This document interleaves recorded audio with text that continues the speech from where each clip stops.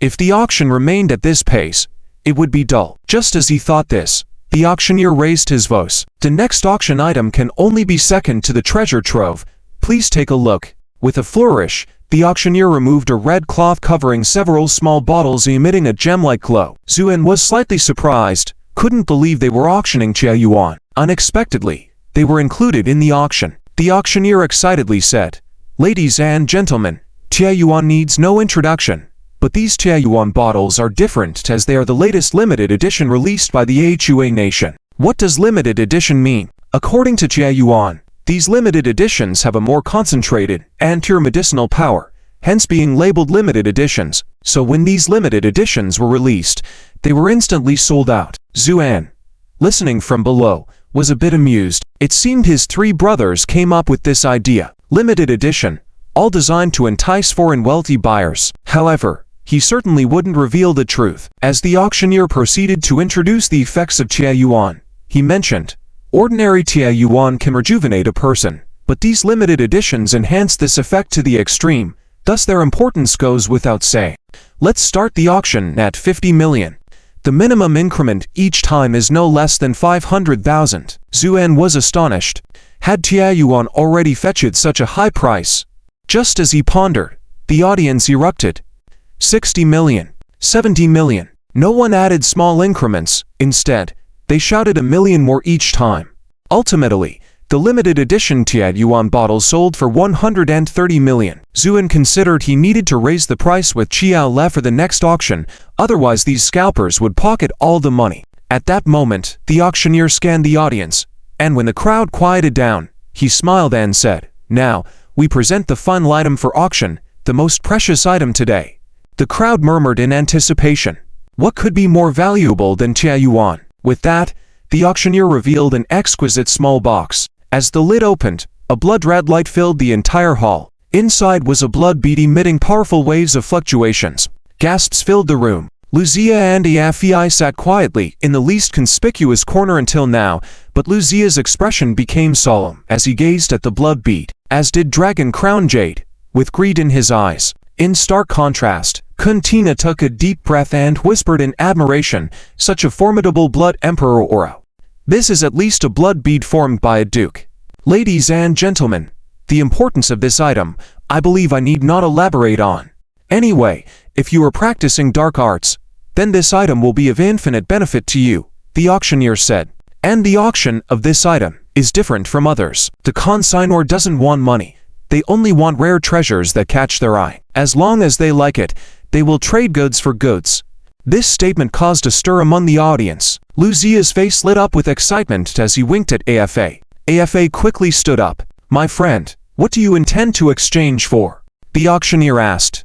Afa arrogantly walked to the front of the stage and extended his hand. "This is the egg of a Goo King from the Miao Immortal Valley. As long as you drop your own fresh blood on it, the Goo King hatched from it will serve you for life, never leaving nor forsaking you. It is an extremely powerful force." Upon hearing this, there was a commotion below. Many people began whispering, "The Insect Valley. It's a descendant of the Insect Valley. Could it be that the Goo Immortal has come to present the Goo King's egg?" Amidst these discussions, Long Guanyu's face turned dark as he directed his gaze towards Lucia in the corner. Sensing Long Guanyu's gaze, Lucia turned to look. Their eyes met, and after a moment, Lucia gave a gentle nod. Long Guanyu snorted coldly, then turned his gaze back to the stage. Although Lucia appeared to smile outwardly, he felt a twinge of fear in his heart. Indeed, it was him, Long Guanyu, the self-proclaimed strongest necromancer in the southern seas for the past century. It seemed that today's auction was more complicated than expected. Meanwhile, on the stage, the auctioneer took the Goo King's egg to the backstage and returned after a while with a regretful expression. "I'm sorry, sir. Although the Goo King's egg is powerful and mysterious, the consignor is not interested in this item." "What?" Afa widened his eyes. If they didn't even want the Goo King's egg, then they were looking down on the Miao Immortal Valley. Just as he was about to react, Lucia's voice rang out sternly, "Afa." Only then did Afa cast a resentful glance at the auctioneer before turning and stepping down from the stage, muttering, "The master of the Goo, these people just don't know good stuff. It's infuriating." Lucia smiled and then gazed intently at the stage. 2. was curious about what kind of person would consign such items. At this moment, Long Guanyu stood up confidently and walked towards the platform. Who is this person? Shh. Keep your voice down. This person is not someone ordinary people can provoke. He is Long Guanyu, the leader of the necromancers in the southern seas. Hiss. At the mention of a necromancer, many people felt a chill run down their spines. After all, that stuff was too eerie, completely invisible death. Long Guanyu strode onto the stage, took out a white bone, and placed it on the table. Many people present seemed unimpressed until Lu Zia and a few others suddenly changed their expressions. Then Long Guanyu announced loudly, "Ladies and gentlemen, this is the real bone of the ancient mythical beast Kilin, which greatly enhances many spells and curses." Upon hearing his introduction, many people showed signs of astonishment. The bone of the Kilin, an ancient mythical beast. Not to mention anything else, just the name alone made it a rare treasure. The auctioneer nodded, "Please wait," and took the bone to the backstage. After a moment, he returned and shook his head.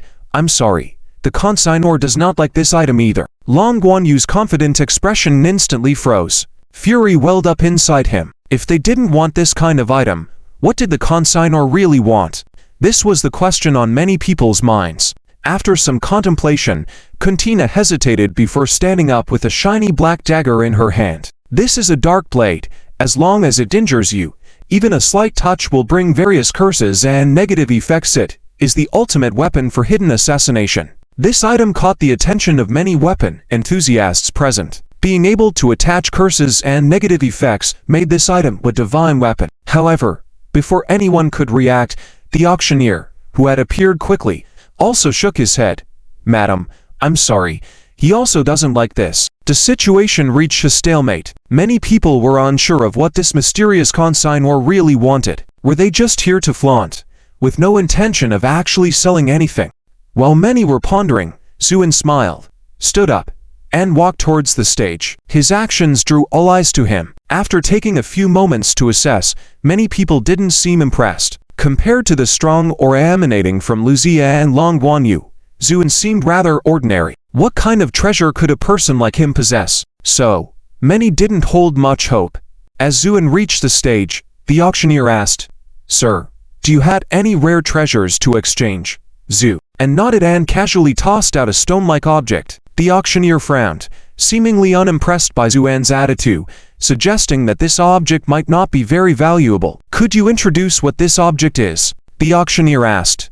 Zuoan smiled faintly. You'd better ask the people at the back. If they really know their stuff, they should know what this thing is." The auctioneer was somewhat skeptical as he took the jade-like object to the backstage.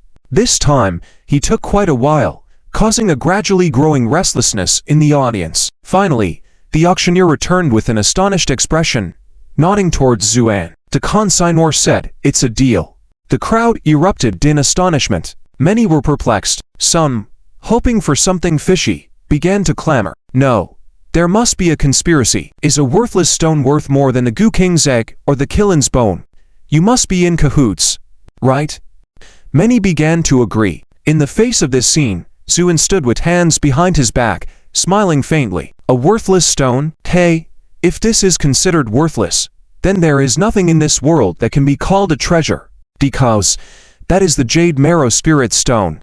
Upon hearing these words, Long Guanyu, Lu Zia, and others prepared to mock Zuoan and were suddenly taken aback. The Jade Marrow Spirit Stone. The name sounded unfamiliar to many. Only prestigious and long-standing sects would recognize such an object. It was a treasure comparable to heavenly and earthly treasures, known to rapidly elevate one's cultivation and extremely rare due to the waning spiritual energy in the world. Many people stared at Zuoan with eyes full of amazement. After saying that, Zuoan walked down from the high platform with the blood bee and returned to his seat. And Yen leaned in with curiosity and asked, "Honey, what are you going to do with this thing?" Zuoan smiled slightly and whispered in Yen's ear, "I just sensed a hint of the rules aura from this thing." And Yen still looked puzzled and asked, "What does that mean?" "It means that this thing seems to be able to help you break the seal." Zuoan's eyes flickered slightly as he said this. In all honesty, he was almost jumping with joy when he first saw this blood bead. After all, golden immortals are not easy to come by in this world. Without a golden immortal, there is no immortal level. With that in mind, Breaking the seal for an Yan would have to be delayed. It might even have to wait until Zuoan became a golden immortal or a true immortal before it could be completely broken. That would likely take some time. However, this blood bead actually contained a slight force of the rule. Although very weak, a rule is a rule. It could also help an Yan break the seal. More importantly, since this thing could be brought to the auction here, it means that it is not in short supply. Thinking about this, Zuoan couldn't help but recall the moment he killed a member of the Blood Clan in the City of Sin. This race is really interesting. With these thoughts, Zuoan led Yan and the two drowsy little girls out of the auction house. Song Yi was waiting outside and hurriedly greeted Zuoan when he saw him come out. "My lord, how did it go?" Although Song Yi held a high position in Hong Kong, if he had no intention to bid at such an auction, he would not be allowed inside. So, he simply waited outside. Zuoan nodded. The harvest was good. Song Yi smiled and said, "That's good. My lord, shall we go now?" On the way, when Song Yi found out what Zuoan had acquired, his smile disappeared and his expression became serious. "My lord, does this mean that many people are determined to get this item?" Zuoan nodded. "Then we'd better leave quickly." Song Yi spoke in a solemn tone, feeling somewhat worried. Although he had great confidence in Zuoan, facing so many people, it was still wise to leave as soon as possible. But Zuoan just smiled. "Let's go. Do you think we can still leave now?" As he spoke, a sinister voice rang out. "You seem to have a good sense of self-awareness. How about this? If you hand over the blood bead and the jade marrow spirit stone, I will spare your life. What do you say?" With the sound of the voice, Long Guanyu slowly walked out. Behind him was General Wang Zhen. Zuoan looked at them, mouth curling into a faint and indifferent smile. "I think you are the ones lacking self-awareness." Long Guanyu's face gradually darkened. Zuoan then turned to another direction. "Are you planning to hide forever? Come out." With Zuoan's words, Lucia showed up with a silly smile. "Good eye indeed. To actually spot me." Long Guanyu's face turned ugly. Lucia's appearance undoubtedly made things more complicated. But no matter who came, Long Guanyu was determined to get the blood bead. "Thus," he said in a deep voice, "Lucia, this person was stopped by me first, so the item should go to me." Lucia rubbed his hands and said with a sincere smile, "But I have been following him since he left. Master Long, this item is important to me too. Would you kindly give it to me?" Long Guanyu snorted. "So you're determined to compete with me? With such a precious treasure in front of us, Lu dares not give up," Lucia said lightly. The two started to fight for the ownership of the blood bead in front of Zuoan, as if Zuoan was just thin air. Zuoan didn't get angry and simply watched with his arms crossed. After a while, he sighed out of boredom. "Is there someone else still planning to hide?" With Zuoan's words, in a dark corner not far away, the figure of Quantina gradually appeared. She smiled coquettishly. Such keen insight. Her appearance made Long Guanyu and Lucia, who had just been in a dispute, look somewhat uncomfortable. But Zuoan just smiled slightly at Quantina. "If I'm not mistaken, you are a member of the Blood Clan, right?" This woman is also a member of the Blood Clan. Both Long Guanyu and Lucia were surprised. "Indeed," Quantina said with a charming smile, "you do have a good eye. Oh, I almost feel bad killing you." As she spoke, Quantina's eyes gradually turned crimson, and two huge fangs appeared at the corner of her lips. Zuoan watched with interest until Quantina completed her transformation, then shook his head. "Although you are a member of the Blood Clan, you are too weak." In Zuoan's view, this woman was not as formidable as the Blood Clan member he killed in the City of Sin. Quantina's expression darkened, and she sneered. "Whether I'm weak or not is not for you to decide. Hand over the blood bead, and I won't suck you dry of blood." Zuoan looked at the three people and helplessly spread his hands. "I only have one blood bead, but there are three of you. Who should I give it to?" The three were stunned and about to speak. Zuoan sighed and said, "I hate thinking too much and I don't want you to fight over this. So to solve this dilemma, I have decided ... to kill all of you." The whole place fell silent for a moment. "Kill all of us? Ha ha, that's really funny." Long Guanyu seemed to hear a great joke and his face was full of mockery.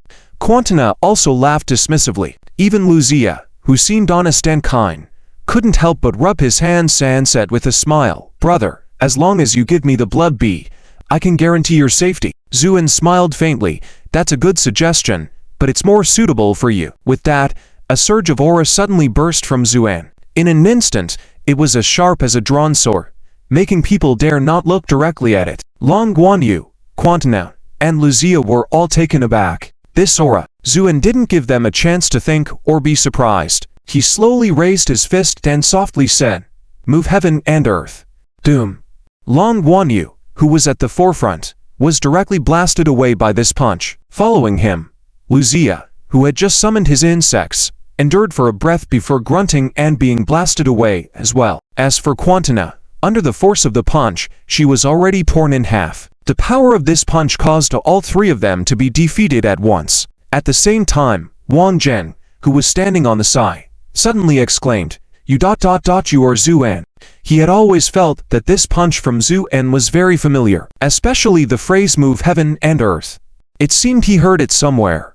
It wasn't until later that he suddenly remembered Zuoan's martial arts skills were discussed many times in the family meetings. He had heard of Zuoan's famous technique, "move heaven and earth." The words Zuoan seemed to have a magical power, causing Long Guanyu, Luzia, and others to change their expressions. The world-destroying tribulation descends. Long Guanyu has been dedicated to cultivating for many years, gaining the most powerful curse through the slaughter of those weak divine spirits. Once unleashed, this curse is enough to make ghosts and deities well and the heavens and earth change color. But Zuoan, standing at the center of the storm, shows no expression. Long Guanyu sneers and charges forward. The dominance of this world-destroying curse, such that even a hint of it could scatter one's soul and lead to death. However, just as the world-destroying curse is about to make contact with Zuoan, he shakes his head and chuckles lightly. "I thought it was a remarkable spell, but it turns out to be a fate-based curse. I know this too. So today I'll show you what true cursecraft is." With that, Zuoan draws an incredibly mysterious rune in the air with his finger and suddenly utters, "Severing Karma." Doom. With that utterance, the rune emits a blinding white light that one dares not look directly at. Then it imprints directly onto Long Guanyu's forehead, who was wearing a terrified expression. The world-destroying curse, which was previously as fierce as a storm, pauses for a moment and then dissipates with a thunderous roar. Long Guanyu stands frozen in place. After a long silence, he softly breathes out, "Impressive curse." With that, Long Guanyu's entire being turns into a pool of flesh and blood, becoming a literal mound of flesh. This scene leaves Luzia astonished. He knew of Long Guanyu's skills, but never expected that he would not even withstand a single move and would die directly under Zuoan's curse. Indeed, Zuoan lives up to his reputation as a formidable expert. Luzia thinks to himself that his whole aura is becoming ancient and mysterious, frightening Alington, who hurries to distance himself. He knows that the master of curses is about to use his ultimate move. "Zuoan, I acknowledge your strength, but today, the master of the Miao Immortal Valley must compare with you." Luzia's feet suddenly reveal countless insects. A red poisonous insect imprint appears on Luzia's forehead. The swarm suddenly rises, carrying an incredibly fierce aura straight towards Zuoan. "The art of manipulating parasites," Zuoan remarks indifferently. Then, amidst Luzia's cries of alarm, he raises his hand and lightly flicks his finger. Snap! These insects are pulverized as if by an invisible force, reducing them to dust. Luzia opens his mouth, spitting out a mouthful of blood. These parasites are all connected to his bloodline. Zuoan comments lightly, "You asked for leniency, so today I shall grant you that." Leaf. Luzia suppresses the rolling blood in his chest, filled with terror, gives Zuoan one last frightened look, then bows with Alington and hastily departs. Thinking of running, Zuoan says indifferently, just as Wang Zhen, who was trying to sneak away unnoticed, freezes in his tracks and turns back with a fawning smile. "Mr. Zuoan, there seems to be no enmity between our Wong family and you, see?" Zuoan shakes his head. "It's not your turn yet, don't be in a hurry." One by one, with a wave of his hand, Zuoan sends a sword aura streaking through the night sky. Swish! A woman's screams are heard in midair as Quintina falls and countless sword lights entwine her tightly, rendering her immobile. "Behave, or these sword lights will shred you to pieces," Zuoan states calmly before turning towards Wang Zhen.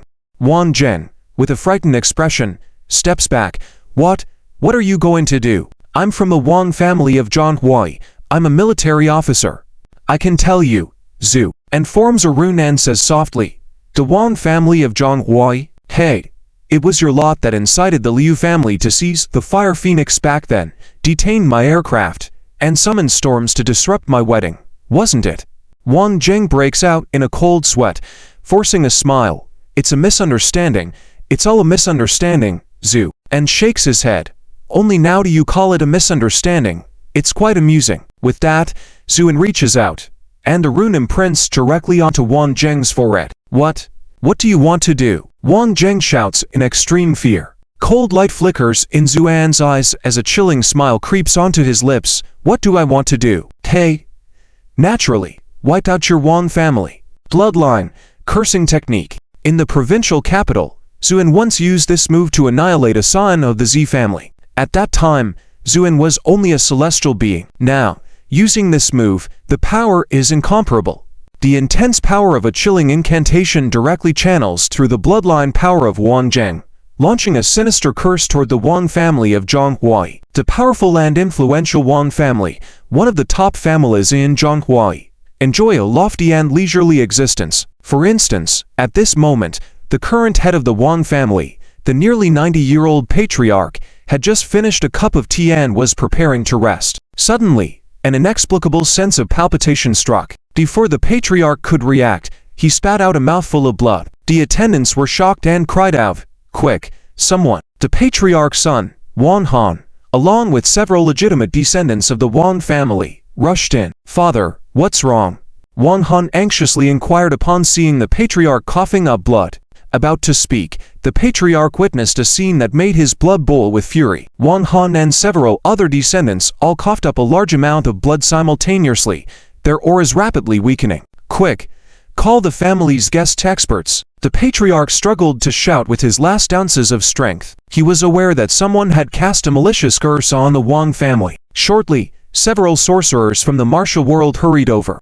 But at this moment, the patriarch could no longer hold on. He could only gaze at these people with his eyes. These individuals were also stunned by this sight, but being knowledgeable and skilled, they all frowned. Could it be a curse? It doesn't seem like it. I think it's a curse technique. Regardless, let's first use a purify spell to dispel the curse. With a quick agreement, they joined forces to cast a purify spell. This was a fundamental spell in the path of sorcery and, with their combined effort, it naturally wielded tremendous power. The patriarch felt the tightness in his chest significantly, and his breathing became much easier. Wang Han and the others visibly relaxed. Just as they thought they had overcome the ordeal, a curse of 10 times greater intensity than before rushed forth. Instantly, it shattered the silver radiance of the purify spell upon contact. A nonchalant voice followed. "Mind your own business." And under the influence of this curse, the patriarch let out a cry of agony. Rapidly aged, then turned into a skeleton. Shortly after, Wang Han and the numerous members of the Wang family fell to the ground almost simultaneously, drawing their last breath. This scene left the three individuals trembling in terror. They now understood that the practitioner of this curse possessed unfathomable power. "Thank you for your mercy. We will leave immediately." Upon seeing this scene, Quentin couldn't help but tremble all over. This man was simply too ruthless and terrifying. In the time it took to drink a cup of tea, he had killed one person, defeated another, and effortlessly wiped out an entire family. Compared to this, the actions of the three just now had all become a joke. Zuoan slowly approached, looking down at Quentin from a high vantage point, a hint of playful smile playing on his lips. "Do you know why I didn't kill you?" Quentin's eyes flashed with a rebellious light as she replied coldly, "The noble bloodline will never yield. Don't delude yourself into thinking I will submit to you." Quentin instinctively thought that Zuoan was captivated by her beauty, wanting to take her as a slave. But Zuoan shook his head. "You're mistaken. I have zero interest in you. I'm only interested in your bloodline." Interested in the bloodline? Quentin shuddered, a foreboding feeling rising within her. "I ask you, what level of bloodline is needed to condense these blood beads?" Zuoan inquired. Quentin gritted her teeth and remained silent. Zuoan smiled slightly. "I hope you remain this strong." With that, Zuoan waved his hand, and a black light shadow flew into Quentin's forehead. What? What did you do to me?" Quentin shouted in fear. "Just a small soul spell. If you don't obey, it will burn your soul to ashes," Zuoan said, indifferently. Quentin was about to speak, when a sudden intense pain from deep within her soul made her lose all dignity. Kill me," Quentin pleaded. Unmoved, Zuoan looked at her, If I had been defeated by you just now, your fate would probably be even worse, perhaps being drained of blood and becoming a blood slave. Quentin's face turned pale. Zuoan was right. If Zuoan had been defeated just now, Quentin would not hesitate to drain his blood. After all, a cultivator's blood greatly benefited the bloodline's cultivation. Now, I ask you again, what level of bloodline is needed to condense these blood beads? A bloodline above a marquis can condense blood beads when they fall, but only blood beads above that of a Grand Duke hold the most value, Quentin said laboriously. Zuoan nodded. Very good. This is a good start. With that, Quentin felt the intense pain in her soul disappear, replaced by an overwhelming sense of relief that made her wish to collapse and sleep right away. Zuoan then placed his hand directly on her forehead. Quentin was terrified, but Zuoan reassured her. Don't be afraid. I'm looking for something. With that, his divine sense intruded into Quentin's mind, copying all information about the bloodline directly. When he withdrew his hand, Zuoan raised an eyebrow slightly. He had just obtained a wealth of information from Quentin's mind. The bloodline was a species that appeared on Earth at an unknown time, with a history even longer than that of humans. They were a race that walked in darkness, with a strict hierarchy and long lifespans. Levels symbolized their strength, ranging from Count, Marquis, Earl, Viscount, to Baron. By the time one reached the level of a Grand Duke, their strength was equivalent to the peak of a loose immortal. Above the Duke were princes, as well as the terrifying second generations and first generations. But to Quentin, these were legendary existences she had never seen. Zuoan smiled slightly, realizing that the blood beads of a Grand Duke could break seals. So wouldn't existences at higher levels even more formidable? Thinking this, Zuoan felt excited. He casually unraveled the sword or binding Quentin. Quentin, with fear written all over her face, climbed up from the ground, her eyes flickering as she wondered what Zuoan was planning to do. Zuoan said calmly, "Darling, Hong Kong has nothing interesting. Let me take you to Europe for a honeymoon." And Yen naturally agreed with a nod. Quentin, on the other hand, trembled all over, an incredulous thought rising in her mind. What was he planning to do in Europe? Could it be? Heh. Although this man was formidable, Europe was the stronghold of the bloodline. If he went there, he would probably be torn to shreds by those powerful bloodline beings. Thinking this, Quentin felt a hint of joy, but as soon as she had that thought, the excruciating pain from the soul struck again. The pain made Quentin kneel on the ground, unable to move. Zuoan then smiled slightly. "I forgot to tell you, once under my curse, you will have to abide by my every command. Any hint of resentment or retaliation will bring you endless pain. Of course, after the trip to Europe, if you perform well, I can release you. Understand?" Quentin looked at Zuoan with a devilish gaze, nodding in fear. "Yes, master." In a church in Hong Kong, a purple-clothed priest stood respectfully on the side, while seated on a chair was a bishop dressed in red. The red-clad bishop was the strongest figure in the bright church apart from the Pope and the four grand elders. Such a figure could easily change the reins of a small country. Yet, he appeared so low-key in Hong Kong at this moment. The red-clad bishop was now lowering his head, playing with a piece of jade spirit stone in his hand, his face gradually showing excitement. "This is the gem the Pope has been desperately searching for, the one that can communicate with the heavens. I never expected to see it again in Hong Kong today." Saying this, the red-clad bishop looked up at the purple-clothed priest. "You've done well." The purple-clothed priest was overjoyed. He was a deacon of this church district in Hong Kong, considered a mid-level member of the bright church, still far from the likes of the red-clad bishops. So being praised by the red-clad bishop made him so moved he was on the verge of tears. "All glory to God." The deacon took a deep breath and said solemnly. The red-clad bishop's expression became serious as he nodded. "Indeed, all glory originates from God. When we return, I will report this matter to the chief judge." "Thank you, Bishop." "What does that man look like?" the red-clad bishop asked. "He's rather ordinary, and I've checked, whether in the cultivation world of Huaxia or among foreign supernaturals, there is no record of this man's existence," the deacon stated. Gleams of light shimmered in the eyes of the red-clad bishop.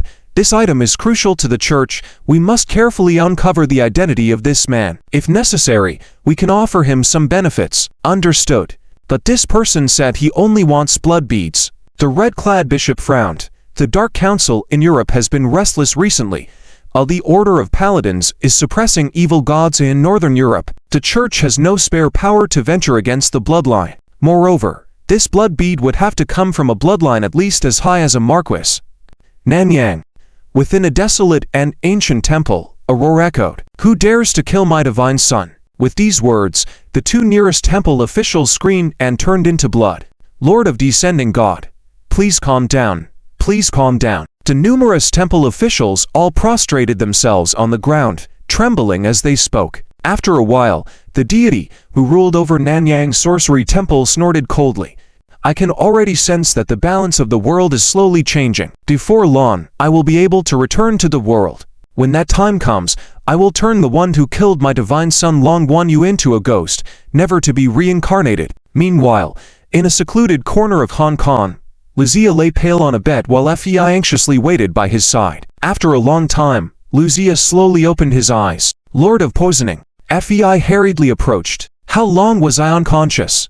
Luzia asked softly. Not long. Only about 3 hours. Luzia nodded. He had been critically injured by Zuoan's attack, his life essence got destroyed, and he had fallen into a coma on the way back. Thank you for your hard work, Fei. Lord of Poisoning, serving you is the duty of our Miao immortal clan, Fei said. Suddenly, Luzia pressed a bug egg on Fei's forehead. Crack. The egg cracked open. Fei shivered all over, feeling a strong force appearing in his mind. Lord of Poisoning, Fei exclaimed. Luzia smiled faintly with a pale complexion. I didn't expect to gain nothing from coming to Hong Kong, but instead ending up severely injured. This poison king egg is now useless. I'll give it to you. Fei's eyes welled up with tears. Lord of Poisoning, he knew the preciousness of this poison king egg. Luzia waved his hand. Although your goo heart has been worn down by the secular world, your pure heart still remains. Consider this poison king egg as a reward. You shall accompany me back to the Miao Immortal Valley this time. Yes. Fei bowed his head, with no more desire for the mortal world in his heart. After all, the Lord of Poisoning had even given him this precious poison king egg, so he could not let him down. Gong Zhaoqing rushed excitedly to the hotel where Zuoan was staying. The matter of Si Jin had been resolved. Gong Zhaoqing's company, in conjunction with several other entertainment companies, collectively issued a boycott. Gong Zhaoqing also took Si Jin to court. Si Jin was completely finished. After finishing all this, Gong Zhaoqing hurried over to express her thanks to Zuoan in person. If it weren't for Mr. Zhu, she probably would have died a long time ago. However, as soon as she entered, she saw Zhu, and leaving with his family, carrying bags, followed by a beautiful Western woman with blonde hair and blue eyes. Sir, are you? Gong Zhaoqing was a bit puzzled. Zuoan smiled. Things on this side of Hong Kong have been taken care of. I plan to take my family on a trip to Europe. Gong Zhaoqing froze for a moment, and her originally joyful mood suddenly turned gloomy. Is Mr. Zhu leaving already? Then, I wish you a safe journey. Gong Zhaoqing forced a smile. Zhu, and nodded, led his family out of the door, got in a car, and headed straight to the airport. Gong Zhaoqing stood there for a while, then left with a heavy heart. She had hoped to use this opportunity to get to know Zuoan better. She was well aware that Mr. Zhu was no ordinary person, but now that he had left, her idea had to be abandoned. The family boarded a plane to country Y.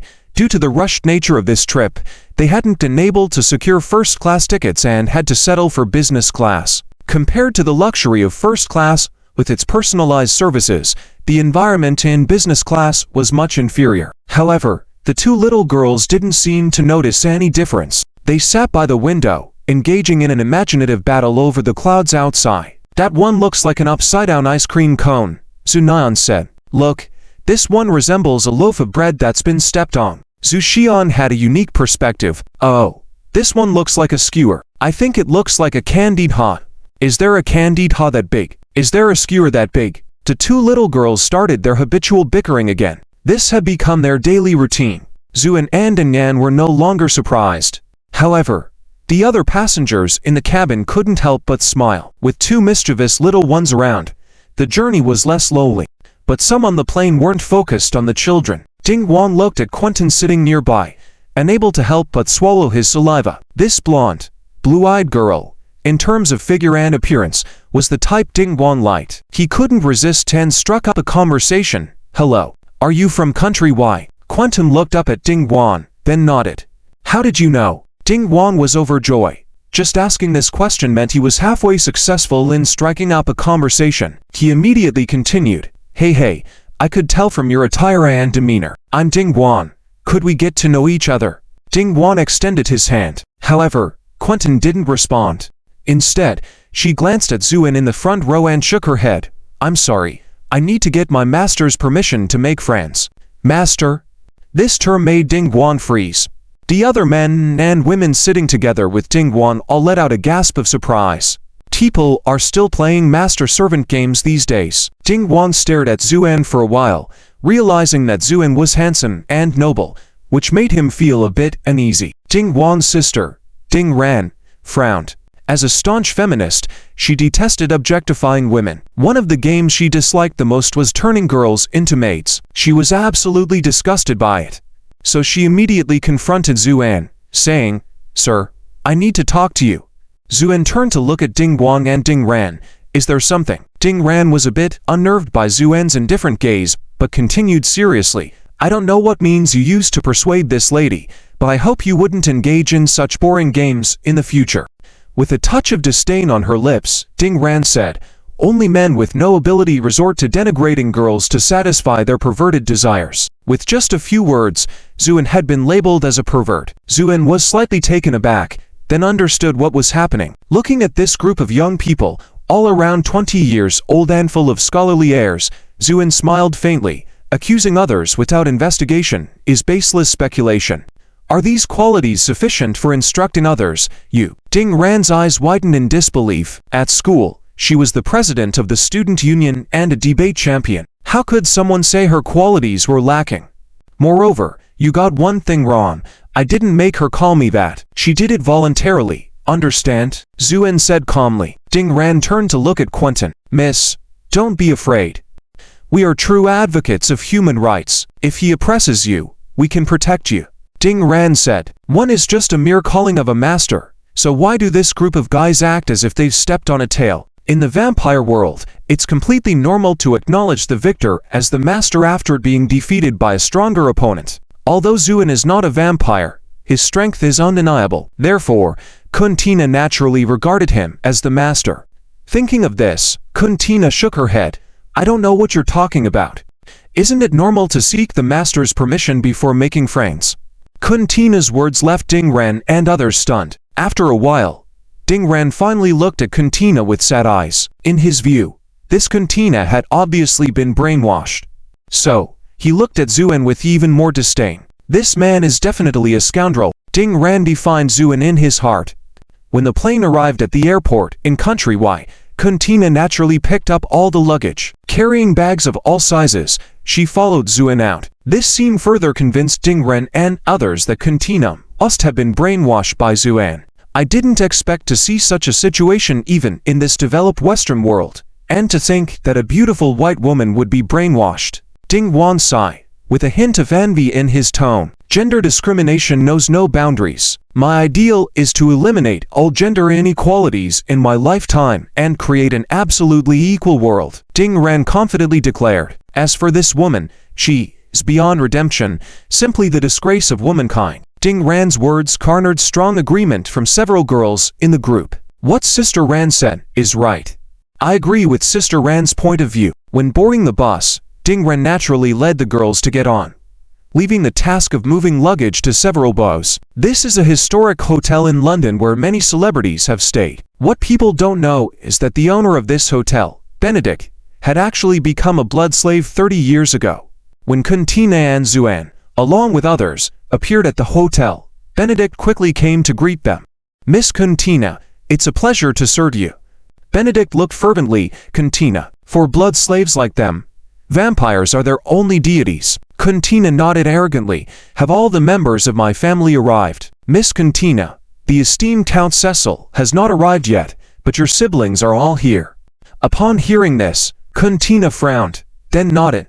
Understood. You may leave. Yes. Benedict bowed down to kiss Kuntina's shoe and then respectfully exited. After he left, Kuntina's expression turned unpleasant. You seem to dislike your other siblings, Zuoan said lightly. Kuntina nodded and showed a disgusted expression.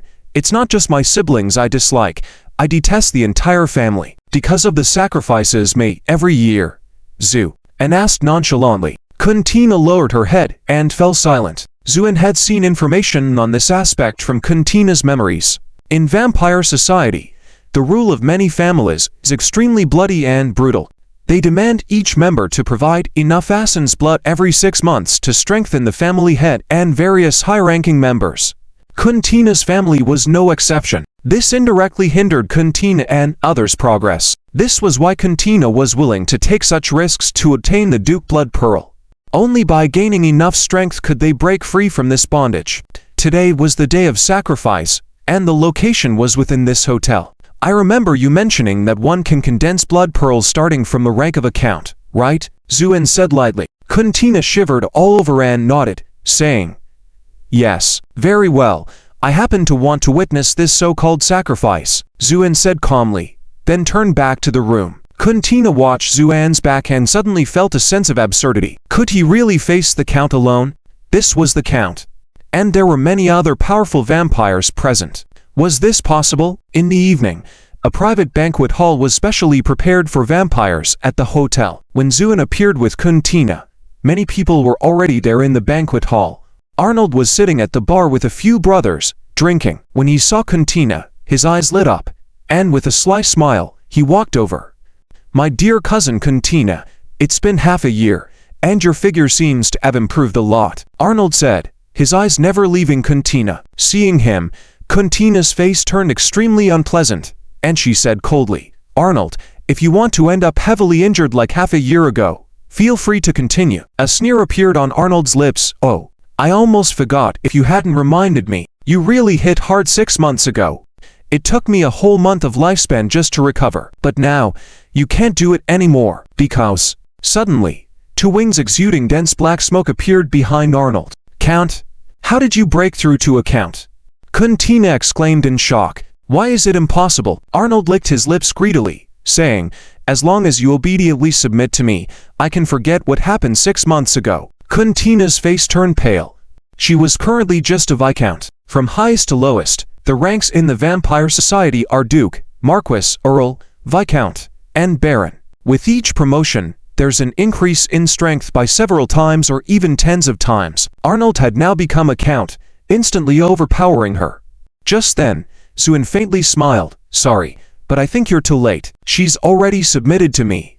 Zuoan's words stunned Arnold, who stared at Zuoan for a moment, with a gradually appearing arrogance on his face. Human?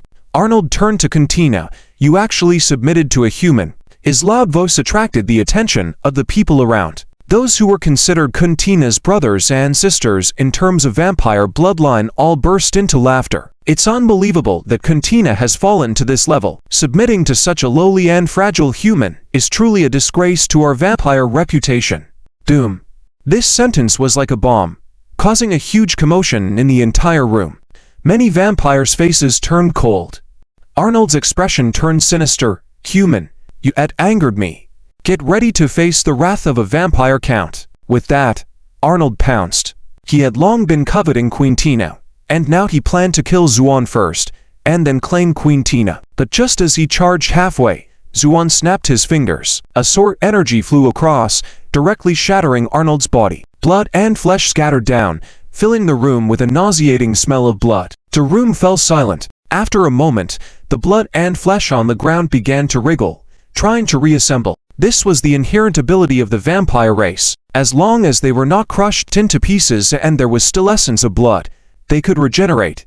At this moment, Arnold, now pile of flesh and blood, felt fear in his heart, trying hard to control the flesh and blood, attempting to recover quickly. But no matter what, he couldn't regenerate, because whenever his flesh and blood tried to condense, faint sword energy would flicker, cutting everything apart again. Therefore, everyone could only watch helplessly as the flesh and blood on the ground kept trying to come together, only to be blocked by a white light. Soon, Arnold's essence of blood was about to be depleting. Arnold finally felt true fear. No. No. All the vampires looked on in horror. At that moment, a proud middle-aged man suddenly appeared in the scene, casually flicking a drop of pale gold blood into Arnold's flesh and blood. With this drop of blood, Arnold's regeneration speed increased many times over, finally depleting the sword energy and barely managing to come back to life. Master. Arnold's face turned pale with fear, his voice trembling. The vampires in the room all bowed in respect. It was Count Cecil who arrived. He glanced at Queen Tina. Queen Tina shivered, shrinking back. Then Cecil smiled at Zuoan. Human of strength, why did you lay hands on my descendants? Zuoan looked at Cecil playfully. Vampire Count? Cecil nodded proudly.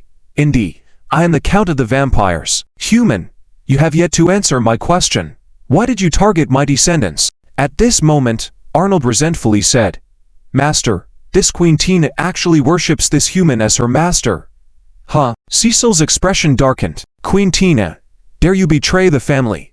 Queen Tina lowered her head, looking bewildered and pained. This was due to the suppression from the bloodline level. As a descendant of Cecil, she was powerless to resist. Zuoan then calmly said, Let me answer your question. I came here for 2 reasons. Oh. What reasons? Cecil asked sternly. First, to kill all of you, and second, to gather your condensed blood beads. Zuoan's tone was indifferent, but filled with strong killing intent. This statement stunned Cecil, who then flew into a rage. Such arrogance. Today, I will show you the power of the Cecil family. With that, he waved his hand. The vampires in the banquet hall all revealed their wings and flew straight at Zuoan. The whole banquet hall boiled with demonic energy. Cecil also showed his 3 pairs of pale gold wings, proudly standing in midair. He was somewhat wary of Zuoan, but he never thought a mere human could defeat so many of his vampire followers, unless he was a deity. And after defeating this human, I will drain all his blood, as the powerful blood energy in him can advance my cultivation. Thinking this, a complacent smile appeared on Cecil's face, but his plan quickly fell apart. Suddenly, Zuoan raised his head, and his eyes were burning with 2 flames. Where his gaze fell, the vampires' bodies erupted in white flames, which followed them like shadows, causing these powerful vampires to emit deafening screams. It then slowly turned them into nothingness. Cecil, who was standing in midair, almost fell, his face filled with horror as he exclaimed, Flames of light, who are you from the Church of Light? Zuoan simply ignored him. Dealing with these trashy vampires didn't require any fancy techniques. He simply flicked a ray of sword energy. Cecil barely dodged, his face showing terror, then tried to run away. Zuoan stepped forward, directly catching up to him, kicked him down, and pressed down on him. Cecil let out a piercing scream. Queen Tina shivered and shouted, Master, be careful. Bright streams of blood light shot towards Zuoan. This was Cecil's life-saving skill. However, Zuoan remained unfazed, casually waving his hand and dispersing the blood light. Cecil nearly popped his eyes out. The power of this move was so strong that even a duke would have to handle it carefully, and yet this man broke it with ease. Who are you? Cecil shouted in horror. Zuoan smiled faintly. I am the one who reached the blood of your kind. With that, a pure white flame rose from Cecil's feet, quickly covering him. Cecil screamed, No, don't. His cries abruptly stopped. This vampire count, who could have lived for thousands of years, without any surprises, was burned into nothingness by Zuoan. A drop of dark red blood pearl appeared in Zuoan's hand. This was the blood pearl Cecil had condensed. Zuoan looked at it briefly, then shook his head disappointedly. The energy is decent, but lacks the power of rules. He then tossed it to Queen Tina. Queen Tina hastily caught it. From start to finish, Queen Tina's mind had been in a state of confusion, because Zuoan had acted so swiftly. In the span of a teacup, all the vampires in the room were already eliminated. Even Cecil had been condensed into a blood pearl. Queen Tina had tried to elevate Zuoan's strength as much as possible, but in the end, she was still greatly shocked, and when Zuoan handed her the blood pearl, she was even more bewildered. Master, I have no use for this blood pearl, so you take it, Zuoan said calmly before turning and leaving. Queen Tina stood still for a moment, then looked at the blood pearl in her hand with a complex expression. Years of oppression had made her lose any affection for this family. With the master dead, she now had the opportunity to inherit his abilities. After a moment of contemplation, Queen Tina swallowed the blood pearl. Doom. Waves of powerful momentum emanated from Queen Tina's body. Then, 2 pairs of pale gold wings spread out from behind her. Benedict crawled on the ground, trembling all over, as he kissed the toe of Queen Tina's shoe. Respected Lady Queen Tina, Benedict is willing to be your eternal servant. He was terrified. The powerful Marquis Cecil had been completely destroyed. Queen Tina was about to become one of the blood clans strong.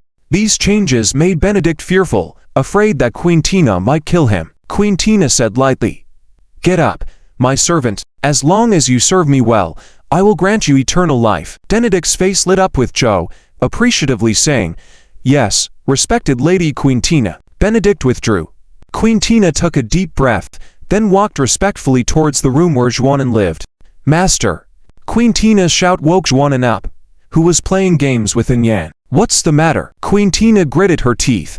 "It's about the blood clan." "Oh, wait a moment, I'll finish this game," said Zuoan, gracefully losing to Yan and then leaving the room. "What's wrong?"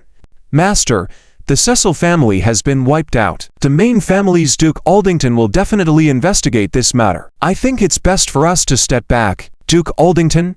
Zuoan found the name familiar. "Yes, the oldest family of the Y clan, high and mighty, exploiting other families in various ways," Queen Tina said through gritted teeth. Zuoan became interested. "So, we can condense another Duke blood pearl."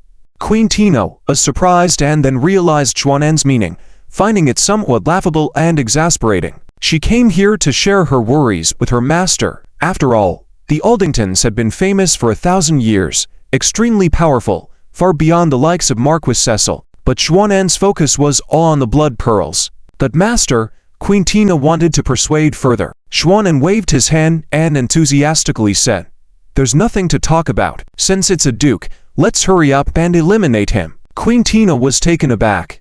At that moment, Benedict, looking anxious and uneasy, walked in and handed Queen Tina a parchment letter. "Lady Queen Tina, just received this letter." Queen Tina looked through it and then sighed. "Master, we don't need to look for it. The Alington family has sent a letter, asking me to attend a meeting at the Alington castle tomorrow." "Then you should go," Zuoan said with a smile. Then he squatted down and said to Xion and Xion, "Tomorrow Daddy will take you to see the castle, okay?" "Okay. Does the castle have a princess?" Xion asked excitedly. "There's no princess, but there are many bad bats. I'll drive them away when the time comes, okay?" Zuoan said with a smile. "Okay." Xion and Xion said, in unison. Then Xion said, "Daddy, I'll bring my frying pan to help you knock out the baddies."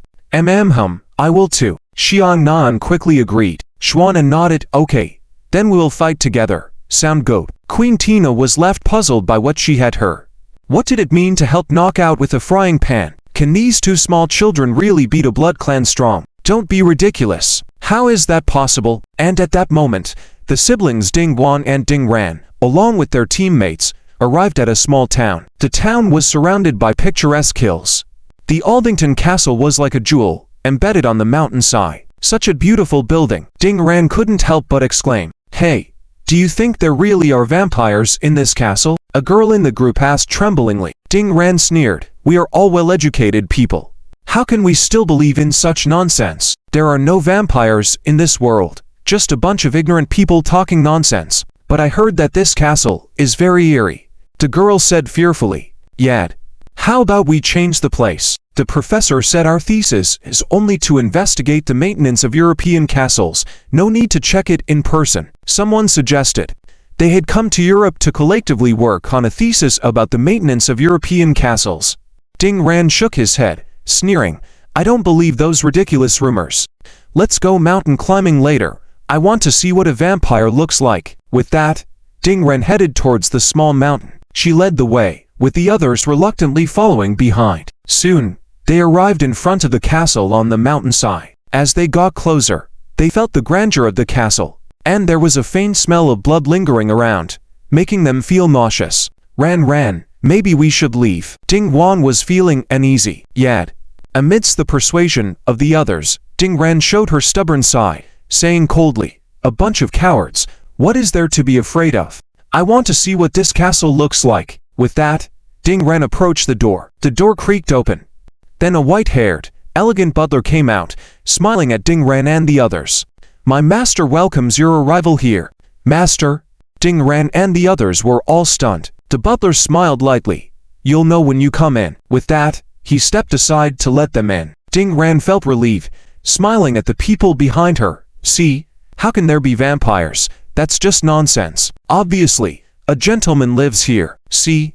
He even invited us for a tour. With that, Ding Ren proudly walked in. Although Ding Wong and the others felt that something was off, seeing Ding Ren go in, they had no choice but to follow. Once inside, Ding Ren and the others were astonished. The interior of the castle was extremely luxurious, with all kinds of rare antiques scattered around.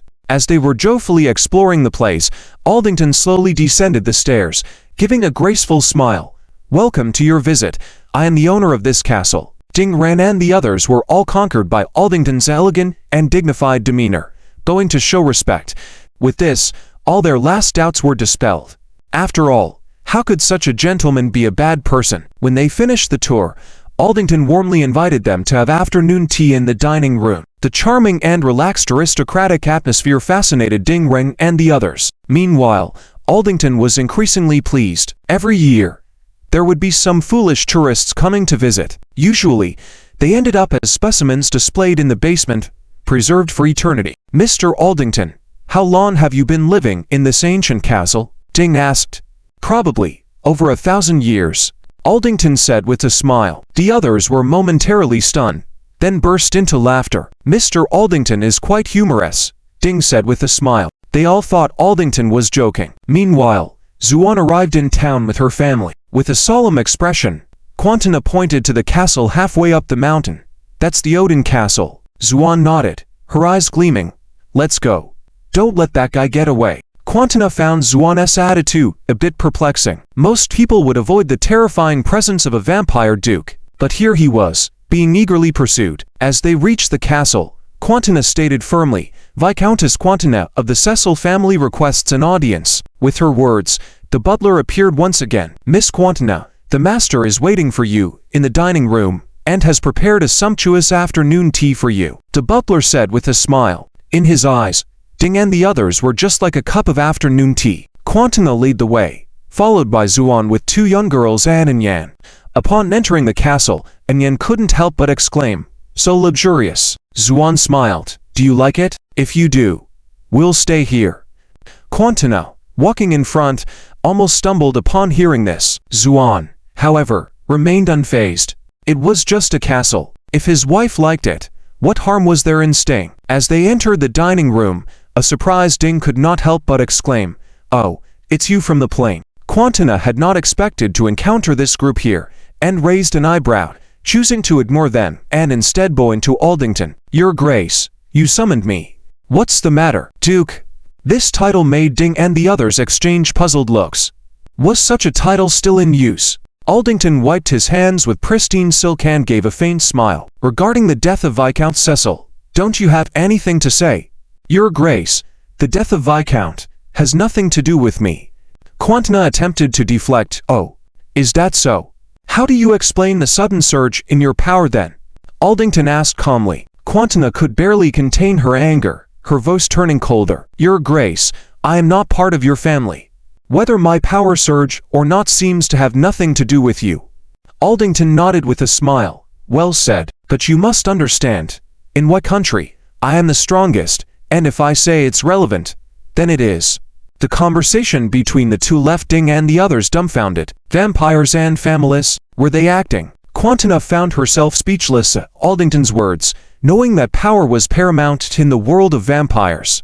Alington's strength made his words law. "Hand over 3/4 of the Cecil family's assets, and I can acknowledge your legitimacy," Alington stated calmly. Quantina's expression darkened. Vampires needed to live as well. Their long lifespans led them to pursue a high-quality life, making them obsessed with wealth. Asking for 3/4 of the assets was akin to daylight robbery. At that moment, Ding, who had been listening, could no longer stand idly by. "Mr. Alington, are you implying a threat to this lady? Remember, all humans are born equal," he started but was cut off. Alington was impatient and swiftly pinned Ding's arm to the table with a silver fork, stunning Ding, who let out a cry of pain. This action awakened the rest of the group, who rose in anger against Alington. "What are you doing? Why did you attack Ranran?" Ding Wan roared. Alington sneered, his huge wings unfurling, and his pale golden fangs extending. This sight dumbfounded Ding and the group. Alington sneered, "Insignificant humans, do you even deserve to talk about equality with me?" You are only fit to be my afternoon snack. Alington treated humans like a simple snack, engaging in a friendly conversation with his prey before feeding. However, the current Alington had lost his patience and sought to showcase his power in front of Quantina. Quantina, give up 3/4 of your estate, and share this batch of afternoon tea with me, or be devoured. Alington said coldly. What? This woman is a vampire too. Ding and the others looked at Quantina in shock. Sighing, Quantina spread two pairs of wings behind her, saying, Your Grace, is it a bit too much? Alington burst into laughter. Too much? In the world of vampires, strength reigns supreme. Have you forgotten this? The atmosphere grew tense, especially for Ding, who felt deep regret. How foolish he was, having walked right into this den of vampires. And even this woman turned out to be a vampire. Were vampires prevalent throughout Y country? Shaking her head, Quantina said, Yes, strength reigns supreme, but as a weaker being, I won't let you walk all over me. She then turned into a streak of light, breaking the sound barrier 3 times over, heading straight for Alington. Hey! Too slow. Alington stood in midair, effortlessly catching Quantina's punch and tossing her aside. Quantina almost hit the wall before stopping. Now, tell me your chose. Alington stood arrogantly, waiting for Quantina's response. Taking a deep breath, Quantina landed on the ground and bowed towards Zuoan. Master, I can't win. Master?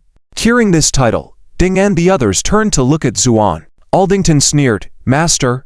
A human dares to be a leader of vampires. Zuoan smiled faintly. Your name sounded familiar to me. I finally remember. The vampire I killed in the city of Sin seemed to be from the Alington family. In Alington's heart rose infinite fear. The events of that day still vivid in his mind. Over a dozen high-ranking marquises all killed by an extremely powerful curse. If he had not made a decisive move and burned hundreds of years of his lifespan, he probably would not have escaped the disaster. Who is this man after all? Why is he so powerful? Alington was calculating in his mind, his expression changing constantly. Zuoan turned to look at the panic-stricken Ding Ren and the others, and coldly said, Reasoning with the Blood Clan, is your head filled with shit? Ding Ren and the others blushed at Zuoan's words. Especially Ding Ren, with his arm pinned by a fork, the sharp pain attacking his heart, filled with grievances. Because you are also citizens of Wagwo, I will save you this time, Zuoan said, smiling at Alington. I didn't kill you last time, but you can't escape this time. With that, Zuoan suddenly flew into the air, heading straight for Alington. Alington roared, Human, I admit you are powerful, but underestimating a Duke of the Blood Clan, you will pay the price.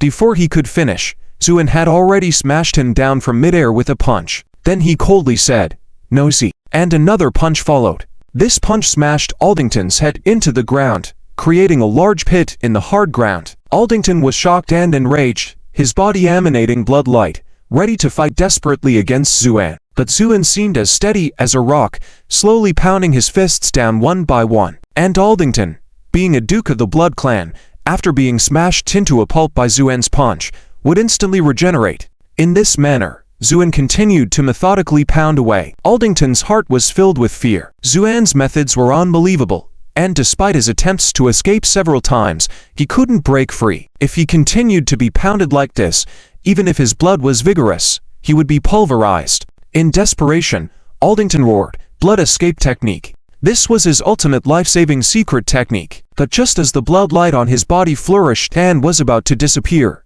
Zuoan's hand directly reached into the void, grabbing Alington just as he was about to escape, and calmly said, Come back to me. With that, he directly pulled Alington out of the void. Alington was horrified. Who are you? Zu, and smiled. I've answered that question many times. I'm too lazy to tell you again this time. With that, a strand of pure white flame engulfed Alington. Alington screamed in fear, The flame of light, are you from the Church of Light, Zu? And shook his head. I'm just here to kill you Blood Clan members. As he spoke, the fire surged, directly reducing Alington to nothingness. A duke's blood bead appeared in Zuoan's hand. Zu, and examined it carefully and nodded in satisfaction. Alington truly lived up to the expectations of an old monster who had lived for thousands of years. The power of the rules within the blood bead was stronger than others. At this moment, everyone stared in astonishment at Zuoan, especially Ding Ren, whose mouth could fit 3 duck eggs. Suddenly, She remembered that she had mocked this man while on the plane. Thinking of this, she couldn't help but shiver. She was practically asking for trouble. And also, Queen Tina. She never expected that the renowned Duke Alington would die at the hands of Zuoan. At this time, other blood members of the Alington family also rushed out. Some loyal ones, like the butler, roared and charged forward to avenge their lord. Zuoan was about to take action. He took off the flat cotton pen hanging from his neck and shouted, "Transformation into a beautiful girl." The pen suddenly enlarged. Ultraman attack. The pen whooshed out with a gust of wind. Dang. The pen knocked down the first blood member charging forward. Zuoan was equally unyielding, directing the pen to have a go at the others on the side. These blood members were generally counts or viscounts in strength. Faced with the flat cotton pen personally crafted by Zuoan, they had no power to fight back. Soon, they were all brought down by the two girls. It was at this moment that Queen Tina understood why, before they arrived, Zuoan and Zuoan were shouting they wanted to help.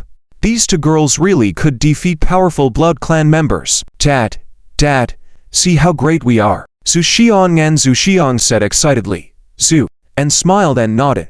Xiang and Nan are great. And at this moment, Anyan also took out the pawn containing the Thunder Emperor. With a wave of his hand, bam, several thunderbolts descended, turning the blood members struggling to get up into dust. Thunder power had a boost against these dark races. What's more, Anyan's pan contained the Thunder Emperor of the Nine Heavens. With such a combination, killing a few blood members was simply too easy. Soon, the Alington family members were basically wiped out.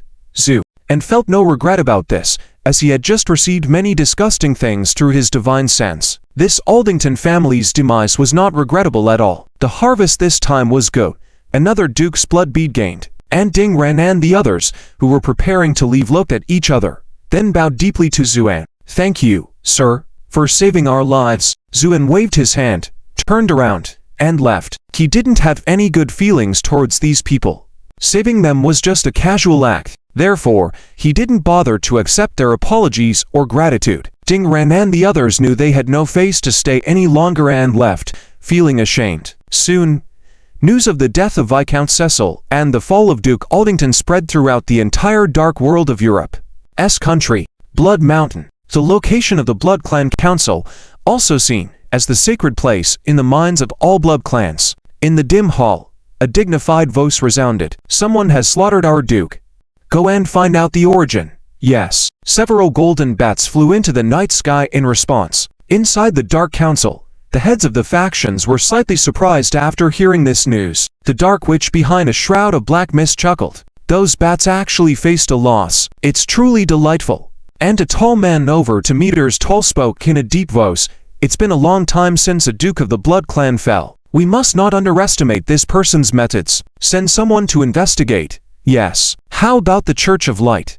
the large man asked the Dark Witch. As Zuoan led his family out of a scenic spot, the London streets were already lit up with lights. Zuoan let out a soft sigh.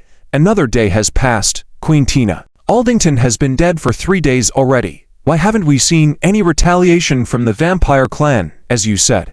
"Master, someone like Alington, a Grand Duke, is considered a noble in the Vampire Council. His death will definitely shake the council, but as to why no one has come yet, I'm not too sure," Queen Tina respectfully replied. Now, she viewed Zuoan as a deity and even daringly mentioned the Vampire Council, which she wouldn't have done before. "What is this Vampire Council? Are they powerful?" Zuoan asked casually. "The Vampire Council is where all the powerful vampires discuss matters. The council heads are princes, and it is said that there are even second-generation vampires among them." Zuoan's eyes lit up at this information. "Vampire princes, second generation. Hey, if I can condense blood pearls, I'll definitely be more powerful than a duke.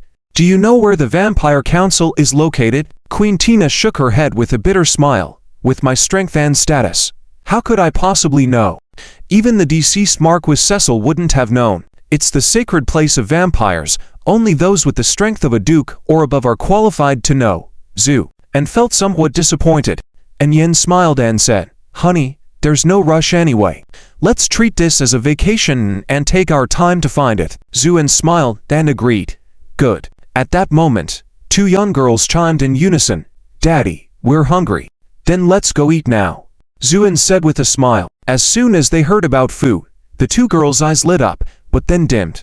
I don't want to eat hamburgers and fried potatoes. Zuoan pouted. I don't want to eat fried fish. It's too yucky. Zuoan also expressed her discontent. Hearing this, Queen Tina's face turned slightly awkward. Over the past few days, Zuoan's family had visited all the famous sites in London under Queen Tina's guidance. Everything else was fine, but eating became a problem. Initially, when Queen Tina enthusiastically led the family into a restaurant and vowed that the food there was delicious, Yan and the two young girls were somewhat hopeful. However, when they tasted the food, they were all shocked, not because it was tasty, but because it was terrible. The monotonous and tasteless dishes were simply unbearable. There were always only two dishes on the table: deep-fry everything and mashed potatoes. This kind of dismal cuisine naturally left Yan and the two young girls, already accustomed to Zuoan's cooking, unimpressed.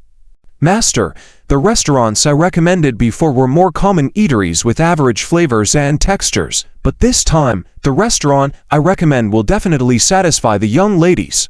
Queen Tina promised once again. The two young girls were still skeptical. I don't believe it. Queen Tina is a big liar. Queen Tina swore an oath, guaranteeing that this time the taste would pass muster. In the end, the two young girls reluctantly agreed. All right, let's give it another try. And Yan nodded. The restaurant that Queen Tina recommended was located in the busiest part of London. Its exterior was stylish, exuding a sense of sophistication. Once inside, the carefully arranged lighting created a cozy and comfortable ambience. Waiters in suits and ties approached, speaking with a strong British accent as they guided the guests. At least in terms of ambience, this dining experience scored top marks. Many diners looked at Zuoan's group with surprise.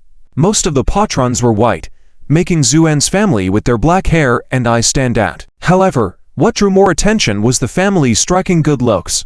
Zuoan and Zuoan, the two delicate and lovely young girls, captured the admiration of many. The food soon arrived. It was no longer deep-fried everything but expertly cooked steaks. The two girls, who were famished, eagerly picked up the steaks and started eating with their hands. This scene prompted amused laughter from many diners. However, amidst the friendly laughter, there were some less harmonious voices present. A pretentious Chinese lady ridiculed, "Eating with your hands. How uncouth and uncivilized."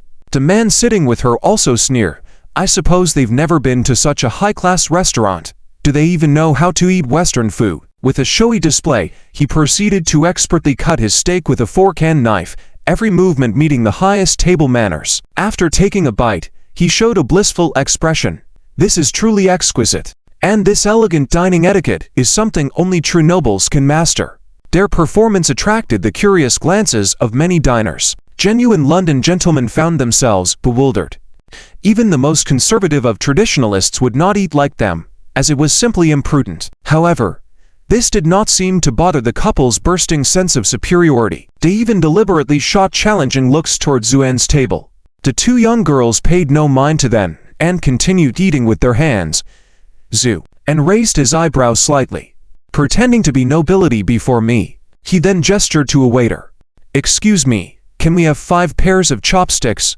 We Chinese are not used to these things." The couple looked at each other and couldn't help but laugh. They want chopsticks in such a high-class Western restaurant. It's laughable, isn't it? The waiter also appeared embarrassed. "Sir, I'm sorry, but we don't have chopsticks prepared." Queen Tina interjected coldly. "If they're not prepared, go buy them now. Don't delay my master's meal, understand?" The waiter hesitated. "Miss, Queen Tina shook her head and brought out an exquisite brooch, pinning it to her chest. Upon seeing the brooch, the waiter trembled and immediately respectfully said, "So it's the respected Count. I will prepare them now." With that, he hurried off. This scene astonished many, with many elderly London gentlemen standing up respectfully and nodding slightly upon seeing Queen Tina's brooch. "Count?" They expressed profound respect. Queen Tina nodded slightly and then turned to the dumbfounded couple. "Do you need to comment on what my master wants to eat?" As she spoke, a hint of bloodthirst flashed in Queen Tina's eyes. The man and woman trembled all over, their faces showing a fearful expression. As mindless admirers of white country culture, they naturally understood what it meant to be an earl. Although it was no longer the Middle Ages, having the title of an earl still proved one's social status. The man stood up, stammering, trying to explain. The waiter, sweating profusely, came over, followed by the manager. Sir, here are the chopsticks you requested. The waiter placed 5 pairs of brand new chopsticks on the table. The manager approached with a respectful smile. My lord, welcome you and your distinguished friends to dine here. Is there anything unsatisfactory?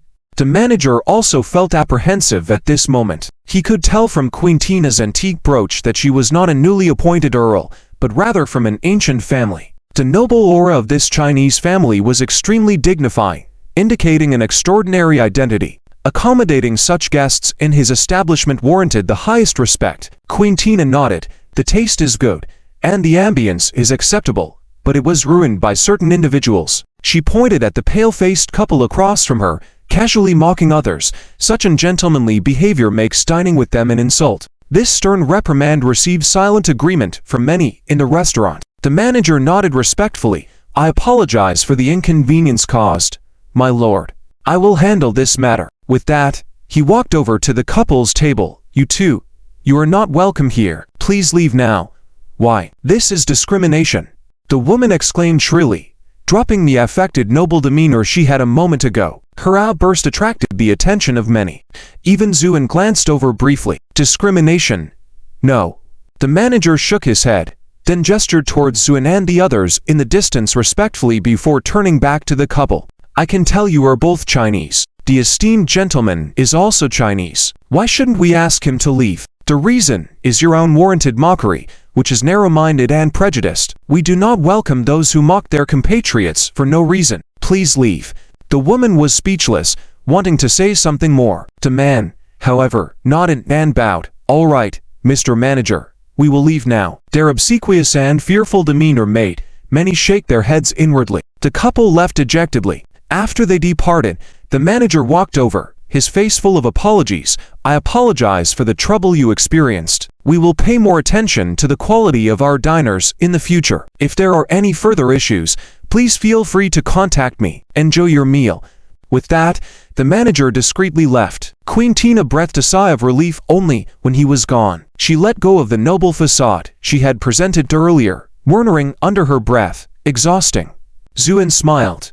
It seems like you don't enjoy acting like a noble? Queen Tina smirked. Only fools would want to be nobles. Do you really think the nobles with centuries-old heritage are free from worldly concerns? In terms of longevity of heritage, who can match up to the bloodline? That the results are the same. Polite on the surface, but greedy and aggressive behind closed doors. All pretense. Zuoan agreed wholeheartedly, taking a sip of wine. You're right. Meanwhile, Anan was engrossed in handling the small piece of steak on her plate with chopsticks. After finishing, she looked somewhat dissatisfied. I really hate eating Western food. Such a large plate, but such a small steak. I've never been satisfied eating Western food. I'll have to eat noodles again when I get back. Queen Tina nodded vigorously. Madame is absolutely right. I feel the same. That's why I recommended everyone to eat at those common restaurants the other day. Burgers are more delicious and affordable than steak, aren't they, Zuo? And chuckled knowingly, then raised his hand. The waiter hurried over instantly. Sir, these steaks. Zuoan pointed to the plates on the table. Bring 10 more. 10 portions. The waiter was taken aback. Sir, are you sure you want 10 portions? Of course. The waiter, looking bewildered, relayed the order to the kitchen. Zuoan smiled indulgently at Yan. Following me. How could I let you go hungry? Today, eat to your heart's content. And well, I'm treating everyone in this restaurant. Yan happily nodded, her face filled with joy. Queen Tina looked down enviously, feeling that the master's treatment of the madam was overly lavish. Soon, steaks began to be served one after another. The two young girls gleefully started feasting. Zuoan, holding a wine glass, watched with a smile. Just then, two people walked in from outside. Their arrival briefly silenced the restaurant. It was a young and an even younger girl entering. The older one appeared to be 17 or 18, while the younger one was only 5 or 6. Both were dressed simply, with long hair and exquisite features. However, their expression seemed slightly fearful. Many men looked at the two girls with amazement. Zuoan raised an eyebrow slightly, eyes filled with interest as he glanced at the girls and murmured to himself, to think there are such beings in London. How intriguing. The waiter, meanwhile, snapped out of his surprise and approached them. "Ladies, are you here for a meal?"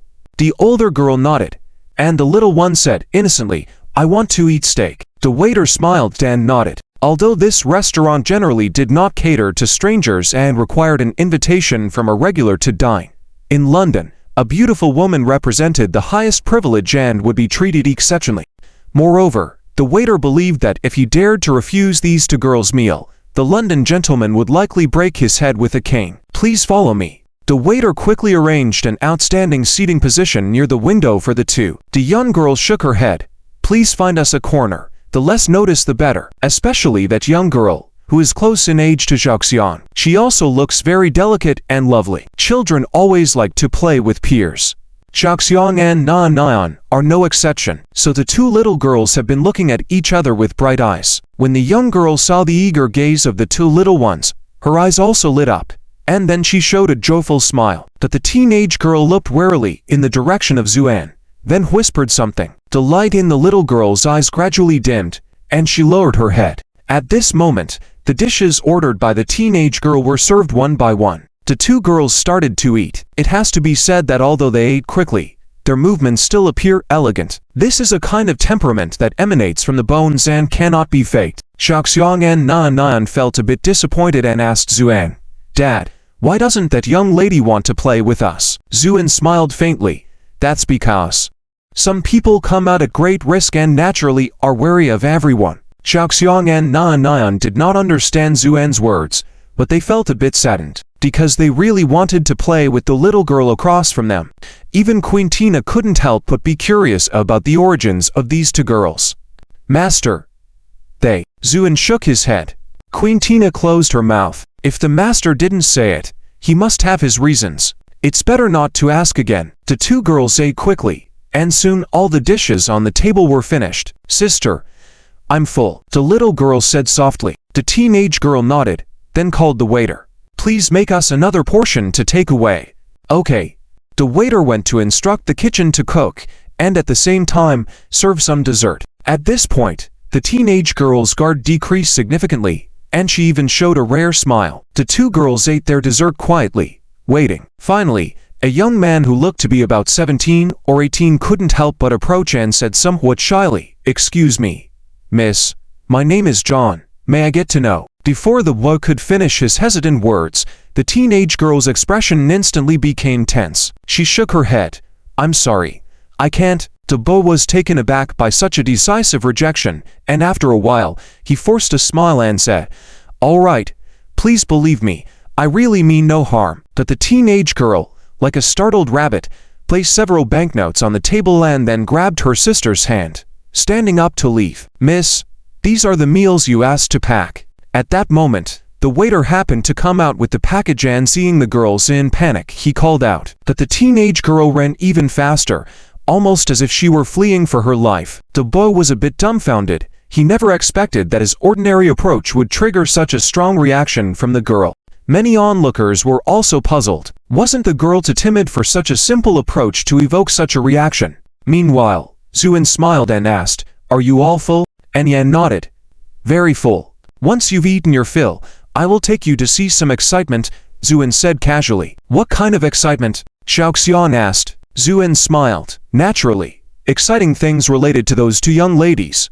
Outside the restaurant, rain began to fall lightly in the London sky. Pedestrians on the street mostly held black umbrellas, walking unhurriedly. For them, rain in London was a common occurrence, and it would be news if it didn't rain, so they had gotten used to it. In this rainy night on the street, the teenage girl held her sister's hand and ran as fast as a frightened bird. Their speed was so fast that they left ghostly traces behind them. The raindrops that they passed by startled many pedestrians, making them think their eyes were playing tricks. Finally, they arrived at a secluded street far from the bustling city. They leaned against the wall, cautiously observing the night around them. After a long while, the teenage girl let out a long sigh. "Sister, are bad people chasing us?" the young girl asked with anxiety. The teenage girl shook her head. "It should be fine. I didn't sense anyone following us." "Sister, it's my fault.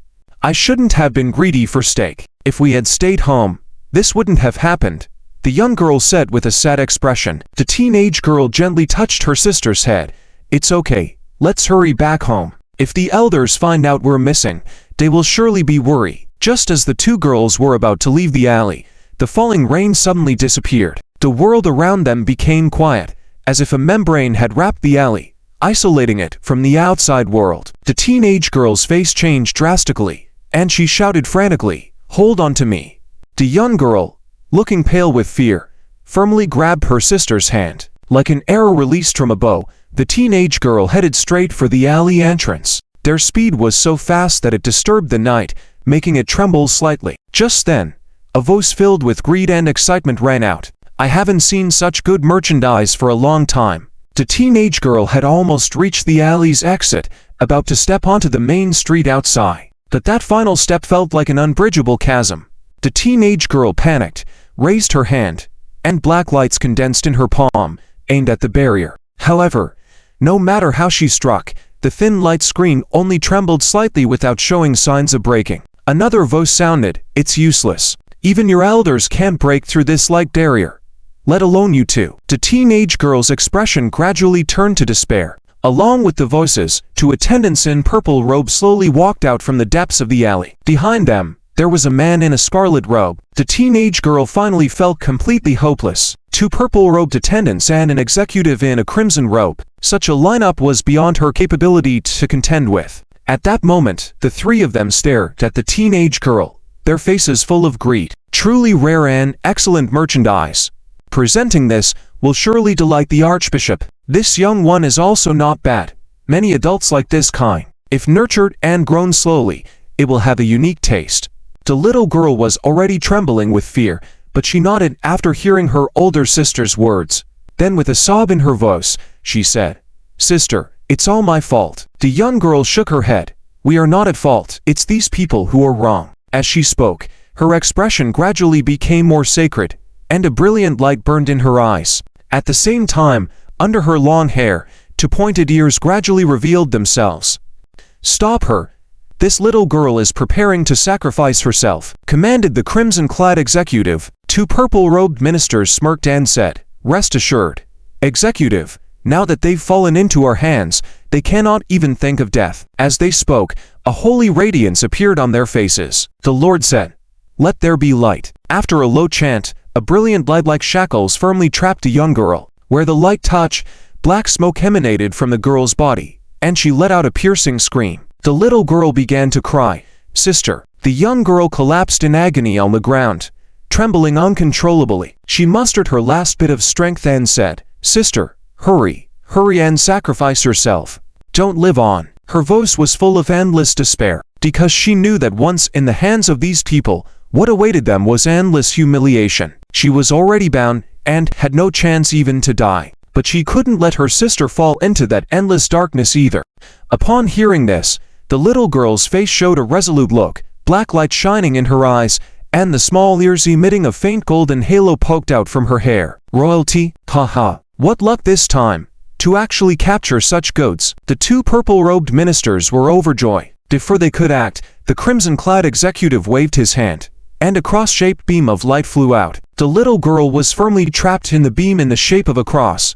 "No." The young girl cried out, "Under the glory of God, those like you who are heretics can only atone with your bodies," said the crimson-clad executive coldly. Just then, a calm voice was heard. "By the name of God, harming the innocent, is this the glory of the righteous that you speak of? Who's there?" The three were all shocked. "Someone passing by." As the voice faded, Zuoan passed through the curtain of light at the alley entrance and slowly walked over. "We are members of the Church of Light, eradicating heretics. Please leave now." The two purple-robed ministers looked at each other, then said in a solemn tone. Zuoan's disregard for the barrier of light left them secretly astonished and unwilling to conflict with him. The girl on the ground looked at Zuoan in shock. Wasn't he the Wagwo man they encountered at the restaurant? How did he appear here? Zuoan and smiled at her. "Elf. Seems to be quite a rare dark elf. I never expected to find your kind still existing in this world." In one sentence, he revealed the girl's origin. The girl trembled all over, full of horror, unable to react. The little girl was already crying and pleading, "Uncle, please save us. They are all bad people. They captured us to bully us, and we are not heretics." Zuoan smiled gently. "Don't be afraid. Stop crying." With that, He raised his hand. The radiant light that bound the two girls dispersed as if seeing a subject seeing the emperor, startlingly fading away. Zuoan's effortless resolution stunned the three of the Church of Light. How could this be possible? How could he casually break the Church of Light's enchantment spell? Zuoan then raised his head to look at the astonished trio and said calmly, I despise those who use grand excuses to commit vile deeds. So, how do you plan to die? At this point, the three had recovered from their shock, and the crimson-clad executive sneered ominously. Chinese cultivator, I admit, you are indeed powerful, but you should understand. We are members of the Church of Light, and I am a crimson-clad executive of the Heretic Tribunal. This proud figure said, the existence of these two dark elves is an insult to the light, so it is only right for us to eliminate them. If you leave now, I can consider nothing happened. Otherwise, what? Zhu, and raised his eyebrows slightly. The figure continued, otherwise, we of the Church of Light will not spare anyone who stands against us. Zuoan chuckled. Sounds intimidating. Unfortunately, continuing on, Zuoan took a step forward, and countless swordlights suddenly appeared. In my eyes, even the gods you worship are nothing but ants, let alone you. As he finished, the swords rained down, their formidable aura causing the three to pale in terror. Divine light. The crimson-clad executive bellowed. A light barrier enveloped him, but the two purple-robed ministers, unable to resist in time, were slaughtered into blood by the swords. Who are you? Why are you opposed to us? The crimson-clad executive shouted in horror. Me, I'm just someone who can't stand by in the face of injustice. With that, Zuoan waved his hand, and the swords covered the light barrier. In less than a breath's time, the barrier shattered completely, and the crimson-clad executive let out a wailing cry before falling silent forever. When the sword lights faded, only 3 pools of blood on the ground remained to prove their existence. Zuoan turned around, looked at the 2 dark elves, who were in shock, and smiled faintly. You're safe now. The girl and the little girl trembled, then bowed in great respect. Dark elf, Yuna, the girl said. Dark elf royal family, Isabella, added the little girl.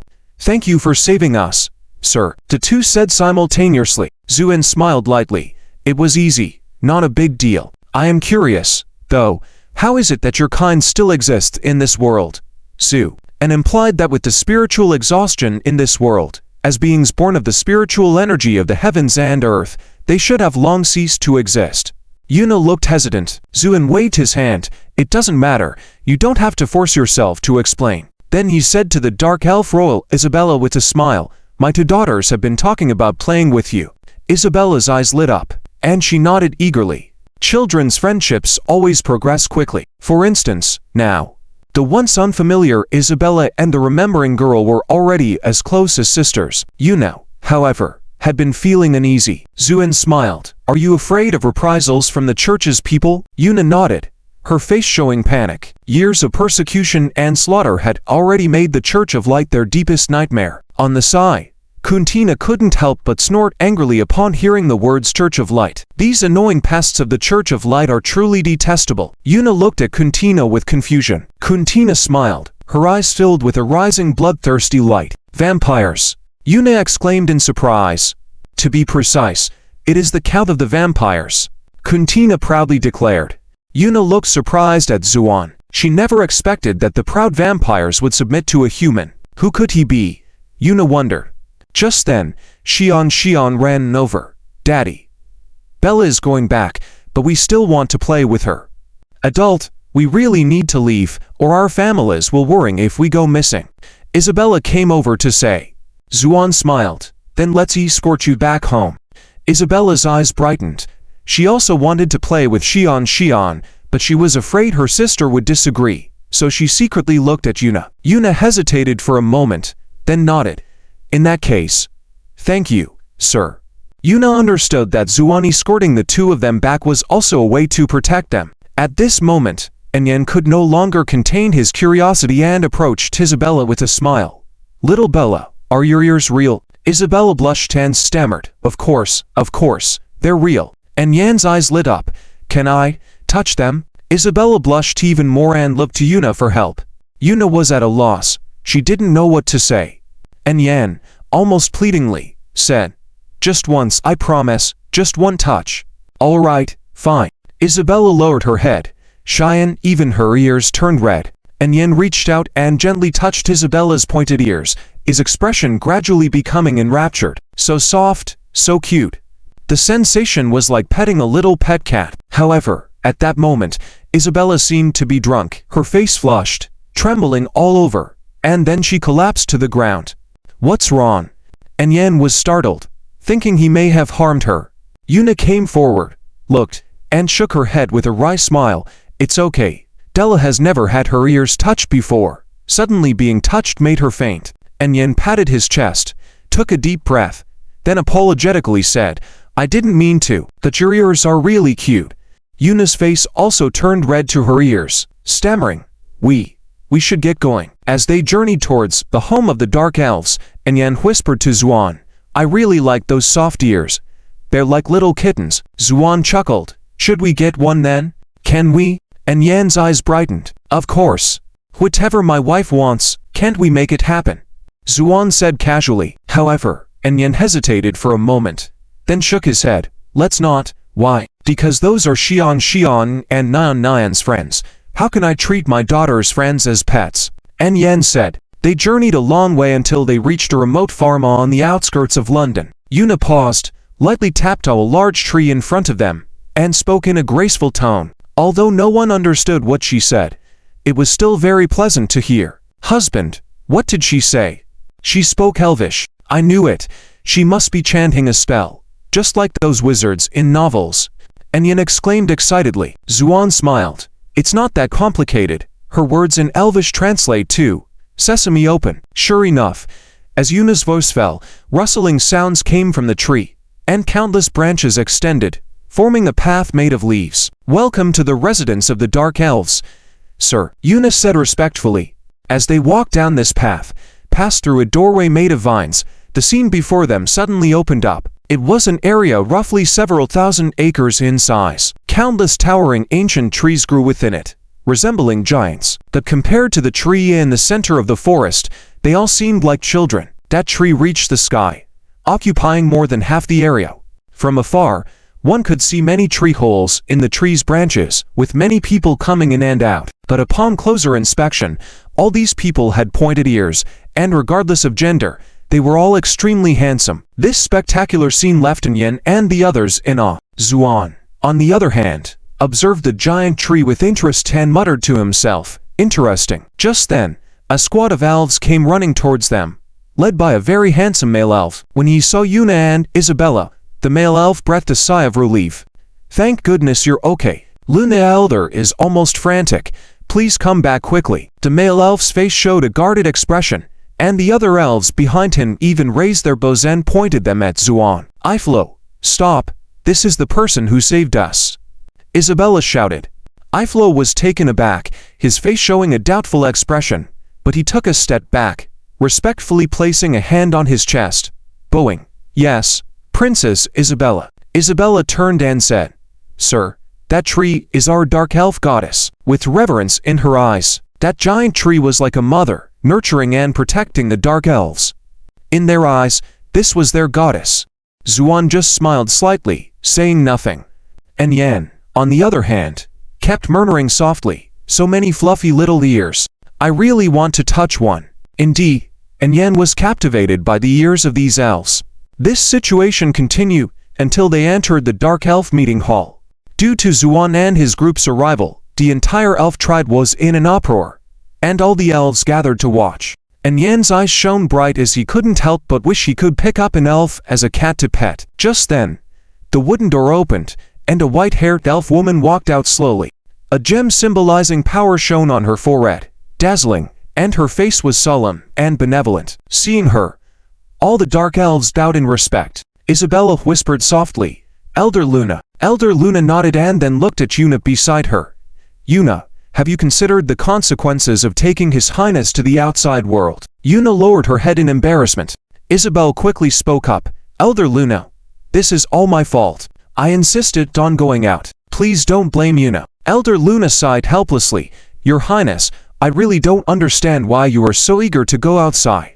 Isabel blushed and whispered, I just love eating the food outside. That's why I ran out. This reason made Luna unable to help but laugh and cry, shaking her head and sighed. Alright, now you know how dangerous the outside world can be. Then Luna looked at Zuoan and others, smiling and said, "Strong ones among humans, thank you for helping." Zuoan smiled. "It was just a small effort. Elder Luna, this gentleman is amazing. He managed to defeat two bad guys in purple robes and one in a crimson robe." Isabel exclaimed excitedly. This statement stirred up the elves. Even Luna couldn't help but frown slightly. The purple-robed steward and the scarlet-robed executive, you two encountered such formidable opponents when you went out this time. Yuna nodded. Yes. Luna took a deep breath and respectfully bowed to Zuoan. Strong one, you have earned the friendship and respect of our dark elves. With her gesture, all the elves also bowed to Zuoan. Zuoan smiled, then didn't say anything. On the contrary, Anyan, with starry eyes, watched the elves, lost in thought. Isabel went off to play with her thoughts. Everything in this world was kind and beautiful. There was no need to worrying about anything else. Anan and Quintino were invited by Yuna to play in their tree hollow, the highest honor for guests. Elder Luna, however, detained Zuoan. Strong one, I would like to speak with you for a moment. Zuoan seemed to have anticipated this and smiled, nodding. After there were only two of them left in the council chamber, Luna smiled wryly. Strong one, what cultivation level are you at now? Semi-immortal? Half-step immortal? Zuoan replied casually. I see. The aura on you is like the vast seed, making it impossible for me to see through. Luna sighed, and then a look of sadness appeared on her face. Strong one, since you dared to kill the members of the Church of Light and save Isabel and Yuna, I have a request for you. To take Isabel away? Zuoan asked calmly. Luna froze for a moment, then nodded solemnly. Strong one, it seems like you know something. Zuoan smiled, glanced at the roof of the council chamber, actually the heart of the giant tree. This sanctuary must have been naturally formed by this giant tree, right? Luna's face showed horror. Zuoan continued, I was curious before. How could you elves survive with such scarce spiritual energy in the world? But then I saw this giant tree. This giant tree actually grew in the space crevices, and its roots have reached into an unknown world, constantly replenishing this sanctuary with spiritual energy, nurturing and protecting you. Is that the case? After hearing Zuoan's words, Luna could no longer remain calm. How do you know so much? Zuoan chuckled. Don't worry, I have no other intentions. Otherwise, I wouldn't have saved Yuna and the others voluntarily. And I can tell that this giant tree is dying. This statement was like a thunderbolt, stunning Luna, who stood there in shock for a while before nodding sadly. Indeed, the prophecy the Lady Mother told me has all come true. You are indeed an extraordinary strong one. Luna then took a deep breath and said solemnly, Sir, I know this request may be a bit too much, but Isabel is the last child born of the Lady Mother, the last hope of the Dark Elf clan. This sanctuary may not last long. I want you to take her away. As she was speaking, Ivor, with an angry expression, walked in. Elder Luna, the traitor Olorei has returned, and he's brought some druids with him. Upon hearing this, Luna's expression changed. Which druids? Just then, laughter could be heard from outside. Luna, long time no see. A man in a gold-embroidered robe walked in, followed by a group of people, one of them with pointed ears, presumably the traitor, Olorei. Seeing this burly man, Luna's face turned unpleasant. Druid High Priest, Stockley. Stockley smiled. Luna, it's only been 100 years since we last met, and I didn't expect you to age so much.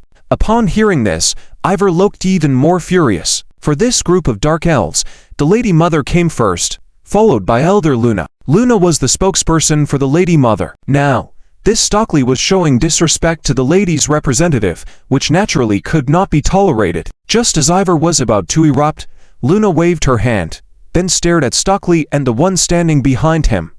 Olorei. Olorei, I didn't expect you to ultimately join the druids. Have you forgotten that elves have always been neutral? Olorei's face showed a trace of shame when facing Luna, but he took a deep breath and said, Elder Luna, it's true that we elves should always remain neutral, but over the years, we have been oppressed by the Church of Light in various ways, and we have even become playthings. If we don't make a change at this moment, then the Dark Elf clan will be completely finished. So by joining the druids and becoming a member of the Dark Council, is that the change you mentioned? Luna asked with some annoyance. Olorei remained silent for a moment, then said softly, Yes. In that case, At least we can stand against the Church of Light. A trace of mockery appeared on Luna's face, and then she looked at Stockley. Druid High Priest, what do you want here at our Dark Elf residence? Stockley smiled faintly. Elder Luna, I sympathize with your plight, and at the same time, I have discovered some things about your elven sanctuary. Iflo roared. How dare you insult our mother goddess? I challenge you to a duel. Stockley ignored Iflo and just looked at Luna. Luna's expression was very complex. She knew that this matter could not be kept secret for long. The mother goddess had not responded to her prayers for a long time. The last response had only told Luna one thing. A human champion would come, and all hopes of the Dark Elves were pinned on this person. After learning of this prophecy, Luna had been anxiously waiting, but she had not expected that when Zuoan finally appeared, Stockley followed closely. So what?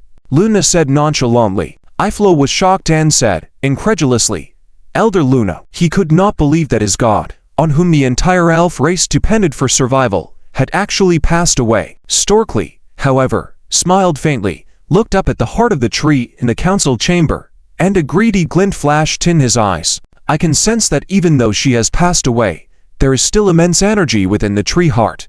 As long as you give me this tree heart, my druid lineage will provide a sanctuary for you Dark Elves and protect you. Stockley's words brought a deathly silence to the room. Luna sat expressionless, while Iflo was stunned, before finally roaring, You wishful thinkers! How can my revered mother goddess be dead? You are just slandering her. Prepare to die.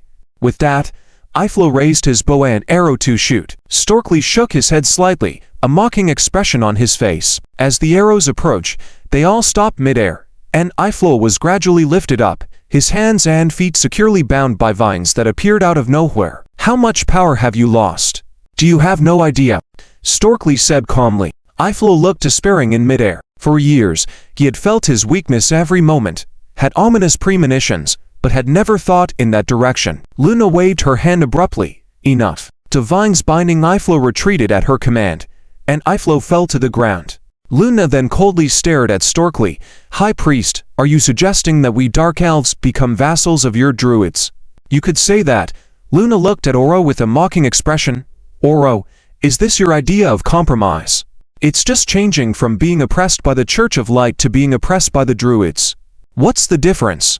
Stockley's voice turned cold. Luna, considering our previous acquaintance and the fact that druids and elves are both part of the natural order, I promise to let you Dark Elves live in peace. Luna, however, shook her head firmly. Stop talking.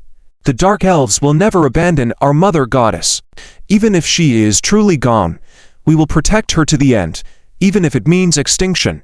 Yes, even if it means extinction, Iflo said solemnly. Stockley smirked.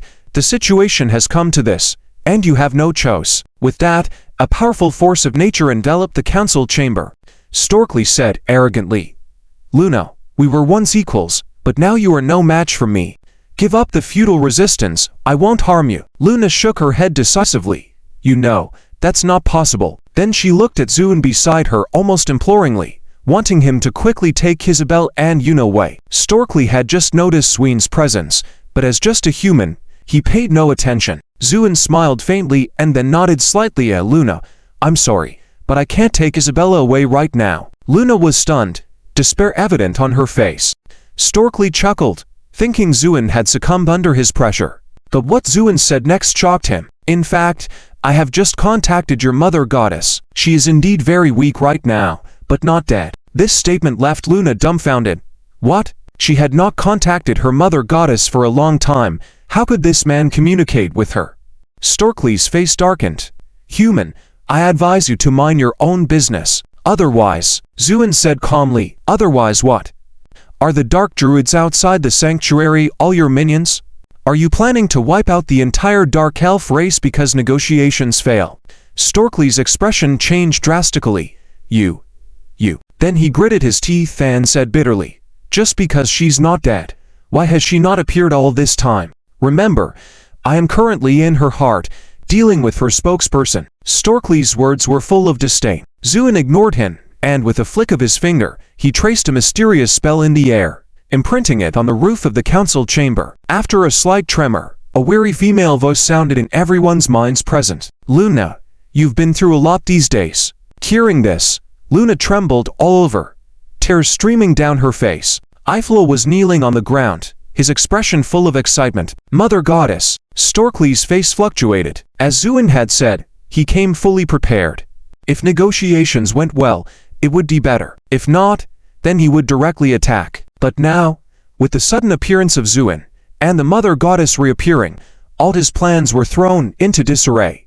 After hesitating for a moment, a ruthless expression gradually appeared on Storkley's face, as he sneered, "Even if she's not dead, what can she do? Her energy has deteriorated to this extent. What's the difference between alive and dead? She still can't protect your dark elf race. So, this time, I will take this tree heart." With these words, Storkley roared. He floated into the air. Countless vines appeared behind him, slithering like snakes. "Kill them all," Storkley shouted coldly. Oro was stunned and exclaimed, "High Priest, you promised not to harm the elves." The vines twisted around his neck like a serpent, lifting him midair. And with a swift yank, his head fell. Storkley said coldly, "Did I promise you anything? And today, anyone who doesn't comply, dies." This bloody scene made Luna and the arriving elves gasp in horror. Some of them are also targeting Zuoan. As for Zuoan, Stockley also hates him to the extreme. If it weren't for him, there wouldn't have been so many things. After killing them all, seizing the heart of the tree, obtaining the divinity of the tree god, he will become the true god of the druids. No, should say it, is the god of nature. Thinking of this, a smug smile appeared on Stockley's mouth, but the next second, his smile froze, because those surging vines suddenly stopped in midair. Then, as if they had encountered an absolute monarch, they all bowed down, directly turning into dead branches. What's going on? Stockley could hardly believe his eyes, shouting in astonishment. But Zuoan stepped on the dead branches and slowly approached, saying lightly, "You control nature, consider yourself invincible, but you do not know that in front of me, everything must submit." With that, Zuoan flicked his finger. Doom. Stockley felt a surge of mighty force coming, in fear, immediately wrapping himself in layers of vines. But it was of no use. The force of that finger directly shattered all the vines wrapped around him. "No!" Stockley shouted in panic. His body turned into flowing light, trying to escape. Countless vines suddenly took control of the situation and directly trapped him firmly in midair. Zuoan said lightly, "Now it's up to you, whether to devour or spare him. It's up to you to decide." "Yes." A faint sigh echoed in everyone's hearts. Stockley exclaimed in great fear, "Great Mother Goddess, I know I was wrong. Please spare me." "Druid, your heart of nature has already turned to dust.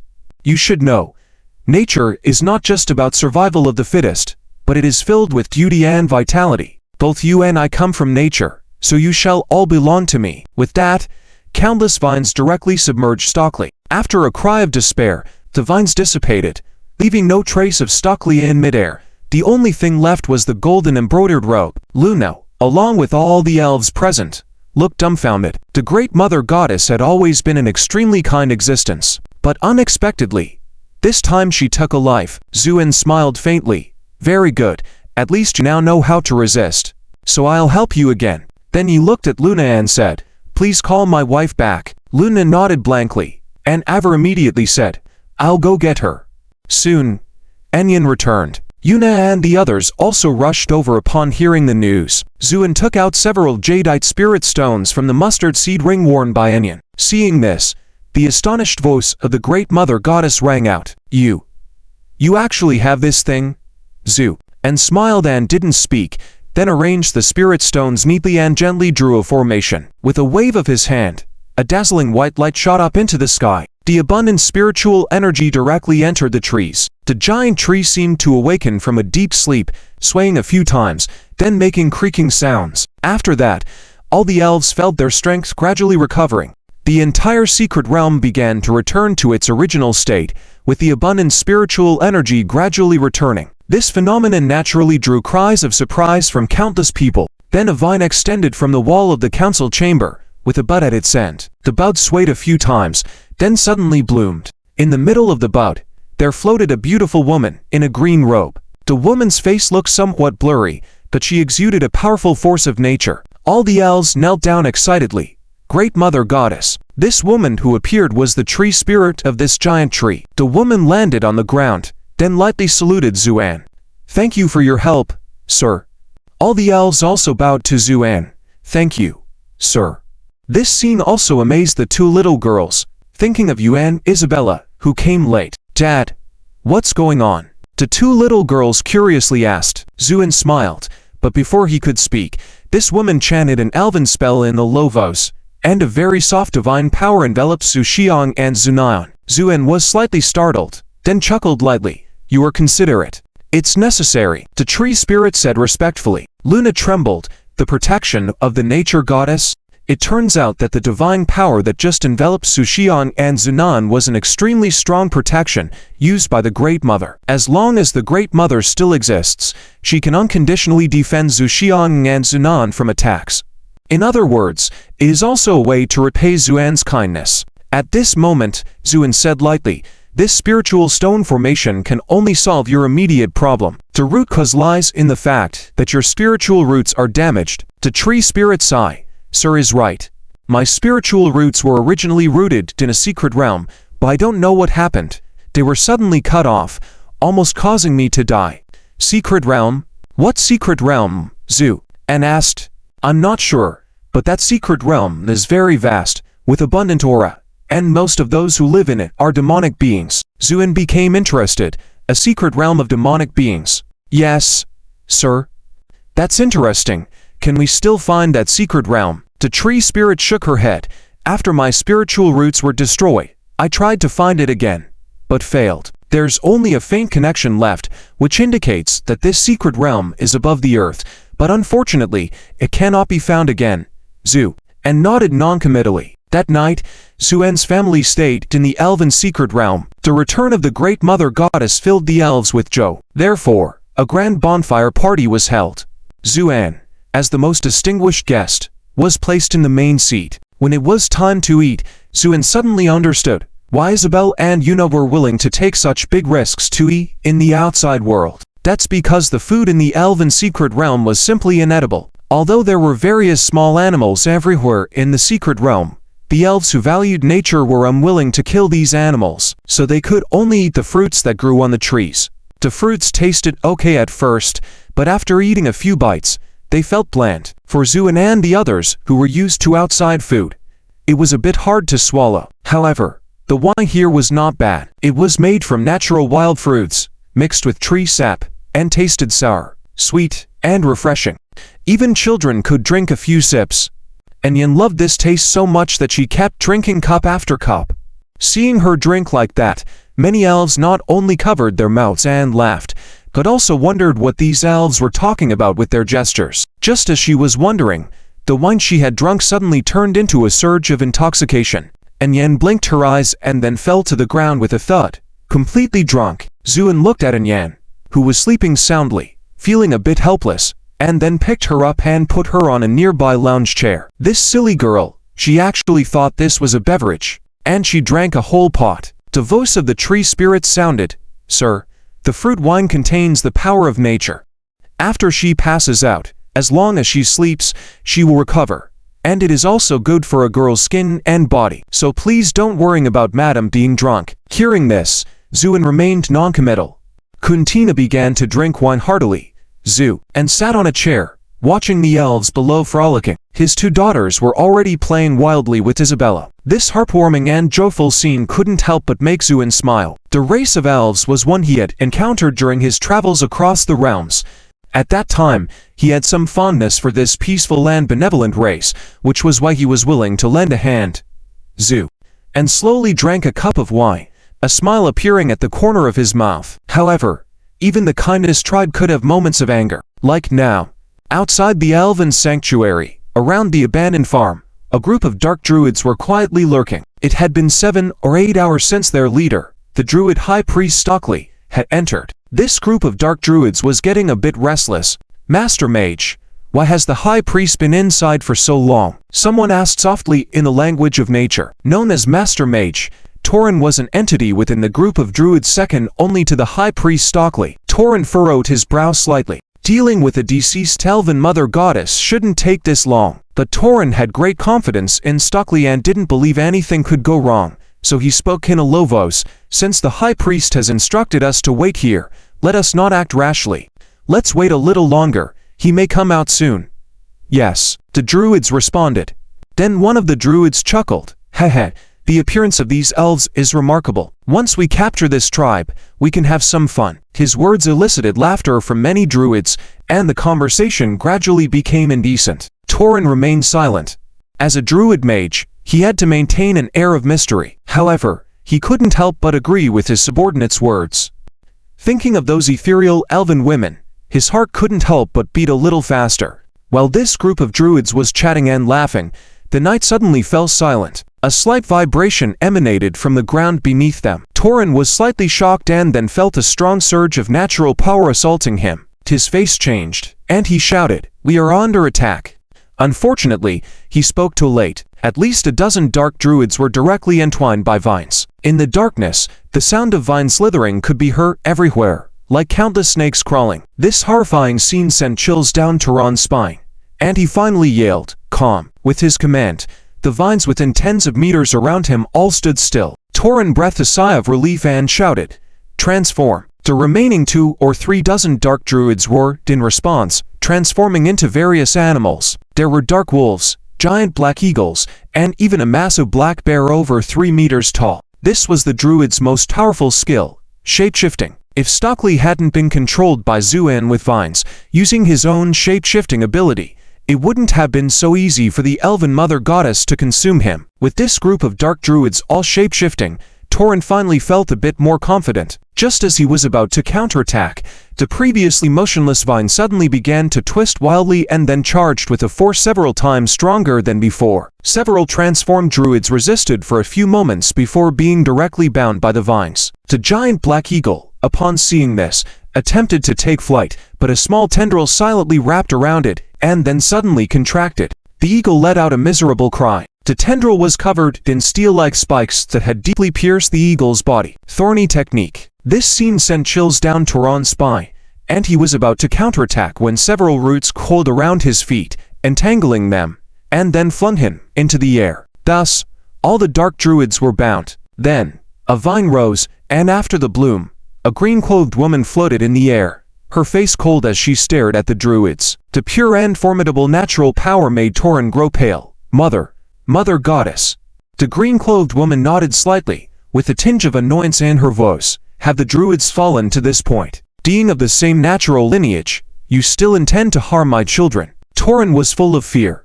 The appearance of the elven mother goddess indicated that the high priest Stockley had already met with trouble. How could he not be terrified? Forgive us, mother goddess, Torin pleaded.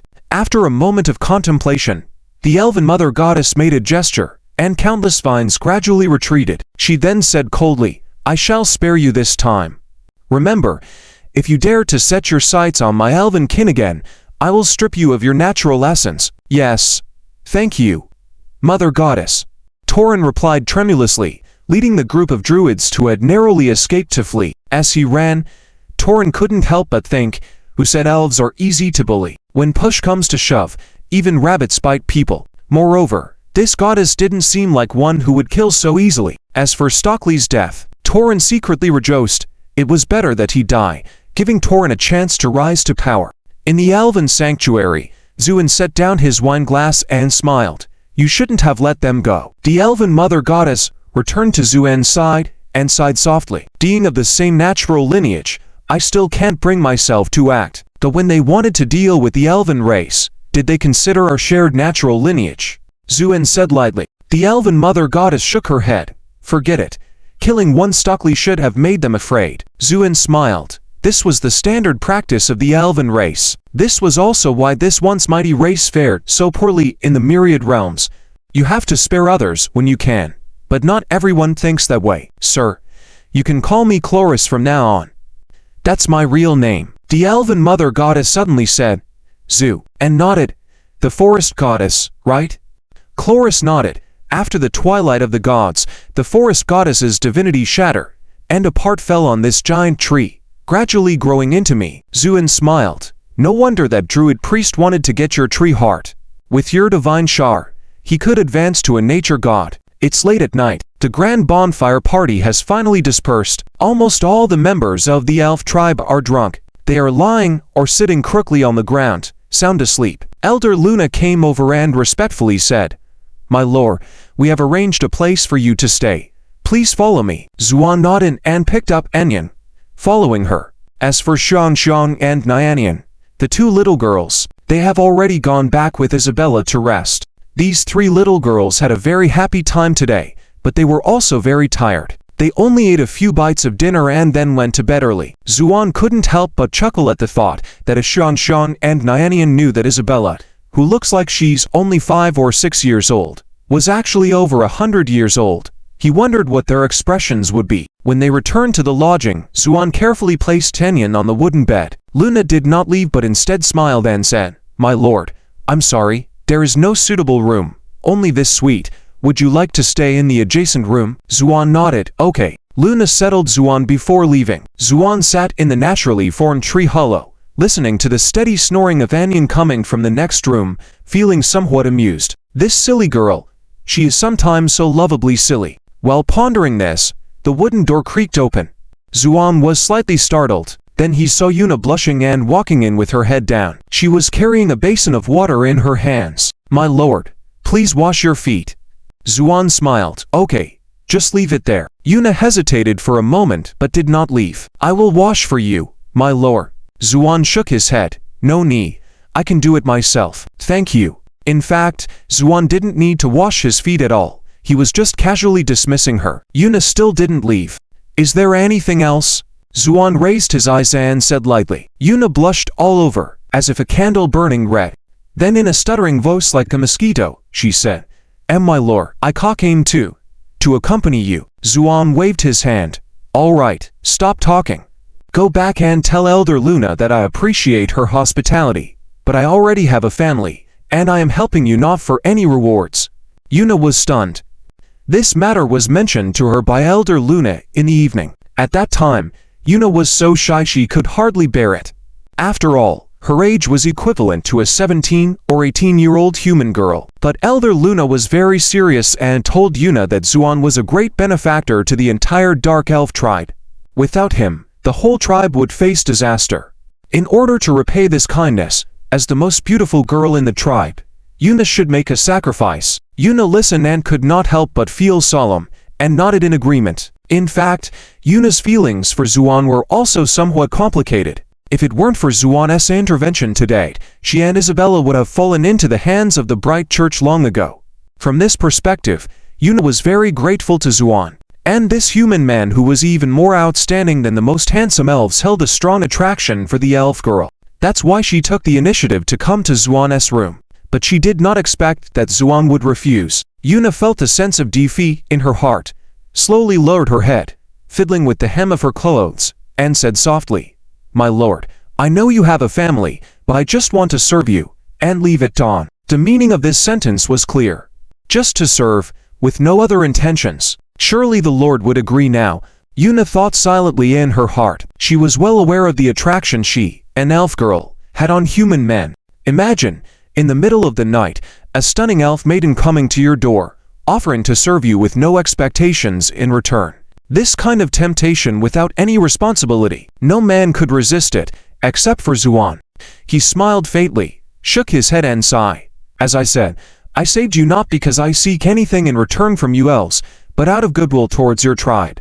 Please go back now." Yuna finally understood that Zuoan was speaking sincerely, not pretending to refuse out of arrogance. "My lord." Yuna could hardly believe it was true. Zuoan waved his hand. "Go. Remember to close the door." "Thank you." Yuna, with a bewildered face, left Zuoan's room, closed the door from outside, then looked up at the towering giant tree, murmuring, "Mother Goddess, is Yuna too ugly?" Meanwhile, Ephir, hiding in the shadow of the trees with a pained expression, was stunned when he saw Yuna leaving Zuoan's room. He had liked Yuna for a long time. Tonight, the news that Yuna was going to Zuoan's room had spread among many members of the elf tribe, and they all agreed with this decision. Ephir, although full of reluctance in his heart, knew that this was the most correct decision. After all, being able to win over such a peerless strong man with just a young girl was the best deal for the Dark Elf tribe. However, true feelings cannot be feigned. So when he watched Yuna walk into Zuoan's room, his heartache almost drove him insane. But to his surprise, Yuna emerged from the room. The pain on Effer's face gradually disappeared, and a true respect appeared in his eyes as he looked at Zuoan's room. In another room, Luna spoke softly, floating in midair. "Luna, you shouldn't have done that." Luna smiled bitterly. "I thought all human men were the same, but I didn't expect this lord to be so resolute. How can one become an unparalleled strong man without strong determination? This lord is obviously extremely fond of his wife. Their love is truly enviable," said Luna softly. "Mother Goddess, where does this lord come from exactly?" Luna couldn't help but ask curiously. Luna shook her head. "I can't fathom it either, but my great divination tells me that this lord carries an unparalleled destiny." At this point, a hint of fear appeared on Luna's face. She had never seen such an immense destiny on a person before, and she knew deep down what her great divination showed her was just a fragmented image. But even so, it was enough to make her deeply in awe. In the room, after Yuna left, Enyan, who had been sleeping soundly, smiled faintly, turned over, and fell into a deep sleep once again. The next day, when Zuoan walked out of the room, every elf who saw him would respectfully bow by the roadside. While Zuoan was still in the magical realm, in London, a woman with a baseball bat over her shoulder, twin ponytails, heavy eye makeup, a fitted t-shirt, and bikini shorts leisurely walked up to the hotel entrance. She first looked up at the hotel's entrance. "I actually smell the scent of vile blood slaves. It must be this hotel." The woman popped a bubble gum bubble and said lightly. Two men dressed like gentlemen walked out from the shadows behind her. One of them helplessly said, "Serena, you are a countess of the Blood Clan after all. Can you stop dressing up like a hooligan from Chelsea?" Serena rolled her eyes and flipped a man the middle finger. "Marcus, believe me, if you address me in that tone again, I would gladly pluck your wings and roast them for dinner." With that, she swayed her slender waist arrogantly and walked into the hotel.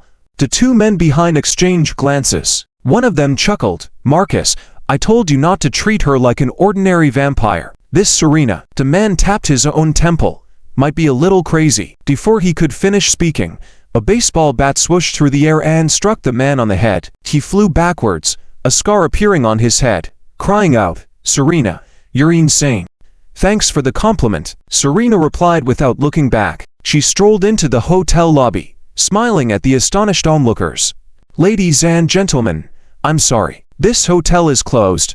Please get lost."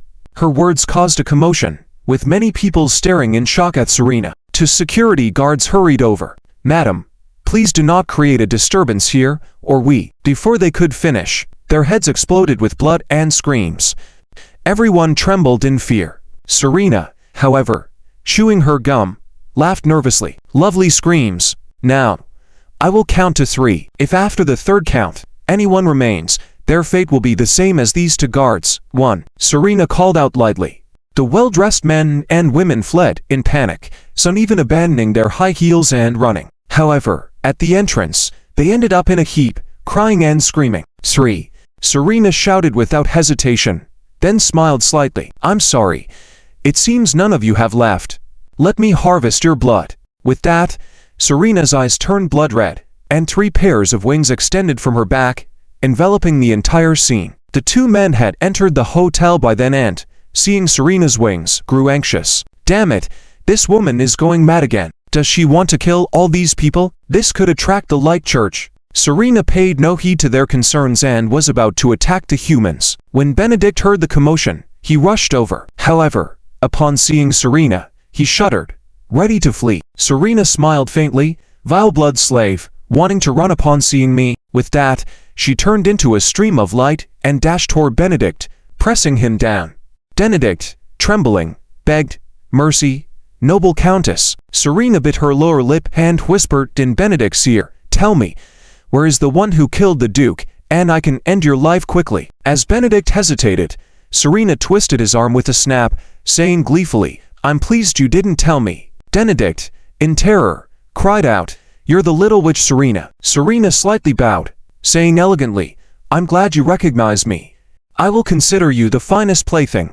Let's enjoy the game below. Think and dream. We should go now. We will come back to play with Miss Bella." "Okay." Enyan said. Think and Dream pouted, saying, "No, we want to play with Miss Bella."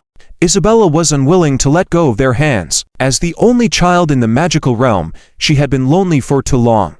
Think and Dream's arrival brought her long-lost Joe, so she hesitated to let them leave. And Yan glanced at Zuoan uneasily. Zuoan smiled, squatting down to look at the two little girls. Daddy and Mommy need to leave now. Do you want to keep playing here? The two little girls hesitated. Just then, the elven mother goddess Chloris appeared, saying respectfully, "Adults, let the two little girls play here.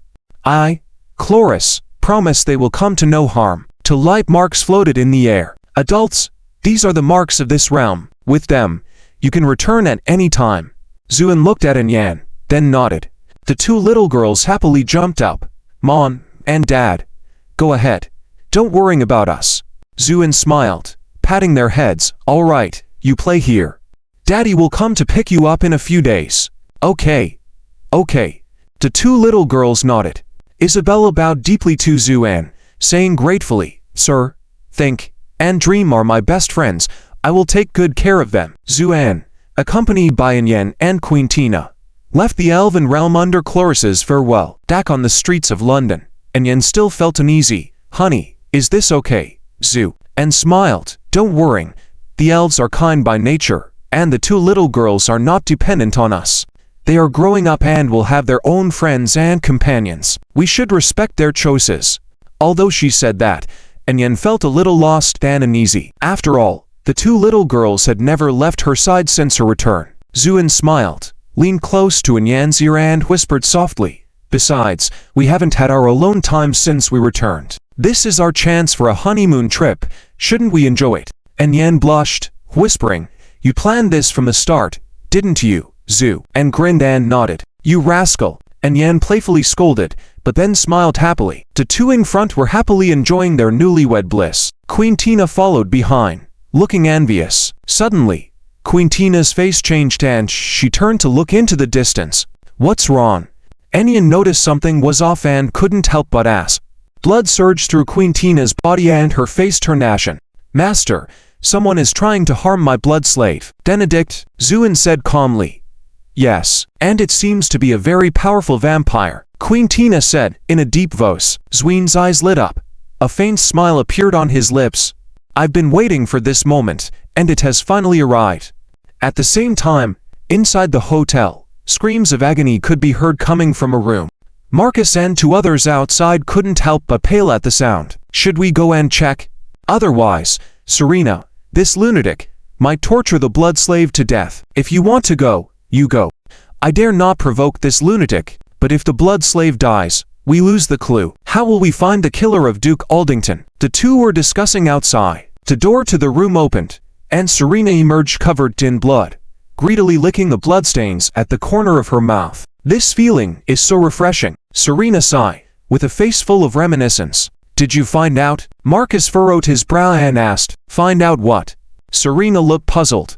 "Of course, I mean, where is the person who killed Duke Alington now?" Serena looked momentarily stunned, then smirked. "Sorry, I got carried away and forgot about that." "What?" Marcus exclaimed. "Then what were you interrogating him for inside?" "I was just playing a game with him." Serena lit a cigarette, nonchalantly saying, "You damn lunatic." Marcus roared, pushed open the door and walked into the room. The sight inside made even Marcus, accustomed to bloody scenes, feel nauseous. Heavens, what has Serena done? Is she eating people? Marcus said disdainfully, looking at Benedict on the bed. Benedict had been turned into a pile of bloody flesh.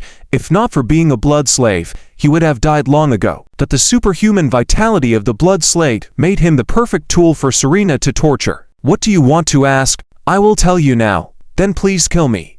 Benedict was on the brink of collapse. "I'm sorry, sir, for the injustice you have suffered. We just want to know who killed Duke Alington and Viscount Cecil, and where the killer is now." Upon hearing this, Benedict shivered all over, then looked at Marcus in terror. "I don't know. I really don't know where they are." Marcus frowned slightly. "Too bad, Mr. Blood Slave. Since you still want to resist, I'll have Serena and you enjoy the good times ahead." Benedict suddenly made a gurgling sound in his throat, and blood gushed out from his mouth. Serena rushed in, shouting at Marcus, "Damn it, you almost ruined my toe." Saying that, she approached and pried open Benedict's mouth, skillfully pulling out the tongue he had bitten off himself. His airway cleared of the blocked blood. Benedict looked at Serena in horror, unable to speak clearly. Serena chuckled nervously, then dripped a drop of her blood into Benedict's mouth. The blood of the vampire count quickly healed Benedict's mouth wounds, even regrowing his severed tongue. "I'm curious. You're just a lowly blood slave. What are you resisting? That the more you do, the more excited I become. What an excellent toe you are." Serena grinned menacingly. Another scream rang out. Marcus, with a pale face, exited the room and shrugged at his companion outside. "I swear, next time I will definitely not go on a mission with this lunatic." Just then, a deafening roar sounded. The walls of the hotel collapsed. As the dust settled, Zuoan slowly walked out from the smoke. Upon seeing Marcus and the others, he raised an eyebrow, then shook his head in disappointment. "Only to vampire lords. How boring." Marcus regained his composure at that moment and stared at Queen Tina, who followed Zuoan into the room, his eyes shimmering. "You have the aura of Viscount Cecil on you. Did you kill him?" Queen Tina nodded. "Yes. In that case, the same goes for Alington." Zuoan smiled faintly. "That was me." Marcus's expression hardened. At that moment, Serena burst out of the room. Seeing her, Queen Tina couldn't help but exclaim, "The little witch, Serena." Serena pushed up her dual ponytails with blood-covered hands and grinned. "I have to admit, your blood slave is quite good to have lasted this long under my control." Queen Tina's expression grew dark. This little witch was notorious among the vampire community. Despite having only the power of a viscount, her insane actions had terrorized many. What's more, she was also a trusted associate of a prominent figure in the Vampire Council, making her a force to be reckoned with. Meanwhile, Serena's attention was now fixed on Zuoan. Her eyes grew greedy and excited. "What a perfect physique. If I turn you into a specimen, my master will surely be pleased. This woman is also not bad.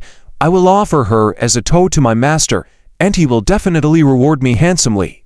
Hehe." In contrast to her madness, the faces of Marcus and others turned serious. After all, Zuoan had killed a duke, and his strength was not to be underestimated. Zuoan sighed softly. What a filthy race. With that, Zuoan didn't bother to exchange further words with them. Stepping forward, numerous sort energies materialize in the air. Marcus was astonished by the scene and shouted in horror, "Quick, use the incantation." Smirking, Serena threw out a piece of parchment. They dared to investigate this matter with the power of a viscount solely because of the incantation bestowed upon them by the Vampire Council. The parchment sealed a true saying of a vampire prince, able to easily defeat a duke, a symbol of the supreme authority of the Vampire Council. The parchment transformed into a blood-red scythe in the air, and Serena excitedly screamed, "By my master's will, I will crush you all." Grasping the scythe, she lunged at Zuoan and the others. The scythe emitted a strong aura of death, sending shivers down one's spine. Queen Tina had taken several steps back and still couldn't face this powerful blow carrying the aura of a vampire prince. Die. Serena grinned viciously. Where the long scythe passed, the sword energy gradually fell. But at this moment, a slender hand reached through layers of blood and directly gripped the blood-colored scythe. Marcus and the others were all shocked. How is this possible? This blood-colored scythe was forged from the essence of the vampire prince, indestructible. How could anyone possibly hold it with just one hand? Selena was also stunned. Zuoan just sighed softly. Is that all? How disappointing. With that, he exerted force with his palm. Snap! The blood-colored scythe was crushed by Zuoan's bare hands. Then, to the horror of Marcus and the others, Zuoan snapped his fingers. Selena was struck as if by a speeding train, flying backwards and crashing through 3 walls before coming to a stop. Marcus and his companion shuddered, their wings suddenly spreading as they tried to escape. Zuoan waved his hand. To pure white flames enveloped the two of them. They let out a miserable scream, and the flames burned fiercely, reducing the 2 vampires to nothingness. Then Zuoan slowly walked towards Selena amidst the ruins. At this moment, every joint in Selena's body was shattered by Zuoan's snap, causing her to tremble in pain. But her face was filled with excitement. "You are indeed very powerful." Selena smiled and said. Zuoan smiled faintly. "It seems you're not afraid at all." "Heh. Fear is useless besides making one weak, so I never fear." Selena's eyes sparkled with excitement and madness. Zuoan then noticed the severely injured Benedict on the bed, furrowing his brow slightly. "Did you do this?" Selena nodded indifferently. "Yes, just a lowly blood slave, but he's quite resilient. He didn't reveal your whereabouts until the end. Zuoan smirked. A lowly blood slave. Excellent. I was considering killing you, but now, I've changed my mind. And with that, Zuoan pointed at Benedict on the bed. I think you will appreciate your new master. What? Selena widened her eyes. I mean, Zuoan paused, smiled faintly. Since you have such disdain for blood slaves, then you shall serve him as your master. Zuoan's words made Benedict, who was gradually recovering from his injuries, shudder. Master. Selena reacted as if she had heard a great joke, laughing arrogantly. Serve him as my master. I am a noble vampire countess, and you want me to serve a blood slave as master?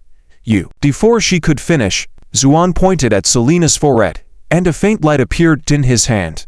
Without hesitation, Zuoan tossed the light, and it flew into Benedict. With the light entering his body, Benedict's injuries rapidly began to heal, his aura rising steadily. Selena, who was awakening from the excruciating pain of her soul being extracted, roared. What have you done to me? Zuoan calmly said. Naturally, I've made you serve him as your master. Now your soul is in his hands. He lets you live. You live. He commands you to die. You die. Understand? Selena trembled all over, experiencing fear for the first time, overwhelmed by fear. How is this possible? How can you manipulate the soul of a vampire countess? I don't believe it. Ignoring her, Zuoan smiled at the bewildered Benedict. Now, she belongs to you. Whatever she has done to you, you can now retaliate in kind. A sense of mystique surged through Benedict's heart, as if a mere thought could make her soul dissipate. Selena felt the same, but in her eyes, Benedict was like a god. Noble and inviolable. Queen Tina smiled faintly. Benedict, aren't you going to thank the master? He is avenging you. Benedict shivered, immediately knelt respectfully. Thank you, master. Zuoan smiled faintly, turned and walked out, murmuring softly, don't kill her. Leave her alive, she may still be useful. Yes. Benedict answered respectfully, then turned to Selena, his face gradually showing a look of ferocity. You have treated me poorly. Today, I'll make you pay double. Another scream echoed in the room. Meanwhile, Zuoan was already sipping tea with Anion in another room. Queen Tina stood aside, hesitating to speak several times. What's the matter? Zuoan put down his teacup and asked lightly. Master, Selena's cultivation level may not be high, but she represents the dignity of the Vampire Council. By making her forcefully recognize Benedict as her master, it is tantamount to humiliating the council. This. Queen Tina looked concerned. The Vampire Council was the most core sanctuary of the vampire clan, where countless powerful vampires resided. Zuoan's actions were seen as a blatant challenge. Queen Tina was naturally worried, but Zuoan just smiled faintly. Humiliating them? No. Things are certainly not that simple. Selena is an important clue. Through her, I will directly find the location of the Vampire Council. What? Queen Tina was shocked. She thought Zuoan planned to lure out the members of the council and defeat them individually, but she didn't expect that Zuoan's goal was to charge straight into their sanctum. Zuoan's eyes glittered with excitement. From what you said, the Vampire Council is full of dukes, even princes to our first and second generation vampires. It's like a huge treasure trove of blood. Naturally, I want to go harvest it. Queen Tina lowered her head, not daring to say more. She only had one feeling, that it was madness, but at the same time, a sense of anticipation and excitement also rose in her heart. Several hours later, Benedict walked out of the room in high spirits, rejuvenated, followed by a trembling Selena. But the Selena at this moment no longer had the arrogance and madness from before. Only fear and humiliation remained. How's that? Is she obedient? Zuoan asked coolly. Benedict nodded excitedly, then turned to Selena. Kneel. Selena trembled and knelt in extreme humiliation. It wasn't that she didn't want to resist. She had even tried to commit suicide several times just now. But Zuoan's domineering soul control made it impossible for her, leaving her at Benedict's mercy. Address him as master. Master.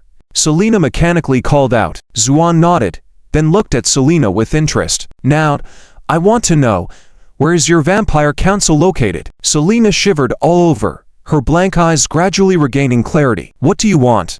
You dare to speak to an adult like this, you scoundrel? Benedict scolded angrily. The intense pain from the soul made Selena tremble, but she still stared at Zuoan fiercely, wanting an answer. After killing Alington, I have been waiting for a master from the Vampire Council to appear, but I was disappointed.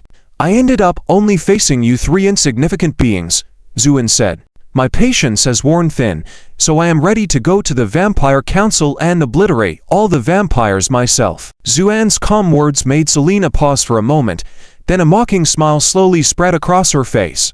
I admit, you are indeed powerful, but you are so arrogant to think you can single-handedly destroy the entire Vampire Council? That is nothing but a delusion. Shut up, Benedict roared. The pain rendered Selena speechless, but the mockery in her eyes remained even stronger. Zuoan slowly stood up and walked closer to Selena. Don't believe me? Fine. This time, I will let you witness firsthand how I will exterminate your Vampire Council. With that, Zuoan's spiritual sense directly invaded Selena's mind, searching through countless chaotic images to find the information he needed. The country of Zuoan whispered. What have you done to me? You are a devil. Selena sensed what Zuoan had just done to her and couldn't help but cry out in fear. This man not only claimed ownership of her soul, but also forcefully searched through her memories, all methods even more devilish than a devil. Zuoan slightly nodded, smiling as he said, To be called a devil by your vampires, I am honored. This was a grand and magnificent church in country Y, also known as the Perpetual Church. Construction of this church began in the Middle Ages and has not yet been completed to this day.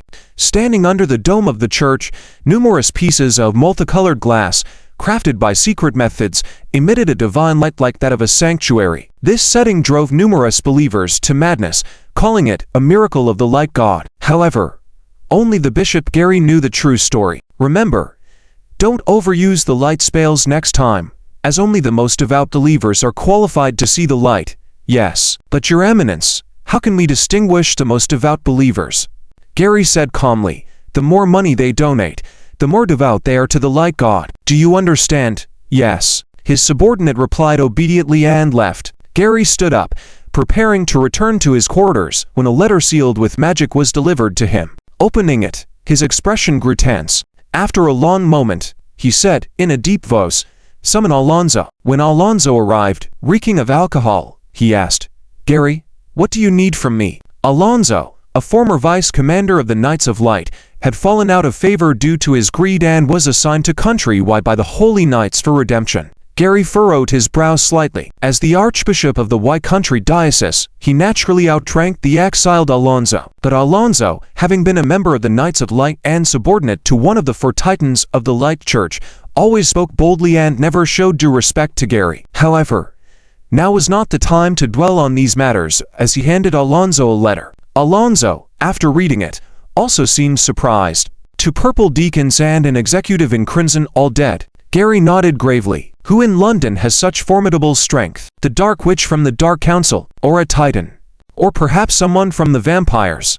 Alonzo hesitated. Gary said, The latest information states that these three were sent to capture to Dark Elves. Dark Elves? Alonzo's face showed a wicked grin. How could those seductive female elves kill these three? That's why the Chief Justice was furious, ordering us to investigate thoroughly. At the mention of the Chief Justice, Alonzo trembled and finally showed a trace of reverence. Just one executive in crimson.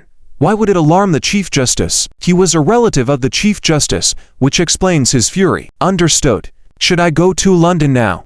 Not yet. We will go together. This incident presents an opportunity, as these dark elves are becoming more cunning and difficult to catch.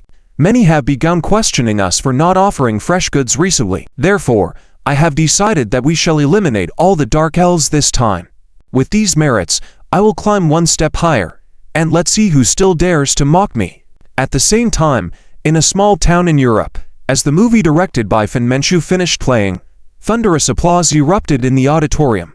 Many renowned critics stood up to applaud this woman from a distant eastern country. Fantastic, absolutely fantastic. This movie is the most outstanding I've seen this year. I disagree. In my opinion, this is the most remarkable film in almost a decade. Honestly, I am tired of the cliched movie routines, but Miss Fan's work is like a breath of fresh air, leaving me deeply entranced. The lavish praise almost drowned out Fen Manchu. Countless reporters desperately clamored for an interview, but after politely nodding and smiling, Fen Manchu gracefully left, leaving Han Yao to handle the frantic media. Disliking the commotion, Even despising the spotlight, she avoided it as much as possible. Now, she planned to enjoy a rare moment of relaxation by exploring this authentic European town.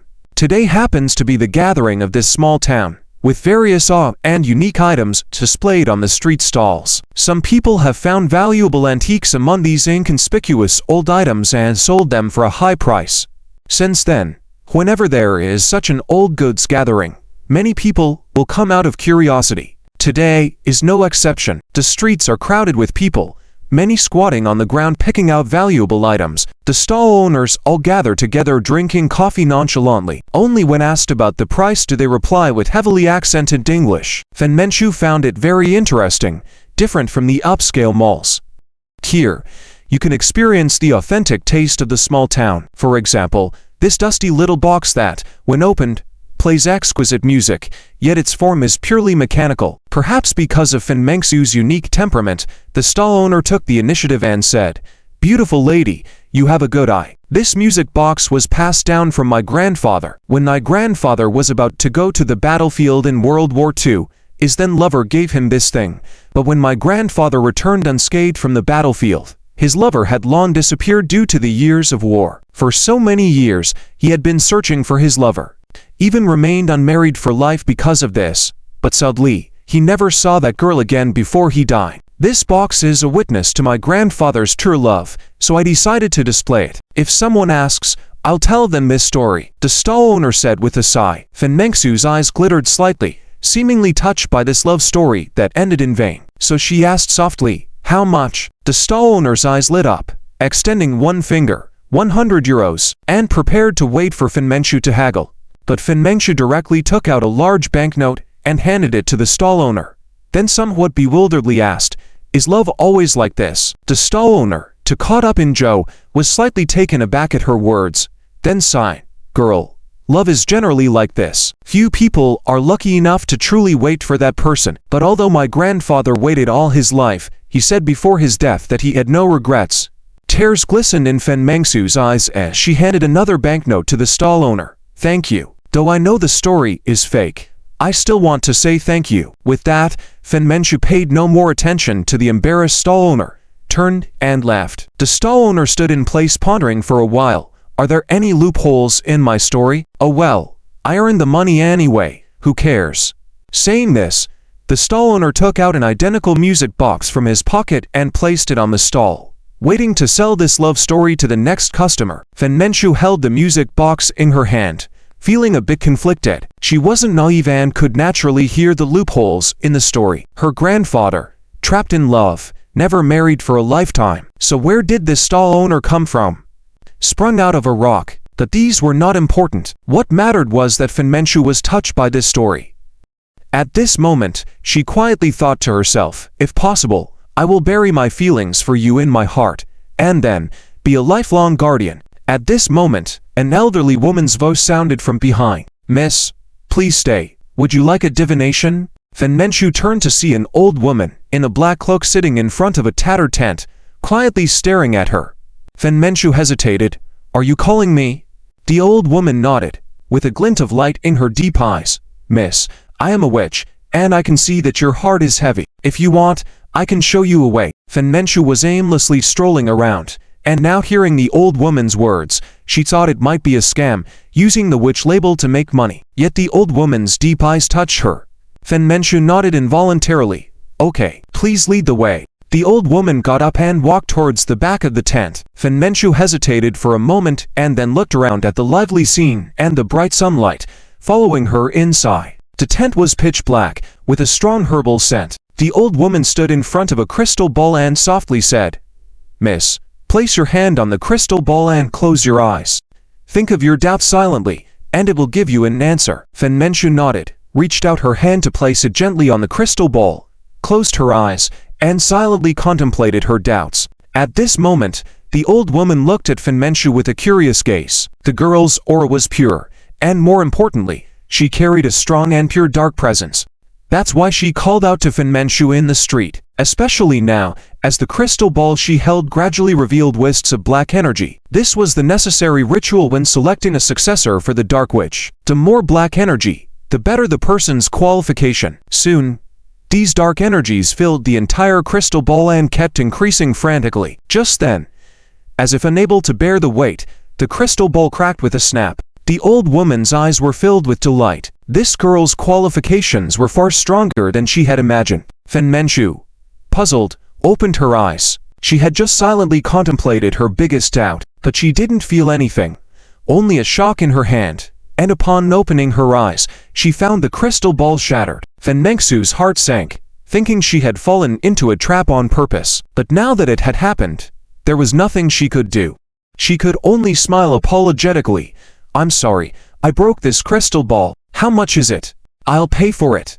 However, the old woman didn't even look at the crystal ball, just stared at Fen Menchu intently. Fen Menchu's heart was beginning to race. Could this mysterious old woman be mentally unstable? Just then, the darkness in the tent suddenly thickened, drowning out the outside noise, leaving only a dead silence. And the old woman she had been speaking to had disappeared. Fen Menchu was shocked. Oh no, had she fallen into a trap? Just then, a woman enveloped in black gas slowly emerged from the darkness. The woman had a great figure, wearing a revealing witch outfit that showcased her extremely long and beautiful legs. As she walked gracefully in high heels, she exuded a mature and charming aura. Fen Menchu was dumbfounded. You are. The woman giggled and continued, in that elderly voice. "Miss, are you troubled by love?" Fen Menchu lowered her head and said, "You're right, I am really confused right now. Do you have any way to help me figure things out?" The dark witch shook her head with a sigh. "There are two things in this world that are unsolvable: life and death, and emotions. I'm sorry, I can't help you." Fen Menchu's face darkened. She had expected this outcome, but the dark witch continued. "However, I want to tell you something. The most important thing for a woman is to first become strong. Only then will you be able to stand on equal footing with the one in your heart." Fen Menchu was shocked and whispered softly, "How is that possible?" The dark witch smiled. "What's impossible? Imagine this, when one day your power is strong enough to control the whole world, and you stand in front of him, whoever he may be, by then he will only be able to look at you with admiration. You will realize then that emotions are not begged for, but earned by yourself." Fen Menchu looked puzzled. She had never thought about these things, but the words of the dark witch reminded her that if she truly became powerful, could she be able to help Zuoan by his side? Fen Menchu knew Zuoan's origins. One day he would leave Earth. If she had enough power by then, she might even be able to go with him. Otherwise, she would grow old alone on this Earth. As she thought about it, Fen Menchu gradually became excited. "Can you help me?" The dark witch couldn't help but take a few steps forward and said softly, "Miss, your talents are the most powerful I've seen in hundreds of years. If you are willing, I will make you the most powerful dark witch in history." Fen Menchu nodded lightly without hesitation, but she also asked with some doubt, "And who are you exactly?" The dark witch laughed at her question, and as she laughed, the darkness on her face gradually dissipated. What appeared was a very cute face, in stark contrast to her extremely sexy figure of an older sister. The contrast even made it a bit funny. A hint of a smile appeared on Fen Menchu's lips involuntarily. The dark witch noticed this and said somewhat irritably, "No laughing. I am the witch queen who has ruled the dark witch lineage for centuries. And I am also the grand speaker of the Dark Council. My real name is Anastasia." Fen Menchu was stunned. "Dark Council?" Anastasia was pleased with Fen Menchu's expression and nodded with a smile. "Yes, this world is far more complex than it appears on the surface. Now, let me tell you about the real world hidden beneath the surface of reality." Fen Menchu did not tell Anastasia the person she liked might have already become the king of the world. At this moment, she suddenly wanted to become powerful, at least powerful enough to stand behind Zuoan, rather than relying on him for everything. When Fen Menchu left the tent, the sky had already darkened completely. Fen Menchu slowly walked back on the road, a hint of darkness appearing in her eyes, and the road behind her was gradually covered by the thick darkness. Zuoan and his group set foot on the land of Country S because they were not in a hurry. Zuoan's group traveled by train. During the journey, Zuoan visited the Elven realm once again, found that Shan and Naan were safe, and Isabella had become intimate with them like real sisters. Seeing this, Zuoan put down the various packed foods he had brought and returned. Country S was a small country. In terms of area, it was even smaller than North John, but because of its beautiful scenery and pleasant climate, it attracted countless tourists every year. And Yen held Zuoan's hand. looking around on the street with excitement and curiosity. Honey, it's so lively here. Honey, look over there. That man is so dark. Because Xuan and Nan were not by her side, and Yan temporarily escaped the role of a mother, so she had completely let herself go these past few days, feeling like she was back in the honeymoon period. Being super clingy, Zuoan was enjoying this, smiling and saying, "Yeah, so dark, he looks like a row of shiny teeth lined up." Zuoan's words made everyone pause for a moment, then they tried hard to hold back their laughter, not daring to laugh out loud. And Yan couldn't help but suppress her laughter, whispering, "Honey, sometimes you're so sarcastic." Zuoan shrugged. "So what? He won't understand Chinese anyway." But at that moment, the tall and burly black man turned around and angrily said, "You are the one with the shiny teeth." Surprisingly, he spoke fluent Chinese. Zuoan was a little surprised. "You can speak Chinese?" "Of course. I grew up in Huazia. And are my teeth really that white?" The black man felt a bit wronged. Zuoan couldn't help but laugh. They are fine. Very beautiful." The black man heard this and left satisfied. After he left, and Yan, Kuntina, and the others couldn't help but burst into laughter. Zuoan couldn't help but smile. Life's charm lies in such moments. You can't always maintain a divine demeanor. Serena, who had washed away all the strange makeup and dressed like a student, had excitement and madness in her eyes. Heh. She dared to come and deliver herself to death. So be it. Serena schemed in her heart. Though Zuoan had learned from Serena's mind that the Blood Council was located in Country S, to enter, they had to wait for the night of a full moon when the entrance to Blood Mountain would appear. Zuoan and his group first settled in the largest city of Country S and waited for the night of the full moon. As night fell, the outside became even more lively. Country S was a very free country with few restrictions, so at night, the streets were full of excited and curious gazes from tourists all over the world. Staying in the hotel on such a night was a waste. Zuoan led Yan and the others back to the street again. Country S was known for its delicious food, at least much better than London. Zuoan took the group to a good restaurant for dinner. Then Serena mysteriously said, "Master, I know of a very fun and exciting place here. Would you like to go?" Zuoan smiled. "If it's a asterisk club, forget it. I'm not interested." "Of course not that kind of place. I'm talking about the most exciting and breathtaking place in all of Europe at night." Zuoan looked at Serena's mysterious expression and slowly smiled. "All right, let's go check it out. Here is a high-speed ring road located in the suburbs. Since there are not many people in Country S, once night falls, the slightly more remote areas become almost deserted. But at this late hour, the highway is extraordinarily lively. Bright searchlights illuminate the area as if it were daytime. Hundreds of unique heavy motorcycles are gathered here. The roar of the engines resounds continuously, filling the air with the smell of burning rubber tires and heavy exhaust fumes. Riding these motorcycles are young men with fierce expressions and cold faces, often accompanied by a hot short-clad beauty behind them. When Serena leads Zuoan and others here, they attracted many sinister glances. Serena paid no attention to these people but excitedly shouted, "Andre, I know you're here. Why don't you show up?" With her words, the crowd parted, and a 3-meter-long giant motorcycle roared past, leaving behind phantom images due to its speed. Serena remained calm, even showing signs of excitement and madness on her face. Click! The motorcycle suddenly braked just a few meters from Serena, with its front almost brushing against her clothes before coming to a stop. Then, a cold-faced, stern-looking blonde man in a finely tailored suit sitting on the motorcycle spoke, "It's really you. Serena, why this change in attire?" Serena nervously laughed a few times. "What?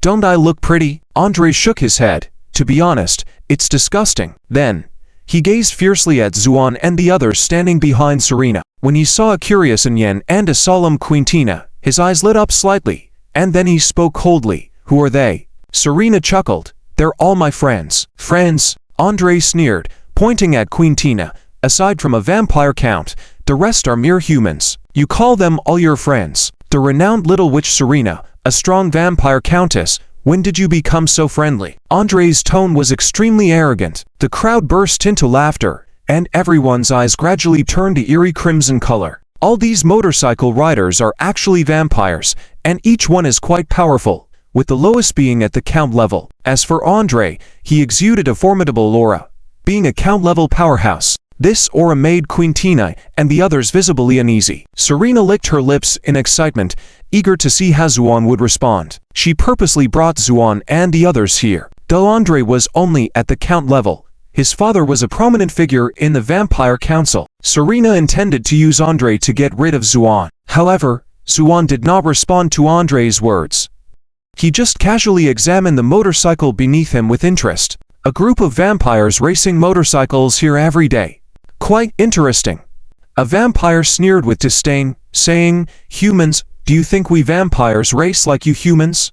These motorcycles have been heavily modified through violence, with speed several times faster than ordinary motorcycles. Fragile humans like you can't handle them at all." Oh. Zuoan raised his eyebrows slightly, showing some interest. At this moment, Andre suddenly pointed at Zuoan and condescendingly said, "Human, are you interested in a race against me?" "Racing what?" Zuoan asked. "Naturally, in motorcycles. If I win, both your companion and that vampire count will stay with me," Andre said coldly.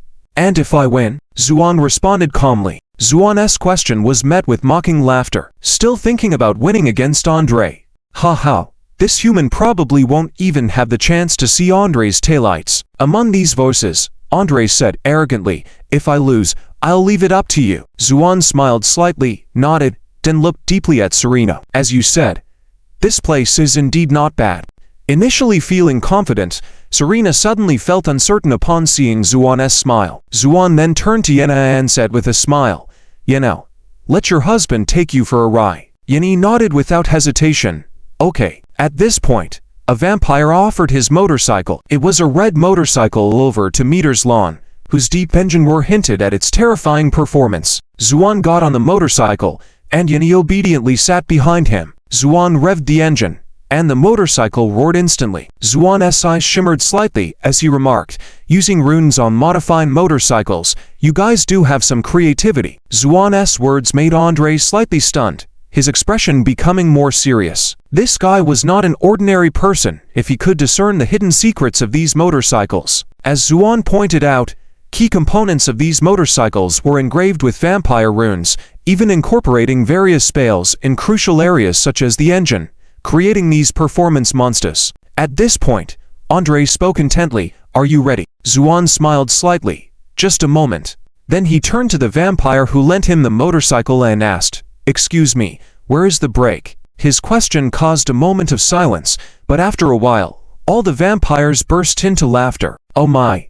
Is this human here to joke around? Knowing nothing, yet daring to race against Lord Andre. It's seeking death." Even Quintina, who had been confident in Zuoan, couldn't help but feel nervous. Only Yenna remained indifferent. At this moment, a vampire sneered, "This motorcycle doesn't have brakes."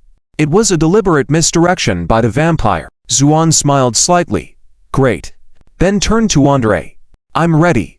Let's begin." Andre snorted, thinking Zuoan was simply looking for death, but the stunning beauty of Yenna made him somewhat restrained, so he snickered and revved up his engine. "Don't blame me if you die." With that, someone started counting down. 3, 2, 1. Start. As the countdown ended, Andre's motorcycle shot out like an arrow, while Zuoan's was a second late. In front of these monstrous beasts with speeds of at least thousands of kilometers per hour, a second's difference was like a chasm. At this moment, Zuoan's speed has reached an astonishing 1,000 kilometers per hour. Most people at such a fast speed wouldn't even be able to control the motorcycle, probably getting blown away directly by the strong wind coming at them. The streetlights on both sides of the road have turned into a line at this speed. Zuoan, however, calmly used a sword aura to push away the strong wind in front of him, then squinted slightly and whispered, "Yenna, are you scared?" And Yenna shook her head and wrapped her arms around Zuoan's waist. "Not afraid." Zuoan smiled. "Then hold on tight to me. Watch as your husband takes you flying." Hearing this, Yenna leaned her head against Zuoan's back, feeling completely at ease. As long as Zuoan is with her, she is not afraid of anything. Zuoan has already twisted the throttle to the maximum, and the speedometer has shot up by over 100 kilometers, finally reaching a speed of 1,200 kilometers per hour. At this speed, it's almost about to break the sound barrier. The entire vehicle has turned into a stream of light, speeding on the ring highway. Gradually, Zuoan saw Andre's taillights in the distance. At this moment, Andre had a fierce look on his face. He could feel Zuoan chasing him from behind, which made him somewhat incredulous. How could he, a vampire, be caught up by a human? It was intolerable. So he gritted his teeth and forcefully twisted the throttle to the bottom again, and the gigantic motorcycle beneath him let out a terrifying roar. The vehicle's speed suddenly increased by a large margin. Doom! The massive motorcycle broke the sound barrier, reaching a staggering speed of 1,500 kilometers per hour. Andre smirked triumphantly. This speed could be endured by such powerful beings as vampires. Humans could never surpass the limit of the sound barrier. Moreover, his motorcycle was crafted through numerous secret methods and was incomparable to Zuoan's. But his smugness only lasted a few seconds. Then he realized a thunderous roar coming from behind.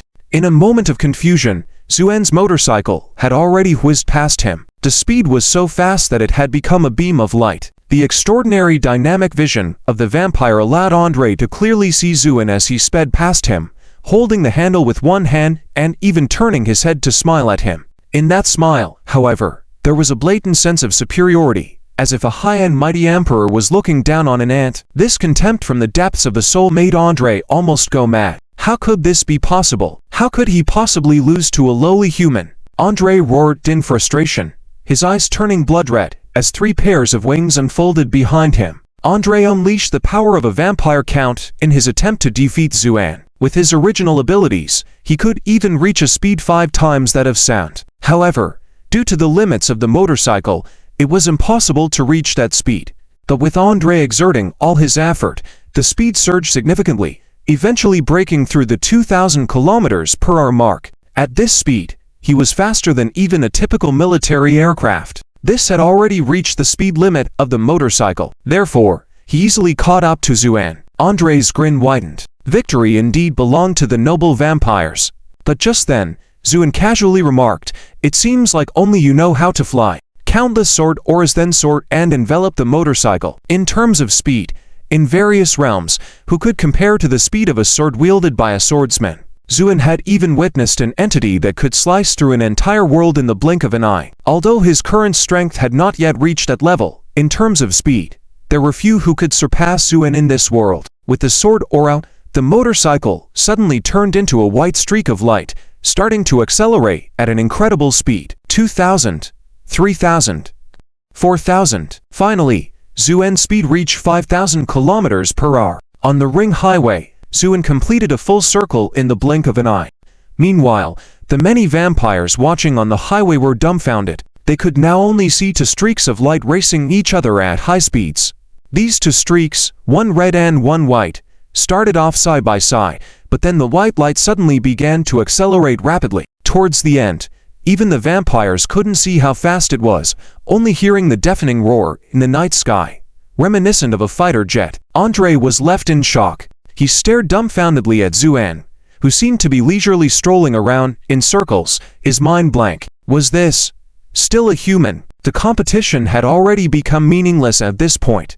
In the blink of an eye, Zuoan had lapped Andre dozens of times. After a few more laps, Zuoan started to lose interest. "All right, I'm done playing," Zuoan said as the motorcycle raced towards the highway exit. The vampires watching were petrified by the speeding white streak. If they were to collide at such a speed, even vampires would suffer severe injuries. Was this human out of their mind? Just then, the white streak suddenly began to decelerate sharply, circling the area a few times before slowing down to a visible speed. By now, the motorcycle had transformed drastically, its entire body glowing red from the immense speed. The vampire who lent the motorcycle to Zuoan was left speechless. Suddenly, he remembered something and hurriedly shouted, "The brake is on the left foot." Zuoan faintly smiled. "No need." With that, Zuoan and Yan had already landed on the ground. As for the motorcycle, it continued to dash forward for a distance due to inertia before shattering into pieces. The vampire was utterly devastated. He had painstakingly crafted that motorcycle,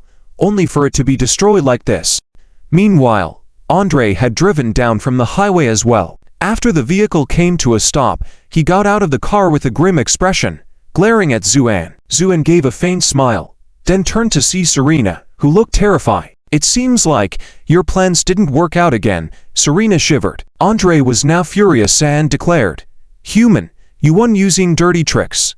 I will make you pay. Queen Tina couldn't help but interject, winning against you with dirty tricks. You've got some nerve, Zu, and gestured for Queen Tina to stop, then smiled slightly. I just found the motorcycle interesting, so I played along with you all. But now, the game is over. Andre and the rest of the vampires sneered, their faces showing signs of malevolence. You say it's over just like that? What outrageous boasting. Their further words were stuck in Andre's and the others' throats, unable to be spoken. Those who are not of my kind will have different hearts. This sentence is a truth forged with countless blood. Therefore, Zuoan has no compassion for these bloodliners. The pure white flames turned into a sea of fire, directly attacking these bloodliners. Except for Andre, the other bloodliners could not even hold on for a moment and were all burned to ashes by the flames. Andre also got a touch of the flame, although he quickly used many recovery spells of the bloodliners. However, this flame, like maggots on bone, directly burned through his body, protecting bloodline, and began to quickly spread. Andre was terrified and immediately threw out a pale golden sheepskin.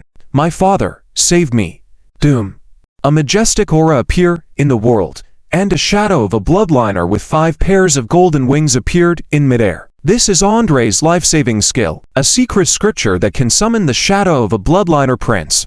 Although this is only a shadow, the powerful aura still made Queen Tina and Serena retreat, one after another. Andre sneered, despicable human, you actually possess the flame of light. Just based on this, I will shatter you into pieces, die. With that, the shadow of the bloodliner prince spread its wings and appeared in front of Zuoan in an instant. The speed was so fast, as if traveling through time and space. Then the shadow's wings closed, and countless bloodlights enveloped Zuoan. Lord, Queen Tina cried out. Serena heaved a sigh of relief. Good riddance. As long as this man dies, the linchpin on her soul will be released.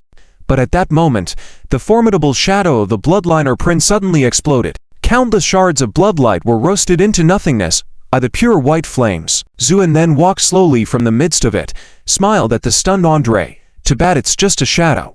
Otherwise, I could have condensed a blood pearl. Andre trembled all over and turned to run. But Zuoan, with a virtual grasp of his palm, said lightly, condense. Andre felt all the space around him suddenly become incredibly hard and immovable. No. My father is a counselor of the bloodliners. If you dare to kill me, he won't let you go. Andre looked at Zuoan approaching slowly, shouting in fear, Zu, and shook his head, his eyes flickering. What I hope for is precisely for your father to come find me. With that, the endless flames engulfed Andre, burning him into nothingness in the blink of an eye, leaving a blood pearl in Zuoan's hand. Another count blood pearl. Zuoan didn't even look at it, and threw it directly to Queen Tina, then turned to Serena. Seeing Zuoan's indifferent gaze, Serena's whole body turned ice cold. You. Kill me.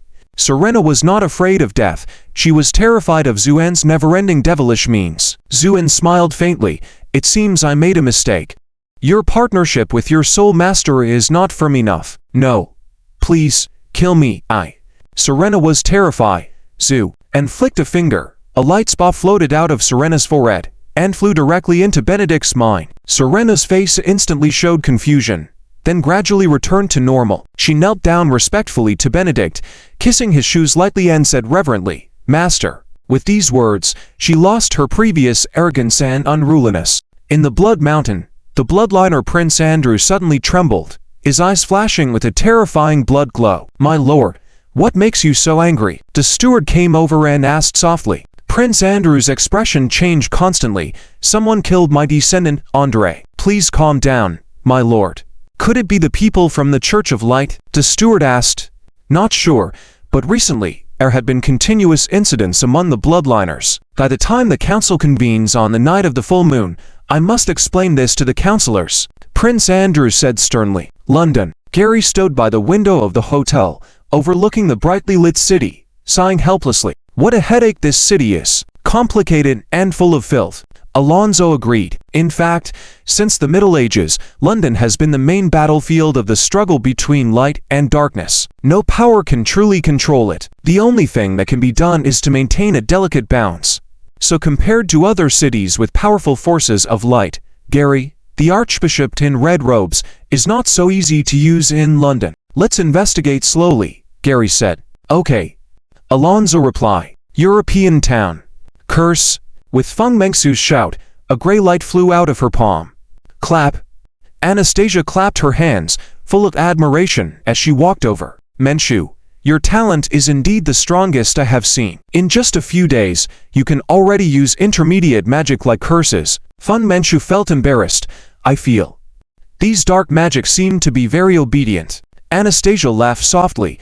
That's because your talent is strong. If it were an ordinary person, it would take several years just to communicate with darkness. Maybe even a lifetime. The two were talking in the room. Han Yao walked in, her face full of anger. Menshu, that old man from the film association insists on you going in person. I'm sure he has ulterior motives. Han Yao didn't even look at Anastasia sitting on the sofa as if she didn't exist. Menshu, let's just give up this award. Don't let this old man take advantage of you. Han Yao was still angry. Feng Menshu nodded. All right, I understand. Sister Yao, I will be careful. After Han Yao left, Anastasia smiled faintly. Your manager seems very sincere to you. She had just used dark magic, and Han Yao couldn't see her. Feng Menshu smiled wryly. Sister Yao is indeed kind to me. Anastasia said lightly. Seems like you are very worried about this. Feng Menshu lowered her head in silence. Remember, you are now a witch walking in the dark. How do I need to teach you to deal with these unscrupulous men? There was a gleam of fierceness on Anastasia's face. Feng Menshu hesitated for a moment, then nodded. Miss Feng, I must express the sincerest praise for your talent in directing and performing. A middle-aged man with a big belly exaggeratedly said, with a smile on his face. Feng Menshu took a deep breath and stared at the man with a lecherous smile on his face. Mr. President, what do you want to say? Miss Feng, you've been in the industry for so many years, you should understand this kind of thing. As long as you accompany me once, I guarantee that the prize this time will all be yours, and I can also use all my resources to help you. The man had a look of determination on his face. In his opinion, Feng Menshu had no reason to refuse. However, Feng Mengsu's eyes gradually turned cold upon hearing this. She slowly stood up and said coldly, Sorry, Mr. President, I think you have the wrong person. Goodbye. Feng Menshu didn't want to be entangled with such a person. It was just a movie award. She could do without it. Feng Mengsu's immediate rejection left the man somewhat stunned, and he then said with a sinister tone, Miss Fan, I hope you think carefully. If I give the word, your movies will never be shown in Europe again. Understand? Feng Menshu turned around abruptly, glaring at the smug man, dark light rising in her eyes. She had tried to resolve the situation peacefully, but some people always sought their own demise. TK. Feng Menshu coldly shouted. A gray light flashed towards the man. At first, he was somewhat dismissive. Miss Fan, I never believe in these so-called. But before he could finish his sentence, he felt a sharp pain all over his body. As he raised his hand to check, he discovered that the skin on his arm had become dry and wrinkled, like that of an old man on the verge of death. He let out a horrified roar. What have you done to me? No. The man felt something falling off his face, and upon touching it, he realized it was large pieces of dead skin. At that moment, he couldn't even roar in anger anymore, only able to look at Feng Menshu with his cloudy, aged eyes, continuing to age visibly before finally becoming a skeleton wrapped in skin, then dying in agony. Feng Menshu stood there blankly. Anastasia slowly walked in, with a look of approval on her face. Well done. But I think next time, you can skip the small talk and just take direct action against such people. But before Anastasia could finish, Feng Menshu couldn't control herself. She felt a spasm in her stomach and bent down, gagging violently. It was her first time killing someone, and using dark magic at that. It had a profound impact on her. Anastasia looked sympathetically at Feng Menshu crouched on the ground and said lightly, The first time killing someone is like this, you'll get used to it. Trust me. You will eventually come to enjoy this feeling. Feng Menshu looked up at her, tears in her eyes. I will never enjoy the feeling of killing someone. Anastasia chuckled softly and said, Many centuries ago, the first time I killed someone, it was a young priest who was attacked by me with dark magic and died in front of me in agony and hatred. I still remember his terrifying and resentful eyes to this day. My reaction back then was even greater than yours, but I still came through it. Anastasia's expression gradually grew more serious. Remember, you are walking a dark path, and unlike others, you are destined to take the throne of the Dark Witch Queen, a throne forged in blood and death. You have no choice. Feng Menshu lowered her head, her eyes losing something and gaining something else. This president was quite famous, and he died just like that. How should we deal with the aftermath? Fen Menchu asked. Anastasia nodded approvingly. Very good. A qualified dark witch should have this kind of calmness. Then she glanced disdainfully at the skeleton on the sofa. In Europe, besides those damned luminous locusts and vampire bloodsuckers, no one can rival the Dark Council. Just a small association president. I've already notified the cleanup crew. From now on, it's as if he never existed, and no one will investigate this matter. Anastasia was right. After hundreds of years of operation, the Dark Council had become a dominant force in the underground world of Europe. Dealing with a small association president was naturally a piece of cake. In Country S, inside a hotel, Queen Tina swallowed the blood pearl given to her by Zuoan. Her stagnant cultivation began to rapidly ascend once again. Finally, with a loud bang, wings spread behind Queen Tina. The 2 pairs of half-wings transformed into 3 pairs. She slowly opened her eyes, a deep crimson hue within them that gradually faded back to normal after a moment. Benedict was already excitedly prostrating on the ground. Respected Lord Queen Tina, congratulations on finally reaching the rank of Count. Yes, a vampire count. Queen Tina had finally ascended to this level. Queen Tina nodded slightly and walked to Zuoan's room. My lord, Queen Tina said respectfully. Zuoan and Enion were seated on the ground playing a game. When Queen Tina entered, Zuoan turned to look and smiled faintly. Have you broken through to Count? Yes. It's all thanks to your cultivation and help, my lord. Queen Tina said with utmost respect. Zuoan remained silent, continuing to press buttons vigorously and playing with Enion. When he finally lost to Enion, Zuoan stood up and said nonchalantly, how many days until Blood Mountain opens? Tomorrow is the night of the full moon. Very well. Zuoan nodded in satisfaction. My lord, there's something I must tell you. Among the vampires, once one becomes a count, they gain the qualification to eavesdrop upon the Vampire Council in Blood Mountain. At that time, we can openly enter with this reason. Zuoan frowned slightly. Is it necessary to be so troublesome? Isn't it better to just force our way in? Queen Tina was startled by Zuoan's words. Then Zuoan smiled faintly. Just kidding. Well, then we'll disguise ourselves as your blood slaves when we go in, and see what exactly this sacred place of vampires, Blood Mountain, looks like inside. Although Zuoan said so, Queen Tina couldn't help but have a ridiculous idea as she saw the excitement on Zuoan's face. My lord, he couldn't really want to break into Blood Mountain directly, could he? The next day, as the moonlight fell on the ground at night, there was a faint disturbance in the sky above the capital of Country S, with a center of turmoil in a deep red color. The Blood Mountain is about to open. High above in the sky, the Blood Gate is gradually taking shape. When Zuoan and others arrived, they found that many vampires had gathered around the Blood Gate. At the same time, there were many streaks of blood flying rapidly in the sky. These were vampires from all over Europe, ready to attend the council. The appearance of Queen Tina and Zuoan attracted a lot of attention. Compared to the ancient vampires wearing medieval clothing and heavy lead makeup, Queen Tina appeared extremely young and beautiful. An emerging female countess, how rare. A senior vampire sneered. I like this countess. Another greedy vampire said. Zuoan looked at this group of vampires with a gleam in his eyes. Among these vampires, there were actually several dukes besides the count. In Zuoan's eyes, these dukes were like walking blood pearls. 1, 2, 3. Zuoan silently counted, resolving in his heart that not a single duke should be spared. At that moment, the Blood Gate suddenly took shape, and then the gate slowly opened. A huge golden bat flew out and transformed into a proud-looking man. Lord Harriman. Many vampires bowed in unison. Harriman nodded arrogantly and said, in a sharp voice, all the councillors will attend today's council. The vampires were in an uproar. Many were surprised. In the past, having one councillor attend the Vampire Council was considered good enough, but this time all the councillors were present. What major event was about to happen? I hope everyone will remain humble and restrained when facing the councillors, understand? Harriman said coldly. Yes. The vampires chorused.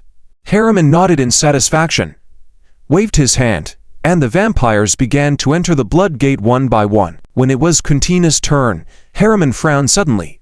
Wait. Queen Tina stopped in her tracks. Why haven't I seen you before? Queen Tina slightly bowed. I am a newly appointed countess. Harriman's expression changed slightly. A newly appointed countess. Then he scrutinized Kuntina several times with a gaze. "What is your name? Which family do you come from?" "I am Kuntina, from the Cecil family." "The Cecil family?" Harriman furrowed his brow, trying to recall, but had no impression. "Perhaps a small family from some remote place." Harriman became even more arrogant. "Do you know the etiquette when facing the lords?" Kuntina nodded. "Yes." Harriman did not let Kuntina in, but pointed at Zuoan imperiously. "What are these two doing here?" "They are my blood slaves," Kuntina said. "Blood slaves?" Harriman's face showed disgust.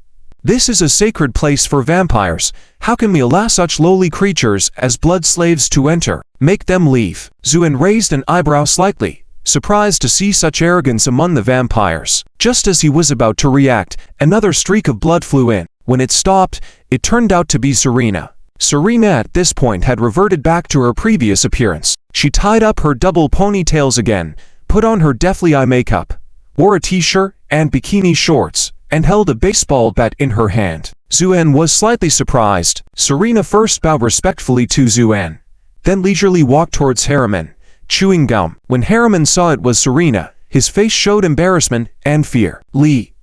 "Little witch, how come you're here?" Serena blew a big bubble with her gum, and grinned nervously at Harriman. But her smile made Harriman break out in a cold sweat. Although Serena only had the strength of a countess, she had a powerful backer behind her. Even Harriman didn't dare to provoke her. "I heard you didn't allow my friend in," Serena chirped. "Ah, I really didn't know he was your friend." Before Harriman could finish, Serena grabbed the baseball bat and swung it. Whack! Harriman was struck on the forehead by the bat. While as a vampire count, he wouldn't be killed by the blow, it did send him flying more than 10 meters away, blood trickling from his forehead. "Is not knowing an excuse," Serena said coldly. I. Just as Harriman was about to speak, he saw Serena lift the bat again, and he turned around and ran in fear. Serena aimed the bat at Harriman's back, took aim, and then threw it fiercely. The baseball bat drew a beautiful arc in the air and hit Harriman on the back. Harriman stumbled in midair, almost falling, then hastened his escape. Serena clapped her hands, disdainfully spat on the ground, and then turned to Zuoan. "My master Benedict is worried about your safety, so he sent me to help you." Zuoan looked at Serena, who was full of respect, his eyes slightly shimmering with a hint of amusement. "Your soul has been heavily damaged, but unexpectedly, this soul recognition has actually healed you from your injuries." Serena chuckled, the madness in her eyes completely gone, replaced with gratitude when she looked at Zuoan. As Zuoan had said, when Serena was young, she had endured incredibly brutal abuse, lasting for 100 years. It was only when Serena grew up and became a countess that she was able to break free from this shadow. However, the long-term abuse had a devastating impact on her, leading to multiple personalities and uncontrollable behavior, devoid of fear. This was how she got the moniker Little Witch. But Zuoan had managed to heal her through soul recognition, extinguishing those cruel personalities. The present Serena felt like she was reborn. Her shattered soul had reformed. "It's all thanks to you, my lord," Serena said humbly. Zuoan smiled slightly. "All right, let's go in. Your former master must be awaiting your return." At that mention, Serena shuddered, a wave of endless murderous intent rising in her eyes. Her great-great-grandfather, the infamous vampire counselor Prince Wilson, was the one who had abused and enslaved her for a century, idolizing him like a god. Blood Mountain. This is a towering giant mountain range that reaches the clouds. It can even be said that the entire secret realm of the Blood Clan is occupied by this mountain. Following the terrain of the mountain, many ancient castles are built. The owners of these castles are mostly Blood Clan dukes, and at the top of the mountain is where the Blood Clan Council is located. When Zuoan stepped into Blood Mountain, he saw countless bloodlights converging towards the mountaintop. Strong and formidable auras cut through the sky, causing Zuoan's eyes to shine with excitement. These are all blood pearls. And when they arrived at the Blood Clan's great hall at the mountaintop, a large number of Blood Clan members had already gathered there. These Blood Clan members were all well-dressed, gathered in groups of 3 to 5, conversing with elegant words. When Zuoan and others appeared here, many people cast curious glances at them, especially Serena and Quintina, who were walking at the forefront, made many people's faces look a bit strange. "Isn't that Serena who was played with by Prince Wilson?" Someone whispered. "Heh, it's that little witch. I didn't expect her to participate in this council." And the countess behind her is quite familiar. Probably a newcomer. Hehe, she's so beautiful. Now the big shots have a new toy to play with. Amidst these discussions, Serena chewed on gum, her face showing a cold and stern expression. According to tradition, there was a brief banquet before the council started, so various precious dishes were quickly served one after another. But the most eye-catching were the bottles emitting a radiant blood-colored light. Zuoan saw these bottles and his eyes gradually turned cold. These were not wines, they were clearly blood refined from human blood. Each bottle probably represented the lives of hundreds of people. But here, they were being used as red wines by these blood clan members to showcase elegance and demeanor. My lord, feeling the killing intent emanating from Zuoan, Serena whispered softly, it's not the right time yet. The real big shots have not appeared. Zuoan nodded, understood. As they were talking, a voice filled with infinite malice came from somewhere. Dear Serena, I didn't expect you to show up. Hearing this voice, Serena's eyes lit up with bloodlust, and she replied without looking back, My dearest brother, with such a grand council, of course, I had to come. The speaker was Serena's half-brother, also the most esteemed offspring of Prince Wilson, Dennis. Dennis smiled lightly at the response, his eyes full of arrogance. As a family plaything, I wonder why you dare to speak to me in such a tone. Serena snorted coldly without responding. Dennis' gaze was drawn to Queen Tina, who was standing by holding a wine glass. He then walked over elegantly and bowed slightly. Beautiful lady, I'm delighted to meet you. I am Dennis, a descendant of the Wilson family, a noble family that has existed for 1,000 years. Your beauty is truly unforgettable. Queen Tina did not respond, but took a step back and said calmly, But I'm not pleased to meet you. This statement made Dennis's expression change, his eyes showing signs of anger and impatience. I hope you understand who you're talking to. With those words, 3 pairs of blood wings appeared behind Dennis. The surrounding people were shocked. He's about to break through to become a duke. The descendant of Lord Wilson is truly extraordinary. Amidst these discussions, Dennis looked proud and arrogant. Countess, as long as you apologize for your attitude just now and join me, I can forgive you. Queen Tina laughed coldly, shook her head, and said, Dream on, doom. The people around were shocked by Queen Tina's attitude. She was challenging Dennis with the power of a countess. Dennis's face turned dark and seemed nearly dripping with water. Very well, Countess, I'll remember you. After the council, I'll be happy to chat with you again. With that, he turned around and left in a huff. Queen Tina breathed a sigh of relief quietly in her heart. She was oppressed by Dennis's momentum just now, but for her master, she couldn't back down. At this moment, Zuoan smiled faintly. What a pity. Only Queen Tina and the others knew what Zuoan meant by pity. Half a duke was not a real duke, and the blood pearls condensed were unusable. That was the reason why Zuoan said pity. Just then, a commotion was heard ahead. People started to notice figures appearing on the 12 chairs in the Blood Clan's Great Hall. The 12 chairpersons of the Blood Clan Council had all shown up. All the Blood Clan members bowed respectfully and shouted, Greetings to the chairpersons. In the middle was Prince Wilson, who scanned the entire hall with a stern gaze. As an ancient noble family that had experienced thousands of years, his strength and prestige inspired fear in people. No Blood Clan dared to stare directly into his eyes, and wherever his gaze fell, heads were humbly bowed. But when his gaze reached the corner, he saw Serena chewing gum, standing carefree. She even coldly smiled at Wilson, then extended a middle finger, muttering something under her breath. Though the words couldn't be heard clearly, it was obvious from her lip movements that it was no kind remark.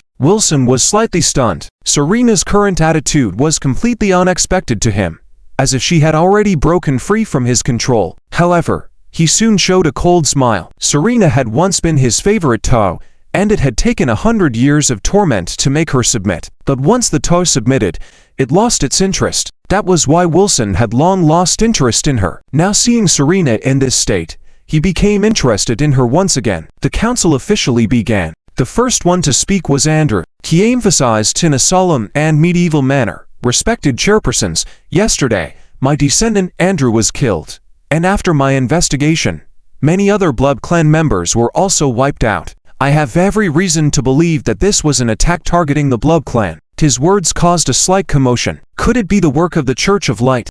A Blood Clan member shouted loudly. It's not clear yet, but I believe we should be on high alert. The Duke of Alington fell recently, leaving no flesh or blood behind, and now my descendants have been attacked. It's obvious that someone is secretly targeting our blood clan. Serena blew a big bubble, and after it burst, she slowly ate it back. Dennis frowned and said coldly, "Serena, the esteemed prince is asking you a question. You must answer quickly." Serena nervously laughed a few times, then walked to the front with a baseball bat, and said to these vampires, "I did indeed investigate a bit and I discovered a shocking secret." "Oh, what secret?" Wilson also became interested. "The one who killed Alington is a human." "A human? How is that possible?" Many vampires murmured in disbelief, unwilling to admit that a human could have killed a Grand Duke. In their eyes, even a few hundred years ago, during the Dark Ages, humans were nothing more than speaking beasts. "Why would this human want to target us vampires?" Dennis coldly asked. "It's simple. Because they don't like you arrogant vampires." "Do you know why Duke Alington didn't even leave a single drop of blood and flesh?" "Because this human expert had condensed the Duke into a blood bead." This statement made many Dukes' faces change slightly, and Wilson even snorted. The methods of the Church of Light. Indeed, a Grand Duke was ambushed and fell to the Church of Light, condensed into a blood bead, becoming a trophy of the Church's military might. However, they never expected this method to reappear. "So, who is this human? Have you found out for sure?" Dennis asked sternly. "Of course I found out. I even have acknowledged him as my master," Serena said more and more excitedly. Her words caused a huge commotion. Many people thought Serena had gone mad. Dennis snorted in anger. "Noble vampire Marquis, how could you acknowledge a lowly human as your master? You are sullying the reputation of vampires." Serena burst into a hearty laugh. "Noble vampires. Ha ha, from my perspective, each one of you is worse than pigs and dogs." "Dennis, arrest her. She's gone mad," Wilson said calmly. "Yes." Dennis sneered and was about to approach. Just then, a calm voice rang in the ears of all the vampires. "I believe everyone is here, right?" Upon hearing this voice, many vampires were stunned. Serena, however, showed an extremely admiring expression, respectfully bowing. "My lord, almost everyone is present." "Very good." Zuoan, accompanied by Enyon, stepped up to the front. "A human." Many vampires whispered in surprise. And Queen Tina followed closely behind Zuoan. "How could a lowly human infiltrate here?" "Harriman, how did you guard the blood gate?" a vampire said, in shock and anger. Harriman, who had been beaten up by Serena, trembled at the question and quickly stepped forward, saying with a wry smile, "At that time, Lady Serena kept insisting this was her friend, and when I refused, she beat me up." "Serena, what exactly do you want to do?" Dennis asked with a fierce look. Serena chuckled. "What do I want to do? Naturally, I want to reclaim every bit of the humiliation I've suffered over the past 100 years." Upon hearing this, Wilson's face darkened, and he said coldly, "You're asking for death." With that, a burst of bloodlight came straight for Serena. The speed was so fast that it even caused the entire vampire hull to shake. The power of a prince was evident, but just then, two slender fingers suddenly appeared in front of the bloodlight, and with a gentle pinch, they clamped the bloodlight in their hand. Then Zuoan smiled lightly. "I killed Alington." Many vampires' faces changed. Zuoan looked at Andrew. "I also killed your descendant." Andrew's face turned grim. Zuoan gazed at all the vampires present, his eyes gradually turning cold. "And today, I am here to exterminate this filthy blood mountain of yours." Silence filled the room at his statement, followed by angry roars. "Lowly human, you will pay the price for your arrogance." A vampire roared and attacked fiercely. Countless bloodlights filled with killing intent rushed towards Zuoan. But under this fierce assault, Zuoan simply raised his hand lightly, flaming. "White lotus." As he spoke, lotus flowers made of pure white flames appeared in the air. In front of these white lotuses, the bloodlights were like snow meeting the sun, silently melting away. A strong and holy aura filled the entire temple. Wilson stood up abruptly and said coldly, "It's the flame of light. Kill him. At any cost." The flame of light was a divine flame that posed a threat to vampires. It was always seen as a mortal enemy by vampires. Now that Zuoan had shown this hand, he was naturally targeted by everyone. All the vampires joined forces, countless bloodlights forming a sea of blood, rushing towards Zuoan. Queen Tina and Serena paled, staggering back a few steps. This combined attack clearly exceeded their abilities to withstand. Zuoan, however, laughed heartily and took a step forward. Lotus breaking myriad laws. Boom. The white lotuses suddenly multiplied countless times, covering the entire grand hall. Wherever they passed, flames covered the sky. Countless vampires were melted by these flames without even a whimper. Dennis shouted in fear, "My lord, save me." Wilson snorted and a bloodlight extended out, barely saving Dennis. Unfortunately, Harriman was not so lucky and was directly turned into nothing by the flames. Countless blood beads flowed like water into Zuoan's hands. With a smile on his lips, Zuoan said to Enion, "My dear, hold on to these." Enion nodded, opened the mustard seed ring, and directly sucked all the blood beads inside. Wilson and many vampire powerhouses watched in frustration and fury. "Attack together! Wipe him out!" Wilson roared. This human was simply too powerful, and with the light flame, he was a major threat to the vampires and had to be eliminated. The 12 counselors were at least at the level of dukes, and the rest were all prince-level figures. Top Grand Dukes like Andrew also joined forces, ready to strike. Wilson grinned viciously. Bloodlight hell. Doom. Countless bloodlights enveloped Zuoan and the others. Wilson laughed heartily. "No matter how strong you are, in my bloodlight hell, you will be turned into blood water." He was thrilled at the thought of refining this strong human, which would greatly benefit his cultivation. But his excitement lasted only a few seconds. A calm voice resonated, "Oh, but in my eyes, it's just a bit mediocre." With that, a pair of slender white hands extended out, tearing the bloodlights that enveloped him apart. Then Zuoan slowly stepped out, smiling at the stunned Wilson and others. "Today, none of you will escape." As the words fell, an endless white lotus covered the entire vampire temple, pure white petals falling like rain, turning into flames that burned everything in its path. This scene made all the vampires tremble in fear. "Human strongman, who are you exactly? Why are you slaughtering our vampire clan?" Wilson shouted in fear, exuding a strong bloodlight, desperately resisting the flames of light. Zuoan said lightly, "Who I am is not important. What's important is that all of you vampires must die today."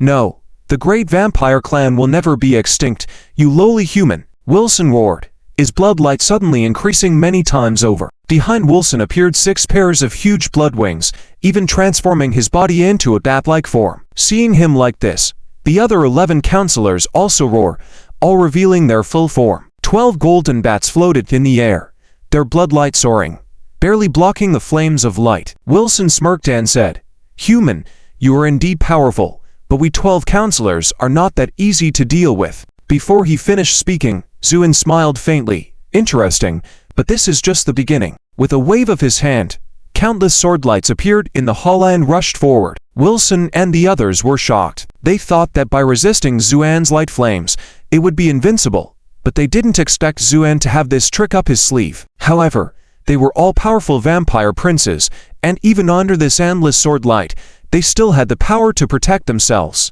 But being able to evade it did not mean other vampires could. The weaker vampires all met their end. Like Andrew, like Dennis, these vampires let out a miserable cry before being engulfed by the sword light. The hall fell into silence.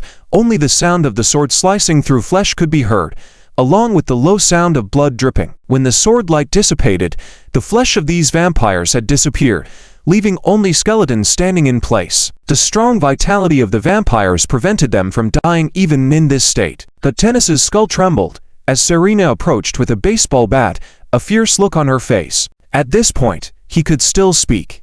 "Spare me," he pleaded with Serena, but the only response he received was a swift strike of the baseball bat. Serena concentrated all her pent-up anger into that swing. With one blow, Dennis's skull was shattered. Dennis staggered and fell to the ground. Serena's eyes were filled with a crazed killing intent as she stepped forward, swinging the baseball bat wildly. The screams gradually faded.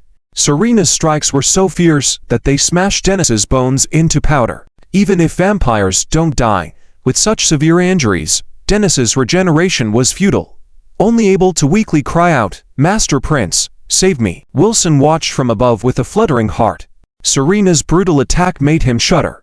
At this point, Serena stopped, took a few deep breaths, licked the blood splattered on her face, then raised her head and laughed maniacally. "My beloved ancestor, great Master Prince, don't worry, it'll be your turn soon." Wilson was frightened by the madness in Serena's eyes and subconsciously took a step back. He realized he was afraid, his face darkening as he said coldly, Don't think that having a powerful backer allows you to act recklessly. As my descendant, I gave you life, and I can take it away." Pointing at Serena, he commanded, "Die." As Serena's bloodline ancestor, he could, indeed, control Serena's life and death, but this time, Serena just blinked and looked disdainfully at Wilson. "How is this possible?" Wilson exclaimed in shock. "Nothing is impossible. I have already made your descendant acknowledge me as the master of her soul. Now, all those bloodline bindings of yours have completely lost their effect," Zuoan said, indifferently on the sidelines. After the endless sword-light onslaught, there were only a few vampires left alive in the entire hall. Only the 12 counselors and a few surviving vampires remained. Dennis's bones, which had been smashed into powder, began to slowly squirm and recombine. But Serena didn't even look back, casually swinging the bat. These bones were crushed into powder again, accompanied by Dennis's desperate cries of pain. After several rounds of this, Dennis's regeneration had slowed significantly, and his strength had diminished. Clearly, he was on the brink of death. Wilson took a deep breath, then lowered his head in defeat. "Human, what will it take for you to spare our vampire clan?" Zuoan smiled faintly. "It's simple. I'll spare you after turning all of you into blood pearls." Enraged, Wilson clenched his teeth and, despite his fear, he had no choice but to fight back fiercely. "Then die," Wilson said, as he transformed into a stream of light and dashed towards Zuoan. In an instant, he broke through 10 times the speed of sound, the full strength of a vampire prince. But just as he was about to reach Zuoan in an instant, Zuoan suddenly reached out his hand and lightly pushed Wilson aside, as if swatting a fly. In terms of strength, the strength of a prince like Wilson was probably equivalent to the longevity cultivation of the human. For Zuoan, who could annihilate even golden immortals, this level of strength was simply courting death. With one palm strike, Wilson was directly knocked down. As Wilson lay on the ground, still dazed, Zuoan stepped on his back and then grabbed the wings on his back, exerting force. Crack! A pair of huge blood wings were ripped off Wilson by Zuoan. Wilson let out a miserable cry, then fainted from the pain. This scene frightened the remaining vampires. This man was extremely brutal and domineering. Zuoan, however, had no intention of sparing this so-called vampire prince. With each tug of his hand, he quickly pulled off all the wings on Wilson's back. Each pull caused Wilson to tremble in agony. Finally, Zuoan clapped his hands and nodded to a fierce-looking Serena. "Now, he's yours." Serena cried tears of joy. "Yes, master." She picked up Wilson's ankle, raised it and swung it down like a whip, fiercely smashing the ground several times. Wilson regained consciousness in a daze, and then saw Serena's face full of a crazed smile, sending a chill down his spine as he attempted to flee. But with his wings torn off by Zuoan, he was unable to regain his strength in a short time.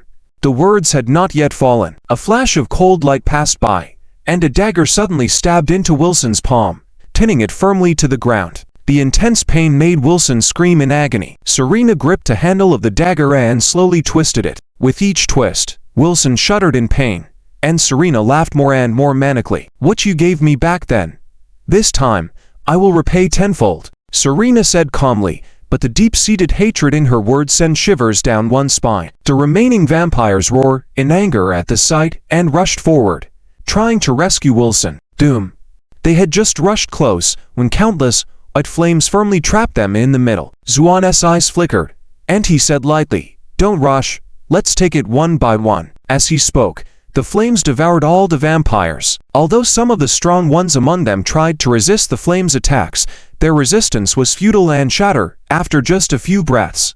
The screams reverberated throughout the vampire council hall, then abruptly stopped. All the council members had been turned into blood beads by Zuoan's flames, which then fell into Zuoan's hands. Zuoan picked up one and looked at it, nodding in satisfaction. The blood beads refined by the prince were much larger than those of the duke, and contained much more power of the rules. At this point, Zuoan already had nearly dozens of the duke's blood beads and 7 or 8 prince blood beads.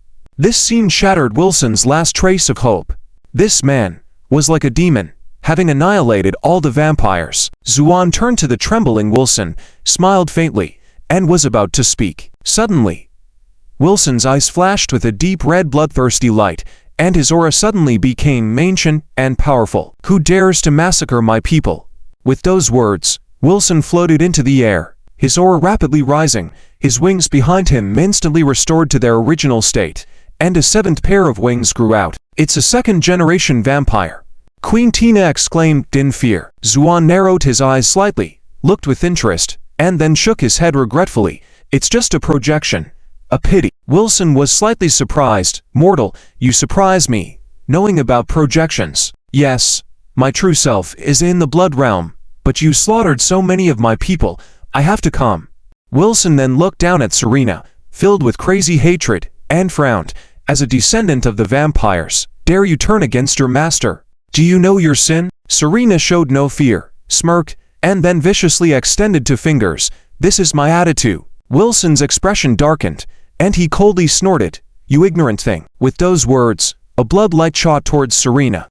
Its immense energy even caused ripples in the space it passed through. Confronted with such a powerful attack, Serena showed no fear. Instead, a mocking smile appeared on her lips, fearless of life and death.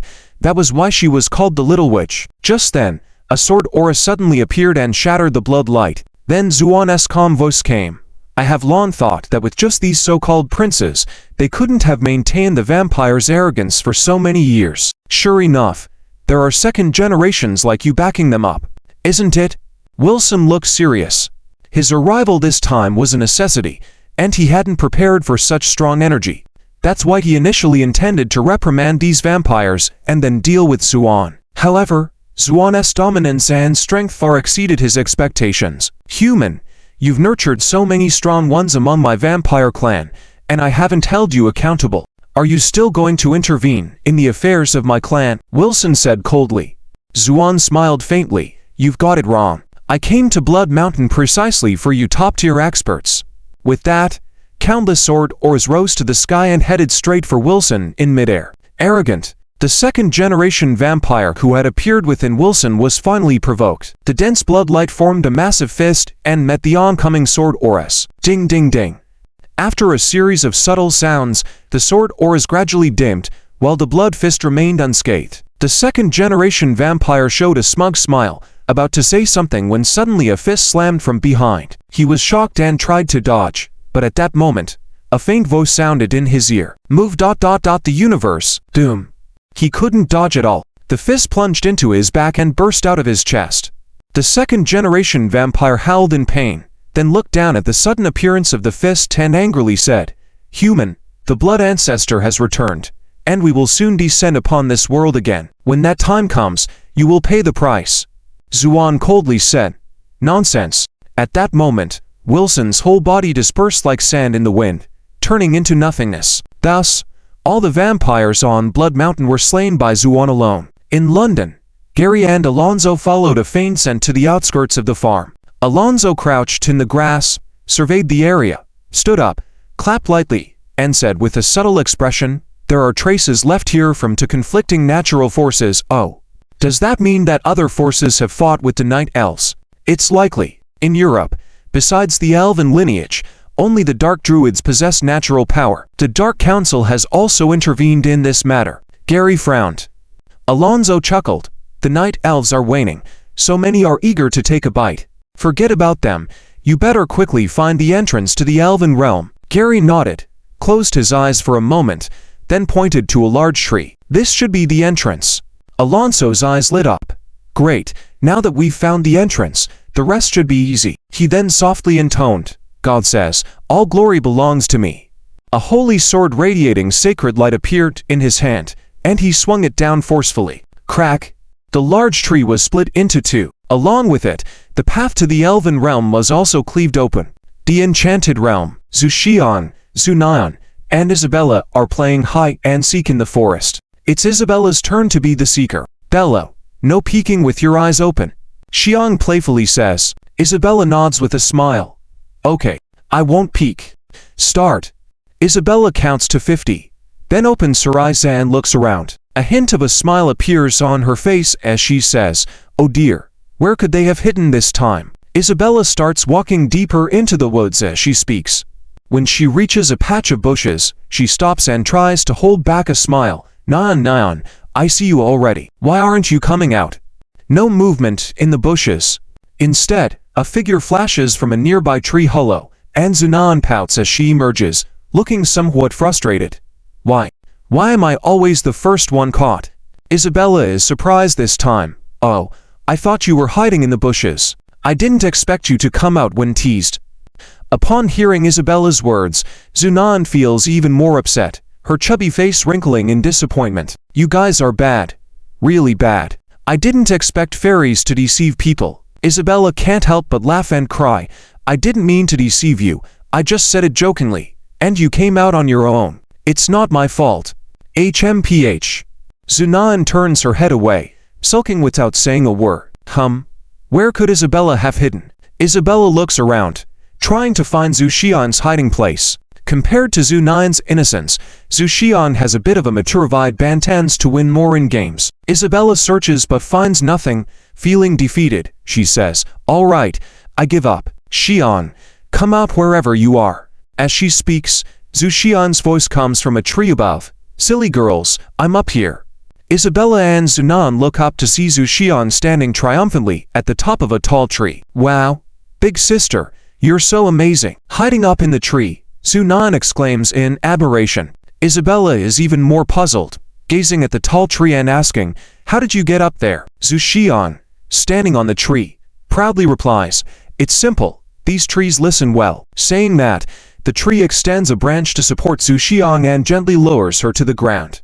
"Wow, you can even control trees."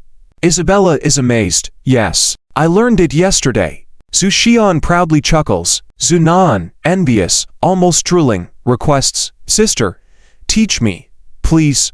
"It's simple, just silently communicate with the trees," Zuxian explains. Hearing this, Zuoan immediately tries it with a big tree, but then frowns and says, "Sister, why isn't it working?" Zuxian is also surprised. "How is that possible? It's straightforward." "What did you say?" "I said I want ice cream. Ask the big tree to make one for me." Zuoan blinks innocently. Zuxian covers her face, annoyed. "Silly Nan, how could a tree give you ice cream?" "Oh." Zuoan ponders for a moment, then excitedly asks, "How about a hamburger?" Zuxian, Isabella, As they were playing, a dark cyclone suddenly appeared above them. Gary, Alonso, and their henchmen emerged from it. Gary, looking down at the three girls on the ground, showed a smug and greedy smile. "What a wonderful place, seeing three beautiful girls as soon as we enter. Who are you? Why have you appeared here all of a sudden?" Isabella's face darkened as she shielded Zuxian and Zuoan, sternly asking, "We?" Gary's face radiating a holy light, calmly said, "Are messengers of light sent to bring you illumination." Sensing the light, Isabella's expression changed drastically. "They are the bad people from the church, run." With that, Isabella grabbed Zuxian and Zuoan, running towards the mother tree. Gary, wearing a serene smile, softly sighed, "Heresy is heresy, but we serve God. Yet, they call us bad people." Alonso couldn't contain himself any longer, and his greedy eyes never left Zuxian and Zuoan. Grinning, he said, "Gary, these two are not fairies but humans, and they're twins. What a delightful surprise." "These two are mine." Gary nodded, agreeing. Alonso, laughing slyly, rushed forward, leaping over the running trio and blocking their path on the ground. "Little girls, surrender quietly. Uncle won't harm you." Alonso deemed his smile as charitable, but in the eyes of the three girls, his smile was simply disgusting and lecherous. Zuxian, sharp-tongued as ever, spat, "Bah, you're not an uncle, you're a big villain." Zuoan, naive and not used to cursing, only nodded repeatedly. "Big sister is right. Hehe, keep scolding me. The more you do, the more excited I get." Alonso laughed in a twisted manner. Several cross-shaped lights flew towards the trio. Isabella, yelling, extended vines to resist. However, her strength was not enough to match Alonso's power, and the vines turned to dust in front of the bright crosses. Just as Alonso thought he had the upper hand, Zuxian and Zuoan pulled out the frying pan their father gave them and shouted, "Magical girl's transformation." Gary and his group burst into laughter at what they thought were the girls' fantasies. But to their surprise, the frying pan grew in size, becoming a huge green wood pan. They then used it to block the incoming cross-shaped lights with a slam. Doom. The lights were extinguished upon impact. Zuxian and Zuoan, holding the pan, raised their faces triumphantly. Big baddie, today we, the two sisters, will punish you in the name of the moon. Ultraman attack, bam. The frying pan flew out with a fierce momentum towards Alonso. Startled, Alonso dodged quickly to avoid the hit, but before he could celebrate, the pan flew back and smacked him on the back. Thwack! Alonso was knocked to the ground. Next, the pen swung down with thunderous sound. Alonso cried out, "The divine say, immortal through faith." Boom! A white light screen barely blocked the strike, but before he could catch his breath, Zuoan raised her hand. "Ultraman, go defeat the big baddie." The pawn rushed forth, shattering the light screen. Doom! With a severe impact, when the dust cleared, only a human-shaped pit remained on the ground. "Sister, that big villain didn't die," Zuoan shouted. "There's no need to shout. I saw it. Since he didn't die with one hit, then let's try another." Zuxian's young face was as cold as frost, pointing a frying pan. "Ultraman, kill this big villain." The frying pan rose again, heading straight towards Alonso in midair. Alonso was on the brink of losing control at this moment. He couldn't believe he was being beaten by two little girls. If news of this got out, how could he maintain his reputation in the Bright Knights Order? The only way to salvage his honor now was to eliminate these few little girls. That's why Alonso took a step forward, chanting, "God says, redemption through return." Holy white light enveloped him, transforming into a set of bright armor. At this moment the frying pan also charged, but Alonso coldly snorted, stepped forward, and actually withstood the blow. Dang! The armor on Alonso's body shimmered slightly, and the fierce frying pan was deflected. At the same time, a holy light longsword appeared in Alonso's hand, sneering, saying, "Meet your end." With that, the longsword came crashing down. The three little girls closed their eyes in fear.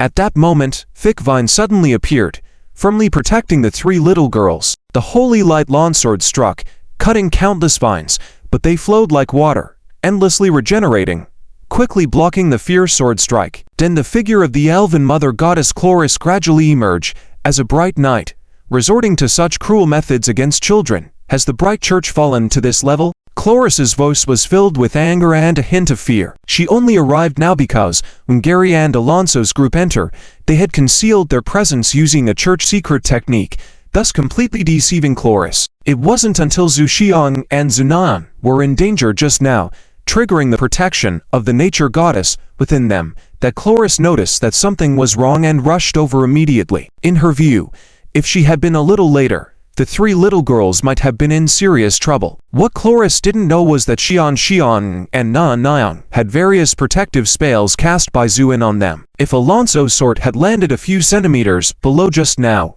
it would have triggered these protections. By then, even Alonso himself, not to mention the chief judge of the Bright Church, would have been in deep trouble. At this point, Gary and the people from the church had also arrived beside Alonso. They all looked at Chloris with greedy eyes. False god. And there's even the aura of the Norse divine. Alonso couldn't contain his excitement. For people like them from the Bright Church, capturing or eliminating a false god was the greatest achievement. It could even allow Alonso, who had made many mistakes, to be reinstated as the deputy leader of the Bright Knights Order. Chloris frowned. "The people of the Bright Church, my people, have always been law-abiding and neutral in nature. Yet you have oppressed us for so many years, thinking that my elven kind is easy to bully." With Chloris's words, countless vines fluctuated behind her, and even the sharp branches of the forest trees were all aimed at Alonso and his companions. At this moment, sensing the anger of the goddess, the elven people rushed to the scene. Seeing so many beautiful faces of the night elves appearing, Gary and Alonso smiled at each other. Then Gary spoke calmly. "False god, your self-proclaimed divinity is your greatest sin. As for your people, if they are willing to surrender, they may be redeemed." "Bah! We don't recognize the so-called gods you speak of at all. Bright tests, get out quickly, or we will make you pay." Ivlov roared furiously. By this time, his cultivation had recovered, and he was at the peak of his confidence.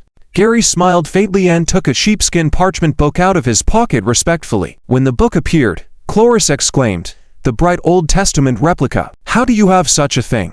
Gary chuckled without saying a word, preparing to turn the pages. At this moment, Ivlov could no longer hold back. A nature-powered javelin appeared in his hand, which he then hurled violently. Chloris also knew the situation was not good. If it had only been a cardinal in red and a bright knight, she would not have feared. But now, the cardinal had a replica of the bright Old Testament in his hands. Even though it was a replica, it was still a holy artifact. Gritting her teeth, Chloris called out, "Natural barrier."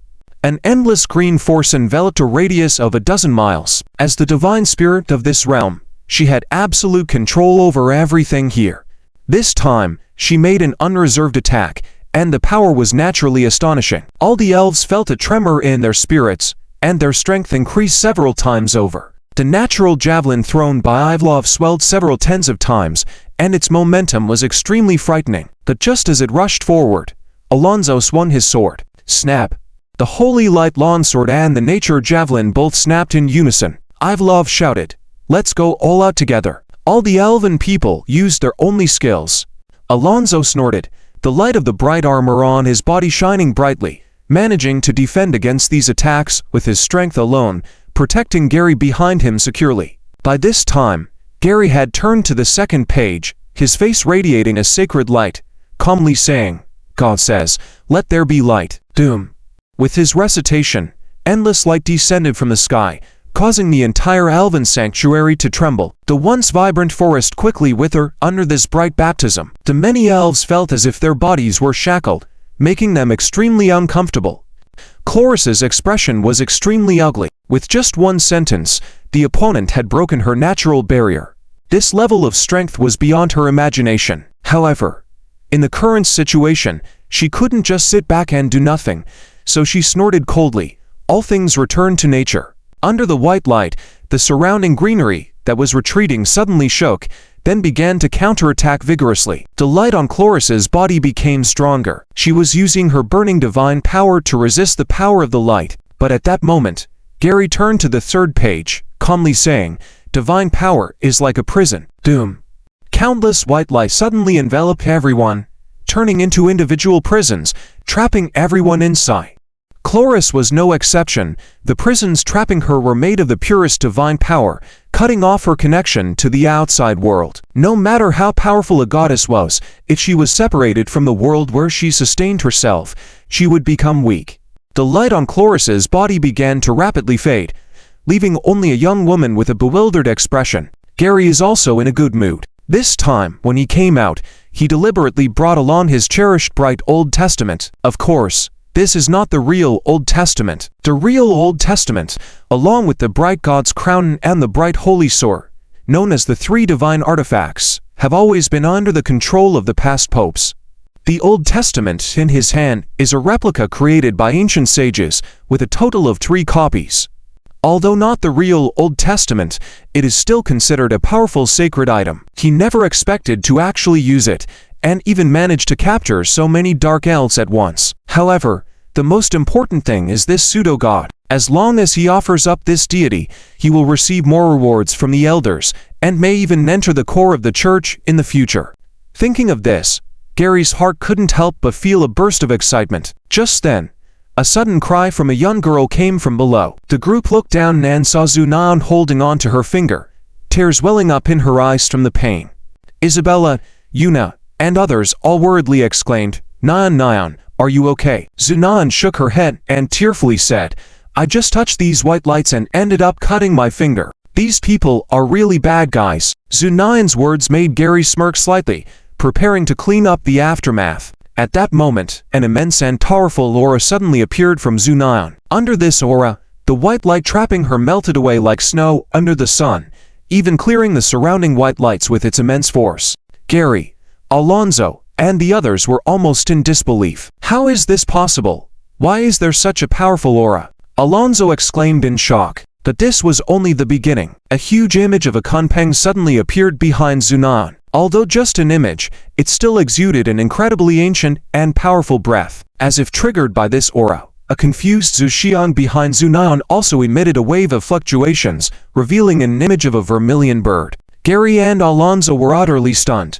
Although they didn't know what these divine beasts were, the powerful aura was undeniable. But this was still just the beginning. Image after image started to appear one by one. Azure Dragon, Qilin, Xuanwu, White Tiger, Pixu, Bai Zi, Phoenix, Bai Fang, Gauken. These extremely powerful ancient divine beasts appeared majestically in the sky, eventually even blotting out the entire sky. The unrivaled aura caused the entire elf realm to tremble, showing signs of collapse. Gary, Alonzo, and others paled, trembling all over. In the face of such awe-inspiring power, they seemed tiny. Chloris also stared in disbelief, then suddenly chuckled bitterly. She understood. These were all protective formations cast by Zuoan to ensure the safety of his daughters. But these protective formations seemed a bit too extreme. It was as if all the ancient divine beasts had been summoned. Just then, Zhu Xiang realized Tan pointed at Gary and Alonzo and the others, saying, "They are all bad guys." With Zhu Xiang's command, these formidable divine beast images collectively bowed down, looking at Gary and the others as if they were ants. Countless attacks fell like flowing water. Dragon's flames, Phoenix's fire, Xuanwu's strength, White Tiger's slaughter. Though not real divine beasts, their power was still astonishing. The church members who came with Gary didn't even have time to grunt before being directly wiped out by these attacks. Alonzo managed to hold on a bit longer, but after a breath, even his bright armor shattered inch by inch. Terrified, he screamed, "Lord Gary, save me." Gritting his teeth, Gary raised the bright Old Testament above his head and exclaimed, "May the grace of the Lord be with us." With his shout, the bright Old Testament suddenly began to burn. As this sacred artifact burned, powerful white light beams radiated out. Since these divine beasts were only illusions and not physical entities, they were all disintegrated under the white light emitted by the burning artifact. Following a deafening blast of white light, all these divine beasts disintegrated and vanished. Along with them disappeared the bright Old Testament. Gary's heart ached as if bleeding. This was one of only 3 sacred artifacts in the entire Bright Church. This was a big loss. Alonzo breathed a sigh of relief, looked at Zuoan and Zuoan and others with lingering fear, then smirked. "Hehe, you've actually killed so many of us. You will all be enslaved and have to atone for it." The many elves looked grim. Chloris struggled to gather natural energy, but just Gary's one strike had cleared all the natural energy within a dozen miles, leaving only the power of light surrounding them. This made her incredibly weak. "First deal with these 2 little girls who came out of nowhere," Gary ordered with a lingering fear. Alonzo nodded. "I got it. Leave it to me." With that, he lunged towards Zhu Xiang and Zuoan. The 2 girls screamed in surprise. But just then, a voice filled with overwhelming murderous intent resounded from the sky. "Daring to bully my daughter." Everyone was shocked and looked up. They saw a streak of light rapidly flying towards them, heading straight for Alonzo. The speed was so fast that even Alonzo didn't have time to react. A fist filled with immense anger had already struck his face. Doom! Under this punch, Alonzo's head burst open like fireworks. Then his body seemed to be crushed by something, breaking apart inch by inch. Blood splattered across the sky. One punch. This former deputy commander of the Bright Knight Legion, Alonzo, was directly shattered. It was then that everyone saw a man standing in midair, his face filled with boundless murderous intent. As soon as they saw this man, Zhu Xiang and Zuoan leapt for Zhou. Dad, you finally came to save us." Yes. It was Zuoan who had arrived. Zuoan was filled with overwhelming anger at that moment. He had just finished exterminating Blood Mountain and was about to return to S country when he suddenly felt a strong heart palpitation. And then he sensed that the protective formations he had placed on his 2 daughters had been triggered. This alarmed him, as it meant his daughters were in danger. He immediately tried to return to the elf realm through the mark Chloris had given him. However, Chloris was trapped by the forces of light, causing the mark to fail. In his fury, Zuoan burned his cultivation base, traversing thousands of miles in a single step and returning directly to the farm outside London. Bursting in, when he saw his 2 daughters safe and sound, his heart finally relaxed a bit. Then came the anger and killing intent capable of incinerating the heavens. Zuangxian lowered his head and smiled gently at his 2 daughters. "Good girls, let Daddy eliminate all these villains first." Daddy. These big baddies are really hateful. They even scratched my fingers." Zuoan expressed grievances and extended her fingers to complain.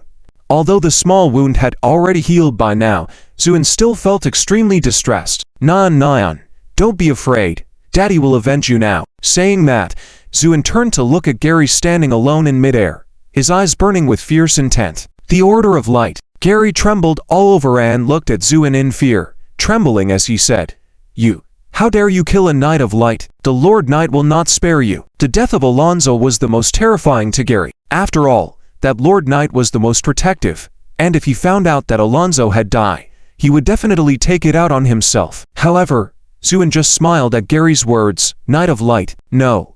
Soon there won't be one. It is you who must die today.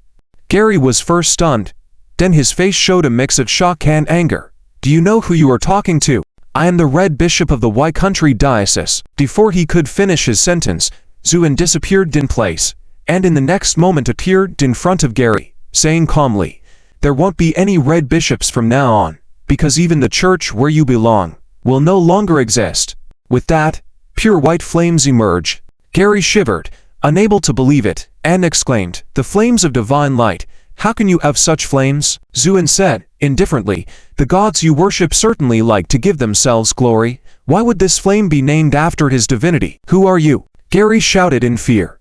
Zuoan said calmly, I am the one who will destroy your order of light. With a wave of his hand, the pure white flames engulfed Gary entirely. From the flames came a few painful screams from Gary, followed by his complete dissolution. Thus, all the members of the Order of Light who invaded the Elven Sanctuary perished. Zuoan landed on the ground, eagerly picking up his two daughters and carefully examining them, relieved to find that they were unharmed, easing his worries. At this moment, Chloris approached, bowing apologetically. Sir, it is my fault for not taking good care of the two young ladies. Please punish me. Upon hearing the Mother Goddess speak, all the elves knelt down. Sir, it is our negligence. Please punish us. Zuoan said, Daddy, it's all because of these villains. Don't blame Mother Goddess and them. Zuoan also said, yes, what sister said is right. Zuoan smiled and said to Chloris, who looked apologetic, get up. This matter is not your fault. The blame lies with the members of the Order of Light. Hearing Zuoan's words, Chloris stood up straight. Daddy, where is Mommy? Zuoan asked. Zuoan smiled. I sensed trouble here, so I rushed over immediately. Your mother is slower than me, so she'd be here in a little while. Just as he finished speaking, Yan appeared in the Elven Sanctuary, holding a frying pan, exuding a fierce aura. Who dared to harm my daughters? And Yan, who was usually gentle, was now like an angry cat, full of killing intent. Mommy, the villains have been eliminated by Daddy. Zuoan and Zuoan quickly jumped out of Zuoan's arms and rushed over. And Yan squatted down, tightly embracing her two daughters, her heart also in turmoil. She had just been scared as well. And suddenly became furious and informed Yan that something might have happened to the two daughters. He needed to leave first. With that, he disappeared into the sky.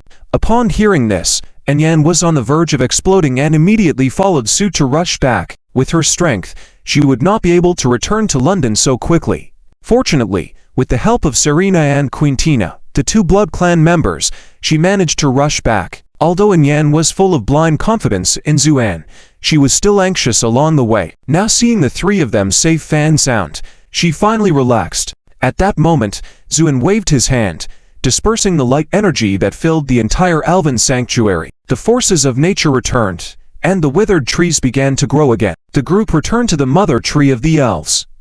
Chloris formally apologized once again, but Zuoan shook his head. As I said, this matter has nothing to do with you. The fault lies with the Order of Light. The Order of Light. Upon hearing this, Yan gritted her teeth with hatred. Chloris asked, Sir, what do you plan to do? What else can we do? If they don't provoke me, I won't attack, but if they do, I will kill. The Order of Light no longer has a reason to exist. Zuoan said calmly. His words caused a great stir. Many elves looked at each other. They had just heard Zuoan's words to Gary, but they had thought it was just a casual remark. They never expected Zuoan to be serious. But was it possible? After all, the Order of Light had dominated Europe for thousands of years. Nevertheless, Yan, who was usually gentle, nodded in agreement. Husband, I agree. These people have committed too many atrocities and should be dealt with. Chloris's eyes lit up. If Zuoan could really eradicate the Order of Light, life for the Dark Elf tribe would be much better. How could she stand idly by and watch such a matter that was directly related to her own interests unfold? With that in mind, she bowed. Chloris is willing to follow Sir into battle. Seeing her mother goddess like this, all the elves also bowed, willing to follow Sir into battle. Zuoan smiled faintly. At this moment, Elder Luna spoke. Sir, your cultivation is unparalleled, but the other party is a massive force that has ruled Europe for thousands of years, so relying on you alone may not be enough. Why not spread the news so that we can attract like-minded allies? Zuoan did not comment but nodded slightly. All right, then you will be in charge of this matter. Yes. Soon, a message spread throughout Europe. The Red Archbishop of the White Country Diocese and the former Vice Commander of the Order of Light had fallen. The killer was Zuoan himself. This news was shocking enough, but what followed was truly jaw-dropping. Zuoan declared that he would completely eradicate the Order of Light. This truly stirred up a hornet's nest. The whole of Europe was greatly shaken by this incident. Indeed, in recent years, the Order of Light had been increasingly unpopular, and it was no match for its glory in the Middle Ages. But a dying camel is still bigger than a horse. A European town. After these days of hard training, Fenmenchu progressed rapidly. Now she can even use some advanced dark magic. This kind of progress may Anastasia admire endlessly. Indeed, geniuses are unreasonable. Anastasia was sighing when suddenly, there was a slight disturbance in space, and then a letter-emitting black mist appeared in her hand. Anastasia was slightly stunned. This was an urgent letter that the Dark Council would only use after something extremely urgent happened. What happened? Anastasia opened the letter and couldn't help but change her expression. The situation was clearly written on the letter. The Archbishop Gary of the White District, the former deputy commander of the Knights of Light, Alonso, has fallen into the hands of Zuoan. At the same time, Zuoan also declared to destroy the Church of Light. This major event even made Anastasia, who was used to all sorts of trials and tribulations, couldn't help but change her color. Master, what happened? Fenmenchu noticed Anastasia's unusual expression and couldn't help but ask. Anastasia slightly furrowed her brows, then said, in a deep voice, "Deal with your affairs, and come back with me to the Dark Council right now." Fenmenchu was taken aback. She didn't know what had happened, but judging from Anastasia's expression, she guessed that something major had indeed occurred and nodded. Yes, the movie Fenmenchu had previously filmed had already won all possible awards. Afterwards, Fenmenchu turned down all invitations, claiming that she was preparing to rest for a while, and because of some trivial matters, Han Yao had already returned to her country. Therefore, Fenmenchu was now idle, so she quickly took care of everything. Before leaving, Fenmenchu couldn't help but ask curiously, "Master, what really happened?" Anastasia hesitated slightly, then told Fenmenchu what had happened. Fenmenchu listened and gradually turned pale. "Is the Church of Light very powerful?" Anastasia nodded. "Very powerful. We, the Dark Council, have been fighting against them for thousands of years, and most of the time, we have been at a disadvantage." Fenmenchu's eyes gradually turned red. Then, what should we do? Why is he so stupid to challenge such a huge power alone? Although Fenmenchu knew that Zuoan was not an ordinary person, and his strength was extremely strong. However, this time his opponent was a top power that had ruled Europe for thousands of years, not something that could be compared to ordinary cats and dogs. "No. I want to go find him." Fenmenchu made up her mind to go out. Anastasia furrowed her brows. "What problem can you solve by going to find him?" "I can." Anastasia interrupted Fenmenchu and said, indifferently, "With your current dark magic, any purple attendant can defeat you at will. It would be useless for you to go." "Then what should I do?" Tears streamed down Fenmenchu's face in a hurry. Anastasia said lightly, "Come with me to the council first. This matter has become so big. If Zuoan really wants to act against the Church of Light, the Dark Council cannot stand idly by." The Dark Council is located in the group of mountains in the eastern part of Europe. There are no roads that humans can travel here. Even if you use a plane to overlook it from the sky, you can't see any trace of it. Unless you use dark magic or other dark magic, you can't enter here at all. After landing, Fenmenchu took the witch rope handed to her by Anastasia, put it on, and followed her inside.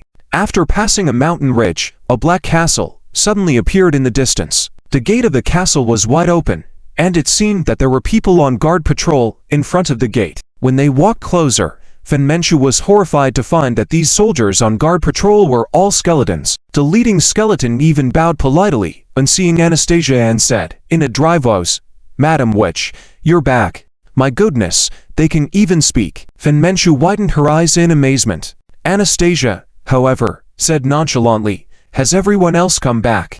They have all come back and are waiting for you inside. Anastasia nodded, leading Fen Manchu inside. When they were walking inside, Anastasia whispered, "Those are the skeleton warlocks. They are created by a very annoying guy specifically to guard the council's gate." "Tassia, I heard you gossiping about me behind my back while I was here. That's not what a lady should do." A voice came. Anastasia sneered. "Car says, if you call me a lady again, I will dismantle all your bones." As she spoke, Anastasia led Fen Manchu into a hall. The hall was decorated very simply, with only an oval conference table in the middle. At this moment, several people were sitting around the table, but these people challenged imagination. Among them was a giant who was about 3 meters tall even when sitting, his muscles all sculpted like explosive beauty. There was also a woman whose whole body seemed to be pixelated, and her face was completely unrecognizable. But the most eye-catching was the person who was arguing with Anastasia. This person was dressed in Western cowboy attire, wearing a large hat. However, under the hat was a skeletal shape. At this moment, this skeleton was leisurely sipping red wine. Fen Manchu was curious about how the red wine went into the body. When Anastasia entered, everyone in the room nodded in greeting. Then Karsus let out a dry laugh. "Now the witch is back, our council can start." "Oh, who is this?" Karsus was interested in Fen Manchu. Anastasia said lightly, "My newly accepted disciple." "A female disciple? I already smell a faint fragrance of a woman. She must be a beauty, right?" Karsus said with a smile. Anastasia said coldly, "Of course she is a beauty. But you are already a skeleton, can only look. Looking is good too. A beautiful body is always worthy of admiration. And the new disciple you accepted, don't you introduce her to everyone?" Karsus said with a grin. Anastasia nodded. "Manchu, take off your hat. Karsus has been alive for thousands of years. He may be the only surviving necromancer in the world. Most other necromancers died in the Middle Ages. At that time, the Holy Church was at its peak, fanatically suppressing and eliminating all foreign gods and various heresies. Karsus is the only survivor. Even after so many experiences, he has already dedicated his physical body to the god of death. He still finds life interesting and has a strong ability to accept new things. In simple terms, he is interested in whatever is popular. In recent years, he became obsessed with idol chasing. By chance, he saw a movie starring Fen Manchu called The Godslayer. The character Fen Manchu played in the movie impressed Karsus greatly, and since then he has become a fanatical fan of Fen Manchu. He even planned to go to Huaxia to find Fen Manchu, but unexpectedly encountered her here. Furthermore, Fen Manchu had become the apprentice of a dark witch. Karsus stood up, walked to the bewildered Fen Manchu, and gracefully bowed.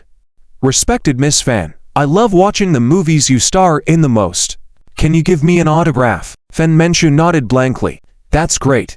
Karsus was very happy, somehow took out a pen, handed it to Fen Manchu, then took off his hat, bowed respectfully and said, "Please sign on my head." Fen Manchu looked at her master, Anastasia, shrugged, indicating it was okay. Fen Manchu gritted her teeth, tremblingly signed her name on the smooth skull. "All right, it's done." Fen Manchu's voice trembled. Karsus took a step back, lifted his head with his hand, removed the skull, looked at the signature on top, and exclaimed, "What a beautiful font, but I should learn Mandarin." "All right, Karsus, stop fooling around. Let's get to business," Anastasia said sternly. Hearing her words, Karsus put his head back on and sighed. "If we talk about who has been most prominent in the past 2 years, it must be this Mr. Zhu from China. I have compiled a list of the things he has done recently. Each one is amazing. However, I never expected that he would dare to kill a red bishop and a knight of the light, and even declare to eradicate the Holy Church." The woman covered in mosaic said, in a blurry voice, "The key is not about that, but how our Dark Council will handle this." "Nightmare, what stance do you think we should take?" Titan said, in a muffled voice. The woman known as Nightmare was once a famous enchantress in Europe. After hearing Titan's words, Nightmare said, "If this Mr. Zhu really has the strength to deal with the Holy Church, we should assist him. However, if he is just talking big, then acting rashly will cause us great losses." "That's right. I also think so, and I feel that the chances of this Mr. Zhu's success are very low. After all, no matter how powerful he is, the other side is an immensely large organization. How can he handle it alone?" Titan nodded. But at that moment, Fen Manchu suddenly said, "I believe he is really going to eradicate the Holy Church."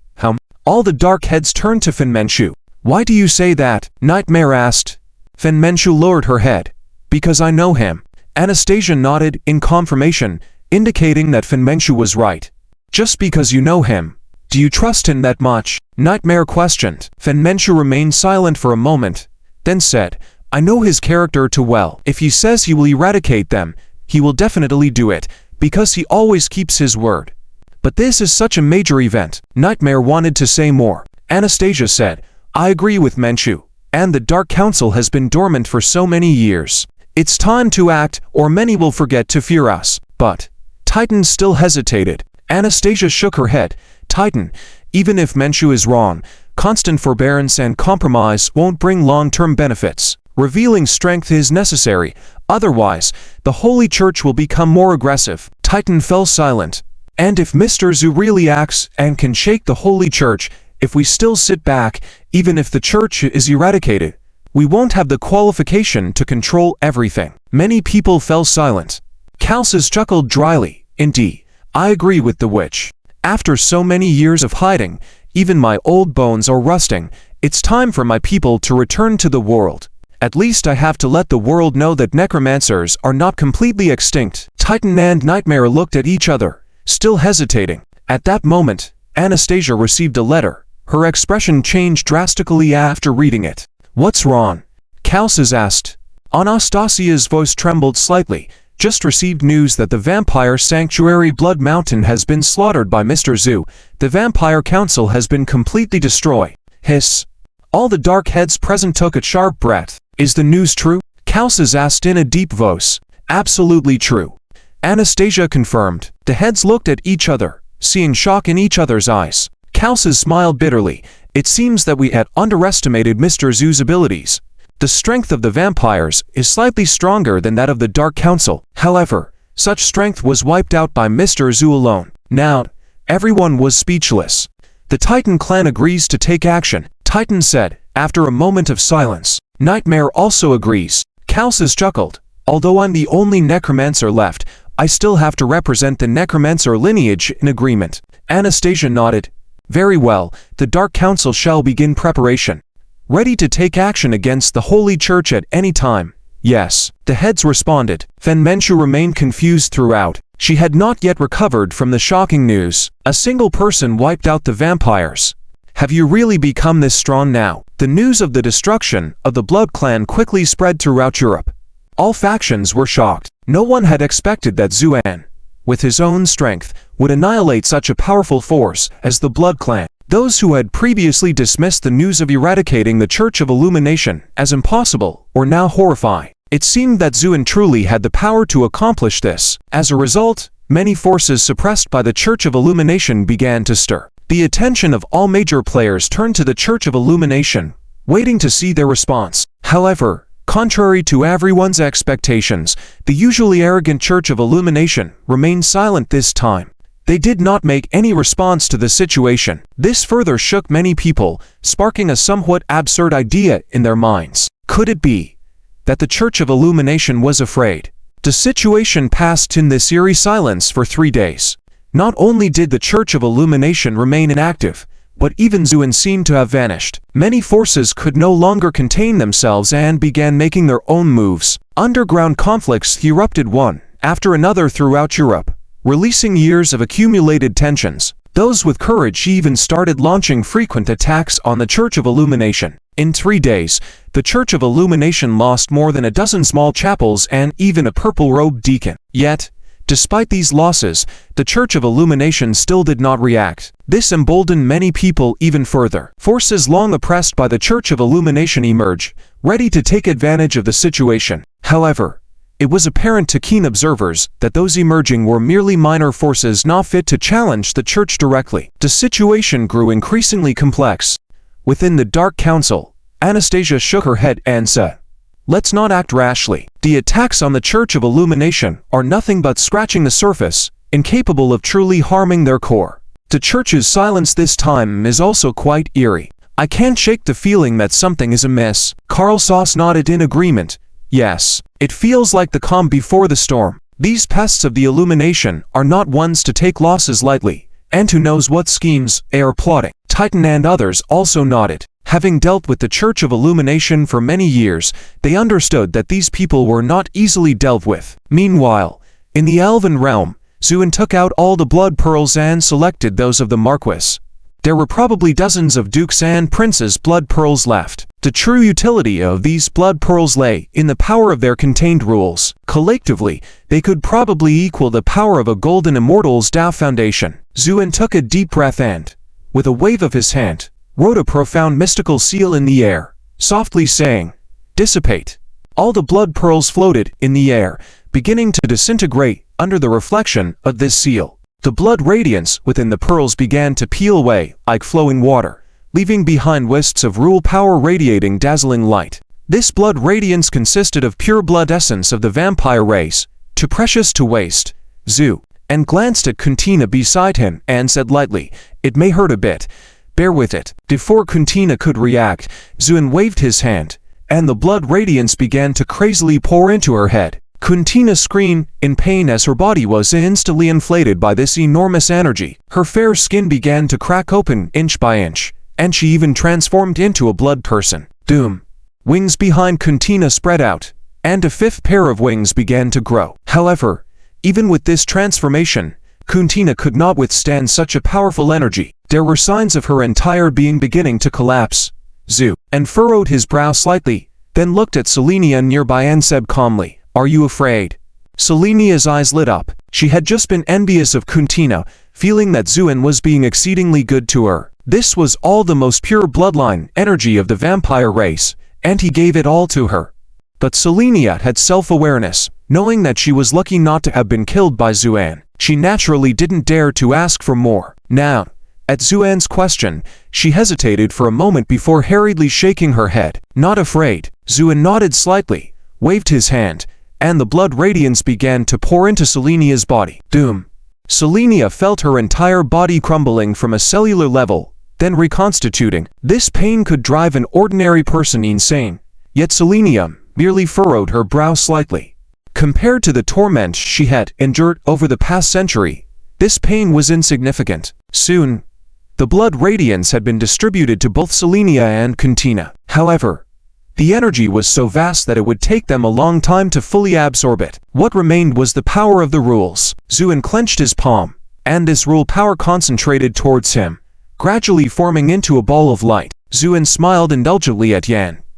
"Yanner, close your eyes." It was as if he were coaxing a child to take a shot. Yan nodded, and Zuoan first enveloped the light orb with his divine consciousness before pressing it onto Yan's forehead. Directly infusing rule power might have caused some pain. Zuoan couldn't bear to let his wife suffer even a little, so he used his divine consciousness to protect her. Guided by Zuoan's divine consciousness, the rule power rushed towards Yan's seal. Doom. After the dissipation of the rule power, a crack appeared in the seal. Once finished, Zuoan withdrew his divine consciousness, wiping the sweat off his forehead. He had protected Yan's soul throughout the process, making him even more tired than Yan. Yan blinked her eyes, and suddenly, her aura began to ascend rapidly. Doom. A powerful aura emanated from Yan. Zuoan looked at her in surprise. His wife had broken through again. This time, she directly advanced from a half-step Tao immortal to a Tao immortal. This step was something many might never achieve in their lifetime, yet Yan surpassed it effortlessly. "Husband, I seem to have become stronger again," Yan said excitedly. Zuoan rubbed Yan's head with a proud smile and said, "Yes. My wife is indeed remarkable." Standing up, Zuoan smiled faintly. "Well, now it's time to settle the score with the Church of Illumination. The capital of country F is Paris. As a world-renowned center of fashion and romance, it has always been one of the most important cities in Europe. The Light Church naturally values this place, as can be seen from the personnel assigned here. Usually, regular parishes are overseen by purple-robed deacons. Even in big cities like Xinjiang, only a more experienced purple-robed deacon would be dispatched. The terrace is different. It is one of the two places where a red-robed bishop presides over a district. The other place is London. Recently, Christianos has been feeling restless. The guardian of London, Gary, has died. Although this Gary had a poor reputation within the church, many said he had relied on flattery to rise through the ranks, but regardless, he was still a red-robed bishop. Not only that, even the Light Knight Alonso has fallen. This outcome has made Cristianos uneasy. Ever since the Crusades, no light knight had died in combat. Moreover, rumors about Zuoan were spreading, making Cristianos feel apprehensive. He could only silently pray to the goddess of light, hoping that the god of death would not come to Paris. Unfortunately, his worshipped deity could not protect him. While he was silently praying, Zuoan had already set foot in Paris with his family. Dear, why are we in Paris? Of course, we are continuing our honeymoon trip, Zuoan said cheerfully. And Yen stuck out her tongue. I almost forgot about that. With so much happening recently, Yen had even forgotten the original purpose of their trip to Europe, which was for their honeymoon. Zuoan affectionately ruffled Yen's hair. Silly girl. I promised you, so I have to deliver. I'm so happy. Yen said joyfully. Zuoan smiled. His reason for coming to Paris this time was twofold: to bring Yen for sightseeing and to uproot the light church here. Then, they would head south, eliminating the light forces along the way, before finally storming the headquarters of the light church, to Bright Church Country. If anyone knew Zuoan's plan, they would surely be stunned, because it was simply too crazy. But for Zuoan, it was just a routine operation.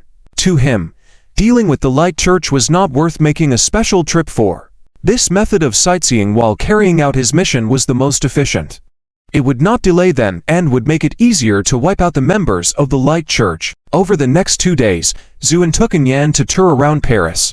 It had to be admitted that Paris was truly deserving of its worldwide reputation as the capital of fashion. The array of luxury handbags and clothes was truly dazzling. No woman could resist such allure, and Yen was no exception. She seemed to be in shopping heaven, with her main priority being to shop every day. Zuoan took care of paying the bills behind her. After 2 days, Yen had filled up several large wardrobes with the clothes she bought, and she finally stopped this frenzied shopping spree. Zuoan couldn't help but breathe a sigh of relief. It wasn't because he was concerned about the money. In fact, if he wanted to, he could buy out all the major luxury companies in Paris. The issue was that very few men enjoyed shopping, especially accompanying a cultivation practice wife shopping, which was akin to a nightmare experience. From the moment they woke up in the morning, until the shops closed late at night, Yen energetically wandered around the major shopping malls and luxury streets. Even by the end, Zuoan felt somewhat overwhelmed. He couldn't understand why women had so much energy when shopping, as though they would never tire. Fortunately, it all finally came to an end. The Grand Cathedral outside Paris. Cristianos had just resolved some issues for a rich man, and after receiving a generous reward, his mood had finally improved a bit. Everything had been calm these days, and it seemed that the talk of the god of death was just that. Talk. That would be perfect. Bishop, a few students are ready to interview you today. As Cristianos emerged from the confessional room, a priest hurried over. Students interviewing? Yes. They want to know more about the daily maintenance and restoration of our church. Cristianos frowned and waved his hand, saying, No, I'm not interested in meeting a few students. Understood. Respected Bishop, I will go and inform them. I also find it somewhat ridiculous that a few students from Wagwo want to interview about the maintenance of European historic buildings, the priest said, turning to leave. Wait. Cristianos stopped the priest. What did you just say? Where are these students from? Respected Bishop, they are all from Wagwo. Is there a problem? Cristianos' expression changed subtly, then he nodded slightly.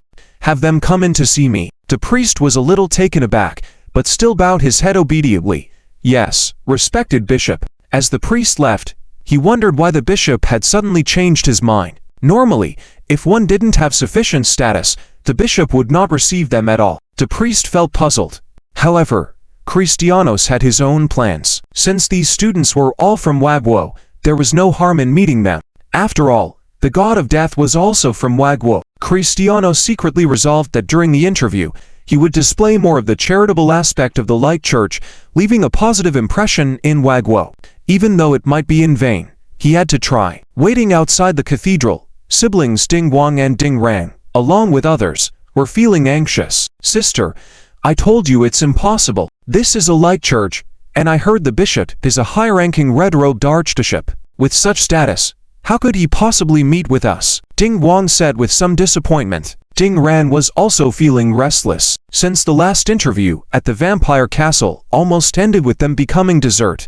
Ding Ran had been heavily shaken, spending 7 to 8 days in the hotel before gradually recovering. However, the thesis had to be done, but Ding Ran did not dare to approach those eerie castles again. She set her sights on the majestic cathedrals, thinking they would be safer places, being closer to the gods. But the problem was many of the light churches were not open to the public. Having no other choice, she gathered her courage and offered a generous gift to request an interview. At that moment, a priest emerged from the church, somewhat arrogantly saying, "The respected bishop has agreed to your interview.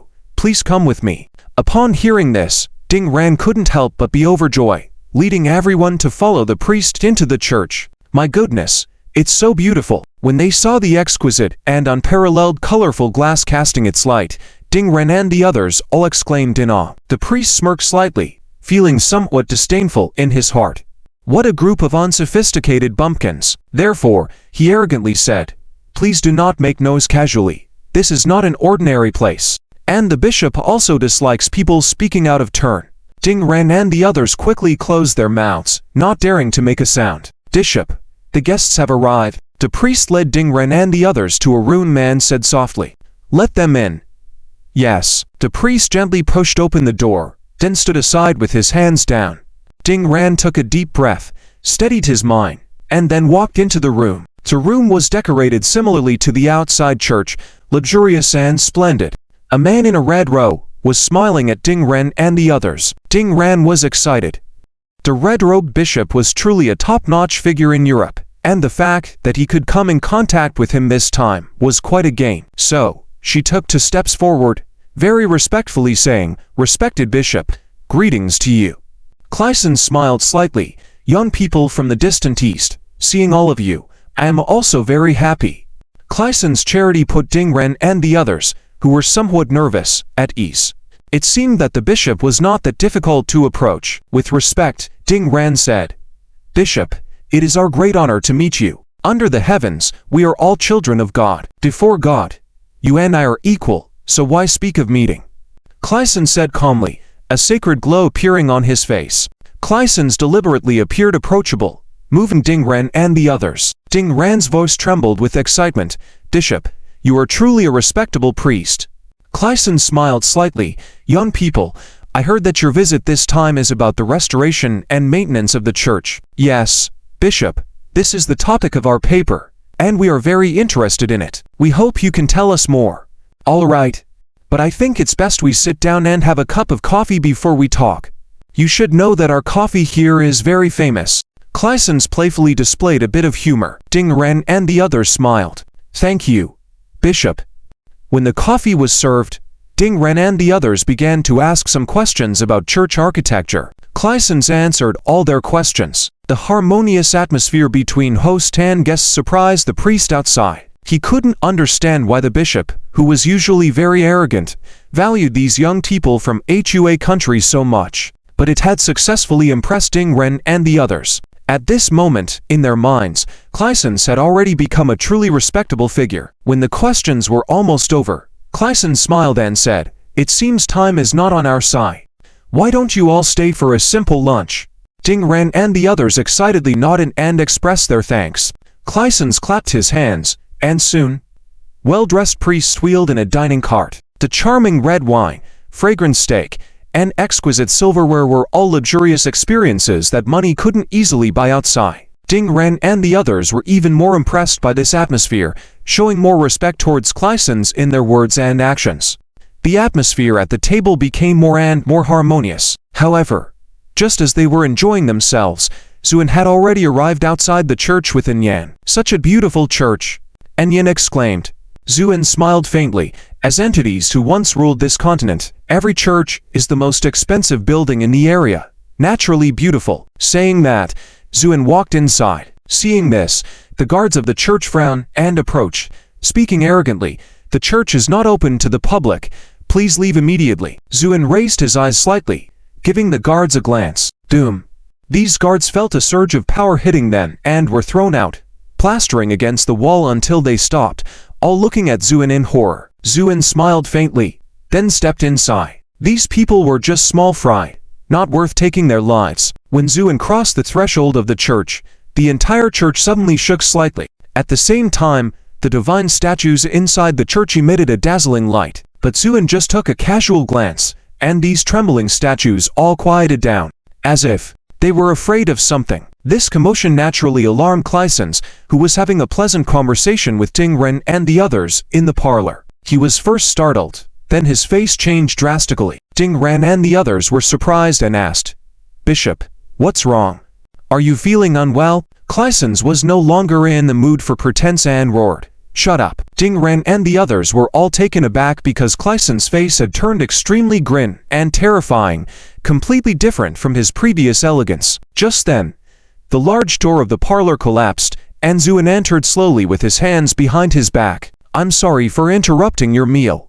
Zuoan smiled, saying casually. When Ding Ren and the others saw that it was Zuoan, they were all dumbfounded, especially Ding Ren. She could never forget the scene at the Blood Castle. If it weren't for Zuoan, she might have been eaten as a dessert by the vampires. But this time, what did he want to do? Could it be that even this respected red-robed bishop was a vampire? Ding Ren's mind was in turmoil. Clysons stood up abruptly, looking at Zuoan with fearful eyes. "Mr. Zhu, what brings you here suddenly? Is there something you need?" Clysons tried to keep his voice calm. "Oh, you recognize me?" Zuoan said lightly. "If we talk about who has been the most outstanding figure in Europe recently, that must be you. And you are also a person from HUA country, so it's not hard to guess." Clysons said, "Zhu," and nodded. "You are very clever. I have no other business coming here this time. I'm just here to kill you." Upon hearing what Zuoan had to say, Ding Ren's heart was filled with tears. He was certain that he had some conflict with this person. Otherwise, why would he always appear whenever Ding Ren was dining with someone else? Clyson's eyes lit up as he quickly said, "Mr. Zhu, I am entertaining your compatriots very well. Moreover, I don't feel any hatred between us. Look." Zuoan waved his hand, signaling Clysons to be quiet before saying calmly, "Your entertaining them has nothing to do with me. I am coming after you because the Illuminati shouldn't have set their sights on me." With that, Zuoan took a step forward. Endless sort energy immediately surrounded Clysons. Clysons exclaimed, "Zuoan, do you really have to be so ruthless?" Zhu, and calmly reply, "Save those words for the souls that were persecuted to death by your Illuminati. Don't think I'm afraid of you." Divine wrath. Clysons knew that conflict was inevitable and angrily shouted. A brilliant holy light shot out from him and headed straight for Zuoan. However, Zuoan simply waved his hand casually, causing the seemingly grand and powerful holy light to dissipate. Clysons almost popped his eyes out and exclaimed, "How is this possible? This holy light is unstoppable. How did you? Do you think only you have light?" Zhu, and said calmly as pure white lotus flowers appeared in the air. Radiant flame of light. "No." Clysons let out a desperate cry, and the protective holy light surrounding him completely surrendered upon seeing these lotus flowers, enveloping Clysons in sword energy. In a few breaths, he turned into blood. With Clyson's death, cracks suddenly appeared in the statues of the Illuminati gods in the church, and the once magnificent hall dimmed. This was the effect of the bishop. He could greatly enhance the sanctity of a church. Now that Clysons had died, the church fell with him. After completing all this, Zuoan turned and looked at Ding Ren and the others, who were bewildered, and calmly said, "This place is very dangerous. You should return to China, or I can't guarantee you'll have the same good luck next time." With that, Zuoan led Yan away. As he walked further away, Ding Wong trembled and asked shakily, "Sister, what should we do?" Ding Ren shivered all over, then regained her composure and stood up without hesitation. "Did you not hear him? We're going back to China now. Now, what about our thesis?" "What thesis nonsense? We can always graduate later." Ding Ren roared, then turned and walked out. She made up her mind that she would never come to Europe again in her lifetime. This place was too dangerous. The news of Clyson's demise quickly spread, shocking many. Countless eyes turned to Zuoan and the Illuminati. They all wanted to know what the next move would be for both parties. Many asserted that the Illuminati would definitely react since this was the third senior church member killed by Zuoan. However, contrary to everyone's expectations, the Illuminati remained silent, as if this event hadn't occurred at all. In stark contrast, Zuoan continued his journey south, eliminating several churches and 5 or 6 purple deacons along the way. Many people woke up from their initial shock and confusion, realizing that if Zuoan continued this path south, he would ultimately reach the Illuminati's headquarters, the Illuminati Kingdom. Could it be that he was truly challenging an entire kingdom alone? This idea shocked many, but also stirred many who harbored ulterior motives. In any case, the attention of the entire Europe and even the world was now focused on the Illuminati Kingdom. The Illuminati Kingdom was a small country covering only a few square kilometers. Despite its small size, it boasted exquisite churches on its land. At its core stood the renowned Cathedral of Light, a sacred place known for its direct communication with the God of Light and with a history dating back to ancient times. It was also the central location of the Illuminati, where the Pope resided. At this moment, the sacred Grand Square in front of the Cathedral of Light was bustling with tourists. In the Middle Ages, this place was an absolute forbidden area. However, with the gradual secularization over the years, especially with a decree from the previous pope, the entire Illuminati Kingdom started to open its doors to worldly tourists, including the sacred Grand Square where one could supposedly hear whispers from the divine. That the people on the square now were not just ordinary tourists. Among them were almost all the intelligence personnel from around the world, as well as spies sent by various powers in Europe. After all, recent events had stirred the hearts of countless people, and everyone wanted to know why the usually dominant Illuminati was so silent this time. David was an intelligence officer from a country's intelligence agency, on a monitoring mission. He believed that among the tourists in the square, there were certainly many of his own colleagues as well. To be honest, this task was quite nice, like a paid vacation. Not only could he enjoy the exquisite medieval architecture for free, but he could even occasionally have a romantic encounter with female tourists from various countries.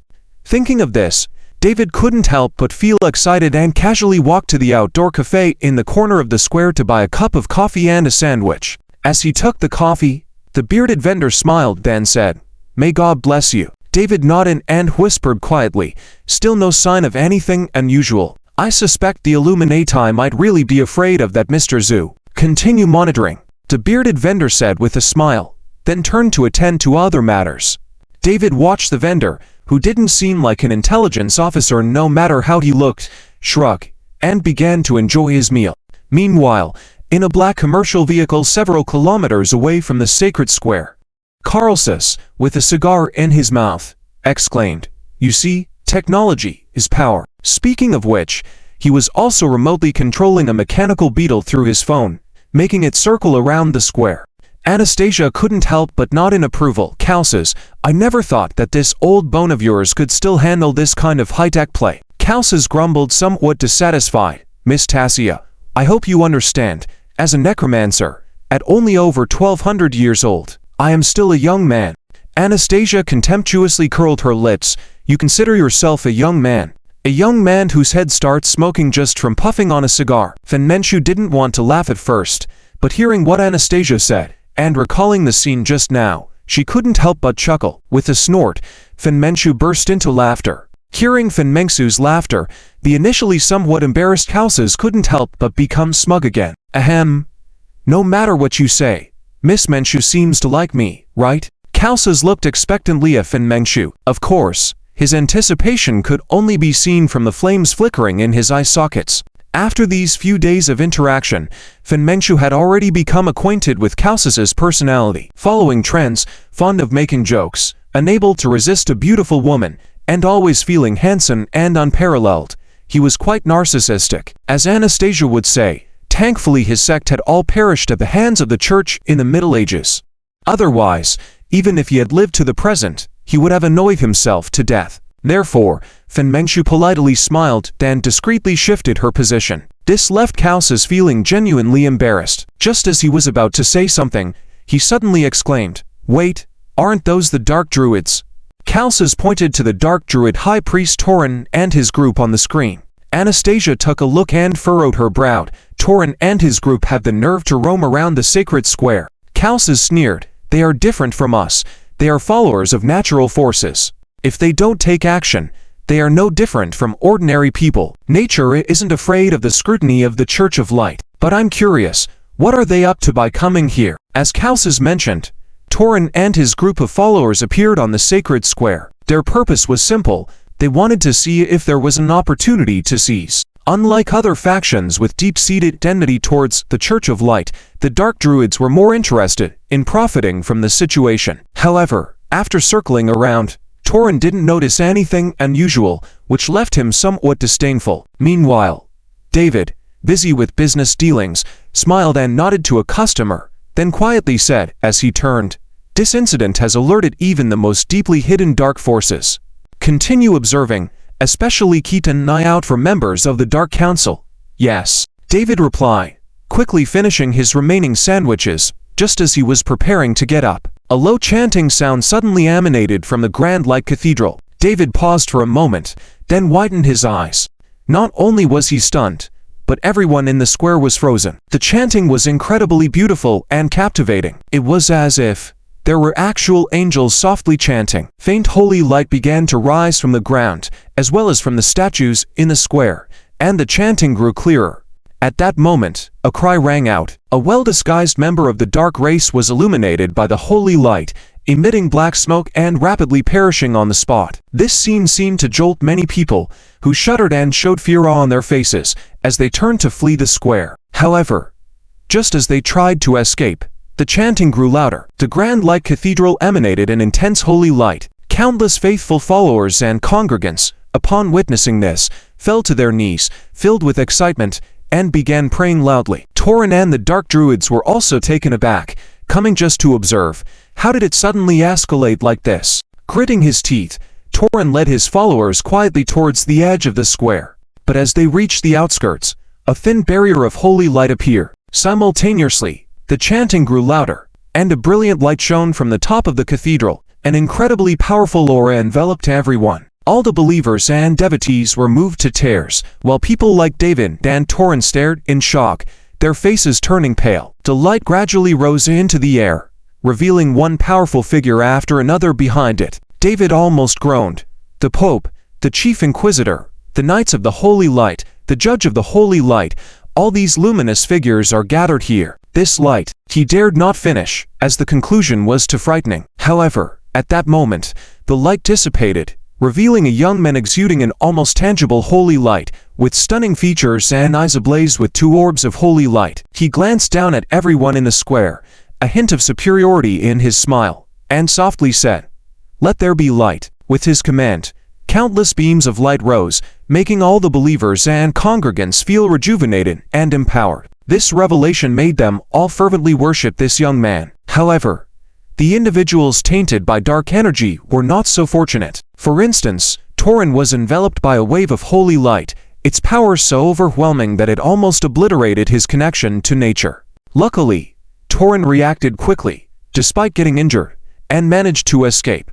Unfortunately, his followers weren't as lucky, as they were all swiftly consumed by the holy light before they could even scream. This realization shook Torin to his core, and without looking back, he madly fled, recalling a horrifying legend. Meanwhile, in the black business car, Kalsis, Anastasia, and the others were all left dumbfounded as they gazed at the man on the phone screen, who radiated an air of superiority. Carl Sars let out a scream, waved his hand, and a thick black gas appeared in front of him. However, these black gas clouds seemed as thin as paper in front of the holy light, with no resistance at all. A strand of holy light touched Carl Sars's arm. Hiss!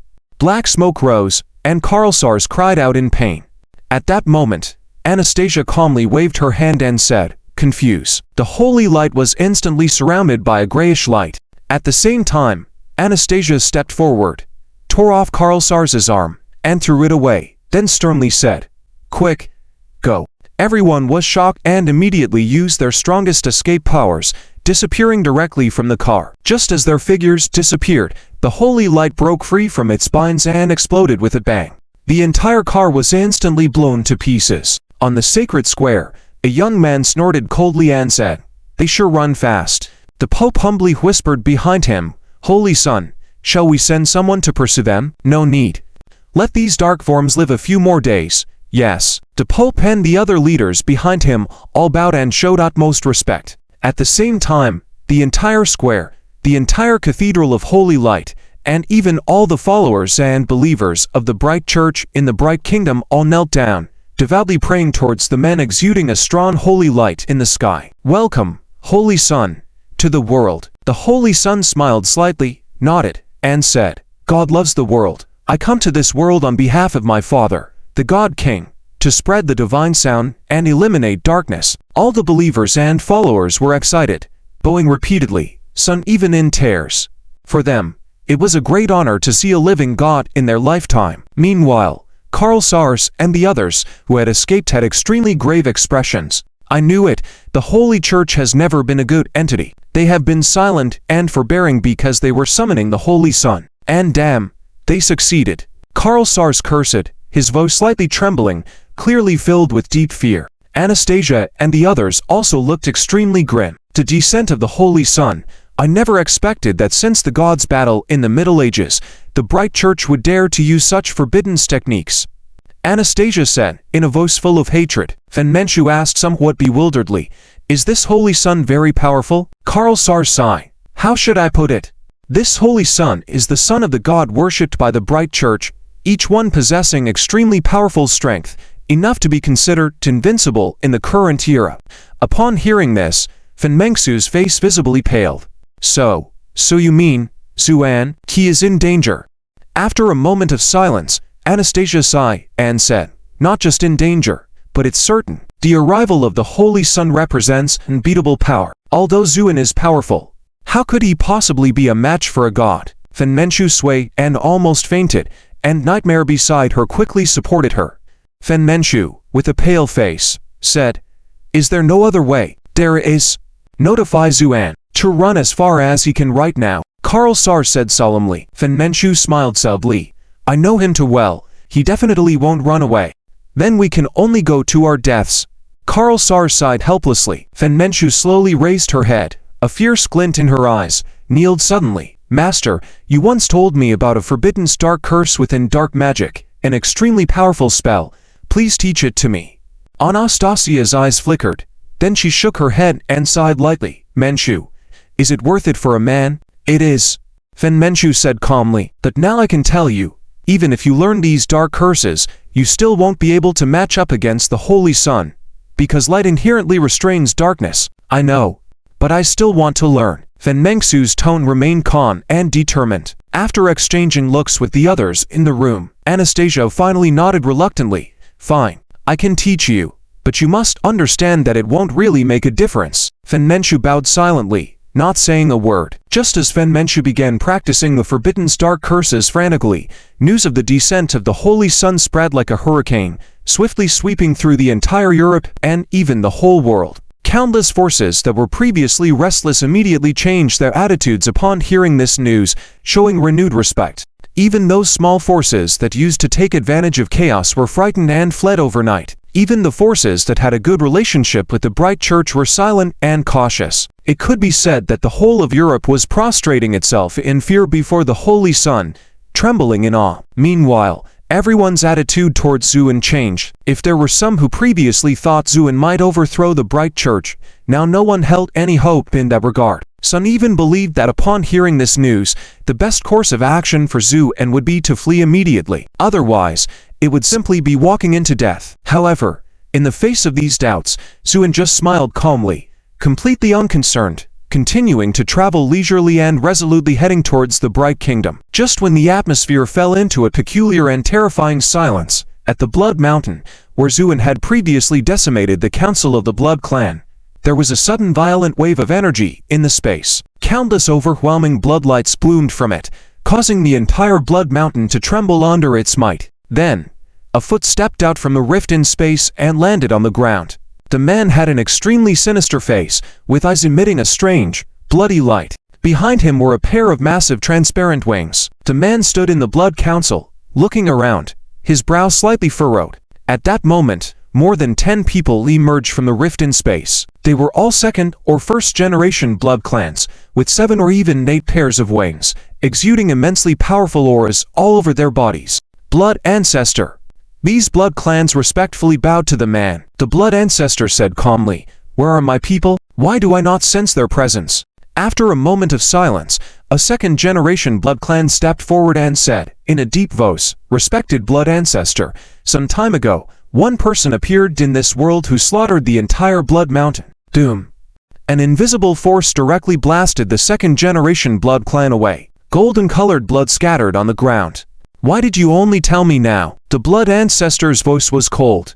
"If the impact brought by the descent of the Son of God is on the level of a level 9 earthquake, then the news of the return of the blood ancestor is like a volcanic eruption following that level 9 earthquake. The whole of Europe, even the entire world, is completely dumbfounded by this explosive series of news. The supreme rulers of the light and dark camps have almost simultaneously descended, and they have all directed their weapons towards Zuoan. Now, even those who were most optimistic about Zuoan have changed their views. No one believes that Zuoan can turn the tide in this situation, and some even assert that Zuoan is doomed. The Dark Council. Fenmenchu has not left her room for 3 days. She is tirelessly honing her dark magic almost to the point of madness. Outside the room, Anastasia and Carlsus look at each other with grim expressions. "Should we tell her about this?" Carlsus asks. Anastasia sighs. "Let's tell her. Then I'll take her to see Zuoan. And no matter what, I'll find a way to get him to flee Europe to avoid danger." "All right. Just be careful not to upset her," Carlsus says anxiously. He is even more nervous than Anastasia. After spending this time together, Carlsus sees Fenmenchu as his own junior, even as a daughter. Anastasia nods and enters the room. The room is filled with black mist. Fenmenchu is sitting in the middle, meditating. Her cheeks are visibly thinning, but her power is growing. Anastasia sighs softly and says, "Menchu." Fenmenchu slowly opens her eyes, and a powerful force of darkness emanates from her. Anastasia is surprised. In just a few days, Fenmenchu's progress has been remarkable. "Master, what's wrong?" Anastasia approaches cautiously, hesitates for a moment, then says, "I just received some news." "Is it about Zuoan?" Fenmenchu's expression changes. The blood ancestor has returned to this world with the first and second generation of blood descendants, and has announced that they will deal with Zuoan. With that, Anastasia watches Fenmenchu closely, fearing she may not be able to handle this news. Fenmenchu's face pales slightly, but she shows no other signs of distress, just lowers her head and murmurs, "I understand." Anastasia continues, "Menchu, you may not understand the significance of the blood ancestor's return. Although the Dark Council and the blood descendants belong to the Dark Camp, the two sides have their differences, and even had conflicts in ancient times, so the Dark Council has detailed information about this blood ancestor. He is a demon-like existence. All blood descendants in this world are his offspring. His strength is formidable, not even inferior to the Son of Light." While Anastasia speaks, Fenmenchu still does not lift her head, but Anastasia can see crimson tears rolling down Fenmenchu's lowered face, a result of biting her lips too hard. So, after discussing with Carlsus and others, the most important thing now is to go see Zu, and first and urge him to leave Europe as soon as possible, otherwise. Anastasia doesn't finish her sentence, believing that Fenmenchu knows what she means. "It's useless." Fenmenchu sighs softly. "You all don't understand him at all. His character has never changed. Even if it's the Son of Light himself, he won't back down." Fenmenchu murmurs almost inaudibly. Then she smiles at Anastasia. "Master, please teach me all the forbidden spells." Anastasia is stunned for a moment, then nods gently and says, "Okay." The Blood Council. The blood ancestor sits on a soft human skin sofa, enjoying a sip of young girl's blood.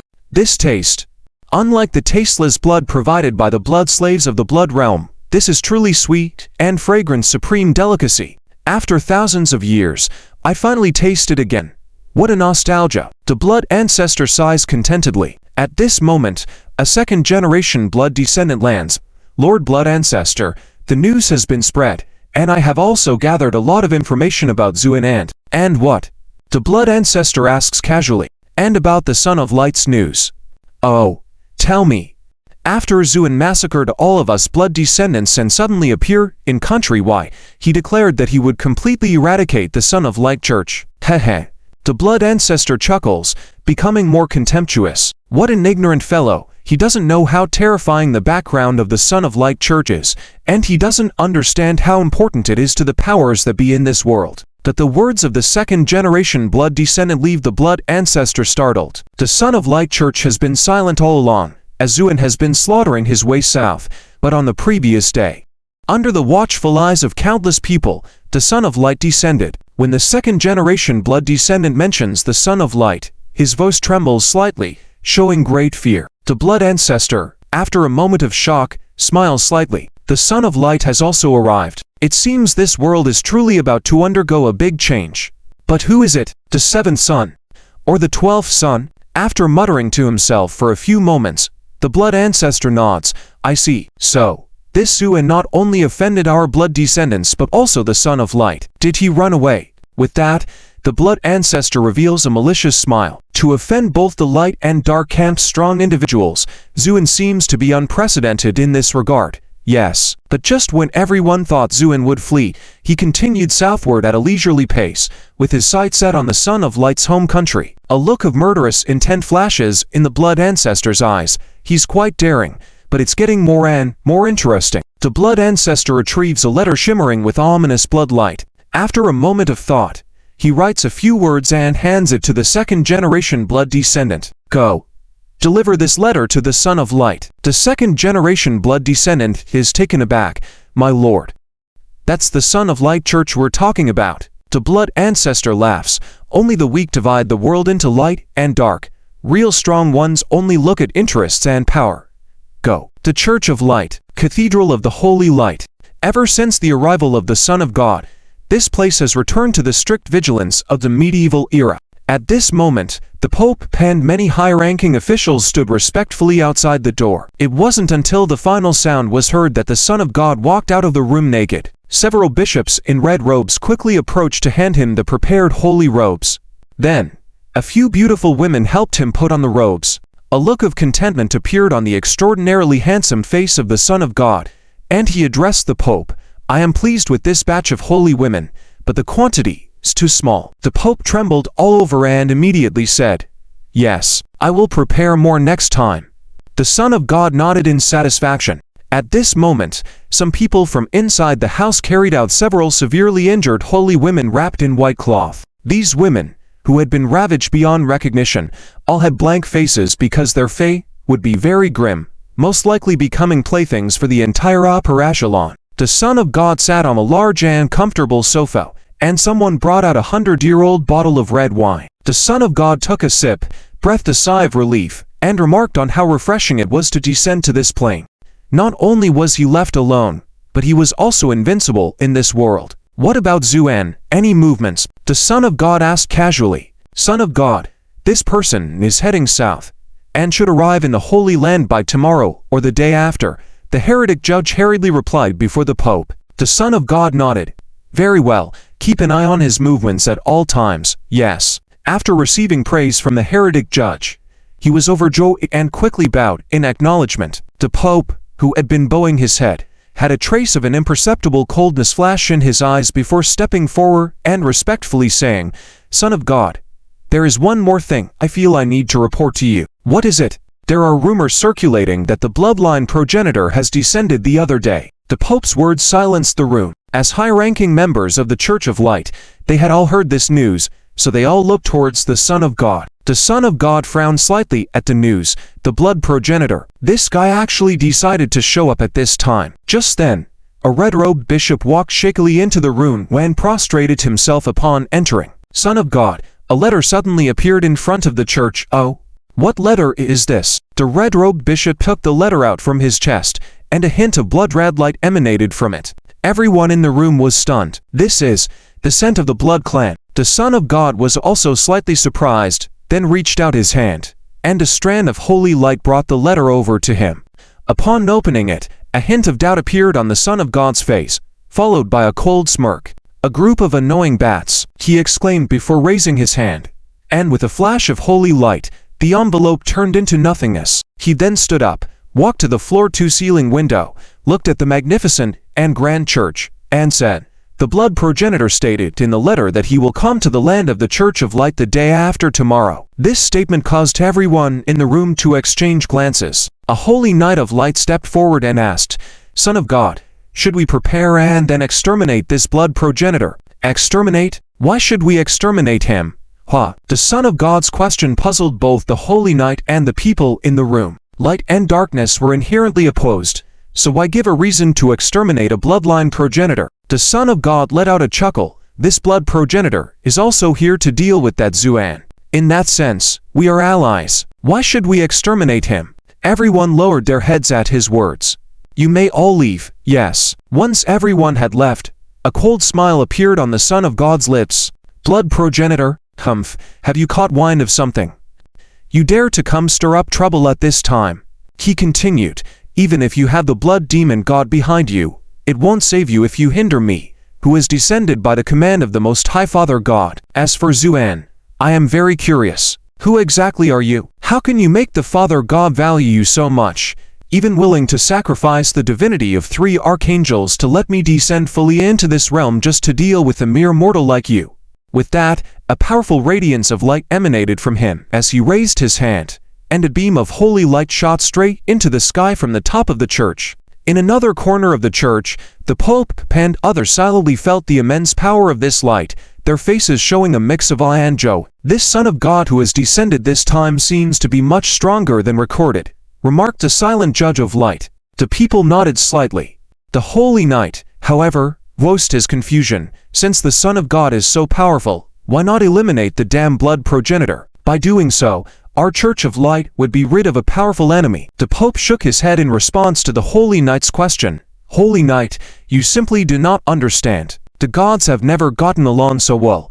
Even our most high and supreme light god has his own considerations.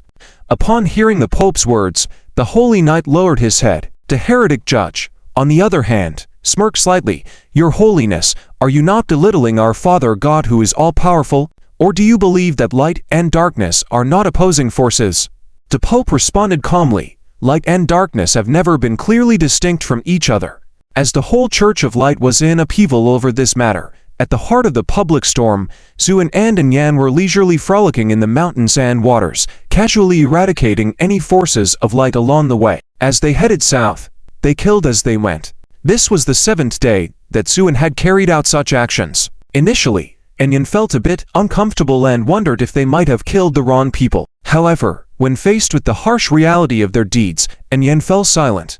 By the 5th or 6th day, the churches along the way were empty. The most significant change was that the number of people tracking Zuoan suddenly began to decrease sharply. In the first few days, there were numerous people following and monitoring Zuoan, but in the past 2 days, their numbers had drastically dwindled. Even if there were still some, the gazes of those people had become extremely strange. Zuoan just smiled faintly at this. At this moment, he was having a meal with Yan in a small, inconspicuous restaurant. Despite being small and remote, the restaurant served delicious food. Enjoying a sweet time together, Quintina and Selena arrived dusty and wearied. The appearance of the 2 beautiful women attracted the attention of many in the restaurant. When they saw Zuoan sitting in the corner, they couldn't help but sigh before walking straight towards him.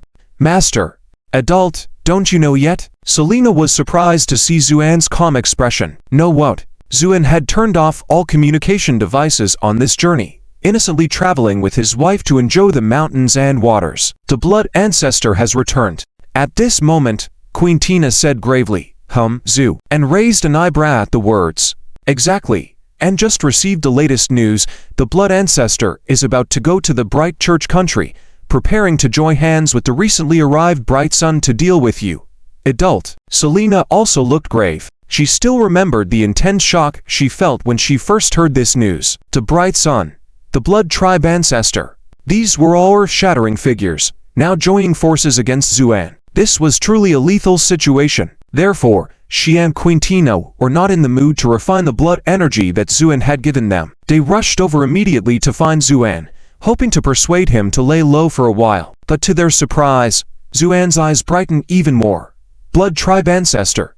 Yes, he is the ancestor of all of us in the blood tribe, an extremely powerful demon god, Queen Tina said in a serious tone. However, Zuoan couldn't help but burst into laughter, attracting the attention of everyone in the restaurant. All right.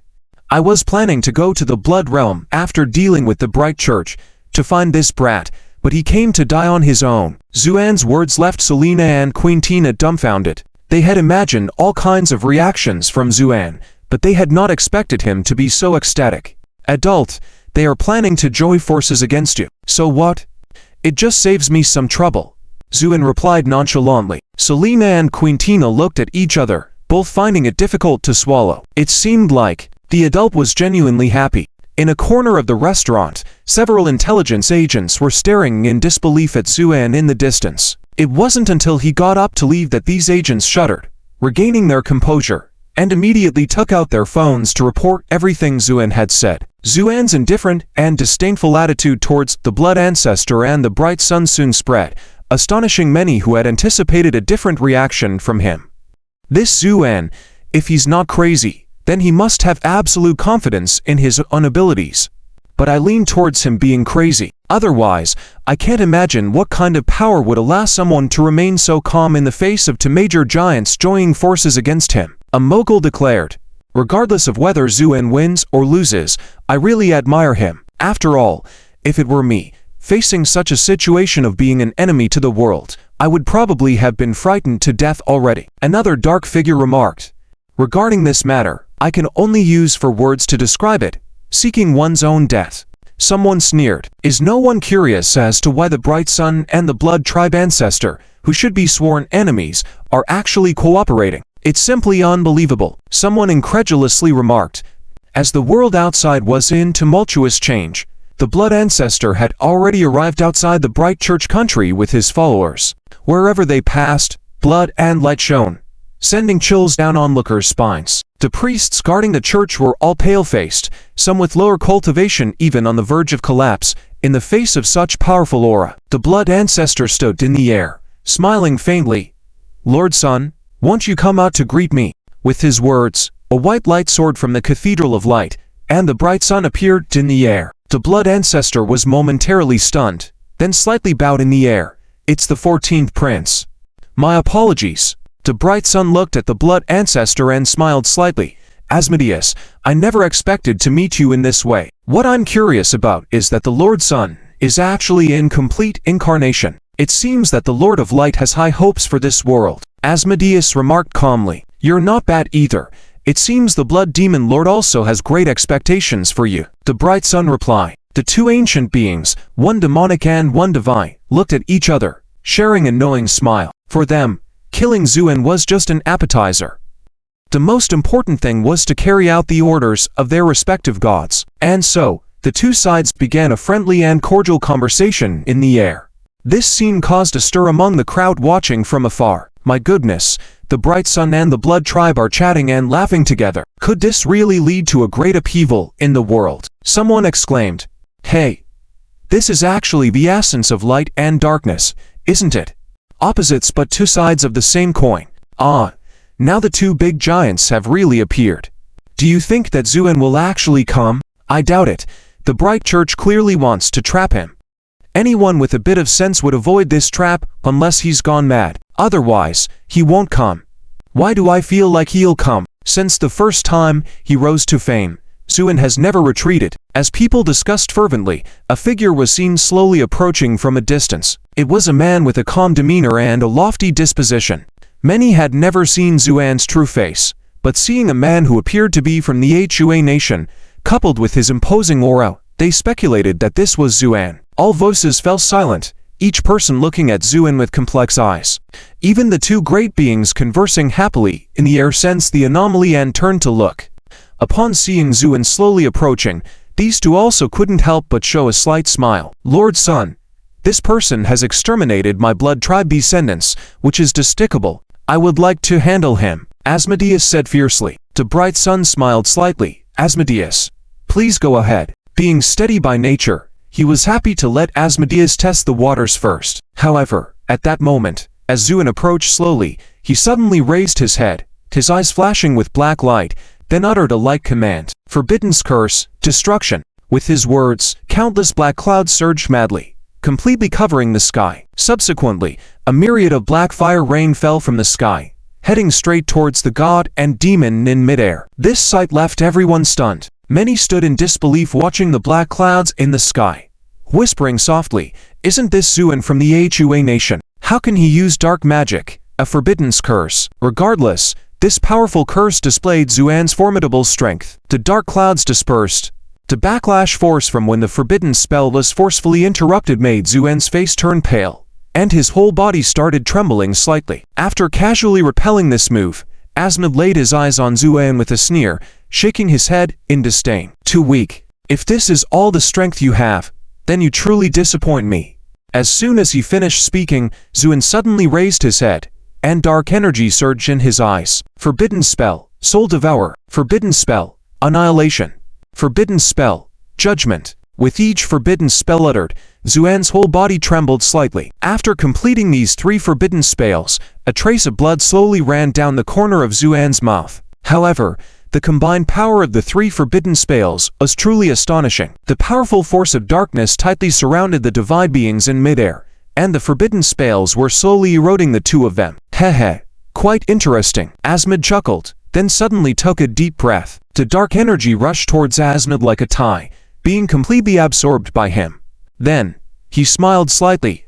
I wonder what you were thinking, trying to use the power of darkness against a bloodline. Just as he finished speaking, Asmod's face changed, and a muffled explosion was heard from within him, causing him to instantly age. At that moment, Zuoan spoke coldly. Forbidden spell, aging.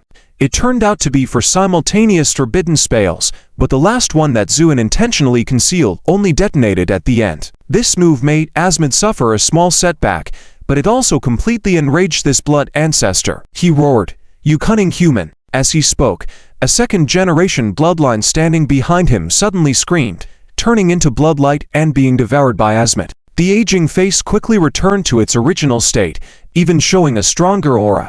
Then Asmod sneered and said, "Human, you have thoroughly provoked me. I will extract your soul and roast it with the fire of hell forever." With that, he turned into a beam of light heading straight towards Zuoan. The Son of Light stood aside, looking arrogantly at the scene. In all honesty, he was not impressed by Zuoan's strength. If it were him instead of Zuoan, who God had repeatedly instructed to completely obliterate even his soul, it would have been too easy. Just with a single finger, he could have ended his life. So the Son of Light completely lost interest in taking action, watching from the sidelines. Just as Asmod was about to charge over, Zuoan suddenly spat out a mouthful of blood, and his whole body was enveloped in flames of darkness. Within the flames, Zuoan gradually withered, but his eyes sparkled with a terrifying light, while a hint of satisfaction appeared on his lips. Oh no!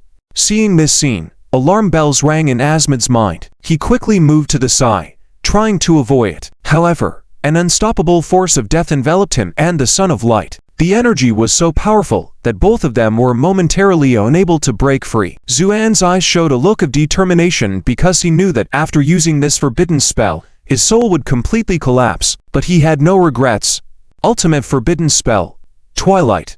Before he could finish saying the word, someone shouted in terror, "Skeletons!" So many skeletons. Indeed, countless skeletons were rushing towards them like an endless ocean, emitting a strong aura of death. Everywhere they went, not a blade of grass remained. Many priests guarding the walls of the country of the Light of Fate had never seen such a terrifying sight, causing their legs to tremble in fear. But this was just the beginning. The sky gradually darkened. People looked up and saw a dozen massive bone dragons in the sky, so large that they blocked out the light. Standing on the leading bone dragon was a skeleton with blue flames flickering in its eyes. The skeleton cackled a few times, then took out a cigar and leisurely smoked, saying, "Gentlemen, long time no see. Oh my goodness, it's the Death Magician." Someone exclaimed, "Wasn't this group exterminated during the medieval repressions?" Zuoan stared numbly at the scene, murmuring softly, "Karl Sarsis." It was indeed the Death Magician Karl Sarsis from the Dark Council, who smiled at Zuoan and said, "Yes, I have arrived." Zuoan took a deep breath, feeling his nose tingling, as if he wanted to cry. The Son of Light's face darkened, and he sneered, "I didn't expect there to still be followers of the Abyssal King in this world. I'm glad someone still remembers the Abyssal Lord." Karl Sarsis smiled faintly. HMPH, mentioning that unforgivable evil god in front of me. The Son of Light, go die. The Son of Light sneered, and beams of sacred light rose into the air. Karl Sarsis's expression grew serious. As a death magician serving the Abyssal King, the holy light was extremely effective against him, especially when wielded by a Son of Light. Its power was astonishing. "Dragon's sigh," Karl Sarsis shouted. A dozen bone dragons hovering in the sky all opened their mouths, spewing black dragon breath towards the oncoming sacred light. Doom. After a violent tremor, 4 or 5 bone dragons whimpered, being crushed into powder by the sacred light. If Karl Sarsis had eyelids, they would be twitching right now.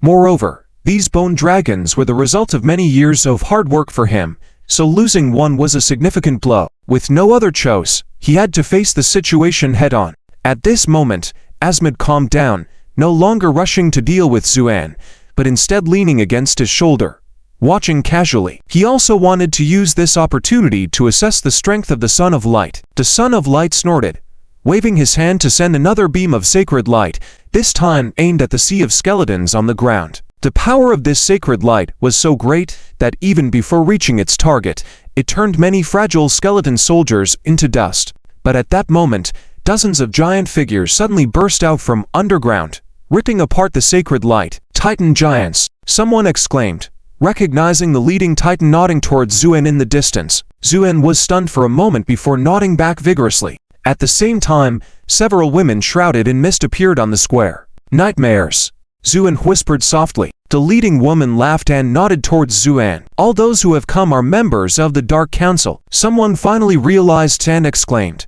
Mentioning the Dark Council caused many people's faces to become solemn, but many were still puzzled. They had never heard of any connection between Zuoan and the Dark Council. What was going on? Meanwhile, the Son of Light sneered.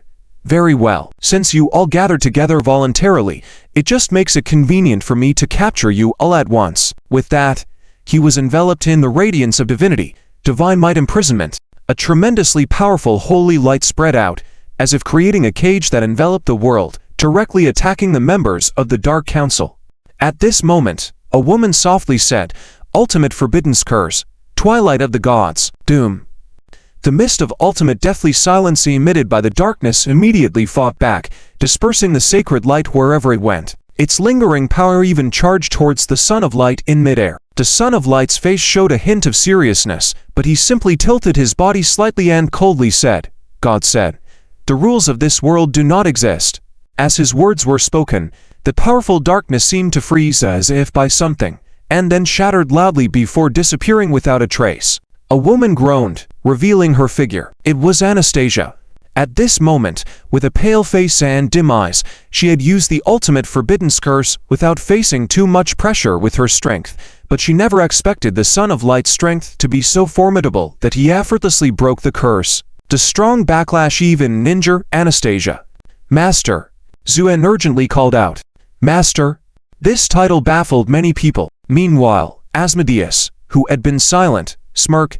No wonder I always felt something was off. Turns out you're not Zuoan at all. Everyone was puzzled at first, but upon closer inspection, Zuoan's appearance slowly changed into that of a woman. It was Fen Menchu. Yes, it was her who disguised herself as Zuoan. In this moment, Fen Menchu felt guilty. She had come out this time on her own, without informing anyone from the Dark Council, as she didn't want to endanger them. Disguising herself as Zuoan was her own unrealistic idea. Her thinking was simple, to help Zuoan kill these two divine beings in advance. Of course, she knew it was difficult, so she came with a mindset of certain death. She even thought that even if she couldn't kill these two divine beings, exhausting their strength would still be beneficial. However, she never expected that all members of the Dark Council would gather at the last moment, and her master would get injured for her sake. Master, I'm sorry. Fen Menchu lowered her head. However, Anastasia waved her hand and proudly said, My disciple, you never need to apologize, and you haven't done anything wrong. The Son of Light in midair heard this and smirked. Such touching master-disciple bonds. Unfortunately, since you willingly came to me today, I will grant your wish. He pointed arrogantly to the sky. Since you used a dark curse against me, today I will show you what the ultimate light curse is. With that, he shouted coldly. Light, kingdom, doom.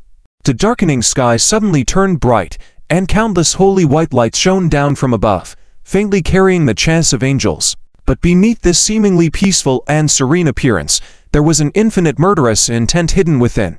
The bone dragons soaring in the sky let out a collective mourn, crumbling to dust under the sacred light. The skeletal fiends on the ground didn't even have the strength to resist, disintegrating into smoke and dispersing with the wind.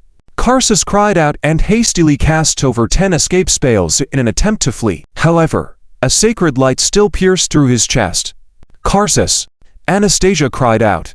Karsa's skull fell directly from the sky. Seeing this, the Titan giant roared in anger, kicked the ground, and flew up into the air, trying to catch Karsus. But Asmodeus sneered, appeared in front of the Titan giant, and with a press of his hand, the giant wailed and plummeted to the ground, creating a large pit upon impact.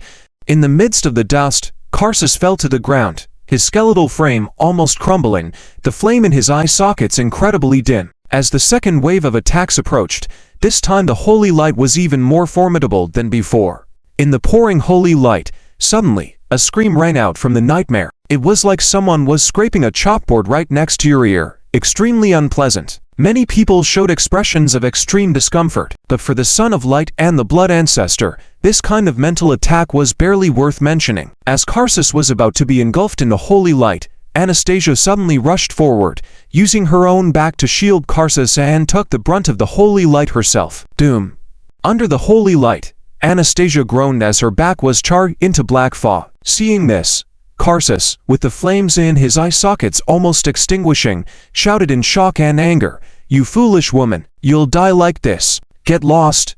I don't need you to save me." Anastasia, however, smiled. "You are the only necromancer left in this world. If you die again, the necromancers will truly be extinct." Tears trickled down Karsus' skeletal eye sockets. So it was, even skeletons could cry. At that moment, the Son of Light in the sky sneered, "What touching emotions! I will grant your wish and send you all to hell together." Saying that, the third wave of attacks came crashing down once again. This time, the strength of the attack shrouded all members of the Dark Council. However, one of the Titan giants suddenly embraced Fenmenchu, using his body to shield her. "You're not yet a creature of darkness, so you should be able to survive. Remember, when the time comes, run quickly." The Titan spoke softly. Fenmenchu trembled all over, tears unconsciously streaming down her face. But just as the holy light was about to descend upon each member of the Dark Council, a pristine white lotus bloomed in the center of the scene. Upon seeing this white lotus, the dominating holy light, as if meeting its master, suddenly became docile, then receded like a tide. This scene stunned even the Son of Light. What's going on? How could this wave of attacks suddenly fail? The members of the Dark Council were even more shocked. Just then, a cold voice came through.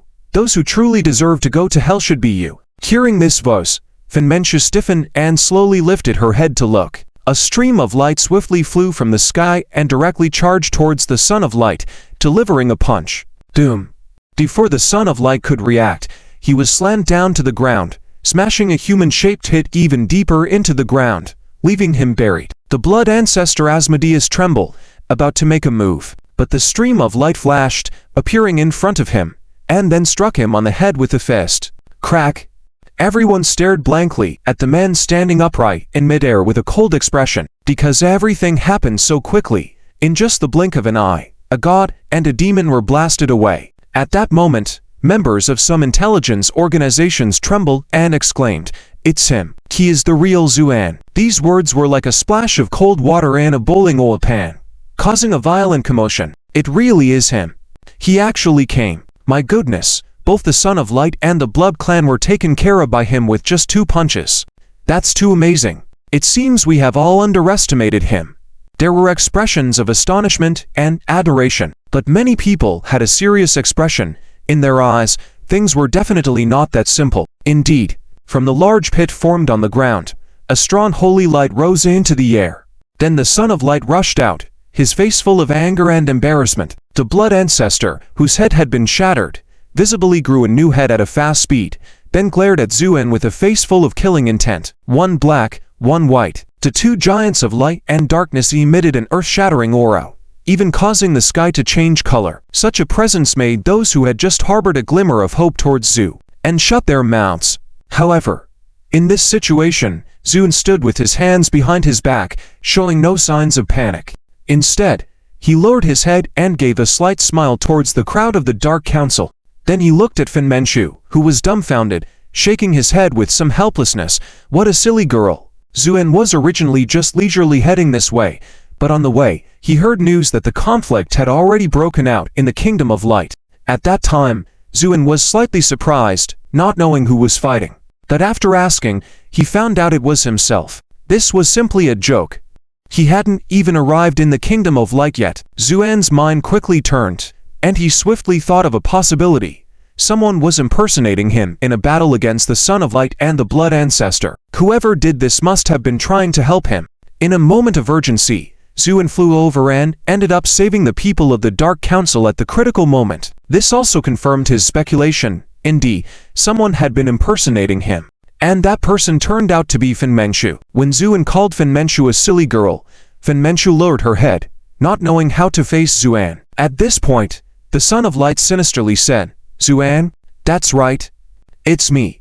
Zuoan raised his head, looking at the Son of Light and calmly said, "Hehe, indeed you have some ability. It wasn't in vain that I put in so much effort for you." The Son of Light said with a ferocious expression. As a son of God, no one had ever dared to directly blast him out with a single punch like Zuoan did. This made the Son of Light brim with infinite killing intent. Ignoring his taunting, Zuoan looked at the Blood Ancestor beside him, his eyes gradually brightening. At that moment, the Blood Ancestor was also full of anger, but also had some fear in his heart. Zuoan was indeed not an ordinary person, as he had shattered his head with just one punch. But when he felt Zuoan's gaze, he raised his head to look and couldn't help but shudder. Zuoan's gaze towards him was simply too sinister. It was as if he was looking at a rare treasure. The Blood Ancestor, feeling embarrassed, said, "What are you looking at?"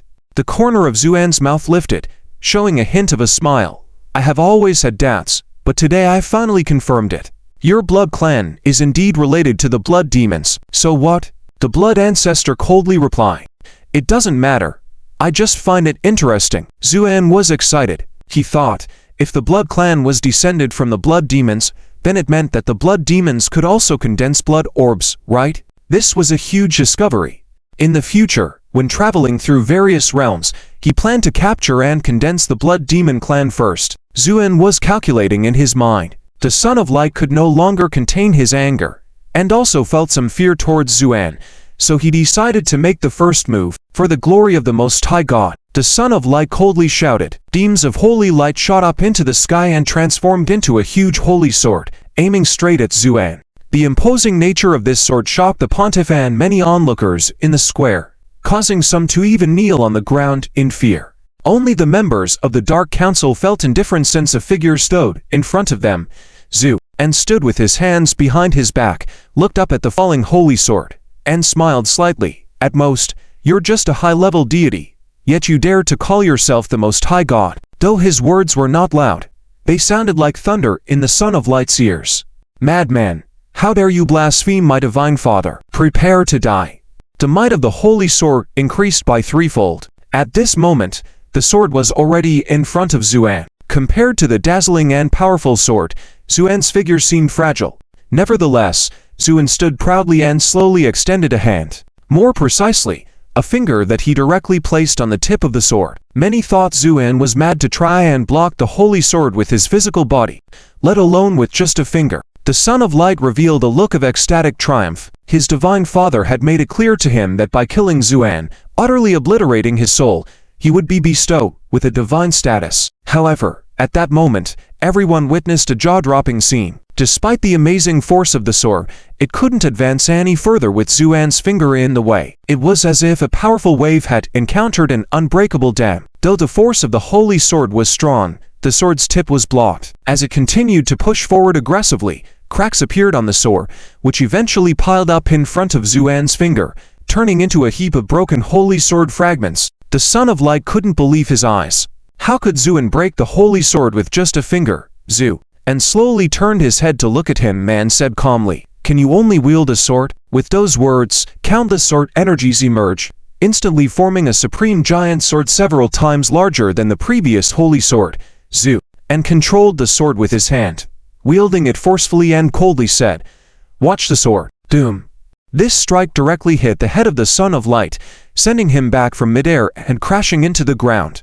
This is impossible," the Pope and the Knights of Light exclaimed. To them, the Holy Sun was the incarnation of the supreme and unparalleled divine light, a noble and prestigious being.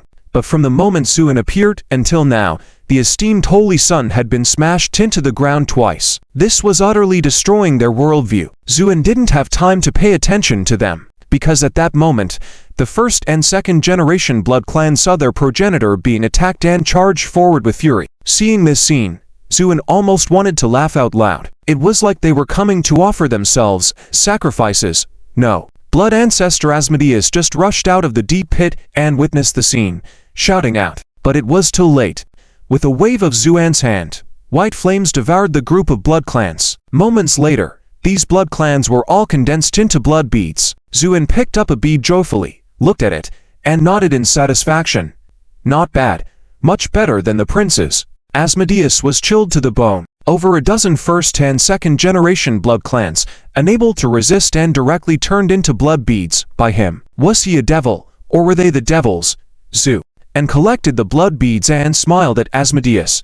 Envious, aren't you? Don't worry, your turn is coming soon. Asmodeus shivered, roaring. It's you who's envious. Your whole family is envious. Zuoan's eyes turned slightly cold, but his smile remained the same. With a casual wave of his hand, the giant's sword came crashing down. Doom. Asmodeus tried to resist and defend, but he was overpowered and once again smashed into the ground. Speak civilized. After all, you are a demon who has lived for thousands of years. Don't you have any manners? Zuoan said lightly. Many people found it both ridiculous and incredulous. Teaching blood clans manners and courtesy. Is this a joke? Meanwhile, a bright light rose like a cannonball, accompanied by a furious voice. Zuoan, I will make you pay with your life. It was the Son of Light. Seeing this, the Pope and others breathed a sigh of relief. The Holy Sun is unharmed. Indeed, the gods are invincible. These people had just begun to smirk with a sense of superiority. However, Zuoan casually cleaned his ears and impatiently said, So nosy. Can't you say something new? With that, Zuoan wielded his giant sword and directly attacked the Son of Light who was standing in midair. Doom. The Holy Sun was struck like a baseball and sent flying, forming a graceful parabola as he soared into the sky. The Son of Light was enraged, howling as he flew in midair. Zuoan, if you're capable, don't use a sword. Let's fight without weapons. Before he could finish his sentence, Zuoan had already appeared at the Son of Light's landing point. Indifferently, Zuoan said, You told me not to use a sword, so why would I listen to you? Why am I as obedient as that? What are you planning? The Son of Light was bound by the sword light in midair, unable to move, only able to scream in terror. What am I planning? Of course, I'm going to play baseball. With that, Zuoan swung his sword again. Doom. The Son of Light was once again sent flying. Zuoan then appeared at the landing spot with nearly instantaneous speed and sent him flying again. Everyone was dumbfounded, especially the members of the Church of Light. Their mouths were wide open in disbelief as they witnessed the Holy Sun, whom they revered as invincible, being treated like a baseball by Zuoan. At that moment, Enyan and others arrived on the scene. Enyan was a bit nervous at this point. After all, on their way here, Queen Tina and Serena had recounted everything. According to their accounts, both the Son of Light and the Blood Clan progenitor were beings not to be trifled with. This made Enyan worried, fearing that Zuoan might end up in a disadvantageous position again. However, the situation upon their arrival was completely different from what they had imagined. The three looked up at the Son of Light, who was hollering as he was thrown around like a toy, with puzzled expressions on their faces. Is this the representative of the gods you mentioned? The invincible Son of Light? Enyan asked softly. Serena and Queen Tina nodded in confusion. Yes. Doesn't seem that impressive, does he? Enyan commented. At that moment, Zuoan noticed Enyan below and showed a hint of a smile, tossing the blood beads from his pocket over. Wife, catch. All right. Enyan was delighted and moved forward to catch them. Suddenly, without any movement, Asmodeus, who had been silently observing from the ground, shot out and charged towards Enyan with a sinister grin. He had been quietly watching from below due to Zuoan's strength making him wary, deciding to bide his time and act when the opportunity arose. Coincidentally, Enyan was approaching when he heard Zuoan and calling her wife. Asmodeus was overjoyed. If you kill my blood clan descendants, then I will capture your wife and force you to surrender later. With that thought, he emerged from the ground and dashed towards Enyan. Be careful. Queen Tina and Serena were alarmed and tried to stand in front of Enyan. Shameful blood traitor, kneel. When Asmodeus saw that Queen Tina and Serena were of blood clan descent, he couldn't help but erupt in anger. After a furious roar, both of them couldn't hold up and knelt on the ground.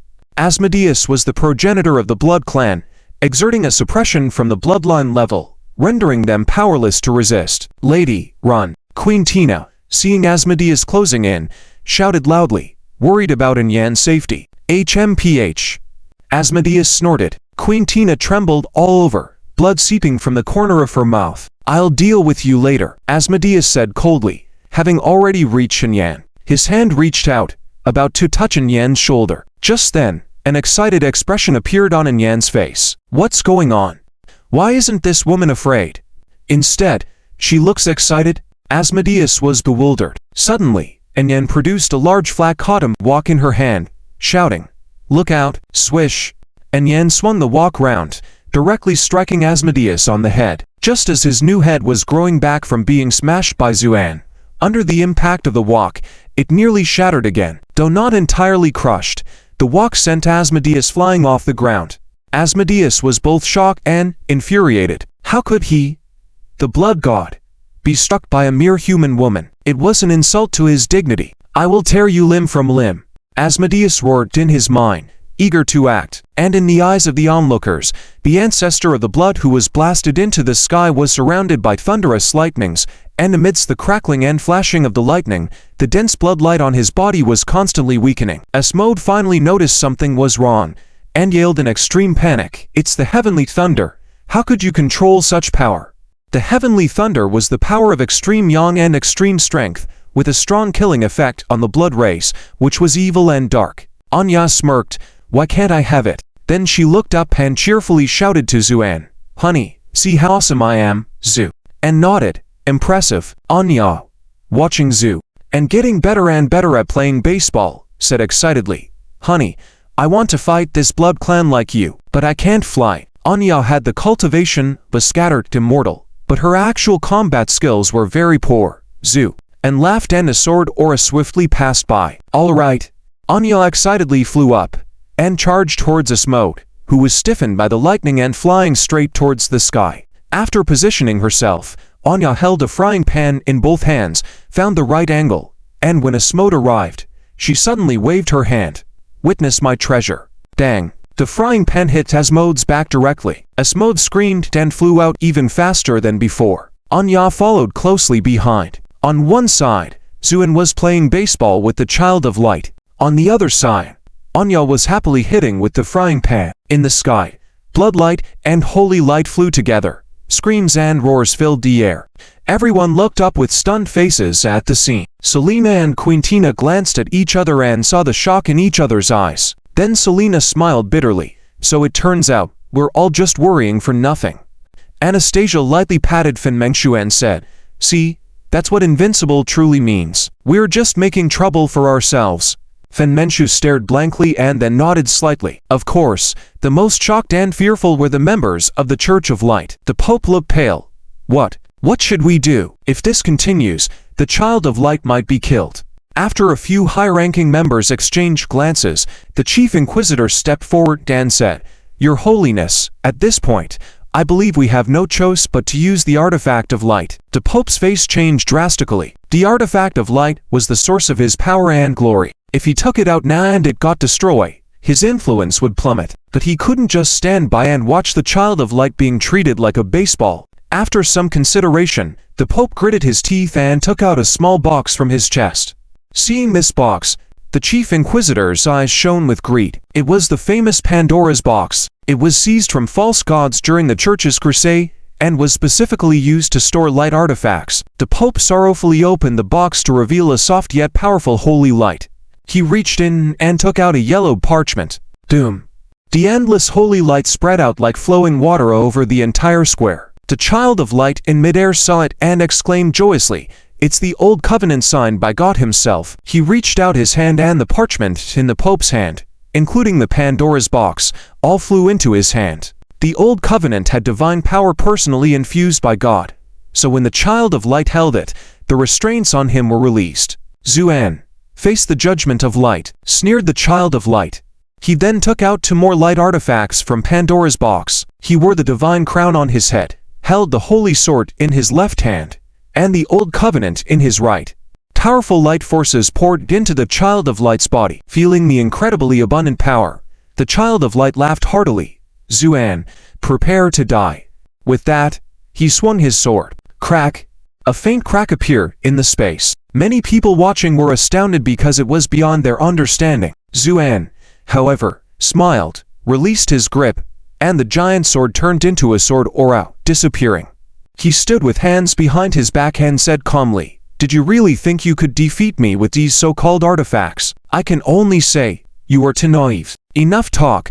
The wrath of the gods squeezed the child of light from between his teeth. A supremely hostile light attacked Zu, and directly where it passed, the space seemed to ripple. But Zuoan remained calm, stepping forward instead of retreating, and then raised his fist. "Even if your god is here, I am not afraid. Let alone you," he said before punching. Words could not describe the power of this fist.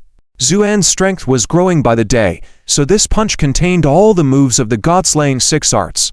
The divine light attacking him stalled for a moment under Zuoan's fist before shattering. The child of light exclaimed, "How is this possible?" His voice filled with fear. It was the first time he felt afraid. Although he had been in a miserable state after being hit by Zuoan earlier, the child of light knew those attacks couldn't harm his divine body, merely affecting his pride. But now, the power of Zuoan's fist finally made him realize that his life could be ended with a single blow. How could he not be afraid?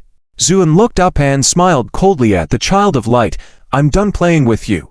Since you gods and demons have descended in such a rush, I will let you rest eternally in this world." With that, Zuoan disappeared from his original position, reappearing in front of the child of light. He then raised his fist and exclaimed, "Annihilation, doom." The power of this fist seemed to rock the heavens and the earth, creating an endless path through the clouds in the sky. The child of light stood still, silent. Then, his divine crown, holy sword, old covenant, and his supposedly invulnerable divine body all disintegrated into powder together. Sout, the Pope and others on the ground all knelt in despair with faces full of hopelessness. The child of light had been killed by this man. But then, from the glowing powder of the divine light, a brilliant radiance soared into the sky. After speaking, Zuoan took a step forward and directly approached the radiant light, then grasped it directly. It turned out to be a holy light-surrounded deity. As Zuoan grasped the deity, the gate of light above the dome began to flicker violently. Zuoan coldly smiled. "This world is not something you can enter and leave as you wish. I have said that you will sleep here forever, and that naturally includes this deity." With that, Zuoan suddenly exerted force. Crack! A slight crack appeared in the deity. From within the deity came the horrified cry of the Son of Light, "Father God, please save me." Doom!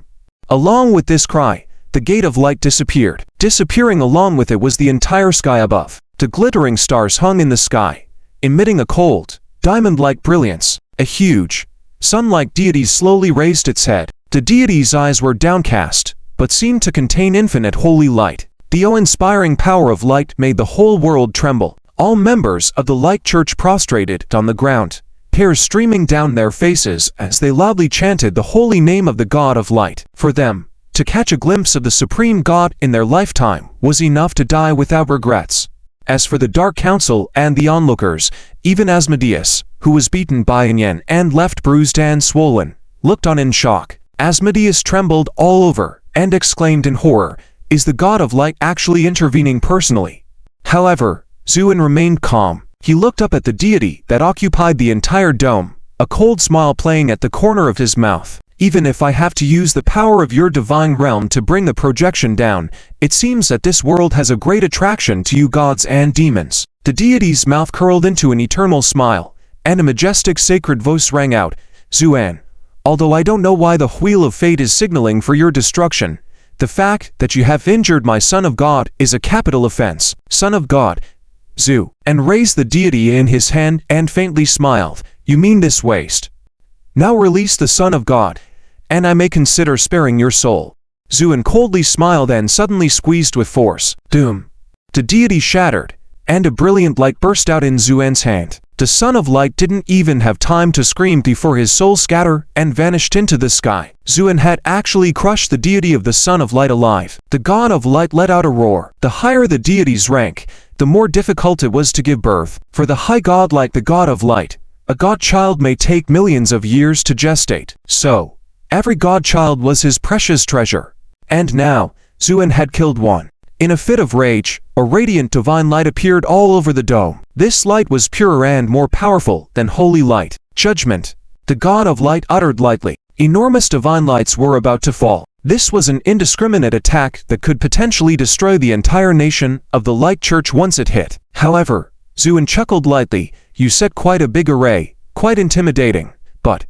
Before he finished his sentence, Zuoan transformed into a ray of light, breaking through the divine light enveloping the sky and flying to the front of the deity. In front of this towering deity of light, Zuoan looked insignificant, not even the size of a finger of the deity. In this stark contrast, Zuoan said lightly, even the transcendent gods of the myriad realms, submit to me. And you? What are you? As this sentence came out, the Lord eyes of the deity of light slowly opened. A pair of eyes filled with anger and disdain. Human, I don't know where your confidence comes from, but I will make you no fear. With that, the hand of the deity of light was raised, seemingly covering the entire sky, and slowly swooped down towards Zuoan, containing a divine light enough to even imprison space. Even in the face of such a shocking blow, Zuoan remained indifferent. He simply said coldly, the one who truly needs to learn fear should be you, a self-righteous deity. With that, Zuoan turned into a ray of light, piercing through the palm of the deity, and arrived at the deity's brow. Pure white lotus flowers emerged. The deity of light trembled. What flame is this? How do you possess such a flame? Zuoan smiled faintly. On this matter, reflect on it when you return to your divine realm. With that, Zuoan raised his fist and thundered, destroy. Crack. Gradually, cracks appeared on the immense deity statue. Then a frantic voice mixed with fear and panic was heard. Who are you in the end? I am the guardian of this world. This world is not yet to be coveted by you gods and demons. Zuoan and stood proudly, and said lightly, you wait. I will. Zuoan smiled. You don't need to come find me. Before long, I will come find you. Doom. The deity's statue began to disintegrate and shatter, ultimately turning into powder and disappearing. The sky returned to normal. Warm sunlight poured down. No one spoke. Everyone looked at the man on the dome with reverence, for he was the one who could kill gods. A ray of light flickered, and Zuoan appeared next to Yan, then gave a faint smile at the dumbfounded Asmodeus. Now, it's your turn. Asmodeus trembled all over, almost wetting himself out of fear. Sir, spare me, spare me. I will now return to the blood worlds and never come to this world again. Zuoan shook his head. Sounds like a good idea, but it's too late. With that, flames cover Asmodeus. Asmodeus, being the ancestor of the blood race, persevered even against this divine flame longer than an ordinary blood race member would. It took a full cup of tea for Asmodeus to be thoroughly refined, turning into a blood bead the size of a child's fist. Zuoan smiled as he handed the blood bead to Yan. Yanner, keep this safe. Okay. Then Zuoan looked around the audience. Many people avoided his gaze, not daring to meet him eye to eye. When he saw the members of the Light Church, Zuoan flew directly over. The leader of the Light Church was now pale as a sheet, and when he saw Zuoan appear, he almost fainted. What? What are you going to do? The leader trembled. Zuoan revealed a charming smile, showing his teeth menacingly. What do you think? You are a devil. The gods will not spare you. The leader trembled and said, but before he finished speaking, the chief inquisitor suddenly stepped forward and stabbed a dagger into the leader of the Light Church from behind, ending his words abruptly. The heretic judge bowed his head to Zuoan in utmost respect and said, respected sir, your power is unquestionable. I am willing to be your follower for eternity. His actions caused a stir within the bright church. The injured but still alive Pope shouted angrily, Francis, you traitor! How dare you betray the Most High God? Heretic Judge Francis did not respond, only smiled as he twisted the handle of his dagger, a cursed blade specifically designed to kill the light. The blade spun inside the Pope's body, causing immense pain and a rush of blood, quickly draining the Pope of vitality. Only then did Francis pull out the blade and take a step back. The Pope fell to the ground, pale and weak, clearly nearing death. Despite this, the Pope continued to glare at Francis with anger. If looks could kill, Francis would have been riddled with holes. Unfazed, Francis simply smiled and said, betray the gods? No, I have not betrayed.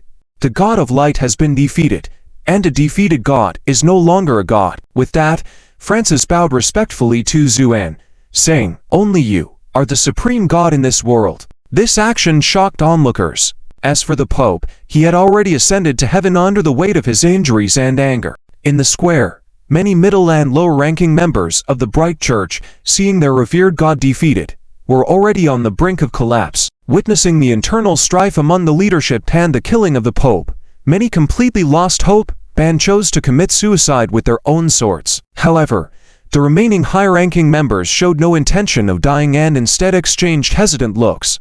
Zuoan watched silently, his expression unreadable. He did not speak, leaving Francis to wait in a bowed position. The atmosphere grew heavy. After some time, sweat began to bead on Francis's face, dripping onto the stone beneath his feet. A faint smile appeared on Zuoan's lips as he said, "To worship me as a god." Francis breathed a sigh of relief internally. He feared Zuoan's silence. As long as Zuoan spoke, things would be manageable. "Yes, sir," Francis replied fluently in Mandarin, which he had been practicing secretly. He was a smart man who never put all his eggs in one basket. "The Bright Church possesses unimaginable wealth, and I am willing to manage it for the divine being." Francis whispered, "It sounds good, but it seems your colleagues may not be too willing," Zuoan remarked. Francis smiled. "No, they will be willing." Sure enough, upon seeing Zuoan's shift in attitude, the judge and the Bright Holy Knight stepped forward, bowing in unison. "We are also willing to worship you as the new god." With their declaration, their subordinates and many of the red-robed bishops also lowered their once proud heads, pledging, "We will worship you as a god." Behind them stood the towering Cathedral of Light, creating an ironic scene. Observing this, a distant bystander named Fenmenshu was bewildered, murmuring, "Can this be real? Can one's worshipped gods be changed in an instant?" The nearby Titan giant sneered, "Is it so surprising? These bright vermin have always been the same. In the face of immense wealth and power, their so-called faith is just a facade, and they can abandon it at any moment." Fenmenshu fell into silence. Anastasia watched quietly, a flicker of worrying in her eyes. As someone who had battled against the Bright Church for over 1,000 years, she knew these people too well. When you are strong, they will flatter you and worship you as a god. But when you show a hint of weakness, they become bloodthirsty sharks, swarming to tear you apart. Many legendary powerhouses did not meet their end on the battlefield, but in this slimy and calculating world of the Bright Church. "Can you pass this test?" "It sounds good," Zuoan said as he slowly walked up to Francis, who stood at the forefront. Without hesitation, Francis knelt down and gently kissed Zuoan's shoes. "God." He did not finish his sentence as a flash of sword energy sliced through, decapitating him. In his final moments mid-air, Francis's face held a mix of shock and confusion, as if he did not understand why Zuoan had killed him. "Unfortunately, I do not like it." "Not at all," Zuoan said calmly as countless sword energies rose, aiming at all the Bright Church members. Seeing this scene, the Bright Holy Knights trembled and disbelief was written on their faces. They had never imagined that someone would reject the vast wealth and unparalleled godhood so easily available. "God Supreme, please," one of the knights shouted, but all they were met with was the falling swords. The judge tried to resist with a layer of light force, but under the dense sword energies, he only lasted a few breaths before being consumed. The last standing was the Bright Holy Knight.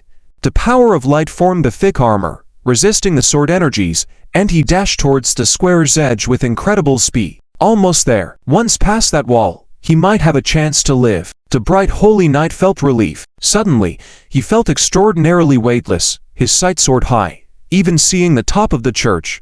What was happening? He wondered. Then, with a roll, he saw a headless body standing on the ground. This body seemed familiar, the Bright Holy Knight thought, then plunged into eternal darkness. The sword energies rose again. The sacred square was now littered with bodies, almost all the Bright Church members dead. Blood stained the ground red. Only a few survivors stood trembling, their faces pale. Zuoan had just used the Seeking Evil sword. If you committed a heinous sin, the sword energy would cut you down directly. Those who survived had evidently not committed such grave sins. Watching the few survivors, Zuoan sighed softly. So-called light is just this. Go. With his command, the sword energies formed an unstoppable torrent, charging towards the magnificent yet tainted buildings of the Bright Church. Standing on the empty square, watching the once majestic buildings now reduced to ruins, everyone from the Dark Council was dumbfounded. After a while, the weak voice of Karthus lying on the ground, almost groaning, muttered, "I like this guy. No, I should say I absolutely love him." He did something I've always wanted to do but couldn't. Only the onlookers were shivering in fear at this moment, especially those who had spoken ill of Zuoan. The more timid ones had already wet themselves from fright. However, Zuoan couldn't be bothered with these people at all. After everything was done, he turned and walked towards Fen Menchu. Fen Menchu at this moment had a bewildered look on her face still bearing the paleness and exhaustion from overusing forbidden spells. Zuoan's eyes showed a tinge of tenderness. The things she had done might have been meaningless and even put herself in extreme danger, but she did it for herself. What a silly girl, Zuoan said, gently tousling Fen Menchu's hair. Fen Menchu lowered her head, meekly like a little cat, but in between the falling green hair strands were teary eyes. And Yin also approached, smiling slightly at the scene, then grabbed Fen Menchu and scolded Zuoan with a glare. When will you stop messing up people's hair? Zuoan awkwardly rubbed his nose. Is messing up hair a problem? And Yin nodded, of course. Don't you know how much effort girls put in to create a perfect hairstyle? Zuoan shook his head. I don't know. Let's go over there.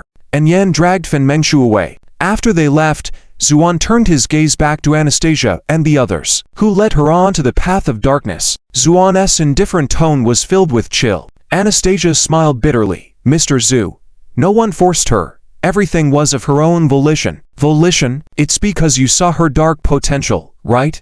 Zuoan said lightly. Although there was no murderous intent in his words, the lingering aura of his recent god-slaying still made people shudder. Anastasia lowered her head. Zuoan took a step forward. A titan quickly stood in front of Anastasia. Mr. Zhu, we mean no harm. You, move aside. Zuoan lightly ordered. With a single gentle command, the huge titan standing in the way was pushed to the side. Anastasia trembled, her face growing paler.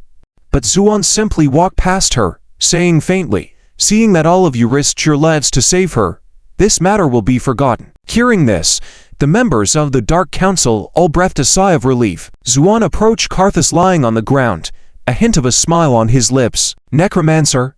Karthus chuckled. Yes, honestly, what you just did was simply too cool. Karthus rarely admires anyone, but you are one.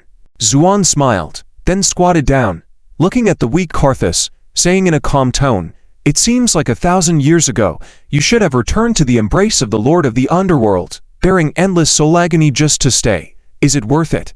Upon hearing this, Karthus froze. Zuoan silently watched him. After a moment, Karthus somehow pulled out a cigar from somewhere, took a puff, and somewhat ruefully said, how did you know? Zuoan shrugged. In this world, there are very few things I don't know. Indeed, I had already died a long time ago.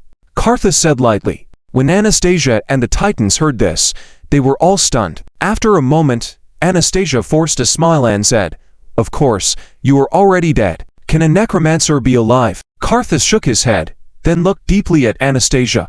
I mean completely vanished. In fact, in the medieval era, I was arrested by the inquisitors of that time. Yes, but didn't you say that you were saved by your mentor? You even said your mentor died because of this. Anastasia said. Karthus dryly chuckled. My mentor had already been sacrificed alive at that time. Where is there a mentor to speak of? Then what? Karthus took a long drag of the cigar, smoke emerging from his skeletal figure. I was tortured to death at that time, but before my death, I made a deal with the god I worshipped. A deal? What deal?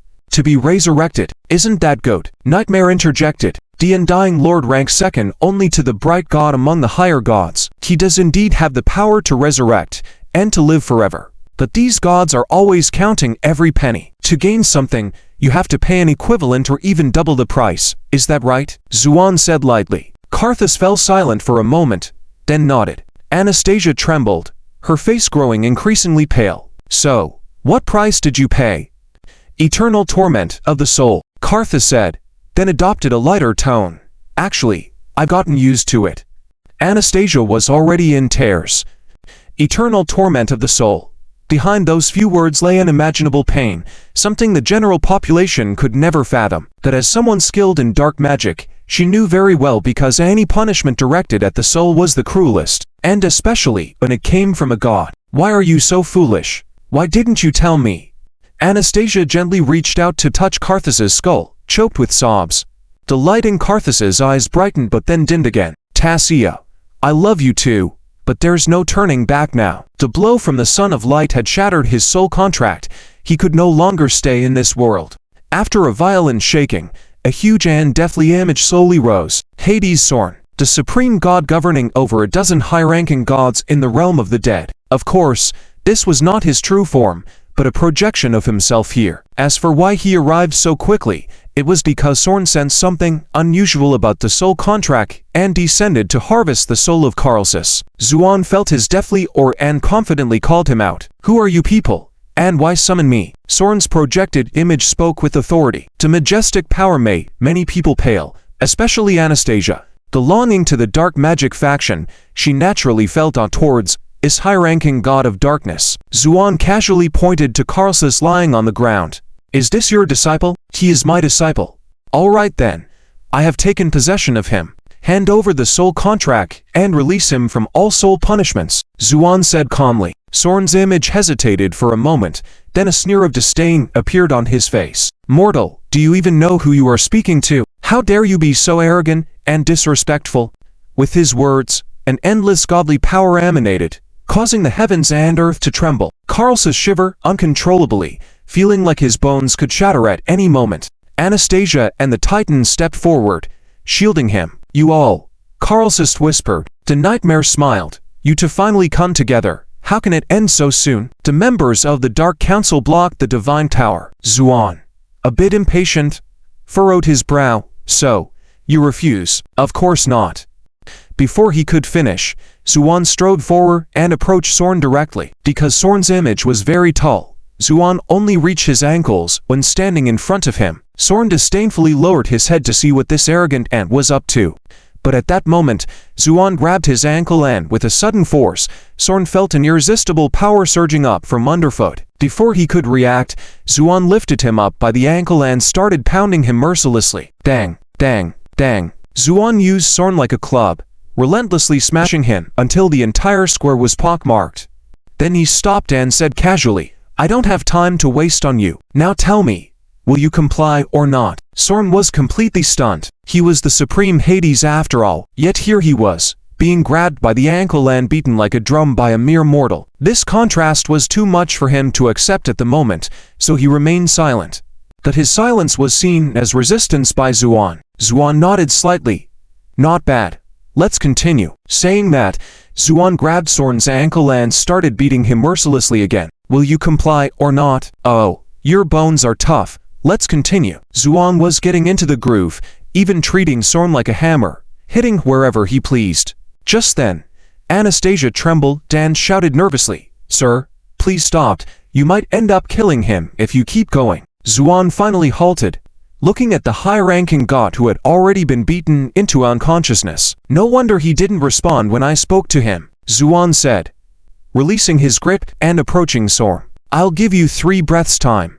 If you don't wake up by then, I'll refine you," Zuoan said calmly. Before he could finish, Zorn opened his eyes, fear evident on his face. "Please don't." "So will you comply?" Zorn's face showed a flattering smile. "Yes, I'll comply now." With that, a soul contract flew into the air and directly entered Karlsys' forehead. Click. After a slight click, Karlsys felt a newfound sense of relief, with the torment that had haunted him constantly now disappear. The overwhelming sense of happiness made him wish he could faint on the spot. Zuoan nodded. "Smart move. Saves you from another beating, right?" "Yes. Yes, you're right," Zorn hastily replied, bowing his head. All members of the Dark Council watched in astonishment, especially Karlsys. As a disciple serving the god of the underworld, Hades Zorn had always been the supreme being. Yet in front of Zuoan, he had to bow and smile. It turned out that even gods could be intimidated by force. "Sir, may I leave now?" Zorn's projected image asked carefully. At that moment, he was filled with regret and fear. When he was being used as a club, he did resist, employing numerous evil and powerful soul techniques, but none of them worked against Zuoan. He couldn't accept this contrast and didn't have time to speak. However, his silence was seen as muted resistance by Zuoan. Zuoan smiled slightly. "You can leave. But there's one more thing." Zorn shuddered. "What is it?" Zuoan said calmly. "Look at my friend. He's weak now, and he has offered all of his flesh and blood to you. You should take care of him. After all, he is your disciple." Leaving like this would be quite embarrassing for you, wouldn't it? Yes. Yes, I will take care of him, Zuoan answered quickly, then paused. Sir, how should I take care of him? I won't make it difficult for you. You are just a projection, after all. Leave half of your deathly power with him, and then I'll let you go. Deal? Half of my deathly power. Zuoan nodded. Yes. Zuoan almost cried. Sir? This, what? Not enough. Then how about 3/4? You give him 3. He gives you 1. Just as Zuoan was about to say something, Zuoan raised his eyebrows and said coldly, If you speak any more nonsense, I will refine you directly and give all of your deathly power to him. Shivering, Zuoan nodded quickly. All right. I will do it now. With great reluctance, he forced out 3/4 of his deathly power, turning it into a ball of dull light that flew into Karl Sass's skeletal remains. Doom. Karl Sarsas first blinked his eyes, then looked down at his own arm before lifting his head in utter delight. Across from him, Anastasia's gentle gaze met his, and the two locked eyes before embracing each other excitedly. Witnessing this scene, the members of the Dark Council all showed a maternal smile. Zuoan also nodded in approval. Karl Sarsas had a good character, and helping him out was considered a favor. He then leaned down to weak Zuoan and said, All right, go back now. Don't casually project yourself without reason again. Understand? Yes, yes, I understand, sir. But... Zuoan hesitated. At this moment, his body had shrunk significantly, becoming smaller than an average person. But what?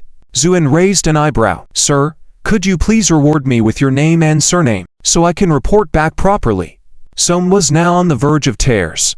Although they were called projection avatars, they had developed their own consciousness. Similar to a physical avatar, they could travel to different realms to carry out tasks and even cultivate power. So the power he had just released was something he had accumulated painstakingly. If he were to return like this, there was a high possibility his angered main body would just eliminate him directly. Zuoan naturally understood this, so he just smiled. Suddenly, a mysterious and powerful aura flashed in his eyes. Seeing this, Zuoan trembled all over, his face turning pale, almost crying out in shock. Zuoan shook his head slightly, indicating for him to keep quiet. Zuoan quickly covered his mouth and kneeled down, showing great respect. Sir, I have disturbed you.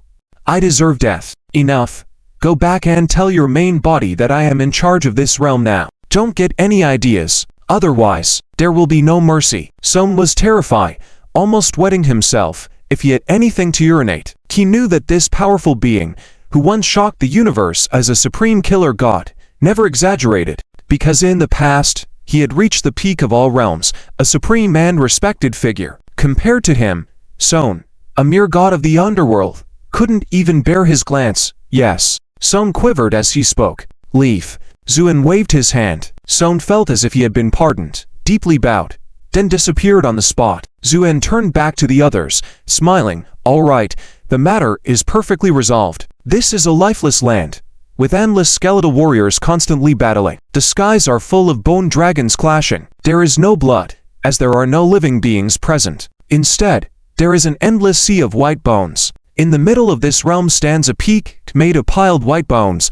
the highest point of this world. At the top of the White Bone Mountain is a throne made of countless bones. Currently, all projection avatars dispatched to different realms have returned, except one sent to the mortal world. The main self, Zuoan, slightly furrowed his brows.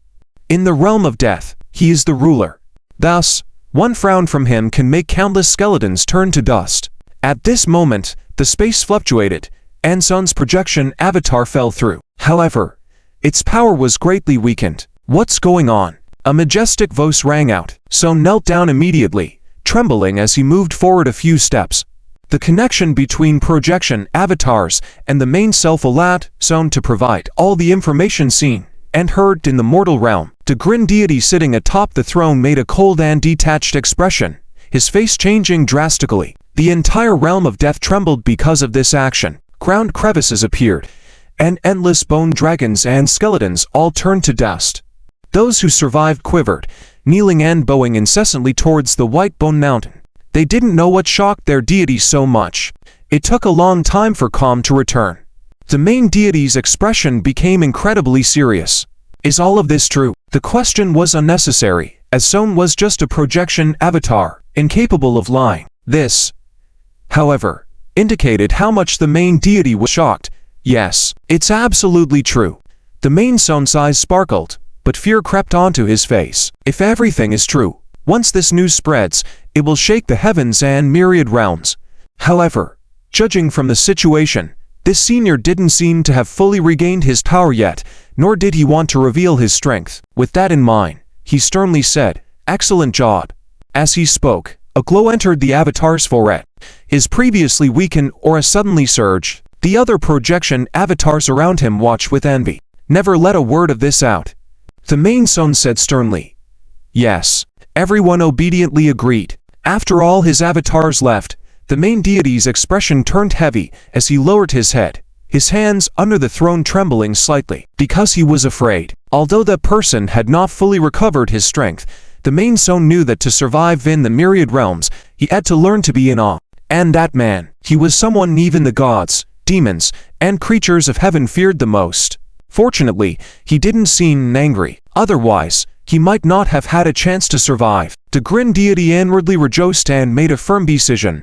From now on, the mortal world would become an absolute taboo, never to be meddled with. This is another vast and powerful realm. It is filled with a strong holy light in the air, inhabited by mighty archangels. At its center lies a luminous god mountain, where a luminous temple stands at its peak. The luminous god gradually opened his eyes, a hint of surprise in them. Sarsus's destruction of the projection avatar didn't affect the luminous god much in terms of power, but it greatly shocked him. Even with his divine power, to descend to earth, he had to compress his strength to a very weakened state. That they were gods after all.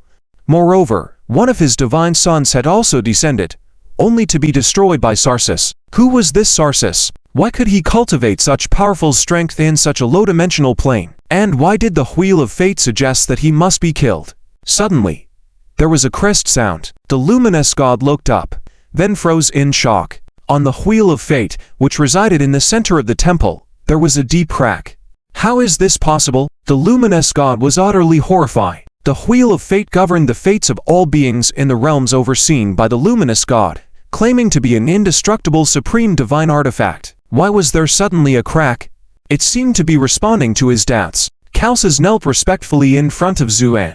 "My lord, I will never forget the favor of your reconstruction, Zuoan. From now on, wherever your sword points, that will be the direction I move forward." Anastasia also knelt beside him, "Which Anastasia will never betray you, my lord." The emotions of these two individuals at the moment were extremely complex and excited. Without Zuoan's help, Calces would have surely fallen into eternal torment, making any thoughts of being together forever impossible, not to mention even a chance to meet. Therefore, Calces was not exaggerating when he said that Zuoan had shown him great mercy. However, Zuoan just smiled and said, "Rise, I helped you because I believe you are a decent person, not because I expect anything in return." Calces and Anastasia didn't say much more, obediently standing up. With their personalities, they couldn't express too much gratitude, but they would always keep this favor in their hearts. Then Zuoan turned to look at Fenmenshu, who was whispering to Enyan. The two women had been chatting non-stop for a while. A smile appeared on Fenmenshu's face. At that moment, Enyan said to Zuoan, "Husband, let's go see the Dark Council with Menshu." Upon hearing this, Calces and the others quickly added, "My lord, since the Bright Church has been destroyed, you have nowhere to stay temporarily. Why not stay at the Dark Council for a few days?" Zuoan was slightly surprised before nodding with a smile. With their speed, it only took a moment to return to the Dark Council located in the mountains of Europe. When they arrived, Enyan curiously inspected the skeletal guards, even daring to touch one. The annoyed guard, speaking in a thick northeastern accent, asked, "Hey, what are you doing, girl?" And Yan's eyes widened in disbelief at the unexpected scene of a skeletal guard speaking fluent Mandarin with a northeastern accent. Calces quickly explained, "Madam, these skeletons have been passed down since the Middle Ages, some even older than this castle. They all have their wits about them. As for why they speak Mandarin," Calces pointed to a group of skeletal guards in a corner holding smartphones and watching sitcoms, and added, "Since smartphones were introduced, their lives have become more colorful." The skeletal guard glanced at Calces. "Hey, young man, You look quite handsome. Finally hooked up with the witch, huh? After hearing the word hooked up, both Kalsa's and Anastasia's eyes twitched slightly, but they couldn't say anything as these skeletons had become clever and were like mascots of the Dark Council. Unable to hit or scold them, they had to pretend not to have heard. The others burst into laughter, with Yen finding the situation amusing and even patting the skeletal guard on the shoulder, while complimenting his northeastern dialect. The guard, pleased, began chattering on in a mix of regional dialects. Zuoan found the situation amusing and led the curious Yen into the castle. With Zuoan's arrival, the castle buzzed with activity. Over a dozen ghost brides hurriedly prepared dining utensils for the upcoming banquet. These ghost brides were actually former victims of oppression by the Bright Church who had found refuge in the Dark Council. Meanwhile, several dwarves were meticulously setting the dining table with their dexterous hands. Creatures from various European legends and myths mingled, showcasing a truly eye-opening spectacle.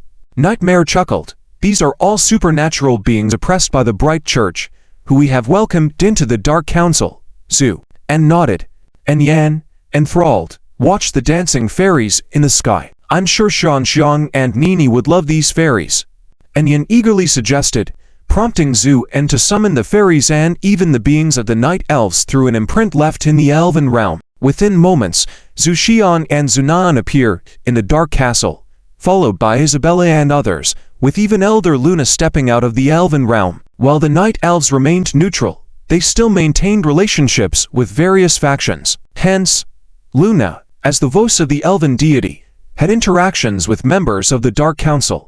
After some initial pleasantries, everyone sat down together. The wine served was an exquisite vintage produced from the castle's vineyard, unobtainable elsewhere. The dishes were made with rare ingredients, reflecting the refined tastes of the individuals who had lived for thousands of years. But beyond the feasting, the gathering was also a gesture of gratitude. All raised their cups to toast Zuoan, who reciprocated graciously. The feast continued into the late hours, with laughter and merriment filling the air. Zuoan and Yen retired to the most luxurious guest rooms. The two little girls also tagged along, insisting on being entertained before bedtime. Zuoan playfully told them stories until both girls fell asleep. Once they were asleep, Zuoan quietly rose and asked Yen, who was watching, if she was tired. Yen shook her head and suggested, go see Menchu. You need to heal her wounds. Zuoan, surprised that Yen had the same idea, smiled and said, let's go together. Amused, Yen replied, of course I trust you, my husband. Go ahead. Zuoan hesitated momentarily, and Yen then took his hand, kissed his neck, leaving a red mark, and declared, there. Now you're mine. Mischievously. At the top floor of the dark ancient castle, there is a small balcony that has been arranged as a small garden. Sitting here drinking, one can gaze at the distant rolling mountains. When Zuoan walked here, Fenmenchu was sitting on a chair, staring blankly into the distance. Hearing footsteps, she didn't turn around, just faintly said, have Xiang and Nan gone to sleep? Yet. Just fell asleep. Zuoan sat down on a nearby chair. After a long silence, I'm sorry. Fenmenchu lowered her head and said softly, why do you say sorry? Because I almost killed so many people. Zuoan smiled, then shook his head and said softly, this is not your fault at all. Fenmenchu hung her head, silent. Zuoan sighed and asked, why did you choose the path of darkness? Fenmenchu suddenly raised her head, tears shimmering in her eyes, because I wanted to keep up with your pace. This answer slightly surprised Zuoan. He had thought of many reasons, but never thought of this. Am I foolish? Fenmenchu lowered her head again and whispered, impulsive maybe, but definitely not foolish. Zuoan smiled and said, really? Zuoan nodded. Then his expression became serious. Menchu, I only ask you, the path of darkness is extremely difficult. Do you regret it? If you do, I can take you away now. Fenmenchu shook her head firmly. No regrets. Zuoan looked at Fenmenchu quietly for a moment, then smiled. All right. Since you don't regret it, I will help you reach the pinnacle of darkness. Tassia said she will teach me all the witchcraft, and I will take over the Dark Council in the future. Tassia. Zuoan lightly shook his head and then stood up, pointing to the starry night sky. Menchu. Do you see? Each of these stars may represent a world, countless realms, actually more than just countless realms. And the pinnacle of darkness I mentioned is at the top of countless realms. That is the true Dark King, the supreme of the night. Zuoan's words completely stunned Fen Mengshu. She stared blankly at the boundless starry sky, her mind blank. She had thought that by following Tassia to study dark witchcraft well and then taking over the Dark Council, she would become a strong individual. But Zuoan's words completely shocked her. "Can I make it?" Fen Mengshu murmured. Zuoan smiled faintly. "On your own? Probably not. Your darkness is only because of the parasitic Queen of Night in the past, and you're not exactly a genius." Fen Mengshu's expression dimmed, feeling somewhat disheartened. Since she started practicing dark witchcraft, she had only heard praises, but Zuoan's words ruthlessly shattered her pride. "But since I'm here, I can make you succeed," Zuoan said confidently. Fen Mengshu was stunned. You're not of the light." Fen Mengshu had been told by Tassia that all of Zuoan's power was pure light. Light and darkness were opposites. How could he help? Zuoan smiled at this. "You will understand when you reach a certain level. There is no true light and darkness, only two sides of the same coin." Then, suddenly he raised his eyes, with a brilliant light burning in his eyes, and took a step forward, saying calmly, "Close your eyes." Fen Mengshu obediently closed her eyes. A black light appeared in Zuoan's hand, containing an incredibly powerful aura, even making the entire ancient castle tremble. Anastasia and others in the room were shocked and looked up. This aura, Anastasia trembled. As a member of the dark magic sect, she could feel the desolation and power of this aura more than anyone else. Like an ancient and invincible dark emperor, making people want to kneel and worship. Zuoan pointed at the center of Fen Mengshu's forehead. "Doom." Fen Mengshu felt her mind suddenly shake, the original dark power receding like a tide, replaced by a more pure and powerful darkness. The injuries she had suffered before instantly healed. But this was just the beginning. This power was not willing to be used by Fen Mengshu, and a strand of mental power in her mind was trying to take control of her body. Zuoan took a step back and watched Fen Mengshu's changing expression quietly. When he sensed what was happening in Fen Mengshu's mind, he said calmly, "1,000 years ago, you were my defeated subordinate. Do you still want to struggle?" With that, Zuoan's divine thoughts instantly entered Fen Mengshu's mind, standing above it. The mental power, sensing Zuoan's aura, immediately cowered in fear. However, Zuoan had no intention of letting it go. Flames engulfed it. The mental power let out a cry, and a voice filled with dissatisfaction and anger came through. "Zuoan, you're cruel." Zuoan smiled lightly. "Dark Emperor, blame yourself for attaching to my memories and being reborn. Now please die." With that, flames erupted. The wailing ceased. The dark power within Fen Mengshu suddenly became gentle. Zuoan withdrew his divine thoughts and looked at Fen Mengshu, who opened her eyes with a confused expression, and smiled gently. "It's done." "What just happened?" Fen Mengshu asked in confusion. "The Dark Emperor, once a supreme being in control of the darkness of the universe. Then how?" Fen Mengshu had no idea about all this, so she was a bit puzzled. Zuoan shrugged. "This guy was killed by me before, and then I extracted his Dark Emperor's decision. I didn't expect a strand of his divine thoughts to attach and be reborn with my memories. It just happened to be given to you now." Fen Mengshu nodded in understanding, then blinked. "But why don't I feel much stronger?" Zuoan laughed and ruffled Fen Mengshu's hair fondly. "Silly girl, it's just a decision. Everything still depends on your cultivation. It's just that now you have a higher starting point than others." Fen Mengshu was confused but believed everything Zuoan said, so she nodded. She had no idea how high the starting point Zuoan mentioned actually was. If someone familiar with the history of the worlds were here, hearing the name Dark Emperor would undoubtedly be deeply moved. Because he was once an invincible powerhouse, the decision he left behind could easily trigger a major battle in the starry sky. With this foundation, Fen Mengshu's future cultivation level would at the very least reach the level of a fairy king. Fen Mengshu had no idea the precious gift she had received. Zuoan left. Fen Mengshu stood in place, quietly watching Zuoan's departing figure. After a moment, Anastasia appeared behind her. "Mengshu. Fen Mengshu trembled, regained her composure, then turned to look at Anastasia. Anastasia hesitated to speak. She approached out of curiosity about the strong dark aura that had just emanated. She could guess that it must have been caused by Zuoan, which made her even more horrified and shocked. Wasn't Mr. Zhu cultivating the power of light? How could there be such a strong dark aura? Upon approaching, she found that aside from the previous injuries healed from using forbidden spells to forcefully Fenmenchu seemed normal. It was only when she made eye contact with Fenmenchu that she felt a strange sensation in her heart. It was as if a minister was facing a young monarch with an impulse to bow and worship. Mr. Zhu has already left, Anastasia said softly, bowing deeply. Let's also go back, Fenmenchu said lightly. Okay. Fenmenchu descended the stairs, and after a moment of hesitation, Anastasia followed suit. Zuoan returned to the room.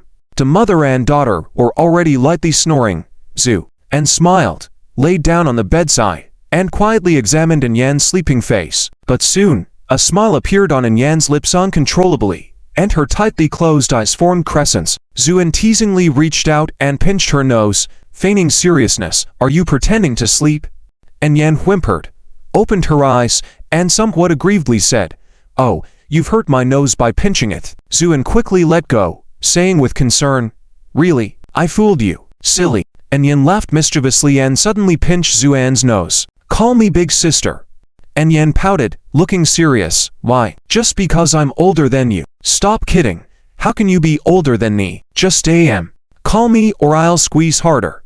Yan took on a stubborn and unreasonable attitude, but her gentle eyes and brows turned her stubbornness into coquettishness. Zuoan suddenly widened her eyes and said, Oh, you're awake, Yan quickly retracted her hand. She was embarrassed to show such a coquettish side in front of the children. Usually, she tried to appear as a mature mother in front of them. Only when the children weren't around would she reveal her girlish side to Zuoan. But when she looked back, she saw the two little girls sleeping soundly like piglets, not having woken up at all. She realized she had been tricked and was about to scold Zuoan for misleading her. But Zuoan had already playfully taken the bite. After a while, the defenseless Yan lay on Zuoan's chest and softly said, Husband, how is Mengsu's injury? It's already healed, She's actually quite pitiful.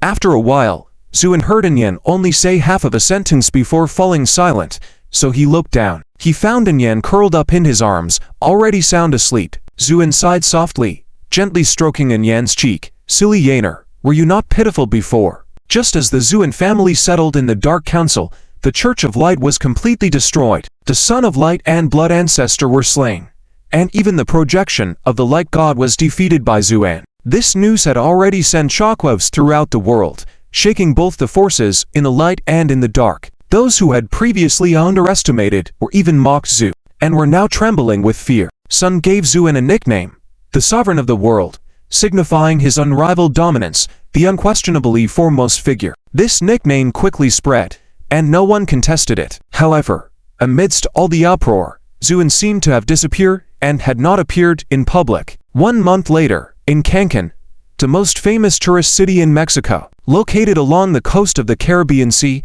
known for its world-renowned beach scenery, it was one of the top 10 beaches in the world. At this moment, Zuoan and Yan lay on beach chairs, basking in the warm sun. Xiang and Zunan were happily building sandcastles. Their group's remarkable appearance attracted curious gazes from many tourists. Zuoan and Yan had only stayed in the dark castle for 3 days before embarking on their honeymoon. After touring all of Europe and spending over half a month, the two arrived in Mexico, experiencing a completely different exotic atmosphere. Once the sand castle was built, the two little girls excitedly clapped their hands. Daddy, look at this castle.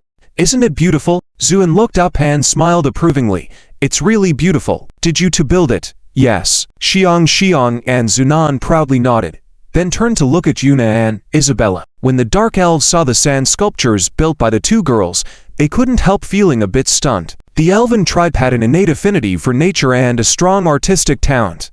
Although the sand sculptures were small, they were still intricate and exquisite, attracting the attention of many tourists who wanted to take photos. Compared to them, the sand castle painstakingly built by the two little girls appeared crude and unsightly. Xiang, who was very competitive, couldn't help pouting. Zuoan couldn't help but laugh. At that moment, a man with a bearded face and obvious artistic flair walked up, looking shocked, and asked Yuna, "Beautiful lady, did you build this sculpture?" Upon seeing a stranger, Isabella quickly hid behind her sister. Yuna was also a bit shy, but nodded slightly in response. Yuna pulled Isabella behind Zuoan. For them, there was no safer place in the world than beside Zuoan. That's why these timid girls dared to travel with Zuoan's family. "What's wrong?" And Yan asked with concern. Yuna pointed to David, who was following closely behind Zu, and frowned slightly upon seeing David. Two delicate and beautiful elves like them were indeed easy targets for some people with ulterior motives. By this time, David had walked up to them, and upon seeing Zuoan and Yan, he was stunned by their extraordinary looks. "Is something the matter, Zu?" and asked calmly. David shuddered and finally regained his composure, hastily saying, "Sir, I mean no harm. I was just astonished by the artistic quality embodied in that beach sculpture. I believe this lady has great artistic talent, so I wanted to get to know her." Zuoan glanced at Yuna. Yuna shook her head. "Did you see that? My sister isn't interested. Please leave," Zuoan said, indifferently. But David was starting to get anxious. "Are you deaf? Or are you intentionally refusing to leave?" Zuoan's words carried a hint of coldness. Though it was just a slight chill, it was already too much for a regular person like David to bear. He felt the strong aura enveloping him. Despite the scorching sun on the beach, he still felt bone-chilling cold. David swallowed hard and said, "All right, sir. I'll go now." With that, he quickly and flusteredly made his way off. However, he didn't go far. Instead, he stopped at a nearby beverage stall, sneaking glances their way. He hadn't lied. He was indeed a prominent avant-garde artist from Country M. His trip to Mexico this time was for vacation. Unexpectedly, he encountered a magnificent piece of art on the beach that captivated him. Nevertheless, he was determined to find a way to help that timid girl enter the art circle. He couldn't let an artistic genius go unrecognized. These thoughts were running through David's mind. Zu, and naturally noticed David peeping from a distance, but he could tell that David wasn't lusting after Yuna's beauty and wasn't a bad person. So he just smiled, then decided not to pay any more attention to the matter. Just then, a shabbily dressed barefoot young boy carrying a large box approached them. "Sir?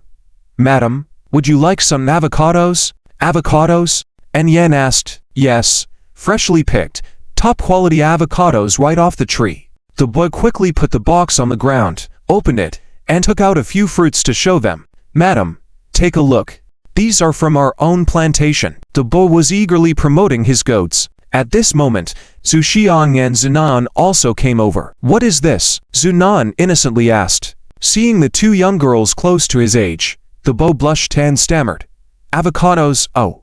Are they edible?" Zuoan asked with sparkling eyes. "Of course, they are not only edible but also very delicious." The boy's face lit up with excitement. "Dad," Zuoan drooled and called out. And Yan smiled. "We'll take it all. I want everything." The boy hesitated. "Madam, these avocados cost 12. And Yan had money on her and handed over a bill to the boy. "You can keep the change as a tip," and Yan said with a smile. It was a $100 bill.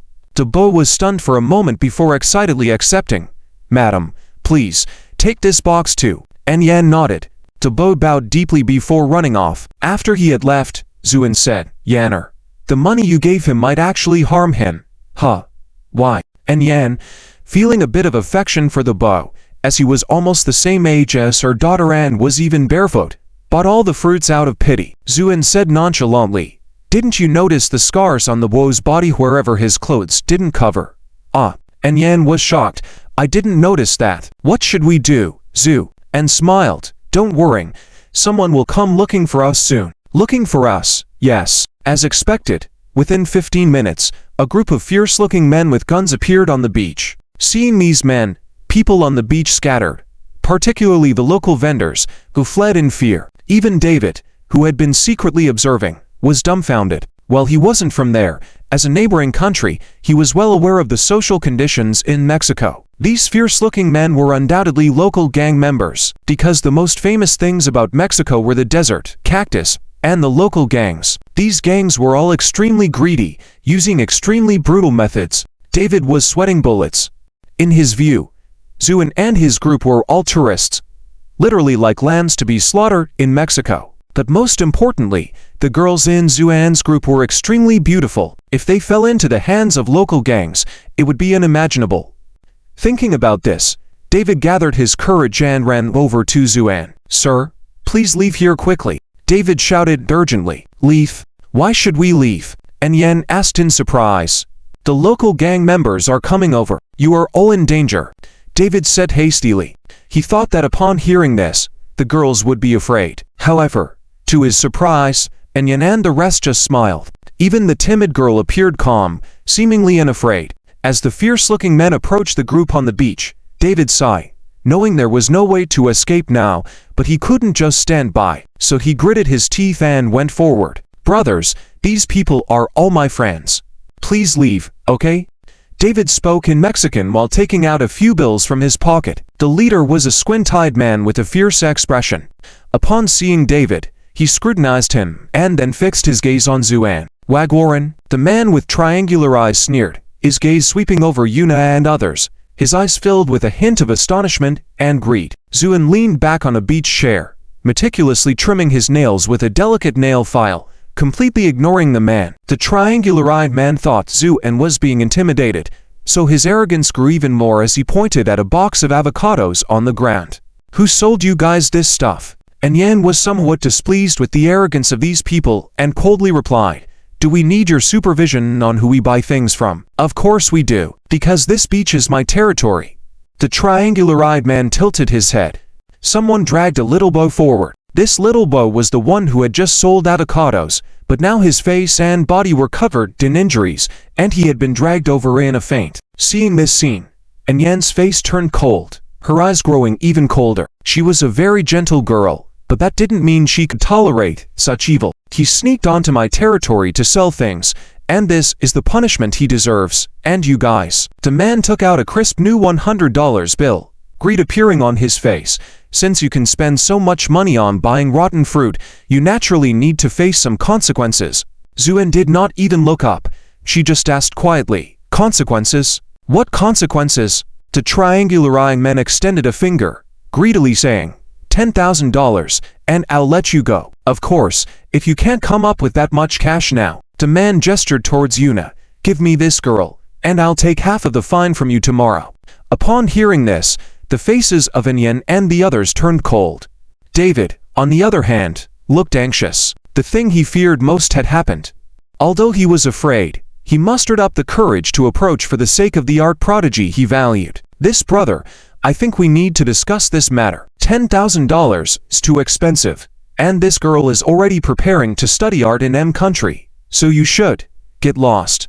The triangular-eyed man, feeling irritated by David's interference, raised the gun handle and smashed it down. This was because David was from M country. Otherwise, he might have just shot him straight away. Before David could react, just as the blow was about to land, a flash of silver light passed through, piercing the hand of the triangular-eyed man. "Ah, ah, ah!" The triangular-eyed man screamed loudly, clutching his hand that had been impaled, his face covered in sweat from the pain. Zuoan calmly said to Yuna behind her, "Take Xian and Isabella to play somewhere far away." Yuna trembled, understanding Zuoan's intentions, and quickly led the girls away. "Kill this man and take all the women away." The triangular-eyed man roared. His henchmen raised their guns and were about to shoot. The sound of gunshots frightened David, causing him to fall to the ground, holding his head in despair. Finished. This Wagwaran man was definitely going to die. God help them. Hopefully that little girl would be okay. But the gunshots only rang out a few times before stopping. David couldn't help but be puzzled. What's happening? Weren't the thugs supposed to shoot all the bullets in the gun before stopping? Why did it stop so quickly this time? He cautiously raised his head to look around. Then he saw an empty beach, and Zuoan and Yan sitting on beach chairs, unharmed. What happened? Just a moment ago, a group of thugs were shooting here. How did they all disappear within moments? David was filled with question marks in his mind. Zuoan stood up and walked over to the little boy lying unconscious on the ground.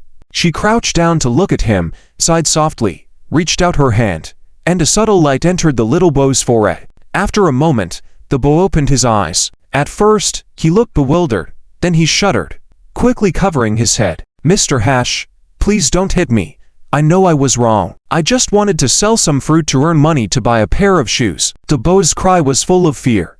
Zuoan raised an eyebrow slightly, chuckled, and said, "All right, Mr. Hash won't hit you again in the future." Hearing something unusual, the boy slowly removed his hands from his head and looked blankly at Zuoan. Yan also walked over, looking at the boy with some compassion. The boy suddenly remembered. Wasn't this the kind sister who had given him $100 to buy fruit just now? He suddenly shouted anxiously, "Sir and madam, you must leave here quickly. Hash will definitely come looking for trouble with you. Zuoan shook her head gently and suddenly said, let's go to your home later. Really? Mister? The boss said excitedly. Why'd? Zuoan asked calmly while eating the avocado that An Yan had prepared for him. Because you just offended the local gang in Mexico. These people are armed and act very arrogantly, not even paying attention to the Mexican government. If they find you, you'll be in big trouble. Find me for what? Zuoan asked nonchalantly. Their disappearance. Zuoan smiled faintly. If I told you that a sudden tornado swept them up and threw them into the ocean, would you believe it? David widened his eyes gradually and then shook his head. Although I wish that were true. It's impossible. Zuoan shrugged. But those people did disappear. There's no evidence. And what does it have to do with me? With that, Zuoan called back Yuma and the others, then said to the excited young boy, come, I'll walk you back. As Zuoan and the others left, David stood there, looking dazed. He still couldn't understand why those thugs had mysteriously disappeared. If they were killed, there should at least be bodies and blood, right? But the scene was empty. Not a trace left, not even a speck on the pristine sand. David puzzled over this, knowing that for those bloodthirsty thugs, evidence or lack thereof was irrelevant. Once they decided it was you would be in trouble.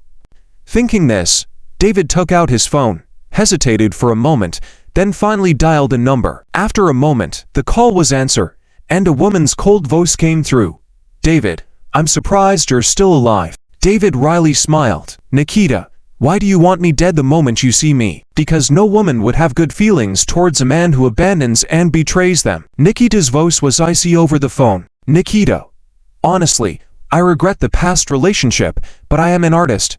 Emotions serve art, and without passion.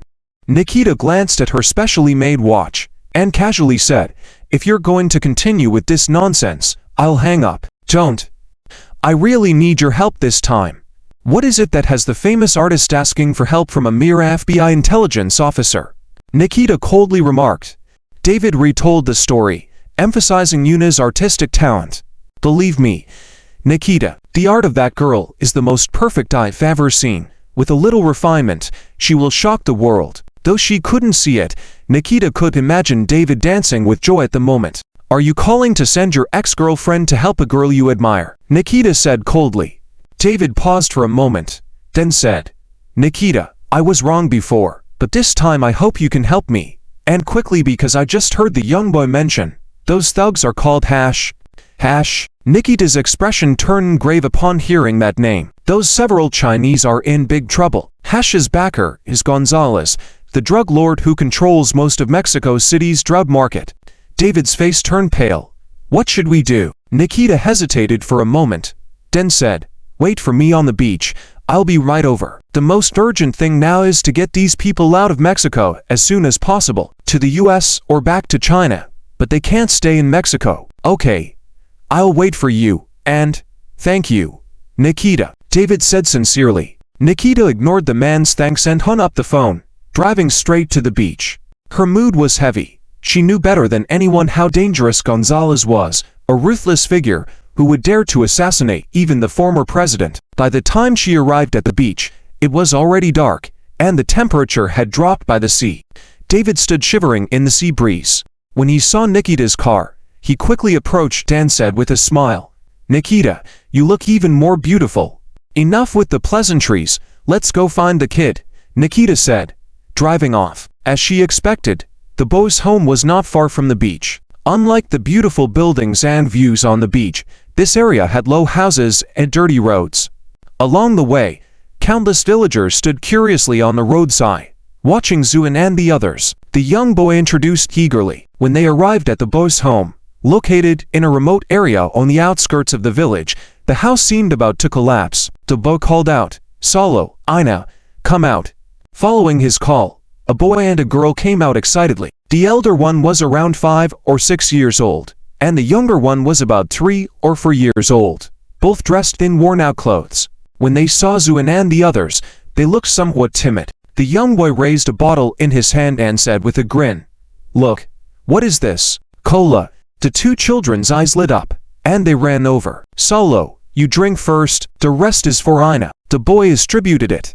Solo, the older girl, looked longingly at the cola bottle, then shook her head. Give it to Ina, She hasn't had it before. Handing the cola bottle to Ina, the younger girl eagerly opened it and drank it in a few mouthfuls. Is it tasty? The young beau asked with a smile. Yummy. Ina licked her lips. Salo noticed her brother's torn clothes and realized he had been beaten again, pausing in surprise. Brother, did you get beaten again? The beau waved it off. It's nothing. I'm used to it. Besides, I have to thank this gentleman and lady. Otherwise, I might still be lying on the beach. Salo's eyes filled with tears, and she took a few respectful steps forward, saying, Thank you. Thank you for saving my brother. Zuoan observed all this, especially when he saw the beau's shoes on Salo's feet. He couldn't help but sigh lightly. And Yan, seeing this, her eyes reddened, quickly pulling out all the colas. The freshly picked fruit was washed clean and placed on the table. Along with it were corn tortillas, a specialty of Mexico, and several local side dishes. This may have been the best that little beau Arela's family could offer. Arela's parents, the Mexican couple, were now looking at Mr. and Mrs. Zhu with warmth and a touch of awe. Arela had secretly told them that the gentleman and lady had given him $100 to buy all his avocados. $100 was a significant sum for this poor Mexican family, so they naturally showed great enthusiasm. However, Zhu's attention was not on these matters. He was watching his daughter, who was playing happily with Saloina not far away, a faint smile on his face. Children's hearts are always pure and unaffected by wealth or social status. Sir, your daughter is so adorable. Arela's father, an honest and hardworking Mexican fruit tree farmer, finally found some words of praise. Zhu smiled faintly.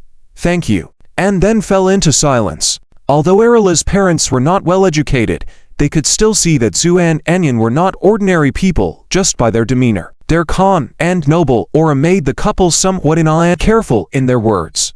But children do not care about these things. Salo and Ina had probably never been as happy as they were today, playing wildly in the yard. However, Salo's shoes didn't fit well and kept slipping off as she ran around. Seeing this, Zhu simply took off his shoes and handed them to her, saying, Here, they're for you. Salo was stunned. Although Salo was a little older than Zhu, due to malnutrition, she was not very tall, almost the same height as Zhu. The shoes Zhu was wearing were custom-made, very beautiful in style and craftsmanship. Salo had never even dreamed of such beautiful shoes. She hesitated a bit. Oh, go ahead and put them on. Zhu pushed the shoes over casually. For children, once they become friends, good things are meant to be shared. What about you? Salo asked. Actually, I hate wearing shoes, Zhu said. During their time in the Elven realm, she and her sister hardly wore shoes and spent their days playing barefoot in the jungle. Now, being able to bare their feet again brought them great joy. Zuoan and Isabella saw this and quickly took off their shoes and socks as well. The girls were now playing wildly, soon covered in dust and with their faces resembling little flower cats. Enian watched somewhat helplessly. Husband, look at them. They've turned into little rascals. Zhu smiled slightly. Isn't this the age to play? But at least they should act like young ladies. Enian insisted. Heh. I think children being happy is what matters most. You'll spoil them rotten eventually. They're my daughters, of course I'll spoil them. Zhu smiled. Well, I can never win against you. So when are we leaving? Enian felt very uncomfortable staying here. The respectful demeanor of Arela's parents made her feel like she was sitting on pins and needles. Zhu smiled. Just wait a while, someone should come. Once we handle that, we can leave. Enian paused. Honey, are you talking about the accomplices of those thugs on the beach? Zhu nodded. Those thugs may be dead, but they were local bosses, so their accomplices will surely investigate this matter. If we ignore it, this family will suffer. That was why Zhu had returned with little Arela. As they were talking, the sound of a car engine suddenly came from outside. Since it was dusk, the bright light seeping through the crude courtyard walls was still visible. Then a group of people got off the car speaking in Mexican dialect, grumbling. Zhu said lightly, Do you see that? They're here. Then he smiled at Enian. Enian, take the girl somewhere else to play. Enian nodded. Moa was in a good mood today because Hash was missing. In this country, when a gang member disappears, it's as good as dead. Although the gang leader Gonzalez was furious and demanded Moa to investigate, Moa saw this as an opportunity. If he handled this well, Hash's territory would all be his. Thinking of this, he couldn't help but feel pleased. It was too simple for them. the local bosses, to get to the bottom of things like this. Soon, Moe had gathered all the information about what happened on the beach. Foreign tourists, along with a poor fruit vendor family. These were the two parties involved in the incident. Seeing this result, Moe couldn't help but laugh heartily. He originally thought it was the work of a rival gang, but now he saw this unexpected turn. It was a perfect opportunity, so Moe quickly arrived at the Arella family's house with his men. Looking at the modest courtyard wall, Moe grinned and kicked down the gate. The gate collapsed with a bang, raising a cloud of dust. "Charge in. I'll reward $500 for each kill." Moe grinned.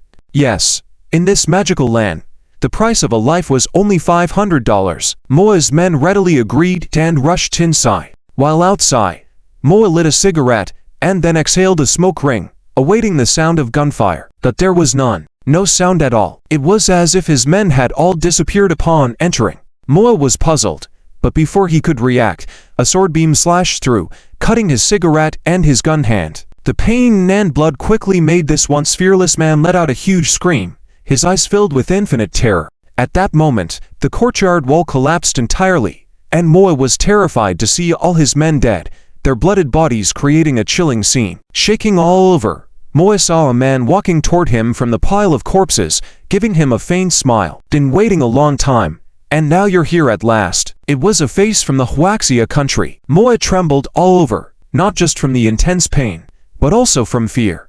I don't know. Now, I'll ask questions, and if you answer incorrectly, then a part of your body will bid farewell to you.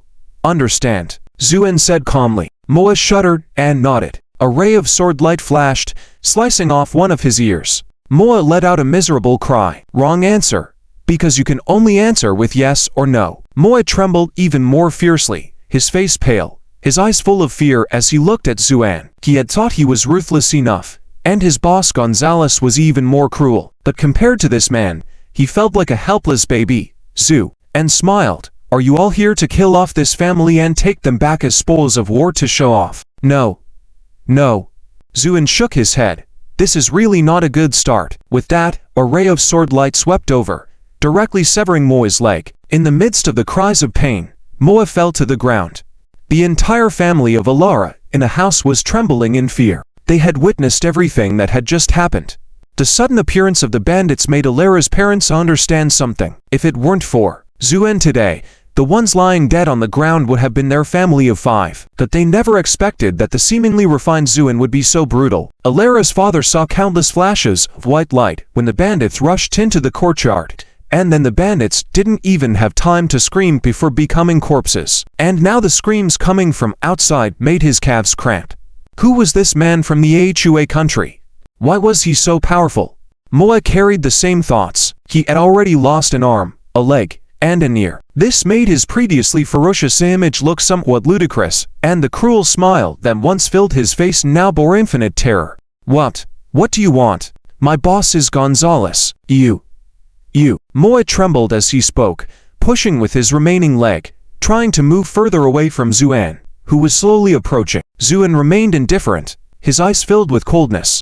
His murderous intent had already existed since the beach, because when he used divine flames to incinerate Hashi's bandits, he even saw their souls. In the memories of these souls, Zuoan saw many things that not even demons from hell could do. This reminded him of a saying, "Hell is empty, and all the devils are here on earth." The recently deceased Moe and his men were no different. In the memories of Moe's deceased subordinates, many grotesque scenes featured Moe. This man who always considered himself a devil ignited Zuoan's thirst for blood. "Don't be in a hurry. Your boss can't run away either." "So, what do I want to do?" Zuoan sighed. "Although I know that even if I kill all you guys, soon there will be darker and more vile individuals to take your place, it's still good to kill, at least, to make many beasts fear. No. Please. Help." Perhaps realizing that his end was near, Moe cried out in desperation. At the same time, a large American SUV roared over. Before the car even came to a stop, Nikita and David jumped out. "Stop."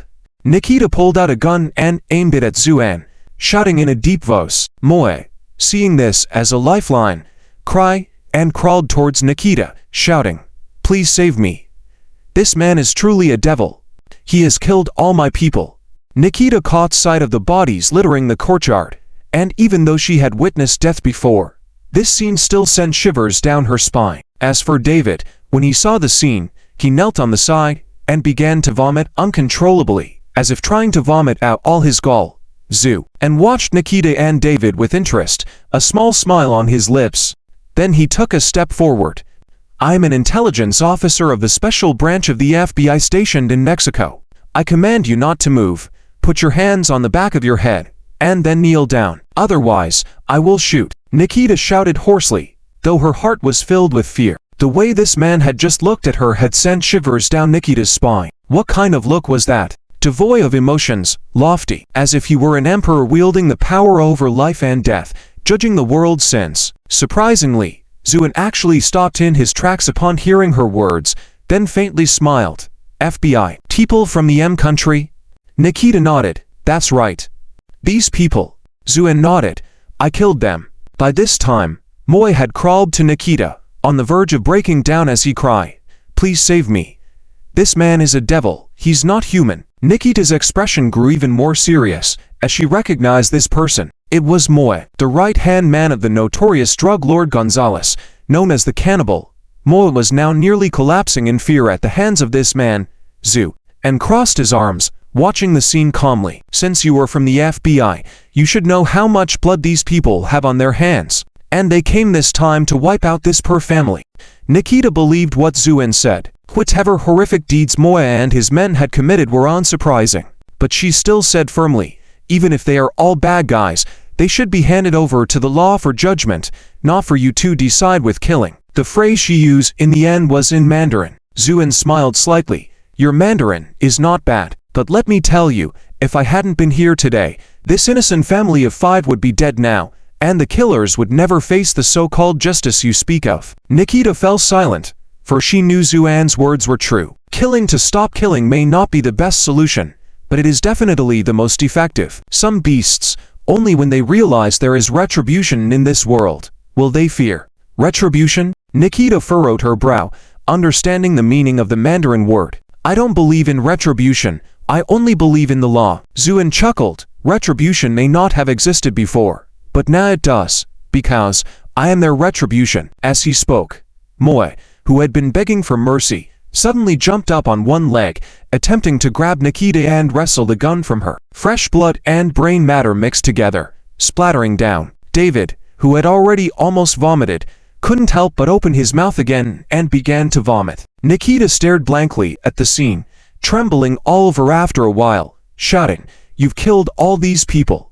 Have you thought about the consequences? While you are here, they may not dare to come near because of fear, but when you leave, they will face 10 times more fierce retaliation." Zuoan shook his head. "There will be no retaliation." "How is that possible?" Nikita started to say, but halfway through, her eyes widened in disbelief as she looked at Zuoan. Zuoan nodded with a smile.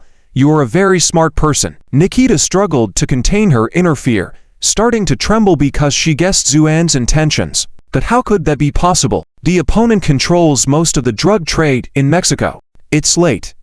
Let's do it now," Zuoan said, turning to shout to Yan in the distance. "Yan, wait for me for a while, I'll be right back." With that, Zuoan rose into the air, turning into a streak of light and disappearing into the sky. Nikita stared blankly, only coming to her senses after hearing David shout. By now, David had vomited out the bile, his face turning green as he weakly asked, "Nikita, who was that demon-like man just now?" Nikita smiled wryly. "Demon? There have been countless demons who died at his hands." "What?"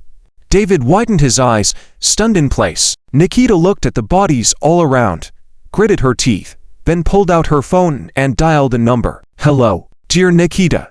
Why are you calling me at this hour? Don't tell me those thugs from Mexico are up to no good again. I was hoping for a peaceful weekend night." DeVos on the other end, the head of FBI intelligence, Langfero, said with a smile. Nikita smiled wryly at the words. "Mr. Langfero, your weekend night plans might be ruined. Because a person just killed Gonzalez's man." "Oh, who is it?" "From Gonzalez's rival gang." Langfero remained relaxed. As the closest country to M, the FBI monitored everything happening inside Mexico. Gonzalez, the biggest drug lord, was obviously a key focus. Now that his men had been killed, It was naturally a big deal, but Lanfero wasn't too concerned yet, leisurely picking up his coffee to enjoy the strong flavor. However, the next moment, all his calm disappeared as Nikita said something that made him choke on his coffee. The killer is Zuoan, and he's gone to find Gonzalez now. Oh God, I want to twist the heads off those bugs monitoring Zuoan. They just sent me a message saying Zuoan was on his honeymoon trip in Europe. These damn pests. Lanfero was furious. Because of the incident with the light church, Zuoan had become the most feared and guarded figure in various countries. His every move had become the focus of all intelligence agencies. The same went for M, of course.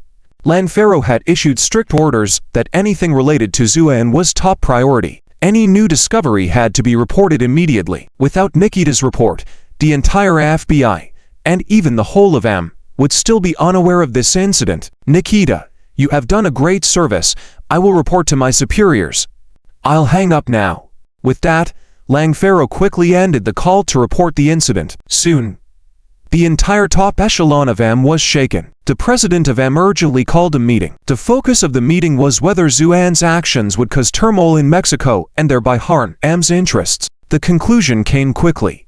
While Gonzalez was not ideal, they had been cooperating for a long time, and his death would certainly create unrest in Mexico. Furthermore, his replacement might not be as compliant as Gonzalez. Thus, a call was immediately made to Gonzalez's phone.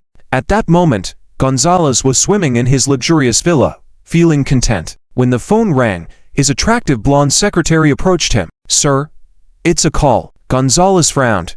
Who would call on a weekend night? The secretary whispered a word.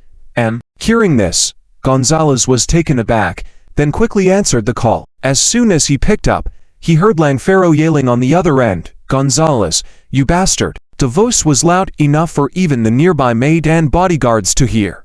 Gonzalez looked a bit embarrassed, but also slightly annoyed.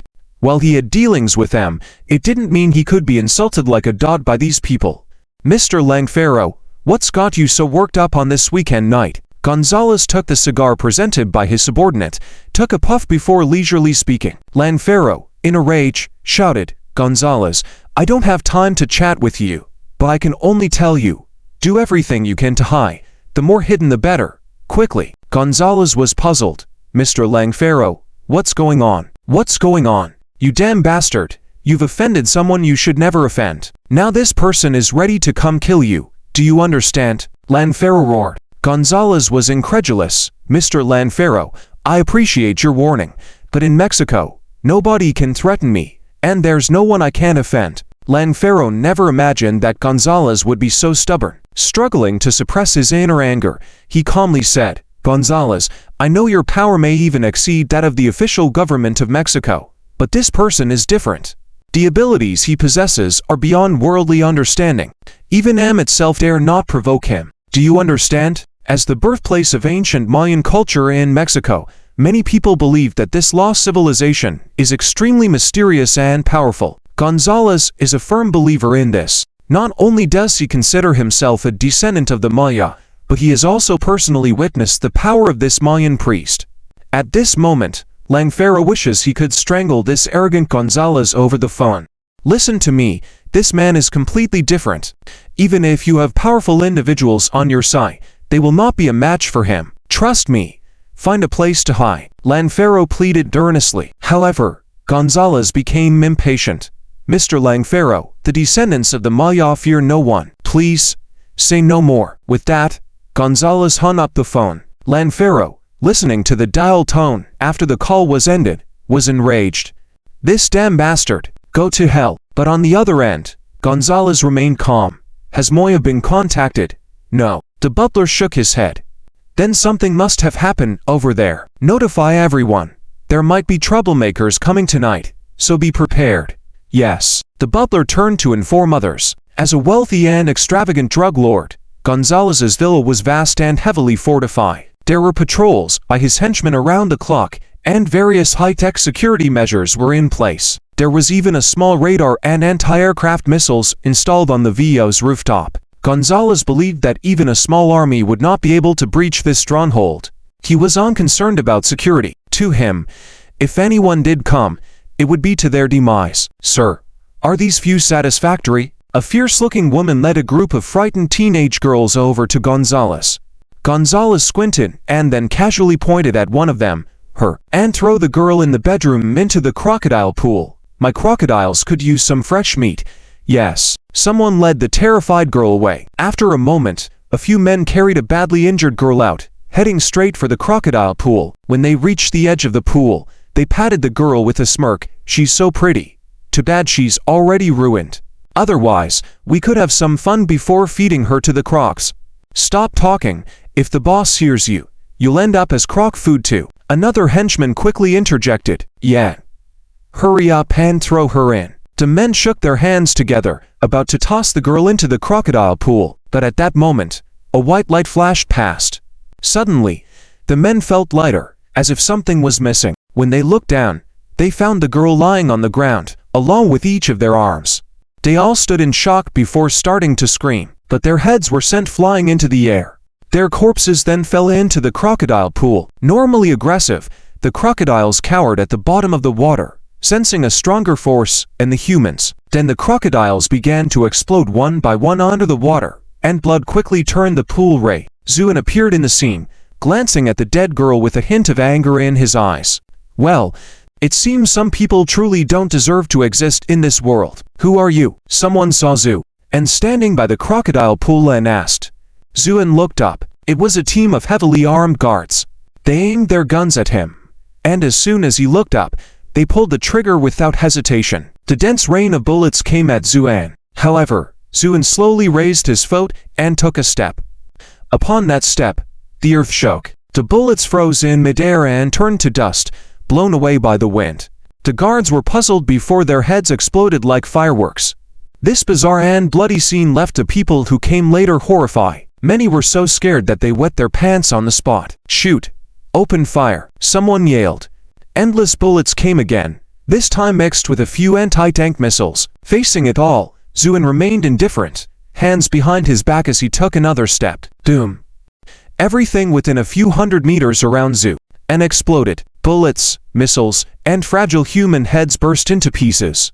At the same time, Gonzalez, who was about to indulge in pleasure in his bedroom, was horrified as he sensed a powerful murderous intent. In the bedroom, the Mayan priest protecting him with a golden mask also emitted a light. What's going on?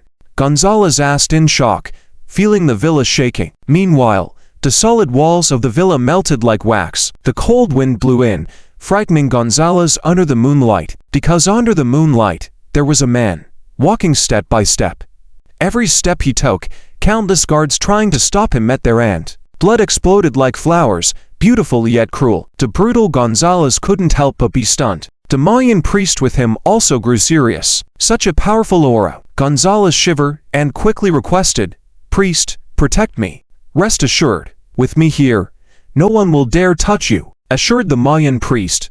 Gonzalez felt reassured. He had great confidence in his personal priest. By now, all the guards and escorts in the entire villa were dead. The thick smell of blood hung in the air, making people sick. Zuoan had already reached the front of the villa. He looked up and glanced at the priest wearing the golden mask and Gonzalez hiding behind him, saying calmly, "God or demon priest." The Maya priest's fist came crashing down with such force that, although it hadn't hit the ground yet, a deep pit appeared with a thunderous roar. Zuoan stood within it, hands behind his back, looking up at the impending fist and calmly said, "Even if the gods you vanished return, I am not afraid. Let alone you." With that, Zuoan suddenly raised his gaze, stomped his foot, and leapt into the sky, flying directly in front of the Maya priest. He then raised his hand and delivered a slap.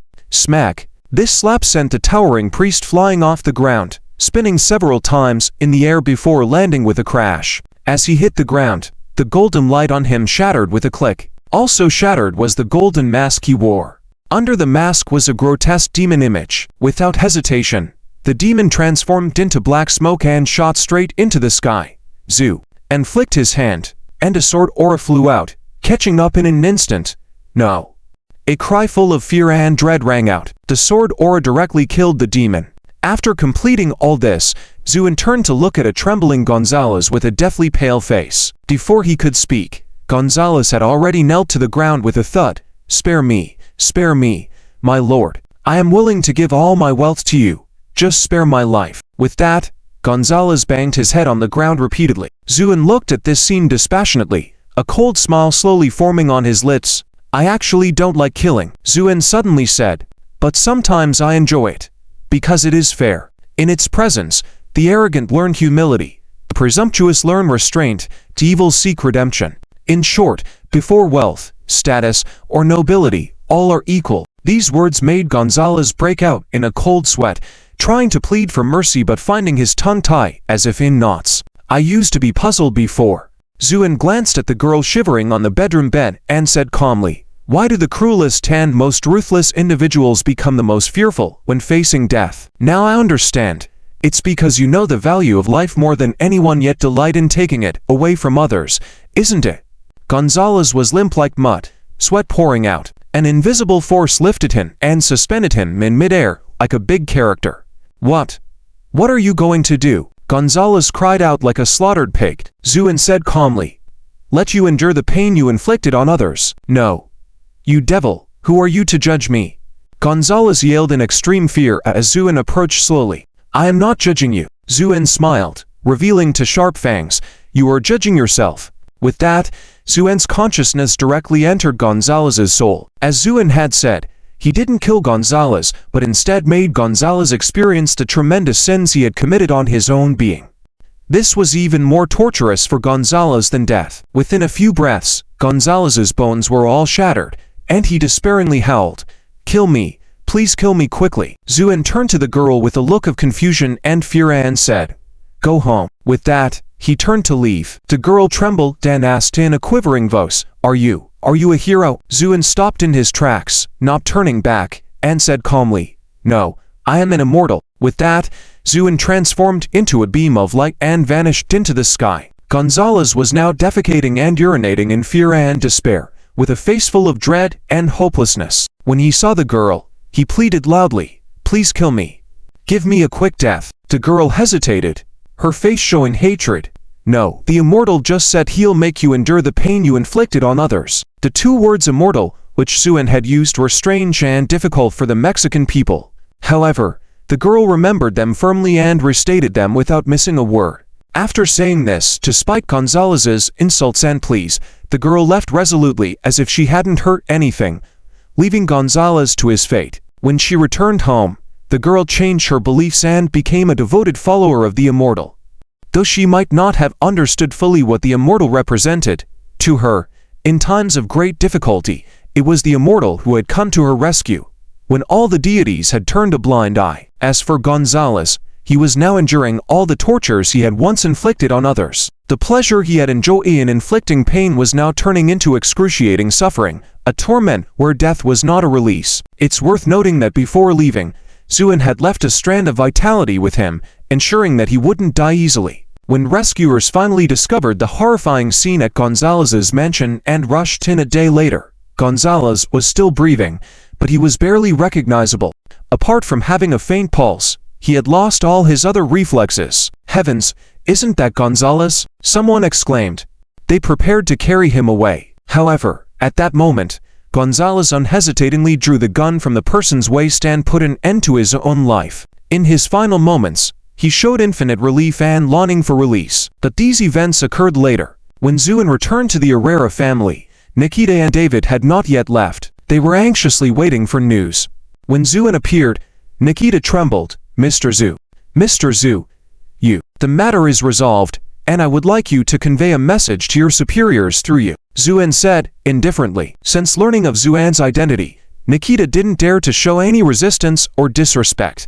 This man was the true supreme being, a formidable presence. "I am dissatisfied with Gonzalez's actions. How you capitalists go about your business doesn't concern me, but if there are any more clandestine dealings like this, I would love to showcase a spectacular sword performance on the Empire State Building in New York." Hearing this, cold sweat dripped down Nikita's face, trembling all over. "Yes, I will convey the message, Zhu," and found in Yen and was ready to lead them away. But before leaving, Zuoan left the Herrera family with a sum of money that was not too extravagant but definitely enough for them to live on. Herrera and the siblings, Salo and Nina, were reluctant to part ways, especially Salo, she approached Zuoan with tears in her eyes, gently hugged her, and said, "Thank you for the shoes you gave me." After saying that, they turned and ran away. It was only after they had gone far that Zuoan was surprised to find a crudely designed and seemingly cheap trinket in her pocket. Although it was inexpensive, the trinket seemed well worn, with even the decorative beads having faded in color. Though young, Zuoan understood that this was a gift from Sao. Suddenly, a slight feeling of sadness arose in her young heart. So this is what it feels like to make friends. Therefore, this seemingly inconspicuous trinket, upon reflection, became a precious gift. Zuoan noticed everything and then turned to Yan with a smile, whispering, "See, children grow up like this." Meanwhile, Nikita and David were stunned as they watched. Then they turned and drove away. After bringing the lost and disoriented David back to the hotel, Nikita called her boss. Lanfero had been waiting for Nikita's call and answer immediately, and the phone rang. "How is it going?" "He's gone." "Do I need to go check on Gonzalez?" Lanfero fell silent for a moment as the fate of Gonzalez could be foreseen. "All right, no need to bother with that fool. Let the people in Mexico handle it." "Did he say anything else?" Nikita took a deep breath, sounding fearful. He said, if he catches them colluding with those drug lords again, he wouldn't mind putting on a sword performance at the Times building. "What?" Lanfero reacted as if a maiden had been courted, letting out a deafening scream. "Did he really say that?" "Yes." "Good. Wait for my call. I'll report it immediately." Lanfero hung up and promptly reported the situation. Soon, a high-level video conference involving the president and intelligence chief was underway. Nikita also participated, having never interacted with such high-ranking superiors before, leading her to stumble in her speech. But no one cared, as these officials listened quietly. When they heard Zuoan's words, several senior military leaders slammed the table in anger. "Is he threatening our United States?" However, Lanfero knew that the reason for these generals' anger was simply their powerlessness. Could they really send an aircraft carrier to deal with someone who came and went without a trace? That would be a joke. So all they could do was pound the table. Yet some discordant voices arose, such as the newly appointed cabinet minister, a petty female journalist, who chuckled nonchalantly, "I wonder what you're afraid of, even if he goes to perform swordplay." Hearing this, Lanfero gave the triumphant cabinet minister a look of disdain. Before a higher-ranking official than her reprimanded, "You reckless idiot, do you even understand what he means by swordplay?" What could it mean? Probably old Eastern witchcraft. The woman still looked defiant. "Ha ha, old witchcraft. Didn't the recent fall of the European Bright Church and the sword reign in the city of sin turn into witchcraft in your mouth? Those were terrifying forces that could annihilate a city." Hearing this, the woman's mouth dropped open in disbelief. The president suddenly spoke. "All right, the main focus now is how to address this matter. I suggest that we refrain from meddling in Mexico's affairs in the future." "I second." "I also second." Watching these people expressing their views, Nikita suddenly had a ludicrous thought. These lofty figures were all bowing their heads under the pressure of one man. For Mexico, Gonzalez's death was a major event, yet his demise had occurred without warning. While accustomed to the constant battles of the factions, Gonzalez's actions in recent years had been appalling. Hence, his death was a cause for celebration for many. However, some held a pessimistic view, believing this was just a game of musical chairs in power struggles. Once one Gonzalez is gone, a second would emerge, possibly even more ruthless and dark. This was a valid perspective, yet this time, it did not hold true. The one who took over Gonzalez's territory expectedly became gentler and made significant changes. Though still a brutal drug lord, he appeared less ferocious in many respects. This transformation baffled many. Had these bloodthirsty drug lords suddenly changed their ways? Only these drug lords knew the truth. Gonzalez's demise had been so brutal that all information was sealed off, unknown to outsiders. Only they understood what had happened. Particularly those who had heard the autopsy report on Gonzalez were chilled to the core, with bones shattered, tendons torn from the body, eyes gouged out. These methods left even the demon speechless, and they found these methods very familiar, as though they were Gonzalez's preferred tactics. This discovery led those who acquired Gonzalez's domain to become more civilized, for who knew if the deeds done unto others today might someday befall them. In the ancient Dayan kingdom of Huaxia, there is the Myoxian Valley, a secluded haven inhabited by witch practitioners and followers of the Myoxian sect. In this place, the leader of the Myoxian sect, the insect goo cultivator Luzia, was currently immersed in cultivation within the insect immortal cave. Ever since the battle in Shanjian, Luzia returned to the Myoxian Valley and had not emerged since. Luzia nodded, sitting next to the stone table, eating while asking, "How is the cultivation of your goo king egg going?" Afa respectfully replied, "Master, I just broke through to the third transformation." Luzia's eyes lit up. "Oh, the progress is quite good. Display it for me to see." "Yes." Afa dared not disobey his master's command, closed his eyes slightly, and a powerful aura appeared on his body. At the same time, a faint light blue glow flowed between his chest and abdomen. Then, with a mouth, a green light flashed by, and when it stopped, there was a small green snake coiled around Afi's neck, peering its head out and spitting out a message. Although the snake was small, its strong presence already showed its extraordinary nature. The snake then nodded slightly towards Luzia, as if paying respects. Luzia showed a hint of satisfaction. "Not bad, Afa. Your talent in the path of goo cultivation is even better than I imagined." Hearing Luzia's praise, Afa was excited. Since his return to the Miao Immortal Valley, Afa had gotten rid of all his bad habits and led a disciplined life almost bordering on obsession. His goo heart, tainted by the secular world, had finally recovered. His fervor was all because Afa did not want to disappoint Luzia's expectations. Now, his efforts had finally paid off, and Afa was naturally very happy. "Master, your injuries." Afa and all the people in the Miao Immortal Valley were most concerned about Luzia's injuries. As the insect goo immortal and the current leader of the goo masters, Luzia was the pillar of the entire Miao Immortal Valley. Luzia smiled, and with a wave of his hand, a three-legged golden toad appeared in his palm. "My life-bound goo was severely injured, almost died, but unexpectedly, in this insect immortal sanctuary, under fortuitous circumstances, I break through to become a 9-turn goo sovereign, acquiring the golden toad goo." Afa exclaimed, "Congratulations, Master." The three-legged golden toad goo. That was a goo insect rarely seen. However, Luzia shook his head, his expression becoming somewhat gloomy. "Unfortunately, the more I cultivate, the more I realize the strength of that person." Afa also fell silent. He was no longer the gang leader in Hong Kong, but a qualified goo master, naturally exposed to a lot of information about the cultivation world. He also frequented martial arts forums in his spare time. Therefore, he had a more comprehensive understanding of Zuoan. Just as Master had said, the more he knew, the more he understood the power and terror of that person. "In fact, I have to thank him," Luzia said.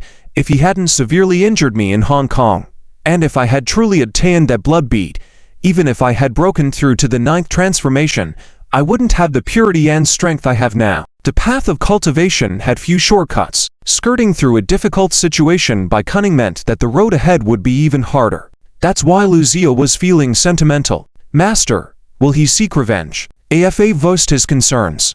Luzia smiled bitterly. "You still don't understand the mindset of those standing at the pinnacle of power. For them, we so-called strong individuals are no different from ants. We are just the kind of ants with slightly more strength." "I see." Afi's expression was complicated, lost in thought. Luzia stood up and walked to his side, patting his shoulder reassuringly. "Afa, individuals like Zuoan are 1 in a million. You don't need to belittle yourself. Walking your own cultivation path is the most important thing." "Yes." The teacher and disciple chatted for a few more words before Afa was about to leave with his bowl and chopsticks. Suddenly, the insect immortal cave shook violently, causing Afa to lose his balance and sit on the ground, his face displaying shock. "Master, what's happening?" Luzia's face also changed drastically.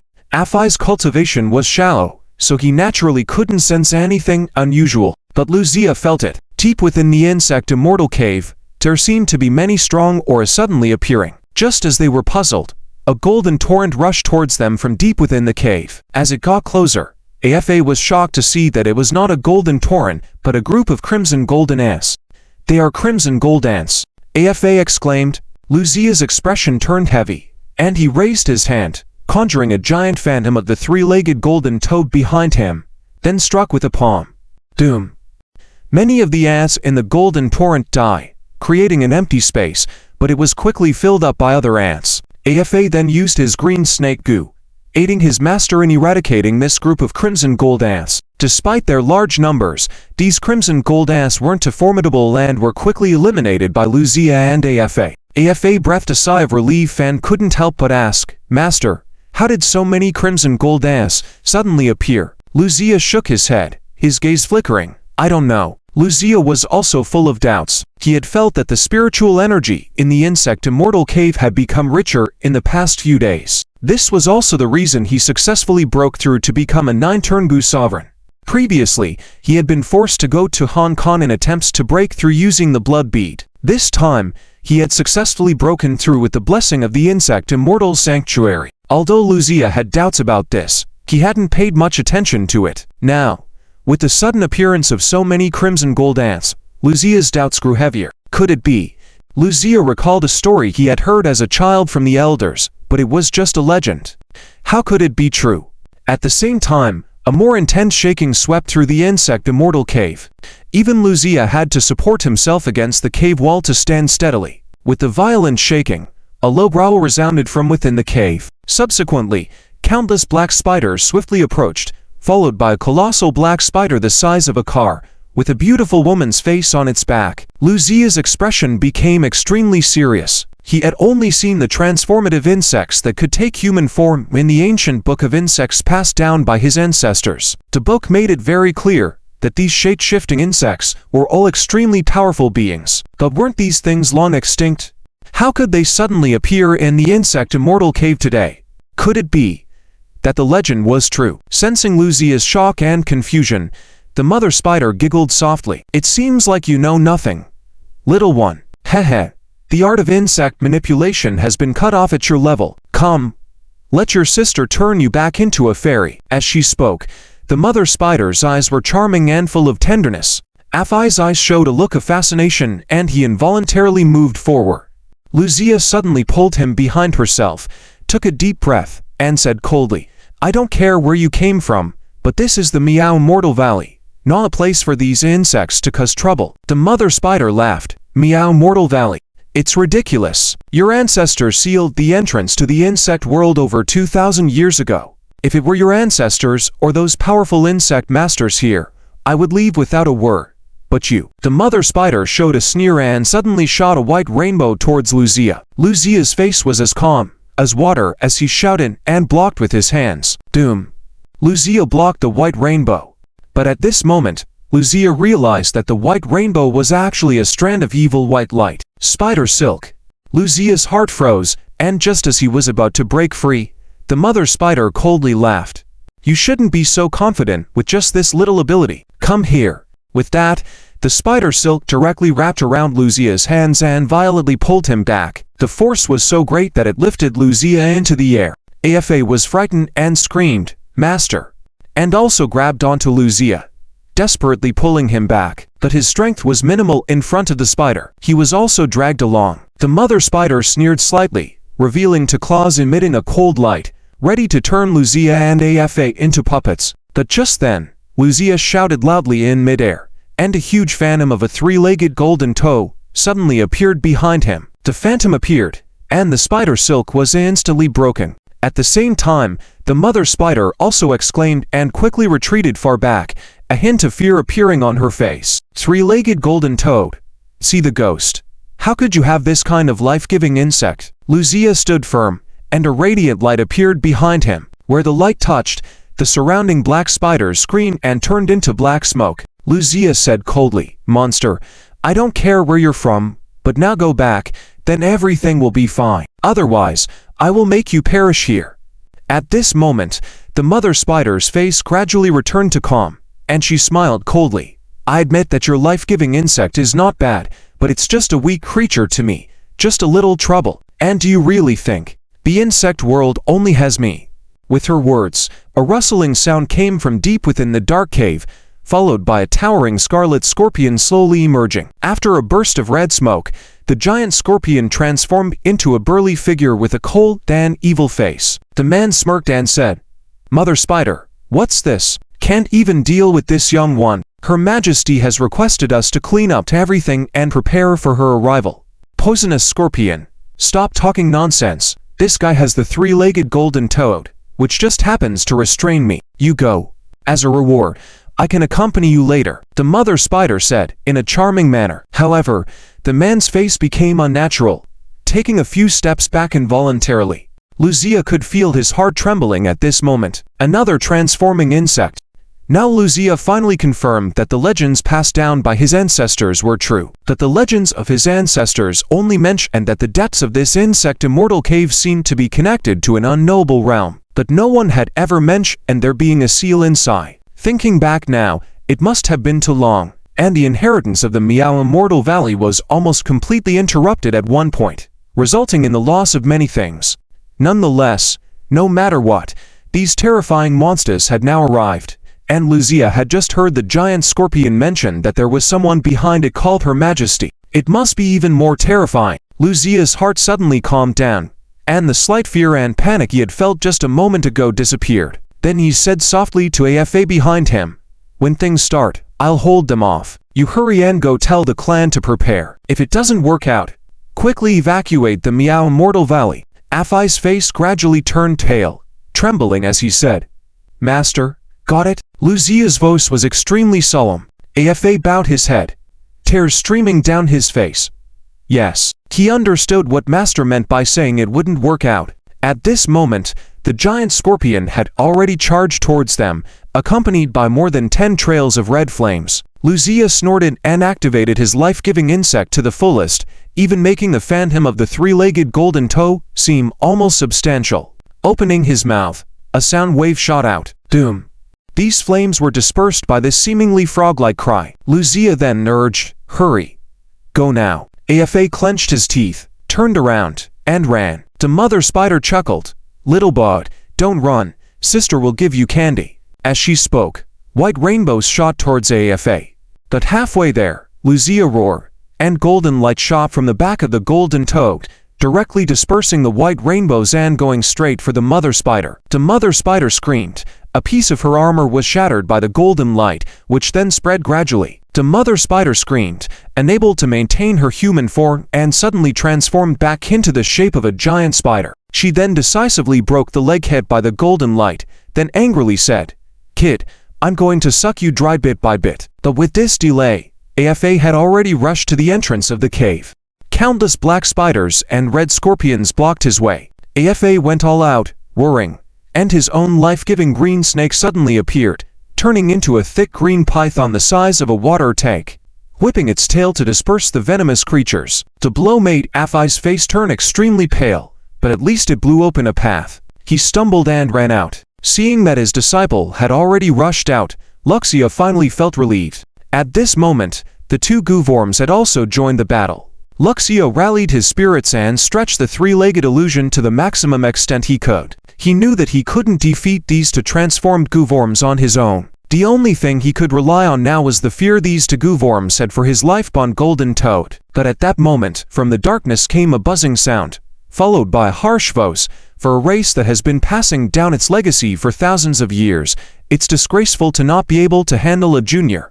Upon hearing these words, the giant scorpion and spider both looked embarrassed. Meanwhile, an immensely huge venomous wasp darted out at lightning speed, heading straight for Luxia. Luxia was startled and tried to dodge, but the scorpion grinned and blocked his way. In that moment of delay, the venomous wasp had already rushed close, and then a black light flashed by. Luxia shivered, and the three-legged golden toad illusion behind him swayed, nearly collapsing. Then a dark, ominous color appeared on Luxia's face. At this moment, all these goovorms were alarmed. The mother spider burst into a wicked laugh. "Kid, once you're stung by the venomous wasp, even a golden immortal would shudder 3 times. You're finished." Indeed, the black color started spreading rapidly over Luxia's body. In an instant, Luxia was enveloped in this ominous black shade, and the three-legged golden toad behind him struggled in agony. At that moment, Luxia could feel the excruciating pain at a cellular level. This pain even made Luxia feel like his whole being was about to collapse. But Luxia laughed. In that smile, a resolute glint flashed in his eyes. Seeing this expression on Luxia's face, the mother spider couldn't help but tremble all over, as it recalled some deeply unsettling memories. In the past, it was just an inconspicuous little spider that had once fought alongside the Goo clan in this world. At the beginning, everything went smoothly, and no one could resist the onslaught of their Gu clan army. However, they soon encountered a group of formidable opponents. These people could also control strange insects and possessed great power. The most formidable among them could even spar with the queen without defeat. The mother spider later learned that these people were called Gu Masters. The most powerful among them were called Gu Lords. The unstoppable offensive of the Gu clan was thwarted. Although the number of these Gu Masters was small, they stood like indestructible rocks, resisting wave after wave of attacks from the Gu clan. After 3 days of fierce battles, the ground was covered with layers of corpses of insects. And these Gu Masters suffered heavy casualties, leaving only a few survivors in the end. Enraged, the queen personally led the final deadly charge. The mother spider was also among the overwhelming Gu clan army at that time. But it saw strange expressions on the faces of those Gu Masters who were heavily besieged. There was no fear, no despair. All that remained was this strange sense of resignation. At that time, it had a vague ominous premonition, so it secretly hid at the back of the army. Sure enough, at the moment when the humans and Gu made contact, all the remaining Gu Masters self-detonated, their power sweeping through almost all of the Gu clan. Even the queen was injured, but the queen was nearly immortal, so these injuries were insignificant. Just when the mother spider believed victory belonged to the Gu clan, the last surviving Gu Lord set himself ablaze, then directly blasted the queen and all the Gu clan back to their realm and sealed the spatial rift with his own soul sacrifice. Those scenes still made the mother spider shudder at the thought. And today, it once again saw that familiar expression on Luxia's face. Simultaneously, the three-legged golden toad behind Luxia let out a mournful cry, then suddenly shattered and turned into golden powder, completely enveloping Luxia. Luxia's aura became incredibly powerful as a result. The mother spider cried out in fear, "Run! He's trying to take us down with him." The nearest venomous wasp hesitated for a moment, still not reacting. Luxia then threw a punch. His fist burned with raging golden flames. This was Luxia burning his own lifebond Gu worm. The venomous wasp screamed in terror, and the punch pierced through its body, engulfing it in flames instantly. The venomous wasp let out a deafening scream, but in a flash, it was reduced to ashes. The giant scorpion, horrified, tried to flee, but Luxia lunged forward with a swift step, grabbed the scorpion's tail, and forcibly snapped off its lifebond poison stinger. The scorpion let out a cry of agony, struggling, as the flames engulfed it. The scorpion perished. Two swift and decisive strikes had extinguished two formidable Gu creatures. The mother spider felt chills run down its spine, wanting to escape, but Luxia had blocked its path. Trembling in fear, Luxia suddenly groaned, and his aura plummeted sharply, the blazing golden flames becoming thinner. The mother spider was initially puzzled, then burst into a delighted laugh. "I simply can't understand you humans. You do such foolish things. And yet, the result is always the same, isn't it? Ha ha ha." With that, the mother spider rushed forward. However, just as it charged forward, Luxia suddenly lifted his head, and his eyes, already dull and lifeless, shimmered brilliantly. The mother spider was shaken to the core, wanting to flee, but it was too late. Luxia swiftly embraced the mother spider, and the faint golden flames lit up one last time before consuming the mother spider. The mother spider let out a wretched scream, terrified and struggling, trying to break free from Luxia's grip. But despite appearing extremely weakened, Luxia's hands were like steel claws, firmly holding onto the mother spider without letting go. The mother spider was consumed by the golden flames, filled with pain and anger. In its extreme rage, its razor-sharp pincers, emitting a metallic cold light, plunged directly into Luxia's back. Spurt. Blood splattered. Luxia trembled slightly, but his face still bore a look of determination. The mother spider was terrified by this scene, almost screaming in agony. Why aren't you humans afraid? Weren't you supposed to fear death the most?" A faint smile tugged at the corners of Luxia's mouth, as he revealed a mocking expression. The remnants of the spider fell to the ground, with Lucia collapsing in the dust alongside. At this moment, he should have already been dead, but because of the last trace of blood essence from his fate Gu worm, he hadn't yet breathed his last. Just then, a flurry of footsteps could be heard coming from the entrance of the cave. AFA led the elders of the Miao Immortal Valley rushing in. When AFA saw the grim scene unfolding before him, he trembled all over. Never believing in deities, he found himself whispering a prayer, "May the gods and Buddhas protect and keep my master safe." But when he saw Lucia lying on the ground, Covered in gruesome wounds, Afa couldn't hold back any longer and his legs gave out, kneeling on the ground, feeling like the world was turning dark before his eyes. Master! Afa's hands trembled as he gently lifted Lucia's head, tears falling heavily onto Lucia's forehead. Lucia summoned the last of his strength, slowly opening his eyes. Afa cried out in joy, "Master, hold on. I'll take you for treatment now." Lucia blinked faintly, this being the last movement he could muster. He then moved his lips slightly, as if trying to say something. Afa quickly brought his ear close. Lucia spoke in an extremely weak voice. "The seal is broken. Notify the military."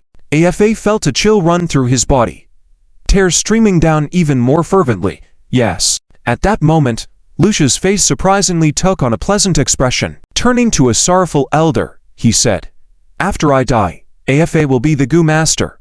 The many elders and tribe members couldn't help but weep, responding, "Yes." A small smile played on Lucia's lips as the light in his eyes dimmed visibly. Then he murmured softly, "Ancestor, I didn't disgrace the Gu Master." With those words, the light in Lucia's eyes faded, and all vitality was extinguished.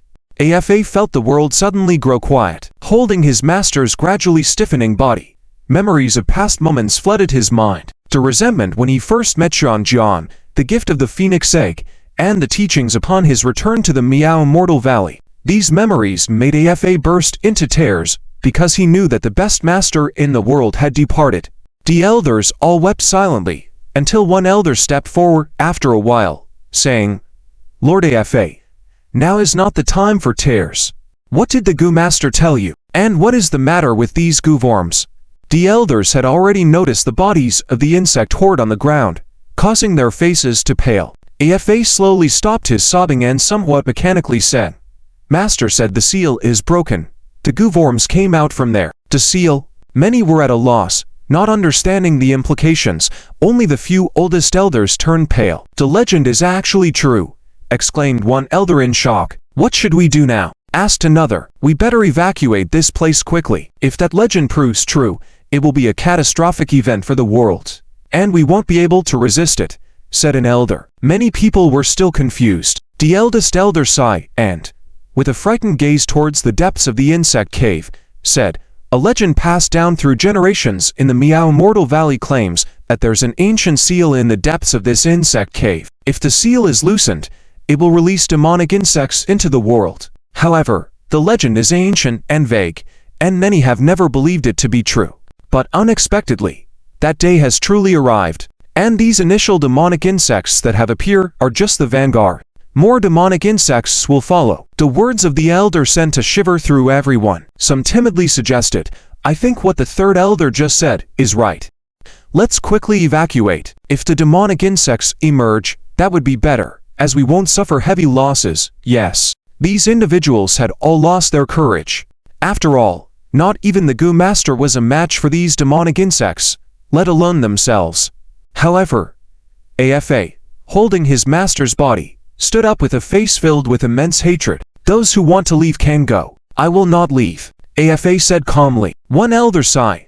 "Afa, I understand your grief, but this isn't a matter of loyalty. Let's leave for now and assess the situation." Afa turned to the elder and stated, "Master said to notify the military." "Notify the military?" The group exchanged puzzled glances. Finally, the eldest elder nodded and said, "I believe that's the only option. Someone block off this insect cave with giant stones." Yes. At this moment, Afa had already walked away with Lucia's body. As the others watched his departing figure, they shook their heads silently. Although Afa had made rapid progress, he was far from the strongest in the Miao Immortal Valley. It was a mystery why the Gu Master had chosen to pass the position to him. Soon, the insect cave was firmly sealed with giant stones. The sense of security that these stones provided made people feel as though the legend might not be true. But the eldest elder sent a message to the military through his connections. Commander, who was in a good mood that day. His meticulously trained blood-killing special forces had just won first place in a competition, bringing a sense of accomplishment to Commander Hu. "Heh, how does our blood-killing compare to that fire phoenix?" Commander Hu asked with a smiling expression. "Of course, our blood-killing is stronger. The fire phoenix is just relying on an early reputation, merely a paper tiger," the aide quickly replied. "Nonsense." Commander Hu's face darkened, scolding angrily. The aide immediately lowered his head. Commander Hu said, "Well, I also believe our blood killing is the strongest. The Fire Phoenix was not a pushover. Don't you understand the principle of not underestimating the enemy strategically and highlighting the enemy's importance tactically?" The aide was drenched in cold sweat and couldn't even raise his head. At this moment, Commander Hu sighed, a tinge of regret flashing in his eyes. "General Lin, oh General Lin, it's a pity you died early. Otherwise, I would have defeated your Fire Phoenix right in front of you, making you understand what truly defies the top special forces." Ever since Commander Hu's forces were defeated by the Fire Phoenix trained by Zuoan in just 7 days, he had been nursing a grudge. The Miaoshan Valley belongs to the jurisdiction of Commander Hu's troops. Commander Hu has always shown the proper respect for this ancient sect, which has a long-standing heritage. There is frequent communication between them as well. Unexpectedly, this time they received a plea for help from the Great Elder of the Miaoshan Valley. It seems that there are some demonic bugs causing trouble. Quite interesting. Isn't the Miaoshan Valley known for being good at dealing with insects? Commander Hu pondered for a moment and then nodded, saying, "Go and bring Zhang Chu." Yes, soon. Captain Zhang Chu of the Blood Killing Special Forces, also the youngest colonel officer under Commander Hu, rushed over. "Commander." Zhang Chu saluted in a standard military manner. Commander Hu nodded in satisfaction. He could never get enough of this subordinate of his. The standard stance, tall figure, determined face, and bold style of Zhang Chu were all qualities the Commander Hu admired. Therefore, he walked up and patted Zhang Chu's shoulder, saying, "You just finished a match, so relax a bit and don't stay so stiff." "Yes," Zhang Chu responded, but his demeanor still exuded the strict military discipline. "How are you feeling? Tired?" Returning to Commander, "Not tired," Zhang Chu replied with precision. Commander Hu smiled, understanding his subordinate's character, and chose not to say anything further. "The elder of the Miaoshan Valley just informed me that there had been demonic bugs causing havoc in their area. Take a few people to investigate.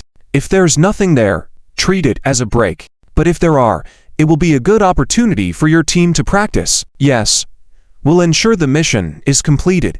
Zhang Chu solemnly saluted before turning to leave. Commander Hu attached great importance to this matter. The Phoenix Special Forces had gained a strong reputation in recent years, not only because they had dominated in various military competitions worldwide, but also because they had dealt with numerous abnormal events. These abnormal events were rarely disclosed to the public due to their unique nature, but Commander Hu was well aware of them, having seen the videos himself. The powerful demons and monsters encounter in these situations weighed heavily on Commander Hu's mind. However, as long as the Phoenix Force was deployed, no matter how formidable the enemy, they would be swiftly eliminated. Commander Hu was highly competitive and thus entrusted the blood-killing troops with handling the situation involving the demonic bugs. Winning against ordinary forces in competitions was one thing, but only by effectively dealing with these increasing abnormal events could a special forces unit be considered strong and equipped to rival the Phoenix Force. Zhang Chu naturally understood these principles. As an officer personally groomed by Commander Hu, Zhang Chu was almost fanatical about victory. He refused to be outdone by anyone, especially not by the Phoenix Force. This was connected to his identity as the last successor of the Chia Shai Fu in Longhu Mountain, Ganzhou. With 1,000 years of heritage resting solely on his shoulders, losing was not an option for him. Upon returning to the base camp, Zhang Chu immediately gathered his subordinates and briefed them briefly on the situation. These blood-killing team members had been trained by Zhang Chu himself in various aspects, not just physical fitness and combat skills, but also many mystical techniques. Therefore, they followed their captain's orders without question. "Captain, just give the command. Whatever demonic creatures are out there, they are nothing in front of us. The blood-killing." "Yes, Captain, lead us." The team members were full of excitement, brimming with battle spirits. Zhang Chu nodded in satisfaction. "All right. This time, we will all go out as a unit and treat it as a major training exercise." Yes. The entire blood-killing unit set off directly towards the Miaoshan Valley. Meanwhile, in Las Vegas, country, Zuoan was enjoying a vacation with his family. Yuna and Isabella had already returned to the Elf Sanctuary. This was the 10th stop of Zuoan and Yan's honeymoon trip, and their first stop in M country. As for the infamous Sin City belonging to M country, Zuoan found it uninteresting and had already visited it last time, so they decided to skip it this time, and instead came to Las Vegas. And Yan had no objections, but this time was different from before. On the flight to M country, Zuoan and his family encountered a domestic tour group. This tour group consisted of newlyweds on their honeymoon, and after some chit-chat with a few friends, Zuoan reluctantly joined them. "Hey buddy, care for a smoke?" a well-mannered man with glasses asked. Zuoan smiled faintly, shook his head, and said, "No, I don't smoke." The man with glasses chuckled, and without saying anything, lit up a cigarette, blew out some smoke, and then said contentedly, "A man who doesn't smoke is wasted in this world. I think men should have their own hobbies after getting married." "Oh. Why is that?" "Think about it. Marriage is like the graveyard of love.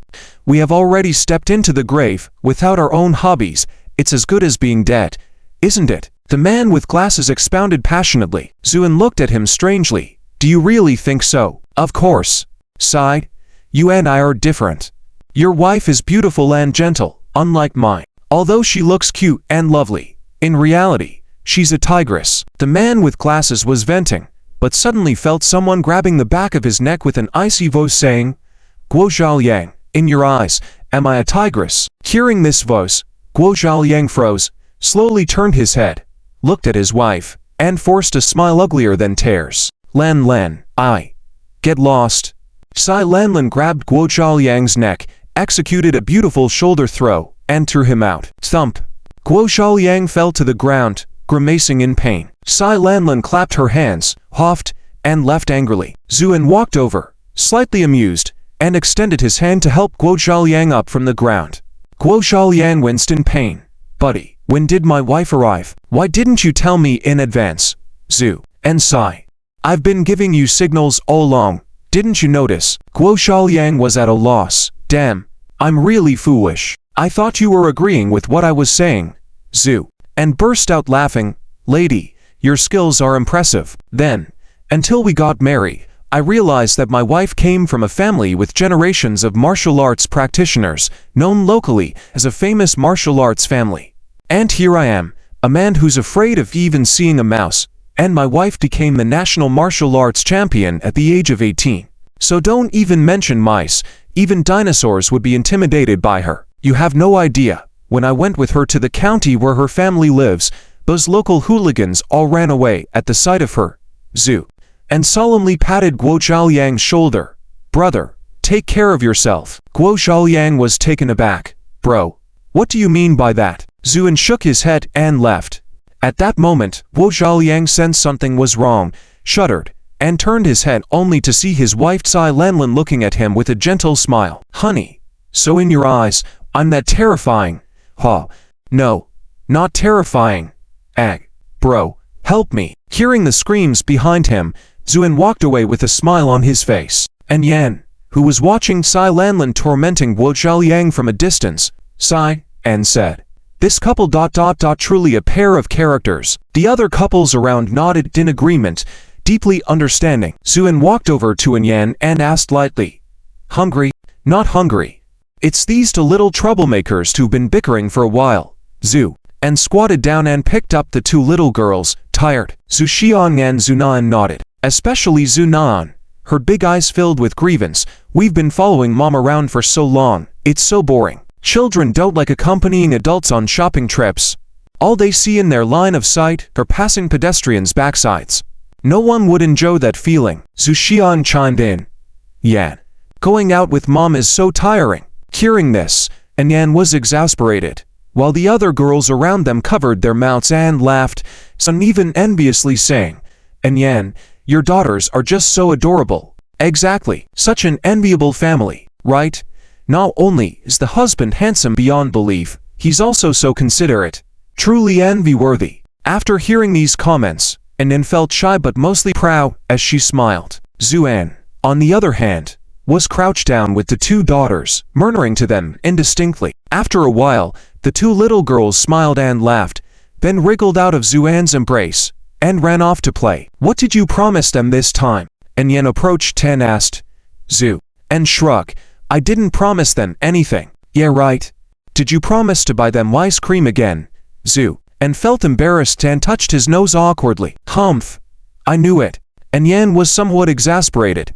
A few days ago, Zuoan sneaked out at Zuxiang and Zunan to play, and under the gentle persuasion of his daughters, he ended up buying all the ice cream at a shop and they devoured it all. The shock shop owner secretly called the local media. For the media in M country, who can turn anything into news, this incident was enough to attract their attention. Interview vans were dispatched to cover the story. If Yan hadn't arrived in time and dragged the trio back to the hotel, who knows what would have happened.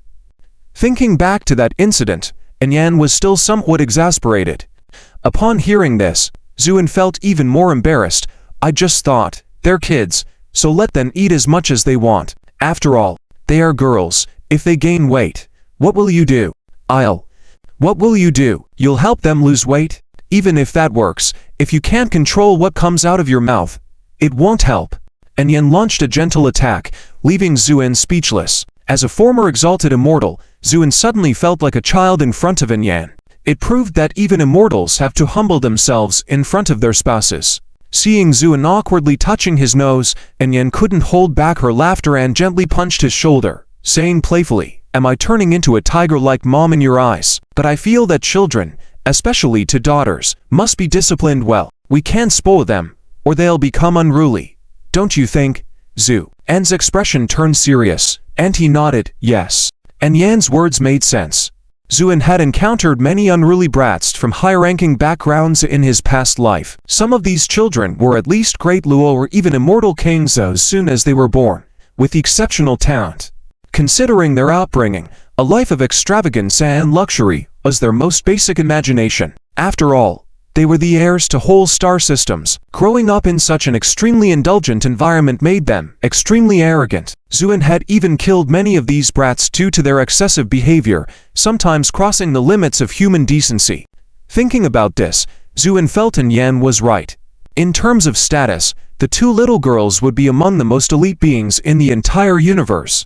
They could be deemed supreme and prestigious. However, if they continued to be indulged, they might deviate from the right path. So Zuoan nodded in agreement, acknowledging Yan's words. Honey, other than this matter, I'll listen to you from now on. Is that okay? Yan worried that Zuoan might feel uncomfortable with these matters. After all, her husband was a mighty immortal. She pleaded in a soft and gentle voice. Understanding Yan's feelings, Zuoan pinched Yan's nose in a doting manner. You silly girl, you're my wife. Why wouldn't I listen to you? Hearing this, Yan nodded with a smile. Leaning in close to Yan's ear, Zuoan whispered something. Yan blushed instantly, glanced shyly at Zuoan, bit her lip slightly, and nodded slightly. The tender scene between the two made the surrounding couples feel a bit overwhelmed and exclaimed that it was like a scene from a romantic drama. As for Guo Zhaoyang, who was watching with a bruised and swollen face, he looked on with envy, thinking, Bro, you really are on top of things. At this moment, the tour guide Wu Yu walked over. Everyone, please be quiet. Everyone quieted down and looked towards Wu Yu. We are going to visit the largest casino in Las Vegas later. I want to remind you of a few things in advance. Firstly, the ones who are able to open a casino here are all big shots. We are here to have fun, so do not casually cause trouble, or no one can help you. Also, you can play a few rounds inside, but do not expect to get rich quick. Do you all understand? The couples nodded in agreement. All right, let's go. As everyone boarded the bus, Wu Yu hesitated for a moment, then approached Zuoan. Mr. Zhu, are you coming along? Zuoan didn't say anything and glanced at Yan. Frankly speaking, Zuoan had zero interest in the so-called casino. However, seeing Yan's eyes light up with excitement, he nodded. Since we are here, let's go and experience it. Wu Yu frowned imperceptibly, but still nodded. All right, but Mr. Zhu is not a member of our tour group. If there's any issue inside the casino, we might not be able to assist. With that, Wu Yu walked away. In her view, it's better to clarify things beforehand. In case something happens, as the tour guide, it would be easier to distance herself from any responsibility. Zuoan naturally noticed Wu Yu's thoughts, smiled, and didn't take it to heart. Pyramid Casino, the newest and most luxurious casino in Las Vegas. The pyramid-shaped building boasted of being able to entertain up to 10,000 people inside. The tourists were awestruck as they stepped out of the car, looking up at the towering structure. Crossing the glass curtain wall into the lobby, the magnificent hall dazzled many visitors. Some marveled at the giant crystal chandelier hanging down. Wu led the group while giving a serious introduction. She cherished this job, as most of her expenses during studying in Country Am were covered through it. However, it seemed people were no longer interested in her explanations. Their attention was captured by the incessant jingling of slot machines and the stunning hostesses at the entrance of the casino. Wu let out a sigh and declared, "All right, it's free time now. Please remember the 2 points I mentioned." The crowd dispersed noisily. Zuoan led his family into the casino. The facilities inside were well equipped, with fruit and tea available around the clock. It was obvious that most gamblers here were common people, with most chips on the table not exceeding 500. Many faces were sweating, fully focused on studying the game's situation. Zuoan and Zuoan seemed disinterested, while Anyan found it uninteresting after a brief look around. As for Zuoan, he couldn't be bothered to watch these gamblers. However, as a large casino, they naturally considered families with children. Next to the gambling hall was a large children's play area with various modern arcade games. Zuoan and Zuoan were no longer interested in games like slides, but were fascinated by the large arcade machines. Zuoan smiled and asked, "Which one do you want to play?" "This one." Zuoan pointed to a simulated motorcycle arcade game. "All right, I'll take you both to play." However, Zuoan shook her head and pointed to the whack-a-mole game next to it, showing great interest. "Mom, let's play this together." Anyan had wanted to play earlier but hesitated due to the crowd and her role as a mother, but now that Zuoan suggested it, she happily agreed. So, Nan and Anyan played whack-a-mole while Zuoan led Xian to ride the motorcycle. After a few laps, Xian eagerly said, "Dad, let me ride it by myself." "Sure." Zuoan got off the motorcycle, excited to hold the handlebars alone. Xian looked at Zuoan with a beaming smile. "Dad, let's start." This scene drew the attention of onlookers. After all, a 4 or 5-year-old girl riding a large motorcycle seemed comical. But as the game began, the smiles turned to astonishment. Zuoan's face became serious, fully focused on steering, skillfully dodging left and right, driving smoothly. This surprised Zuoan, who then turned to look at Nan, who was happily playing whack-a-mole with a pink hair clip. A smile crept onto Zuoan's face. It seemed that even twins could have completely different personalities. As the family enjoyed their time playing games, a commotion suddenly erupted in the front hall. Several burly men dragged out a refined man wearing glasses, which attracted a crowd. Zuoan also noticed and was taken aback. Wasn't that Guo Xiaoliang? What was happening? He told Zuoan, Xian, "Keep playing by yourself. Dad will go over there." "Okay, Dad." Zuoan didn't even lift his head, just gave a simple response. Zuoan walked over. Guo Xiaoliang shouted, "I didn't cheat. Why are you arresting me?" The burly men remained silent, but a Chinese man who arrived later sneered upon hearing this. "Didn't cheat. Since you entered, you played a total of 35 rounds of blackjack and won every single one, claiming no cheating. Do you think you're a gambling god? I really didn't cheat. Are you incapable of losing and deliberately targeting me?" Guo Xiaoliang was indignant. The man's expression turned ugly. Guo Xiaoliang had won 35 rounds, and by the end, the chips on his table had reached an astonishing amount in the millions. This amount might not be much for a casino like Pyramid, but Guo Xiaoliang was playing in the Commoners' Hall. Winning 35 rounds caused a sensation in the casino. Many people stopped playing and gathered around to watch Guo Xiaoliang. As the manager of the Commoners' Hall, Liu had to intervene. He believed even immortals couldn't win so continuously. Only one possibility remained: cheating. The crowd watching stirred, and frowned, about to speak. Suddenly, a petite girl rushed forward with a gust of wind, pushing aside a few people in front of her and charging into the center. "Lan!" Guo Xiaoliang shouted, feeling wronged. It was Guo Xiaoliang's newlywed wife, Sai Lanlin, who saw her husband getting beaten, and her face instantly turned cold. "Who did this?" Sai Lanlin asked coldly. Liu sneered, "I did." "You?" Liu intended to question how Sai Lanlin planned to resolve the situation, but he didn't finish speaking. Sai Lanlin had already stepped forward, grabbed Liu by the shoulder, and executed a beautiful shoulder throw. Sout! A muffled sound. The ground shook under their feet, and even the floor seemed to tremble 3 times. Liu was nearly knocked unconscious by the impact, and the intense pain made him cry out in agony. "How dare you hit someone?" Sai Lanlin clapped her hands, sneering. "Why not? Do I not have a right to hit back when you hit my husband? Get her."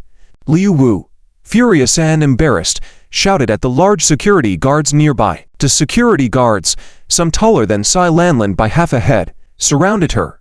Despite this, Sai Lanlin remained indifferent, raised her hand, and displayed a graceful boxing stance. Foreign onlookers exclaimed in surprise, "Kung Fu, Chinese Kung Fu." At that moment, the security guards rushed forward, and a big black man threw a punch. Sai Lanlin leaned aside, dodging the punch, and then grabbed the man's arm, pulling him forward. The black man felt as though this seemingly petite and cute woman had unimaginable strength, and he couldn't help but charge forward. Sai Lanlin raised her foot and kicked. Crack! The black man's leg broke. He lost his balance and flew out, falling to the ground. He struggled a few times, but couldn't get up. With one move, she took care of a security guard neatly. The remaining guards tailed in fear. Sai Lanlin extended her hand disdainfully, gesturing, "Who's next?" The guards glanced at each other and all charged towards her.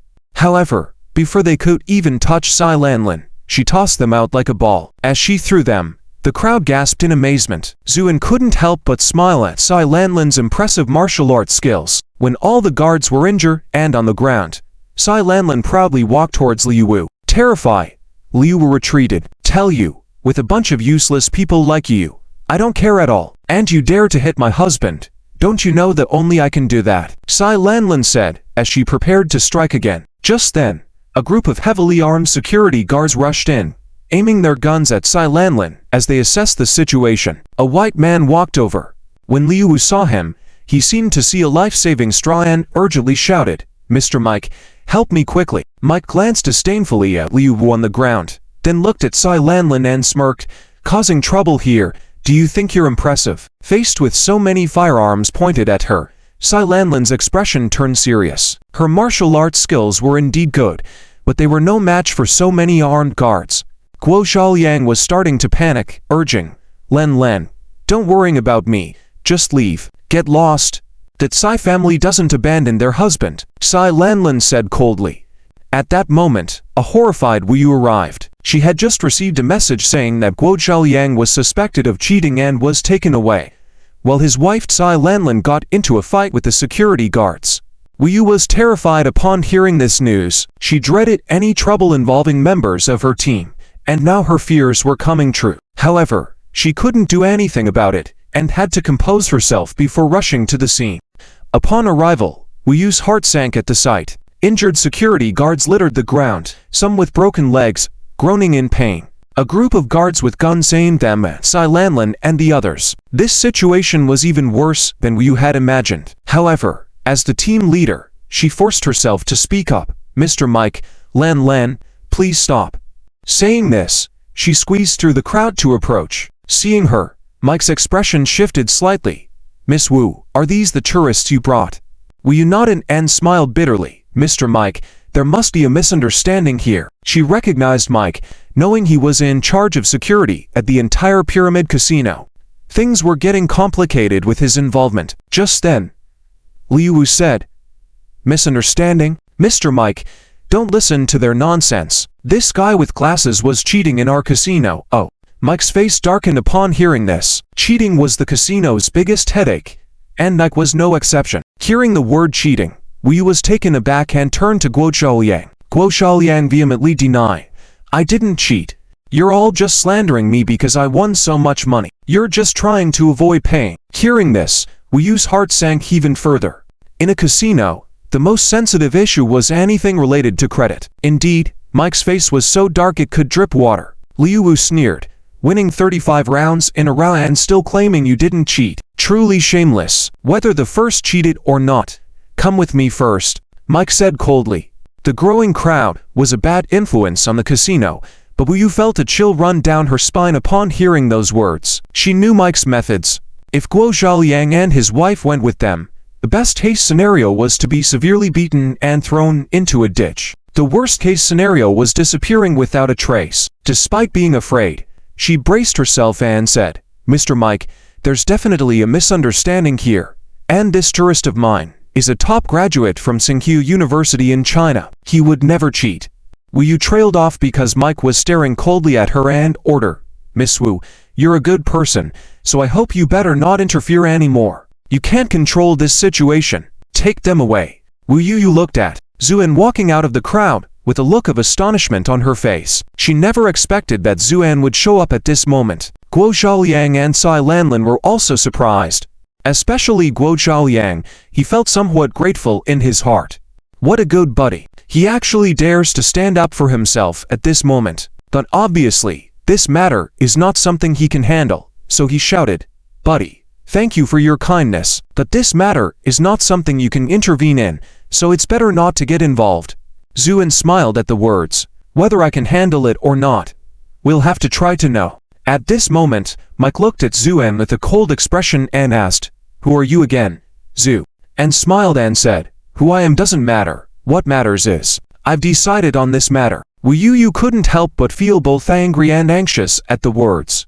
The matter of Guo Zhaoliang is not resolved yet, and you come here to stir up trouble. Feeling that the situation is not chaotic enough, she took a few steps forward and stood in front of Zuoan, saying, "Mr. Zu, this is not the time to fool around. Please don't disrupt things further." "Disrupt?" Zuoan smiled slightly. "No, I have no intention of disrupting." Mike was nearly amused at this point and sarcastically said, "Miss Wu, your tour group is quite interesting, with all sorts of chaotic people, right?"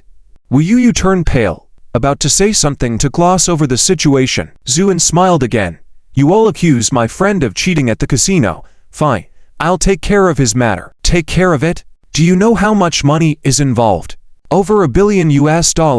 Liu Wu couldn't help but mock. Zuoan took out a card from his pocket and threw it directly at Liu Wu's face, saying lightly, "Is that enough?" Liu Wu was about to explode, but when he saw the card, he couldn't help but freeze. Because it was an unlimited top black card issued by a Swiss bank. With this card, one could overdraft funds of tens of billions of dollars globally at any time. Of course, the issuance and review of such cards are extremely strict. There are only a few dozen in the world, mainly held by major tycoons. How could this man possibly have such a card? In fact, this card was given to Zuoan by someone from the Dark Council, and Zuoan accepted it casually, but it came in handy now. Liu Wu was stunned. Mike also saw the card and his expression changed. Having such a card was already a status symbol. Therefore, his demeanor became more respectful. "Sir ... Mike wanted to say something. Zuoan waved impatiently. "Swipe the card. Whatever amount he owes you, I'll cover it." "Yes." Mike smiled happily. In this pyramid casino, the rule for catching cheaters is that whatever one wins must be paid out accordingly. If Guo Zhaoliang won tens of millions, he also had to pay out tens of millions. This was not a small asset. As the head of security, Mike could also get a hefty bonus from this. He was naturally very pleased. Guo Zhaoliang and his wife looked dumbfounded at the scene. After a moment, Guo Zhaoliang shuddered all over, regained his composure, and quickly shouted, "Friend, don't pay them.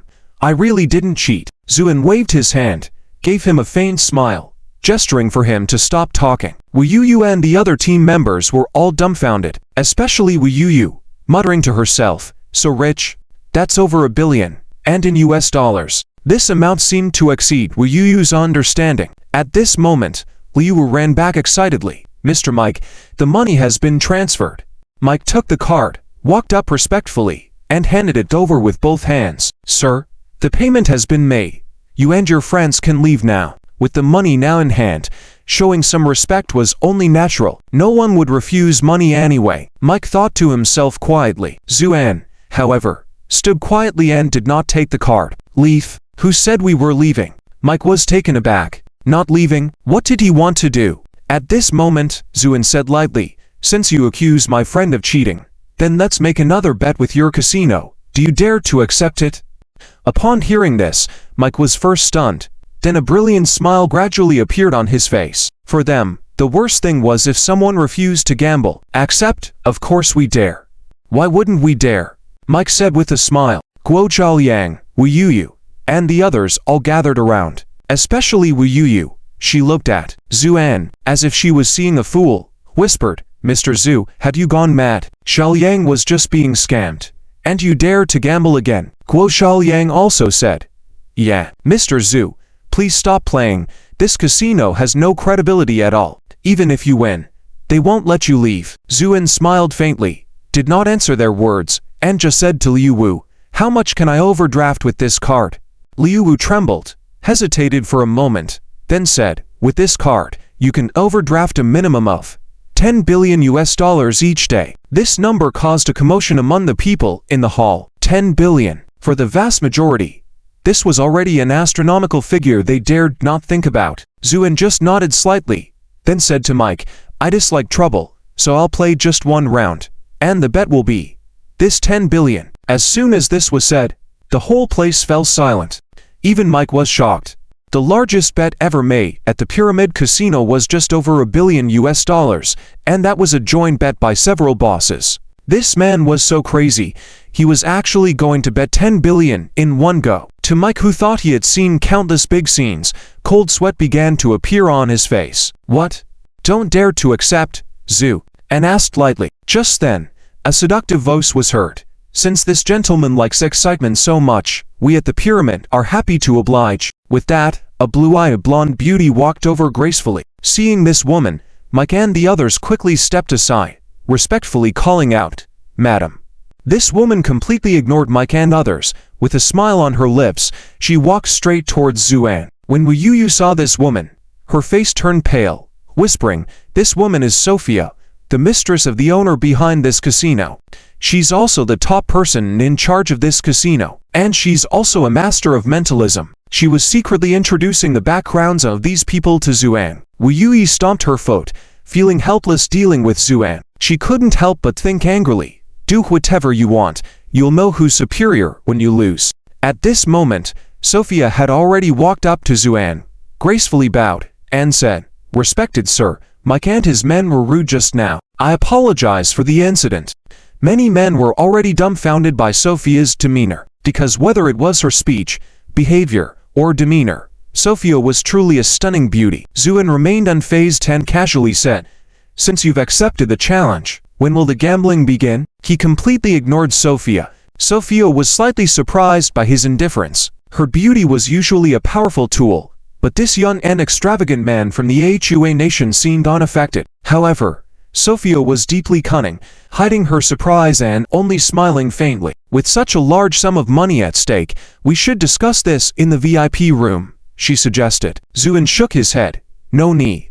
I think here is fine. Sophia was taken aback, feeling unsure. However, she was determined not to give up on the 10 billion at hand. She hesitated briefly but agreed to gamble there. What does the sir want to gamble on? She asked.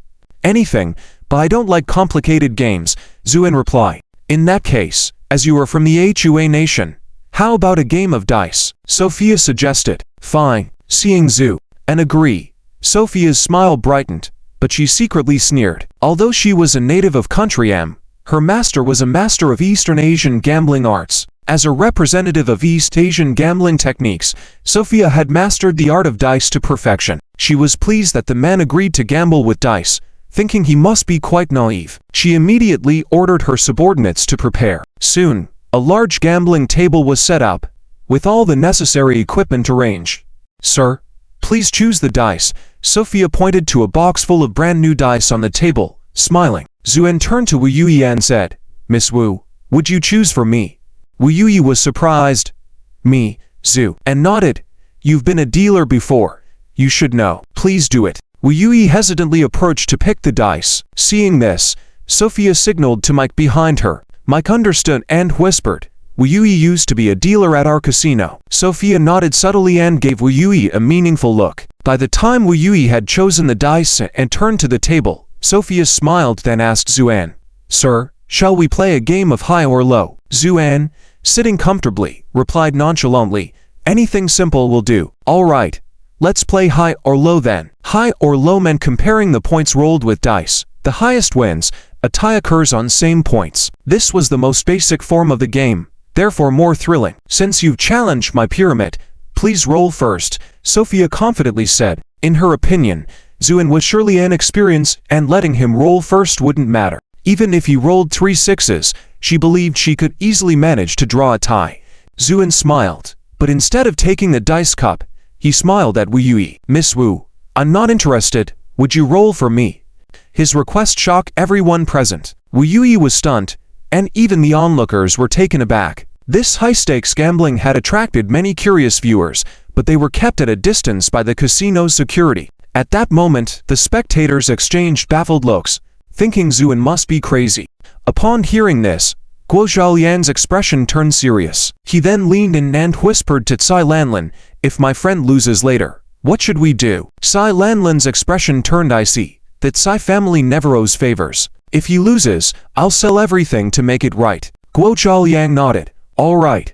My wife's words are just what I was thinking. Damn it, I finally figured out a winning formula for blackjack after all that research. They accuse me of cheating. These country bumpkins. Am I capable of cheating? Guo Zhaoliang's face was filled with resentment. He was a talented mathematician from Tsinghua University and had painstakingly developed a winning formula, only to be misunderstood as a cheat by those people, which enraged him. Wu Yui recovered from her shock and hastily waved her hands. I can't. Why not? This is a 10 billion gambling match. Zuoan smiled. You won't be out of pocket if I lose, so why hesitate? If you win, I'll even give you a generous bonus, enough to cover your education for 10 years. Wu Yui was astonished. How did he know I was in school? Sophia watched the scene with a confident smile, her suspicions growing stronger. Finally, Wu Yui gritted her teeth. All right then. With trembling hands, she picked up the dice cup and began to roll the dice. She shook it slowly and for a long time, clearly putting all her effort into getting a high score. When she finally set down the cup, she looked exhausted and glanced at Zuoan. Zuoan smiled, nodding for her to reveal the roll. Wu Yui closed her eyes and uncovered the cup. The onlookers craned their necks to see and erupted into a commotion. Panic set in for Wu Yui, who quickly opened her eyes. The 3 dice showed the numbers 556. Wu Yui's legs turned weak, realizing it was over. To a top-tier swindler like Sophia, anything less than a full score was a guaranteed loss. Trembling all over, she looked at Zuoan with deep remorse. Unexpectedly, Zuoan just smiled faintly, showing no signs of concern. He extended his hand to Sophia. Your turn. Sophia was on the verge of laughing out loud. Even with her eyes closed, she could roll a better score. With a confident smile, she nodded, picked up the dice cup, elegantly. Sophia felt her mind go blank, her body shaking uncontrollably, her face turning ashen. This was $10 billion. Although Sophia had been in charge of the casino for many years and had accumulated a considerable fortune, 10 billion was still a seemingly unreachable number, and Sophia was certain. After her boss found out about this, he would undoubtedly not hesitate to send her to some small country in Africa to be a public female slave, using her body to repay the debt. Thinking of that dreadful scene, Sophia's heart was full of despair. No, she must not lose. At this moment, the onlookers recovered from their initial shock and erupted into cheers. Tsai Lanlin and Guo Zhaoliang exchanged a glance, both feeling relieved. Wu Yu stared in disbelief at this scene. How could this be? Wu Yu was well aware of Sophia's skills in cheating. How could she make such a low-level mistake? What's going on? But regardless, winning was a good thing. Wu Yu breathed a sigh of relief and silently thanked the heavens. Just then, Sophia suddenly stood up, staring straight at Zuoan. Was it you who tampered with the dice? Before Zuoan could speak, Tsai Lanlin jumped up and shouted. Everyone saw it. Mr. Zhu didn't even touch the dice cup just now. How could he tamper with it? Using telekinesis? Exactly. Are you trying to find an excuse to deny it again? Guo Zhaoliang said sarcastically. The onlookers also began to discuss, but no one believed that Zuoan could have tampered with anything. After all, he had been sitting far away the whole time. Sophia ignored the discussions and just stared at Zuoan. She now finally understood that everything just now was an illusion. This man from Hua Nation was definitely a top-notch cheat. It was laughable for her to think she had caught a fledgling. Regret filled Sophia's heart, but she still wanted to try to confuse the situation in order to gain an opportunity. When Zuoan heard this, he remained noncommittal and leisurely peeled a grape, popping it into his mouth. Then, he smiled. Can't afford to lose. Sophia's face turned pale, and she clenched her teeth in silence. Heh. Zhu. And ignored her and instead turned to Wu Yu. Did we win? Wu Yu nodded. Yes. 10 billion. Wu Yu now truly admired Zuoan, because she couldn't help feeling happy for him.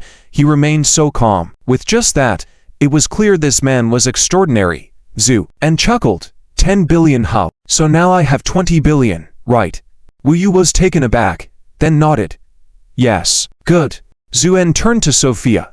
Interested in another round? To bet will be these 20 billion. The entire hall fell silent. Wu Yu was infuriated to the point of bursting. This man, how insatiable could he be? Winning 10 billion wasn't enough.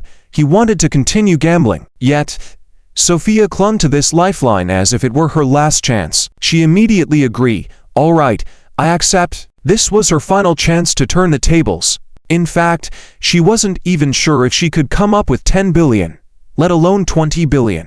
But in order to turn the tie, Sophia decided to gamble all out. This time, Sophia decided to roll the dice herself. She had never before rolled the dice with such solemnity, and she rolled for a long time. When she finally placed the dice cup down and slowly lifted the lid, she took a deep breath and then slowly revealed the dice. Sophia was certain that when she had just placed it down, the dice inside the cup were definitely 3 sixes. But when she uncovered it, she was instantly dumbfounded. Instead, there were 3 large and vivid red dots of 1. How was this possible? The onlookers erupted into cheers.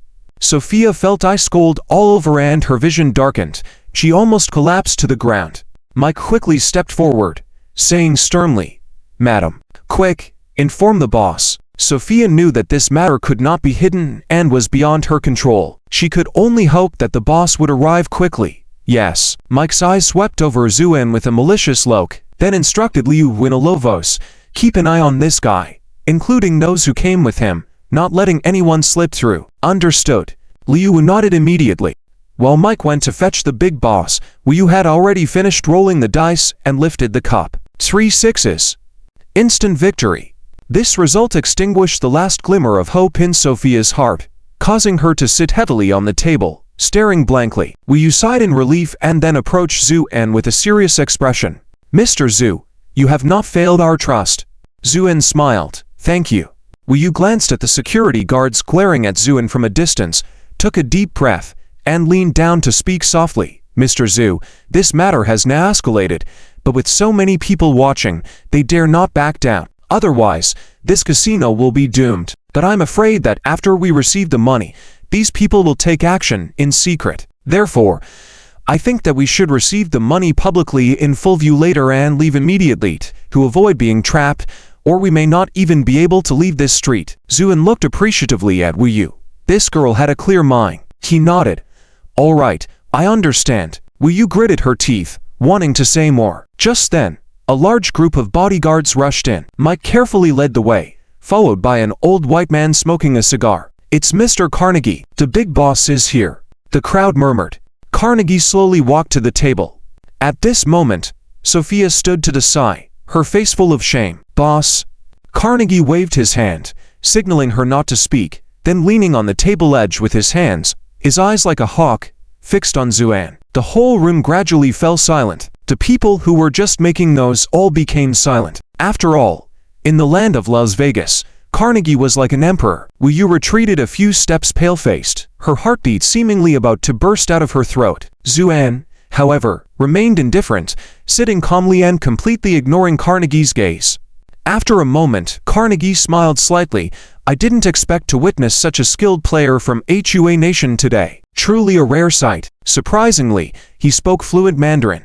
Zuoan gave a faint smile. "You're not bad at speaking Mandarin." "Thank you. But may I ask what your name is, sir?" Zhu, and shook his head lightly. "My name is not important. What's important is the current gamble." With that, Zuoan lightly tapped on the table and calmly gazed at Carnegie. Sophia's face grew even paler, her body trembling as if she were about to collapse. Carnegie took a puff of his cigar, then exhaled, squinting his eyes in the smoke. "You can rest assured about this. The pyramid never reneges on debts." Speaking, a butler behind Carnegie stepped forward and placed 3 cards on the table. "These are also supreme cards issued by a Swiss bank, each worth 10 billion. You can check them at any time," Carnegie said calmly. Zuoan smiled and waved his hand. "Thank you, Miss Wu." Wu obediently went up to take the bank cards, finally feeling a bit calmer. But the next words from Zuoan left her completely dumbfounded. Zuoan said, indifferently, now I have a total of 40 billion funds. Interested in another round? Doom. The whole hall felt like a giant bomb had been dropped, creating huge waves. Everyone looked incredulously at Zuoan. What is this man trying to do? Has he not had enough after winning so much money? Carnegie's expression gradually darkened, with a hint of anger burning in his eyes. Humans are meant to be greedy, but if their abilities cannot match, this greed will only bring endless suffering upon them. Zuoan smiled lightly. It sounds reasonable, but still nonsense. I ask you, dare to accept? With these words, Sophia's heart skipped a beat with joy. This man is truly greedy to the point of foolishness. He dares to provoke the boss. Doesn't he know that in this land, the boss is the true ruler, that the more audacious he is, the more advantageous it is for himself? Calculating in her mind, a smug smile gradually appeared on Sophia's face. Carnegie nodded grimly. Of course, I dare to accept. There is no wager in this world that I will not dare to take. But the question is, what do you have to gamble with me now? From my estimation, even if your casino is huge, the liquidity is only around 1 billion or so. Now it's all in my hands. What are you going to wager against me? Zuoan lightly tapped his slender fingers on the table, looking at Carnegie with a smirk. Carnegie's face became extremely unsightly. Mike and others were already unable to contain themselves from acting, but Carnegie stopped them with his eyes. For him, this man from China must be eliminated, but not in front of everyone, as it would be a devastating blow to the casino's reputation. Let him be arrogant for now, and then settle the score later. Carnegie thought bitterly. You're right, I certainly can't produce that much money now, but I can wager this entire casino against you. Carnegie said in a deep voice. At this moment, will you pleaded in a low voice, don't continue this, and definitely don't gamble with him, otherwise, none of us will be able to leave. Well, you knew well that Carnegie's offer to wager the entire casino was just a way to stall. After all the staff were under Carnegie, so even if Zuoan won, what could he do? At the same time, she noticed the unfamiliar faces appearing in various corners of the hall. These people were obviously newly dispatched security personnel. Wu was certain that if they didn't find a way to escape now, there would be no place to bury themselves. But Zuoan just chuckled lightly. Miss Wu, no need to be so nervous. I believe Mr. Carnegie is a man of integrity. Since he said he would wager the entire casino with me again, I'll play along with him. The crowd stirred. Guo Zhaoliang and Cai Lanlin looked at each other with mouths slightly agape, seeing the shock in each other's eyes. Zuoan's behavior at this moment could no longer be described as crazy. It was as if he was seeking death. But Cai Lanlin remained calm and moved forward, ready to act first if anything went awry. What shall we play? Carnegie inquired. Anything will do. Sophia whispered something into Carnegie's ear, and he said in a deep voice, let's play a round of poker. The simplest kind. Zuoan nodded. I'm willing to play. A new set of cards arrived. This time, Carnegie personally took the stage. The oldest and most experienced dealer served as the dealer. Soon, the cards were shuffled. Please cut the cards. Carnegie casually cut the deck. Miss Wu, would you do the honors? Zuoan said with a smile. Wu's hands were trembling. This was a gamble of $4 billion US. After cutting the cards, because it was a predetermined win or lose, there were no extravagant actions like requesting additional cards. Each side was directly dealt 5 cards. After the cards were dealt, Carnegie didn't move, but quietly observed Zuoan, trying to discern any clues from this overly audacious young man from China. But he was disappointed. He couldn't even detect a hint of fear or unease on Zuoan's face, only a calm smile. What is the identity of this man? Carnegie pondered. He had already ordered his men to investigate this person's background earlier. There should be results soon. Carnegie, with a cigar in his mouth, slowly held the cards in his hand. Sophia watched nervously from the side. It concerned her livelihood, so how could she not be anxious? The first card revealed was a king of spades. Sophia's heart pounded. She sneakily glanced at the dealer. The elderly man with sultan pepper hair subtly nodded. Sophia felt relieved. This seemingly ordinary man was, in fact, the most skilled at sleight of hand in the Golden Pyramid Casino, and even she would defer to him, especially in handling poker cards. It seemed like this time was a sure win. Carnegie's hand was also trembling slightly, but when all 5 cards were revealed, a hint of triumph appeared on his face. He gently placed the cards on the table. 9, 10, J, Q. spade hand roll flush. Sir, you've lost. The crowd erupted into commotion. This was an extremely rare and superior hand. At this moment, the casino security quietly encircled them, as if afraid Zuoan might flee. Zuoan, unbothered, smiled at the trembling Wu Yu. Miss Wu, why don't you reveal your cards? Wu Yu had lost all hope. She was sure that the dealer must have tampered with the cards. Otherwise, how could such a royal flush hand appear? She clenched her teeth, picked up the cards, closed her eyes, and abruptly turned them over. Why was there no sound? After a moment of silence, Wu Yu, somewhat surprised, gradually opened her eyes, only to see Carnegie and the others wide-mouthed in shock. Even the cigar had fallen onto the table, unnoticed by Carnegie. Royal flush. Sophia mumbled in disbelief. Zuoan's hand was 10. J. Q. K. L. Heart's hand royal flush. It was the highest hand you could get in a full deck, beating all other hands. The crowd remained silent this time. They were already numb with shock. Wu Yu looked at Zuoan with eyes that almost seemed to see through him, understanding something, and her face was filled with awe. Carnegie stood up abruptly, glaring at Zuoan. Kid, are you playing me, Zu? And shrugged, nonchalantly saying, everyone saw it. I've been sitting here the whole time without moving. I haven't even touched the cards. How could I be playing you? Carnegie finally erupted. Regardless of its reputation, we can always change the brand name. If we sign the agreement now, we will lose big time. Thinking of this, he winked. Countless security guards sealed off the entire hall. The dart gun muzzles were all aimed at Zuoan. As long as Carnegie gives the order, they will not hesitate to fill Zuoan with bullets. Not good. Carnegie has turned hostile. Guo Xiaoliang and Cai Lanlin were about to charge forward. At this moment, Zuoan seemed to notice their movements and said without looking back, no need for you to act. Then, Zuoan leaned back on the soft leather chair, looking at Carnegie with interest. What? Feeling anxious to lose, Carnegie sneered and said, I was puzzled before. Why are you so calm? But now I understand. Oh. Why? Because you are simply a lunatic. After saying this, Carnegie prepared to take action. Just then, a cell phone ringtone was heard. The jarring sound of the cell phone ringtone contrasted sharply with the dead silence and tension in the environment. Carnegie was momentarily startled, then saw Mike, pale-faced, running up to him and whispering, Boss, it's your phone. What the hell phone call? Can't you see what's happening now? Carnegie was furious. But you must answer this call because it's from Mr. Langfaro, Mike said, trembling. Langfaro. Upon hearing this name, Carnegie's expression also became strange. What's going on? Why would the FBI chief Langfaro personally call him? Carnegie was puzzled, but quickly answered the call. Mr. Langfaro, hello. How may I assist you? Carnegie was respectful towards Langfaro. On the other end of the phone, Langfaro's hands were trembling slightly.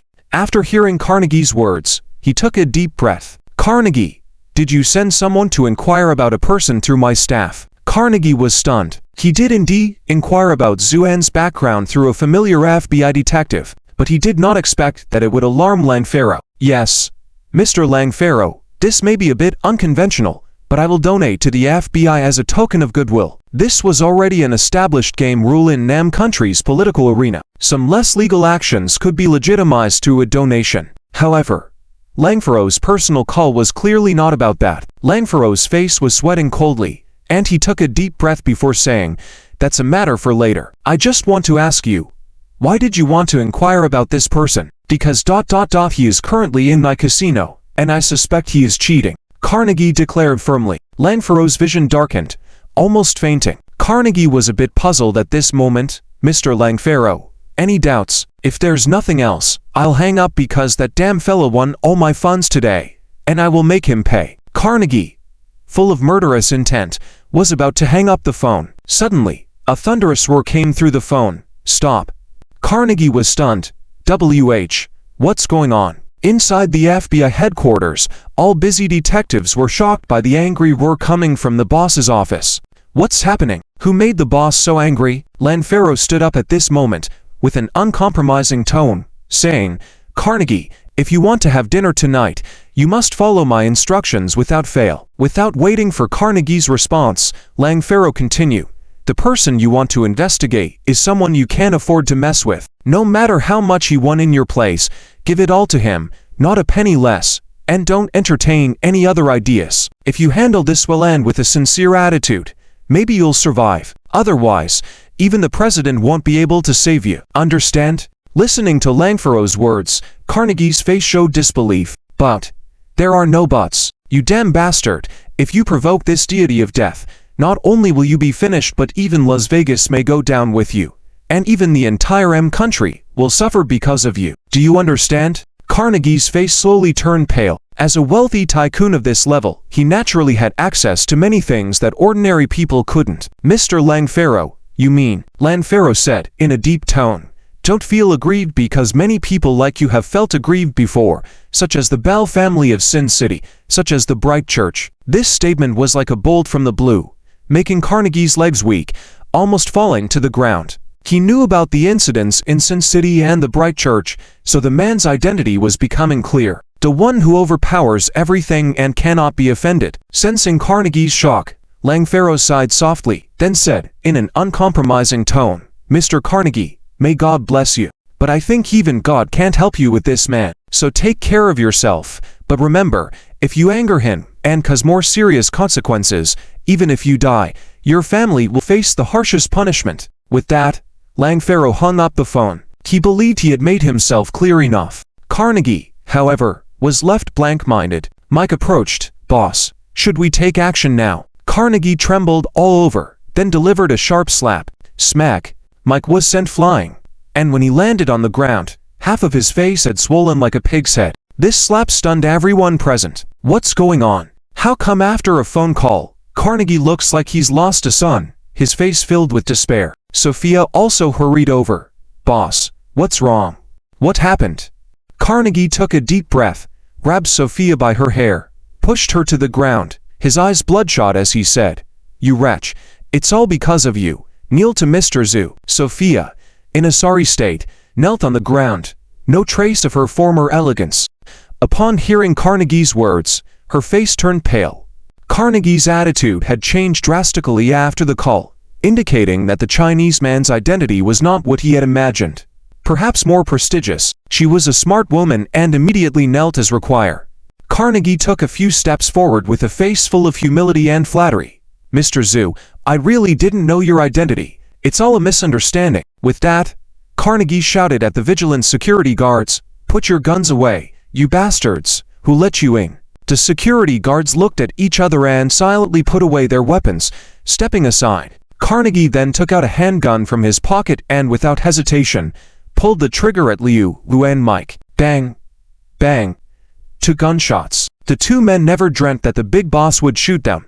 Caught off guard, they let out a scream before falling dead. Carnegie took a step forward, respectfully saying, Mr. Zhu, my men were disrespectful to you, but I have taken care of it myself. This shocking turn of events left everyone speechless. How could Carnegie, who was just shouting and threatening moments ago, suddenly become so humble? And he even personally killed his 2 subordinates, Zhu, and remained silent, quietly watching the scene, his fingers lightly tapping on the table, a sound not loud but enough to make Carnegie's face turn ugly. The room gradually quieted down, all eyes focused on Zuoan. By this time, everyone had gradually realized that this man from HUA country had been playing a game with Carnegie and the others from the beginning. And looking at Carnegie's fearful expression now, it was clear that this man's identity was not ordinary at all. Guo Xiaoliang murmured, Wife, it seems we don't need to intervene. Sai Lanlin stared at Zuoan's back, her facial expression changing.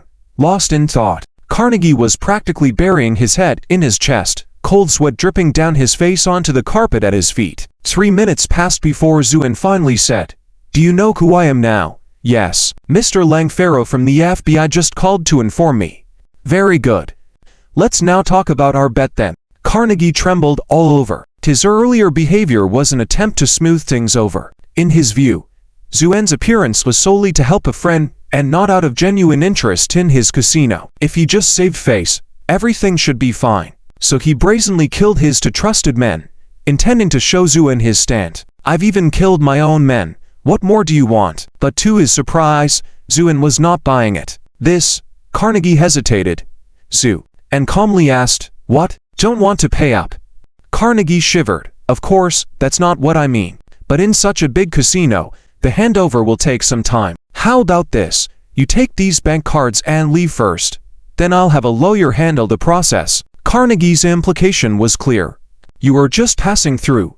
Even if this casino falls into your hands, you won't be able to control it. You've already won nearly 3 billion from me.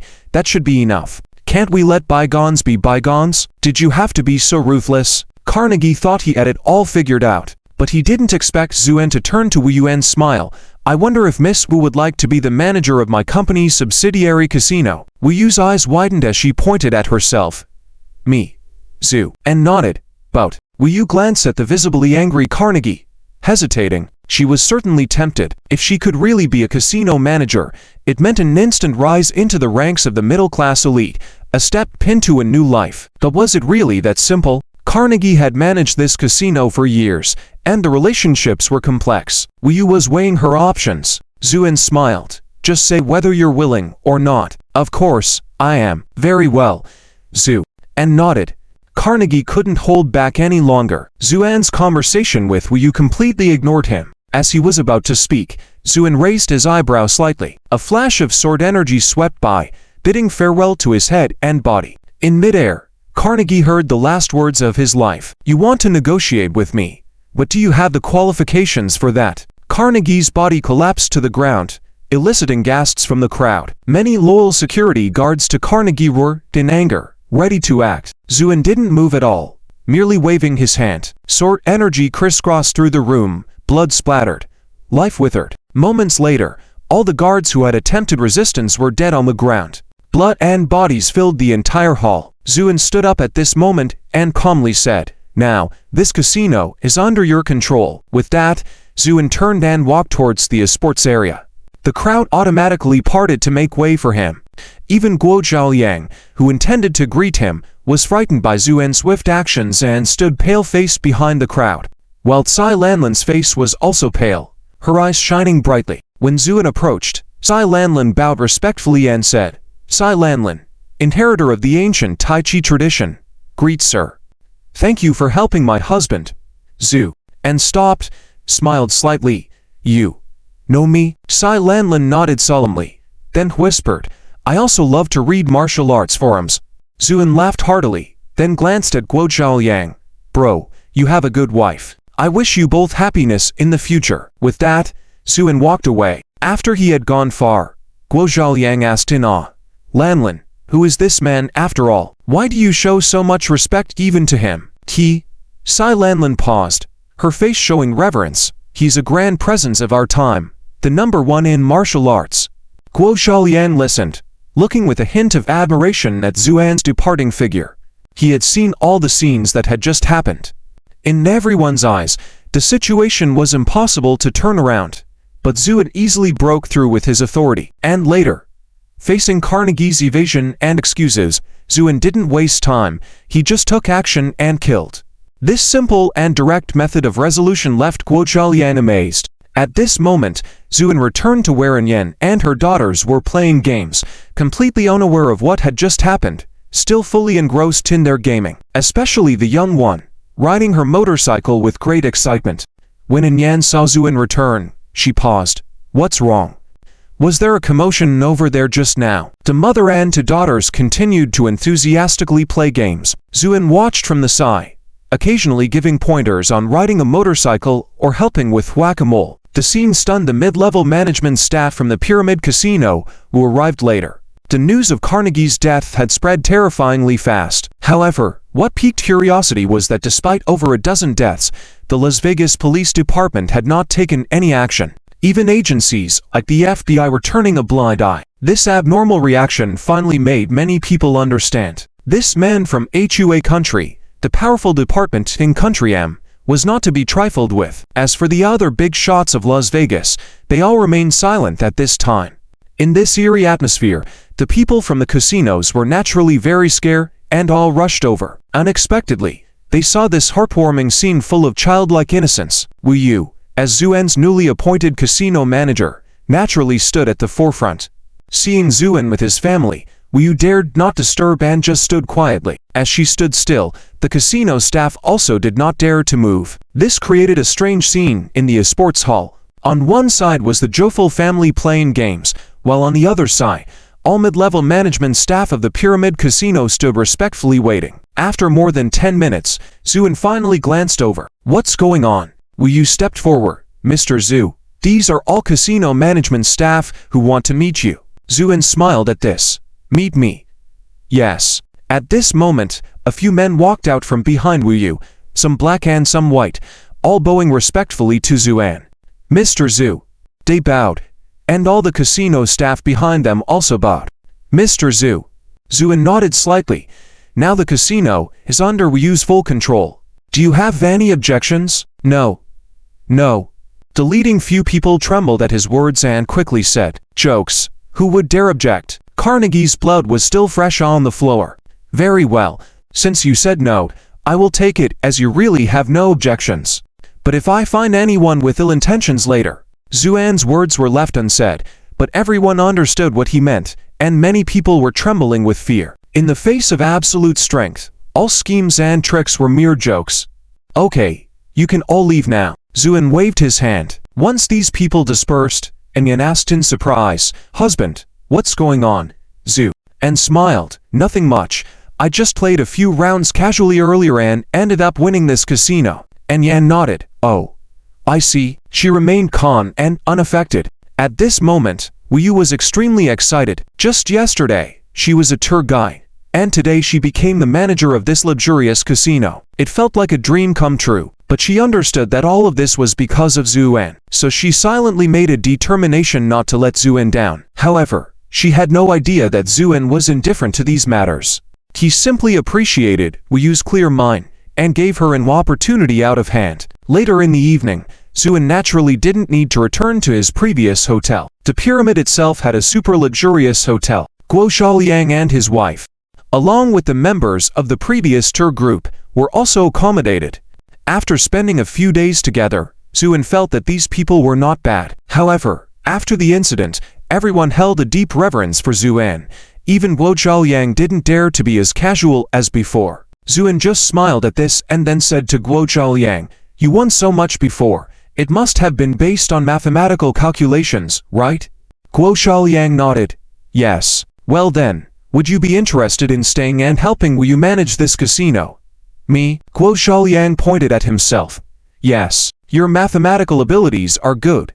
Staying here can help improve some facilities, and it won't hinder other things you do." Guo Xiaoliang's eyes lit up, but he still glanced at Cai Lanlin. At this moment, his nature as a husband under his wife's control was evident. "As for your wife, she is best suited to be the head of security at this casino," Zuoan said smilingly, seeing Guo Xiaoliang's concerns. Cai Lanlin immediately agreed. "Jokes. When the martial arts know, one person speaks. Who would dare to disagree?" Moreover, Cai Lanlin had just secretly made a phone call home. When she heard that Cai Lanlin had met Zuoan, the patriarch of the Cai family, who was over 100 years old and no longer concerned with worldly matters, immediately grabbed the phone and, after inquiring into the details, promptly made a decision. Whatever Zuoan said must be agreed to. Under no circumstances could there be any opposition. They must maintain a good relationship with Zuoan. Cai Lanlin understood that for a martial arts family like the Cai family,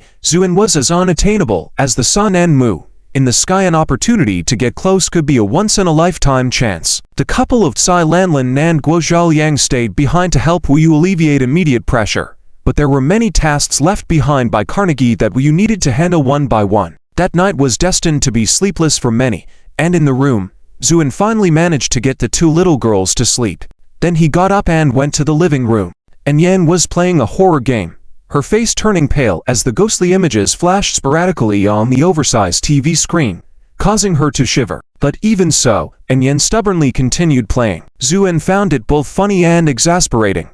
With Yan's current cultivation level, apart from the Ghost King and other powerful beings in the ghost realm, ordinary ghosts couldn't even get close to her. She was like an invincible deity. However, this did not stop Yan from being timid when playing horror games. Shaking his head, Zhu, and prepared to get up. Yan quickly trembled and said, "Honey, where are you going?" "I'm going to make a phone call." "To who?" "To Lao Jia and the others. I'm asking them to send a few people over." With just Wu Yu alone, how can she manage such a large casino? Can't you make the call here? I'm scared. Zuoan. Let me know if you need any further assistance. How is the company doing recently? Zuoan asked. In one sentence, it's not just good. It's excellent. The Qianyuan potion has now been marketed worldwide, relying on its terrifying money-making ability. In just 1 year, Qianyuan company has already ranked in the top 10 in the world, becoming one of the leading business giants. Thinking about this, Jia Zuhui couldn't help but sigh. At first, he was struggling miserably, but who could have imagined that in just 1 year, his wealth would be among the top in the country. And all of this was because of Zuoan. Zuoan smiled at this moment. That's good. I have something here. Send a few people over. Okay.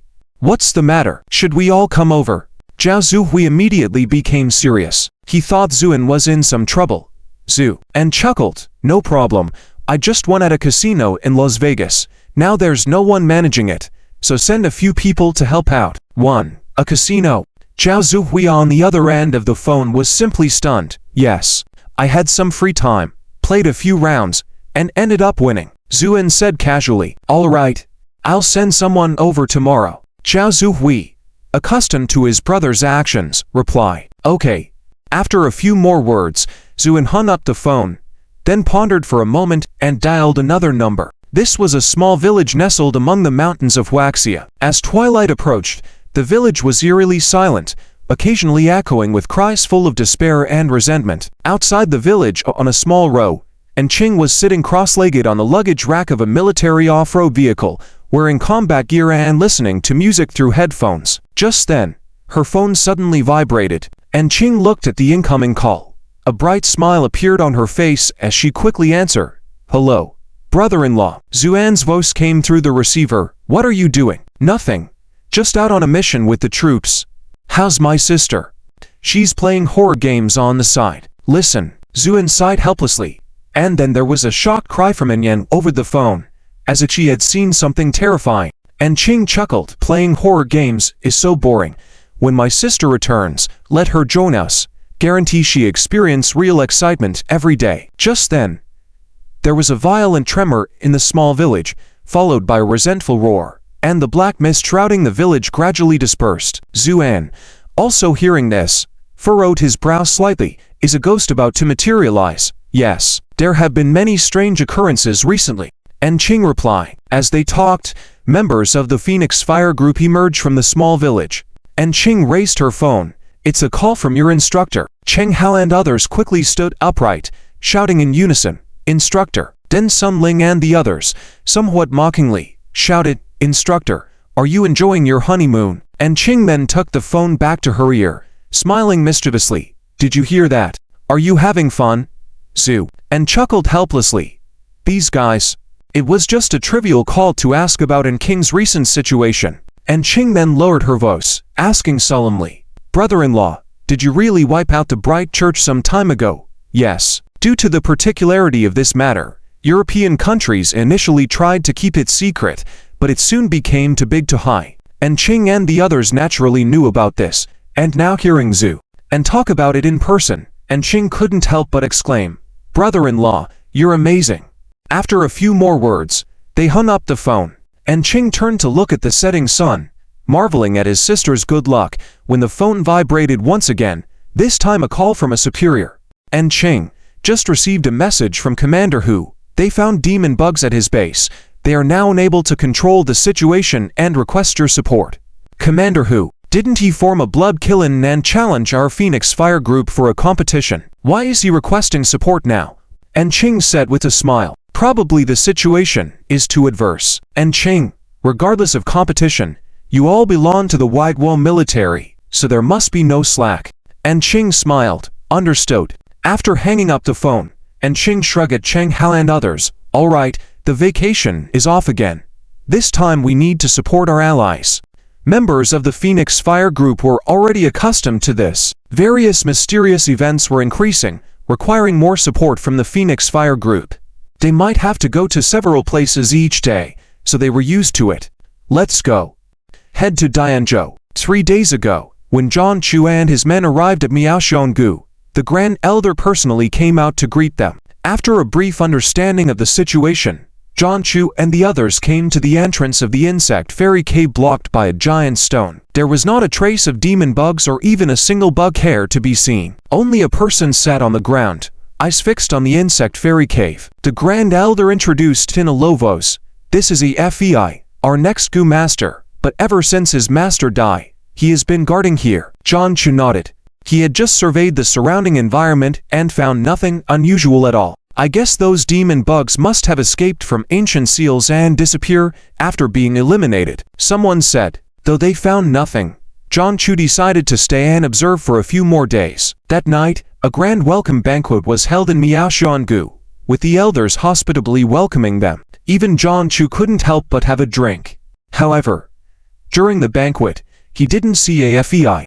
After inquiring, it turned out that someone had gone to invite him, but FEI didn't budge at all. The Grand Elder sighed. He must have been traumatized. After the feast, John Chu's men were a bit tipsy and all fell into a deep sleep.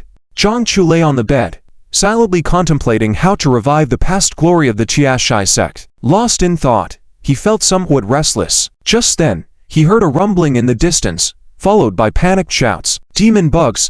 The demon bugs are here!" Upon hearing this cry, John Chu leapt out of bed and rushed outside.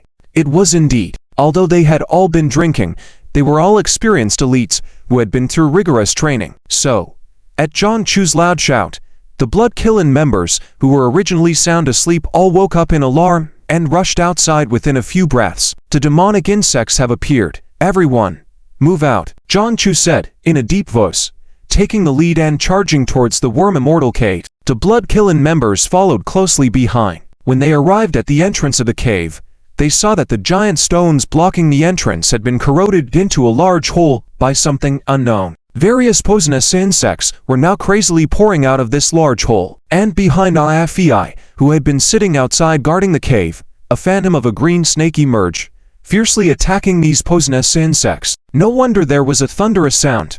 It was because of him. John Chu thought to himself, feeling some respect for FEI. At the same time, his view on the art of worm-gu changed slightly. Originally, he had disdain for these gu insects, considering them all to be irrelevant techniques that were not worth mentioning. But now, he realized that there might be some value to them. After all, these demonic insects were just ordinary poisonous bugs, at most slightly more venomous. They were no match for John Chu and his companions. After a quick sweep, all these poisonous bugs were annihilated, and no more poured out of the cave. Was this so-called demonic insect disturbance just going to end like this? John Chu felt a bit disappointed. He had wanted to use this event as an opportunity to train the Blood-Killing members. At this moment, the elders from the Miao Immortal Valley also arrived. Seeing the layers of poisonous insect corpses on the ground, these elders couldn't help but breathe a sigh of relief. "Captain John, thank you for your assistance." "You're welcome." John Chu nodded slightly, but before he could finish speaking, he felt the ground beneath his feet slightly tremble, and a powerful aura emanated from the Worm Immortal Cave. Just as John Chu was puzzled, the stones at the entrance that had been corroded suddenly shattered, and numerous colorful poisonous insects poured out. However, these poisonous insects were much more formidable than before. Upon contact, one Blood-Killing team member was carelessly bitten by a poisonous insect. "Oh!" The team member let out a piercing scream, as the bite wound instantly began to fester. John Chu quickly rushed forward and said, in a deep voice, "No dirt sticks, no worldly attachments, clear." A gentle light enveloped the wound, and it instantly began to heal. He used the Chia Shifu's authentic healing charm, which was naturally effective for treating injuries. This incident heightened everyone's vigilance, and they began to counter these poisonous insects' frenzied attacks. Various talismans and doused methods were constantly being used. Although the doused techniques they had learned were relatively ordinary, they were suitable for dealing with these poisonous insects. An hour later, after the last wave of poisonous insects was exterminated, John Chu wiped the sweat from his forehead and couldn't help but let out a sigh of relief. They had finally been defeated. It wasn't as easy as last time, but it wasn't too difficult either. As the elders approached to express their gratitude, another wave of poisonous insects burst out from the cave entrance. This time, John Chu and his team could no longer afford to be complacent because these poisonous insects were not only larger in size, but also had shimmering armor, making them impervious to normal attacks. It was during this attack that casualties among the blood-killing members began to occur. "Clear your mind. Hold no attachments," Jiangchu shouted coldly, and with a flick of his hand, a burst of talisman light shot out, shattering a giant insect. By now, the ground was littered with the bodies of poisonous insects, emitting a foul odor into the air. Jiangchu gazed solemnly at the entrance of the worm immortal cave, a sense of foreboding rising in his heart. From the first attack until now, they had repelled 3 waves of attacks, each stronger than the last. Particularly this time, one blood-killing member had already fallen, and the rest were also injured to varying degrees. Jiangchu couldn't help but glance at Alington, who was meditating nearby. This man had been relentlessly attacking since the beginning, and had killed the most insects. Jiangchu couldn't help but feel a sense of respect for him, and walked over to start a conversation. Suddenly, Alington opened his eyes, and in a grave tone, said, "They are coming." Jiangchu was taken aback. "Who's coming?" Alington raised his head, revealing his white teeth and a beastly grin. "You didn't think those were the demonic insects, did you?" "They weren't. Hey. Those were merely scouts sent by the demonic insects. The real demonic insects are about to show up," Alington said calmly. As he spoke, a cacophony of noises emanated from the worm immortal cave, and the dark entrance seemed to transform into a terrifying mouth, instilling dread in everyone. Jiangchu's heart sank. If what Alington said was true, how terrifying would the real demonic insects be? "Formations," Jiangchu shouted.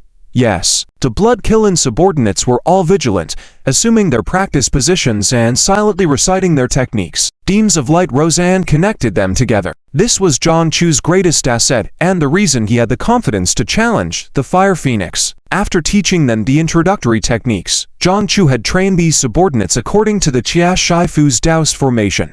After numerous hardships and with the strong support of Commander Hu, they had formed this team, known as the Daofu True Soldiers. Legend had it that the ancient Daofu True Soldiers could slay gods and destroy immortals. Although these tales had become wisps of smoke over the years, the team Jiangchu had painstakingly forged was still formidable. Just as they completed the formation, hundreds of spiders, each as tall as a person, crawled out of the worm immortal cave. The spiders immediately began spewing silk wildly towards Jiangchu and his team. Jiangchu coldly shouted, "Break." A brilliant blade of light was released from the formation, shattering the spider silk. With the momentum still lingering, dozens of spiders were sliced in half before dissipating. This single strike lifted the spirits of the Miao Immortal Valley group, who were initially fearful. "What a powerful formation!" the head elder exclaimed loudly. Jiangchu smiled contentedly, about to say a few humble words, when Alington slowly stood up, a phantom of a green snake appearing behind him as he said, in a cold voice, "They're here." As soon as he finished speaking, a spider the size of a small house slowly emerged from the cave. A powerful aura engulfed the entire area. Jiangchu roared, "Destroy!" A more powerful blade of light appeared, aimed directly at the spider. Crack! The blade shattered, and the spider remained unscathed, sneering malevolently. A surge of black energy followed. Without waiting for Jiangchu to speak, Fei rushed forward as if possessed by madness. "Demon creature! Return my master's life." This spider invoked Fei's painful memories, as he subconsciously treated it as the spider that killed his master. A huge phantom of a green snake appeared behind Fei, then violently struck out. The Spider-Man smirked, "A measly little insect dares to be arrogant." With a wave of his hand, the green snake let out a mournful cry, nearly shattering. Fei was sent flying and spat out a mouthful of blood in midair. The elders of the Miao Immortal Valley exclaimed in shock. Regardless, Fei was the newly appointed Guju. If he died, the inheritance of the Miao Immortal Valley would be cut off. So they glanced at each other and reluctantly summoned their Gu insects, preparing to charge forward. At that moment, Jiangchu coldly shouted, "The infinity of heaven and earth, all things as one." Brilliant sword lights emerged from the Taoist weapons, forming a mountain of swords that directly attacked the Spider-Man. The Spider-Man laughed, the methods of the Celestial Master's manner too weak. With a punch, he shattered the mountain of swords and arrogantly declared, "Today, I will kill you all, and the Queen Spider King reigns." With that said, a dark aura rose from him, and then descended fiercely towards everyone. Layers of white light appeared above the Taoist weapons, forming a large barrier to counter the dark aura. However, the strength of the dark aura caused the white light to retreat step by step.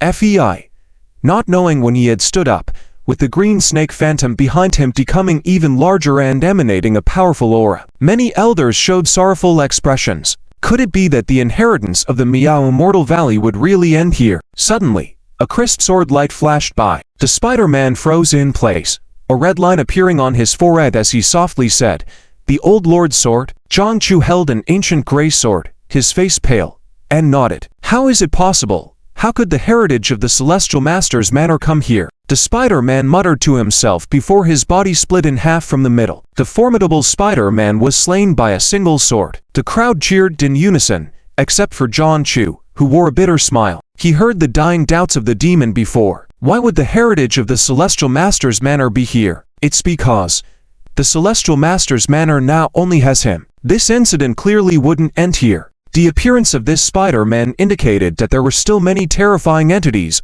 within the insect immortal cave. As for the old Lord's sword he held, although it was passed down from the old Lord and had unparalleled power, he could only use it once a month at most without damaging his Dao foundation. Would these demon creatures give him a month? It seemed in response to Zhang Chu's concern, the entire Miao Immortal Valley began to tremble. Countless dark auras surged out from the insect immortal cave. The people's faces turned frantic. Fei stepped forward and suddenly said, "Actually, this matter has nothing to do with you. You can leave now." Zhang Chu stood with his sword, and softly replied, "The Celestial Master's manor will not retreat without facing demons." After a moment of silence, Fei nodded, "Your sword is not bad. Your goo insects are impressive too." The two men exchanged a glance and burst into laughter. The sky drizzled lightly. Fei exerted all his strength to punch, pushing back the last giant insect-like demon. Simultaneously, a talisman light smashed the demon behind him. Zhang Chu leaned on his sword, his face full of weariness, but he still nodded at Fei. Fei smiled, then collapsed to the ground with a thud. He was on the verge of breaking down. It was the third day. Fei and Zhang Chu had lost count of how many waves of insect attacks they had repelled in these 3 days. The Daoist weapons had already suffered more than half casualties. The people of the Miao Immortal Valley had even more severe casualties. Even the elite forces and tanks urgently mobilized by Commander who had been decimated. The ground of the Miao Immortal Valley was now covered with a thick layer of insect corpses. Everywhere lay ruins and destroyed military weapons. Commander Hu, with a grim expression, stood on a command vehicle at a distance, watching the scene. His heart was bleeding. The Blood Kiln was severely wounded. His elite troops had suffered heavy casualties, and all of this was caused by a seemingly insignificant demon bug. The sound of battle ahead ceased, and Commander Hu knew that the latest wave of the insect race's attack had been repelled. He sternly commanded, "Move forward," but the driver and staff hesitated. "I said, move forward." Commander Hu was almost about to devour them. Yes, the command vehicle, covered in thick armor, moved forward. Commander Hu got off from above and looked with heartache at the soldiers lying asleep on the ground. He knew these people were exhausted. "Commander." Zhang Chu rushed over, saluted, and said with concern, "Why did you come here? It's too dangerous." Commander Hu shook his head. "I'm not used to frontline soldiers bleeding while I do nothing at the back. How long can we hold on?" After a moment of silence, Zhang Chu frowned. "I don't know either. It's just that the time intervals of the insect race's assaults are getting shorter, and their strength is becoming more formidable. I'm afraid."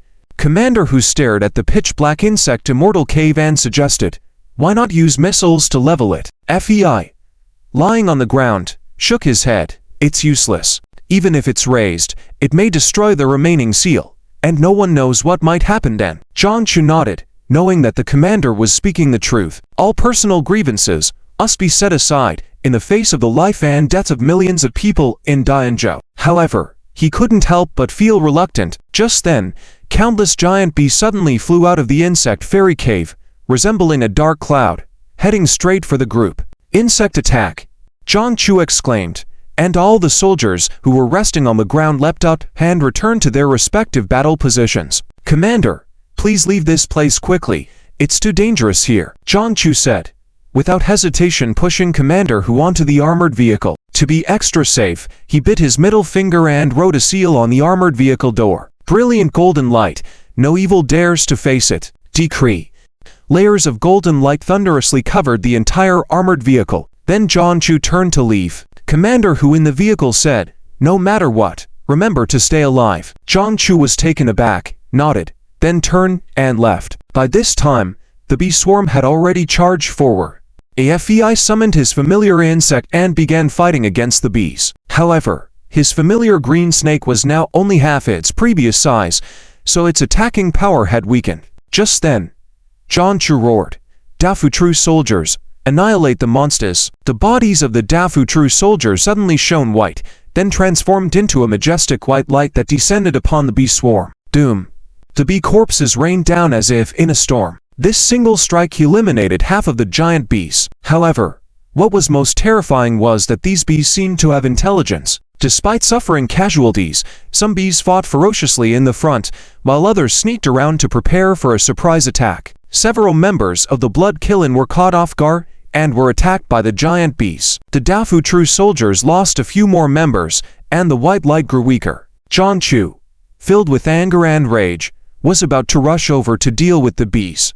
However, several larger bees firmly entangled John Chu, making it impossible for him to break free. One of the elders of the Miao Immortal Valley, with a golden light centipede above his head, dashed forward and resolutely self-destructed. Doom!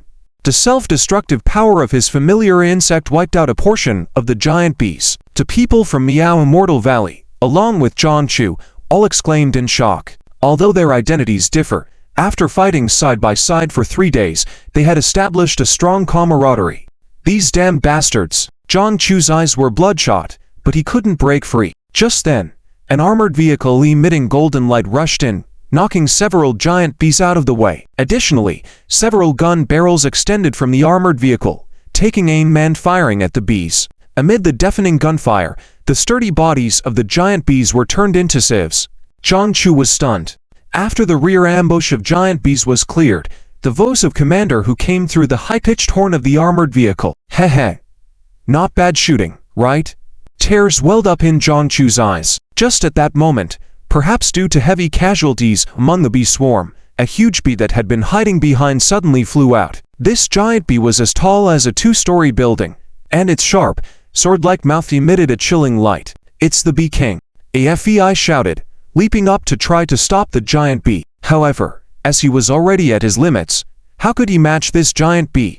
With a yellow light imprint, AFEI was directly blasted away, and his familiar green snake shadow shattered and fell to the ground, its fate unknown. John Chu's eyes were bloodshot as he drew out the old master sword, gritting his teeth, preparing to strike again. Although it was said he could only use the sword once a month, he had already used it more than once in these 3 days. If his Tao foundation was destroyed, so be it. Otherwise, everyone would die now. John Chu was about to act. Suddenly, behind the giant bee, a dagger emitting a strong killing intent materialized from the void, and with a light stroke, the sharp mouth and several pincers of the giant bee broke off. The giant bee let out a painful roar, but its momentum continued to rise. "Be careful!" John Chu shouted. Although he didn't know who was helping him, he was sure someone was assisting. Before his words settled, a giant figure radiating golden light soared through the air and unleashed a powerful punch. Doom! The giant bee was struck as if hit by a giant dragon, flying backward and shattering into pieces mid-air.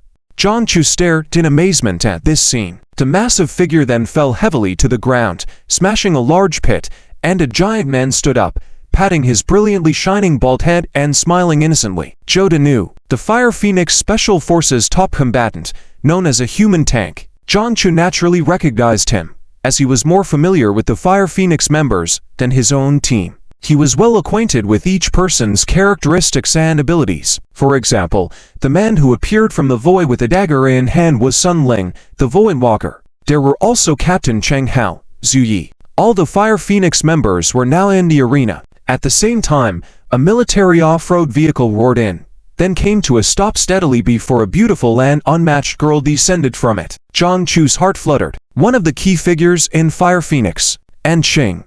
Ching first glanced at the gruesome battlefield, sighed a few times, took a few steps forward, and extended her hand. "Hello, we are the Fire Phoenix Special Forces, here to support as ordered."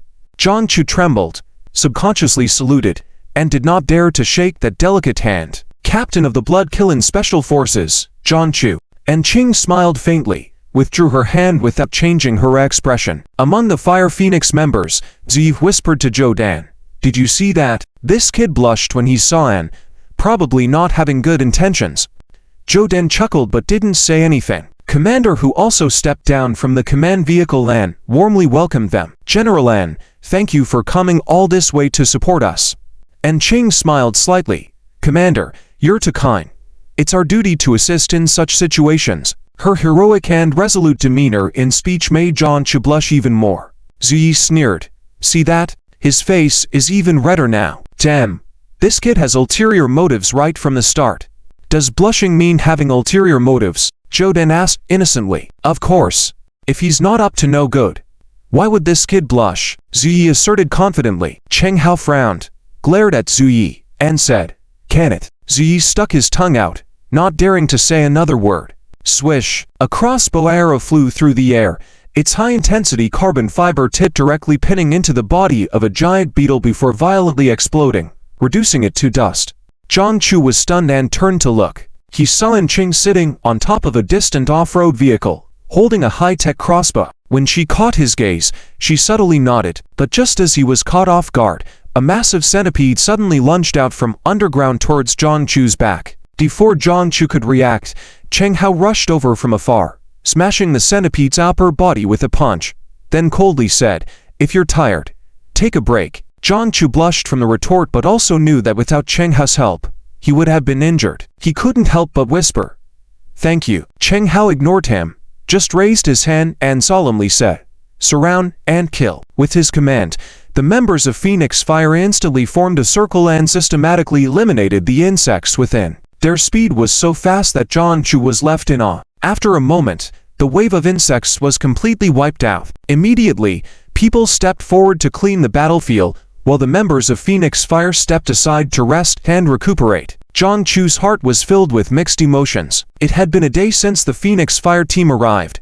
and in that time, they had amazed Zhang Chu and his comrades with their individual skills and teamwork, which seemed almost perfect. This made Zhang Chu, who had initially boasted of surpassing Phoenix Fire, feel ashamed. Through this comparison, Zhang Chu realized the vast gap between his blood killing and Phoenix Fire. Captain, these insects are damn hard to deal with, complained Zuyi. Cheng Hao's expression also grew serious. After experiencing the day's battles, Cheng Hao finally understood why Commander who had abandoned his pride to seek support. The attacks of these insects were relentless and increasingly powerful, and they fought fearlessly. Only elite troops like Phoenix Fire could withstand such assaults, others would have collapsed long ago. As the sun set and the moon rose in the sky, Cheng Hao's heart stirred. What day is it today? It's the middle of the month, replied Zuyi. Cheng Hao's expression darkened. The technique he cultivated was bestowed upon him by Zuoan and had been honed over a year, allowing him to achieve a level of mastery. Therefore, he was highly attuned to the surrounding energies. He had a feeling that something was amiss with the full moon tonight. Not only he, but Zhang Chu also looked up at the unusually large full moon, his expression growing solemn. Be prepared. Tonight is going to be tough, Cheng Hao said solemnly. The entire Phoenix Fire team was shaken. Zuyi grimaced and said, Boss, don't scare me. Cheng Hao glared at him. Have some spirit, yes. After a moment of hesitation, Cheng Hao walked to the off-road vehicle. And the battlefield will be more dangerous at night. You should go to the rear command post for safety. And Ching sat on top of the luggage rack, her long legs swinging, and chuckled. Dangerous? This crossbow of mine is no joke. Despite her modest strength, and Ching had taken an unconventional path of practicing archery, and her talent was extraordinary. In a short time, she mastered unparalleled archery, commissioning a powerful crossbow that could automatically string arrows and deliver consecutive shots, more potent than a typical sniper rifle. This time, and Ching had even installed explosive tipped arrows due to the dangerous mission. Throughout the day, numerous demon bugs fell to her arrows. Cheng Hao, watching An Qing become more radiant under the moonlight, felt his heart pulse quicken slightly and quickly lowered his head. Okay, but remember, don't get too close. Got it. Go on. An Qing said cheerfully. As Cheng Hao turned to leave, a violent tremor shook the ground beneath his feet. Earthquake. That was Cheng Hao's first thought. A foreboding feeling gripped his heart as he realized the ground was splitting open at Bugshan Mountain. Black mist billowed as swarms of insects poured out, far more numerous than usual. Many people were stunned by the sight. Cheng Hao shouted, signal the rear, have them cover the area with artillery fire. Now is the perfect time for artillery support before the demons could reach them. With his command, someone immediately notified the rear command center. Commander, who had already witnessed the situation through drones, and grimly said, "These damn bugs. Flatten them all." Yes. Over a dozen missiles flew and detonated over the demons, knocking down people hundreds of meters away. When the dust settled, a horrifying scene unfolded. Layers of black mist had formed above the demons, effectively blocking the missiles. With this delay, the demons had already charged forward. Cheng Hao sighed inwardly, knowing they had missed the opportunity for artillery cover. Teams of 3. Attack. Yes. The members of Phoenix Fire split into small teams of 3 to engage the demons. But upon contact, Cheng Hao was shocked to discover even with his strength, he couldn't defeat the demons with a single punch. At that moment, John Chu's eyes turned bloodshot. With one glance, his blood killing had already harmed 7 or 8 people. Seeing his painstakingly created Daofu troops on the verge of annihilation, John Chu's heart bled. What's going on? Why have these demons suddenly become so powerful? John Chu yelled in rage. I crushed a giant insect with a blow and coldly said, "Look at the sky." John Chu looked up and saw the full moon had turned into a sinister red, casting a crimson hue over the land. In John Chu's eyes, it was a sign of rising demonic energy.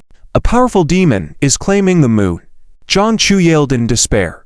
Claiming the moon against the heavens, a term once found only in ancient texts. In ancient times, powerful demons would, during the full moon, use powerful spells to transform the moon's light into demonic aura, creating a temporary demonic realm for their war campaigns. This was akin to giving a blanket buff to demons. But wasn't such a technique long lost and forgotten? Why was it suddenly appearing today? At that moment, a massive butterfly unfolded its wings in the moon. And this is an extremely huge butterfly. Its wings spread out so much that even the moonlight is obscure. And on the wings of the butterfly, there are prominently a pair of eyes. At this moment, these eyes are slowly opening. AFA is trembling all over because he remembered something that happened a few days ago. At that time, his master had just died, and AFA desperately searched for anything related to demonic insects. Then he saw a sentence in an ancient book hidden in the Miashian Valley. When the yellow springs open their eyes, all living beings will be overturned. And the illustration in the book depicted a butterfly like this. AFA didn't pay much attention to it at the time, but now he suddenly remembered it. "Don't let it open its eyes," AFA shouted. Before he could finish speaking, Zhou Danu had already snorted angrily and soared into the sky. Although they didn't know what the butterfly was up to, it was clear that it wasn't a good thing. Since it wasn't a good thing, it should be destroyed with one punch. That was Zhou Danu's simple logic. In an instant, Zhou Danu, surrounded by a faint golden light, rushed to the butterfly and threw a punch. Doom. After a loud noise, the butterfly was blasted backward. Zhou Danu was also smashed directly to the ground, and his body, covered in golden light, shattered instantly. Then, Zhou Danu spat out a mouthful of blood. Cheng Hao and the others were all surprised. As a top combat power in the Phoenix of Fire, Zhou Danu's strength was undeniable. They never expected that one punch would shatter Zhou Danu's golden body. By this time, the butterfly's eyes had already opened, filled with an extremely cold and evil light, and then it fluttered its wings slightly. A demonic wind rose, and the demonic insects on the ground suddenly began to grow larger. In the blink of an eye, these demonic insects all doubled in size, and their attacks became even more fierce. The pressure on the members of the Phoenix of Fire skyrocketed. After a moment, Sun Ling, who appeared from the void, was hit in the back by the tail of a giant scorpion and was sent flying. If it weren't for Cheng Hao leaping to catch Sun Ling would have been seriously injured with that blow. In the time it took for a cup of tea to be brewed since the appearance of the butterfly, the Phoenix of Fire, who had fought fiercely all day without any casualties, now had 2 injured members. What was even more terrifying was that although they had managed to eliminate these demonic insects, as long as they weren't completely destroyed to dust, these demonic insects would rapidly regenerate, like they were immortal, relentlessly entangled with you. We must destroy that butterfly, otherwise these demonic insects will only grow stronger, AFA yelled. Cheng Hao also understood this principle. A resolute expression flashed in his eyes, and then with a leap, he appeared in midair.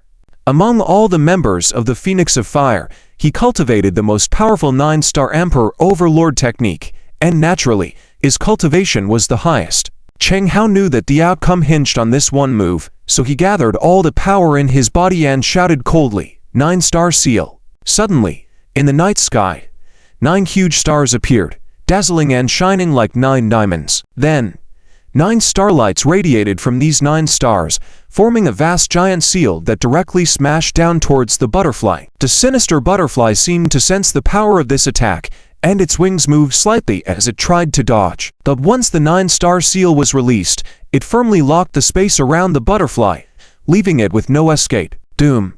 The 9-star seal smashed onto the butterfly. The power of this blow was so strong that it directly smashed one of the butterfly's wings into dust. Its eye was left with only one. The bodies of the demonic insects on the battlefield instantly shrank significantly. Cheng Hao was invigorated, and he wanted to unleash another 9-star seal. But just at that moment, the butterfly emitted an extremely sharp and piercing scream. This sound was so unpleasant that many people covered their ears, showing signs of pain. Cheng Hao was the target of the attack, so he naturally turned pale from the impact of the sound, and even the movements of his hands slowed down. It was in this gap that the butterfly broke free from the seal that had bound it and transformed into a beam of light, heading straight for Cheng Hao. At this moment, Cheng Hao was stiff all over, with no strength left to fight back. Zuyi and the others were shocked, wanting to go rescue him, but it was too late. Just then, a giant crossbow arrow flew like lightning and hit the butterfly directly. The power of this arrow was so great that it sent the butterfly flying. Doom. The arrowhead embedded in the butterfly's body exploded, causing additional damage to the butterfly. It was Cheng. Everyone turned to look and saw Cheng holding the giant crossbow, her face filled with seriousness. With this arrow, Cheng had exhausted all the energy stored in the giant crossbow, but even so, it couldn't kill the butterfly. The remaining eye of the butterfly was filled with rage, staring fiercely at Cheng and roaring, then abandoning Cheng Hao and charging straight towards Cheng. No, Cheng Hao exclaimed in shock, still feeling the numbness in his body, but did his best to intercept the butterfly. However, he was too slow. The butterfly was as fast as a ghost, and in an instant, it reached Cheng, who was in disbelief. At that moment, John Chu suddenly appeared, roaring, "Die, demon!" Then a sharp sword light flashed. Crack! The other wing of the butterfly was also chopped in half. Its eye was further slashed, leaving only half a pupil, making it even more eerie. The butterfly roared in pain, and a black light burst forth, blasting John Chu, who was on the verge of unconsciousness from the use of the old lord's sword, out.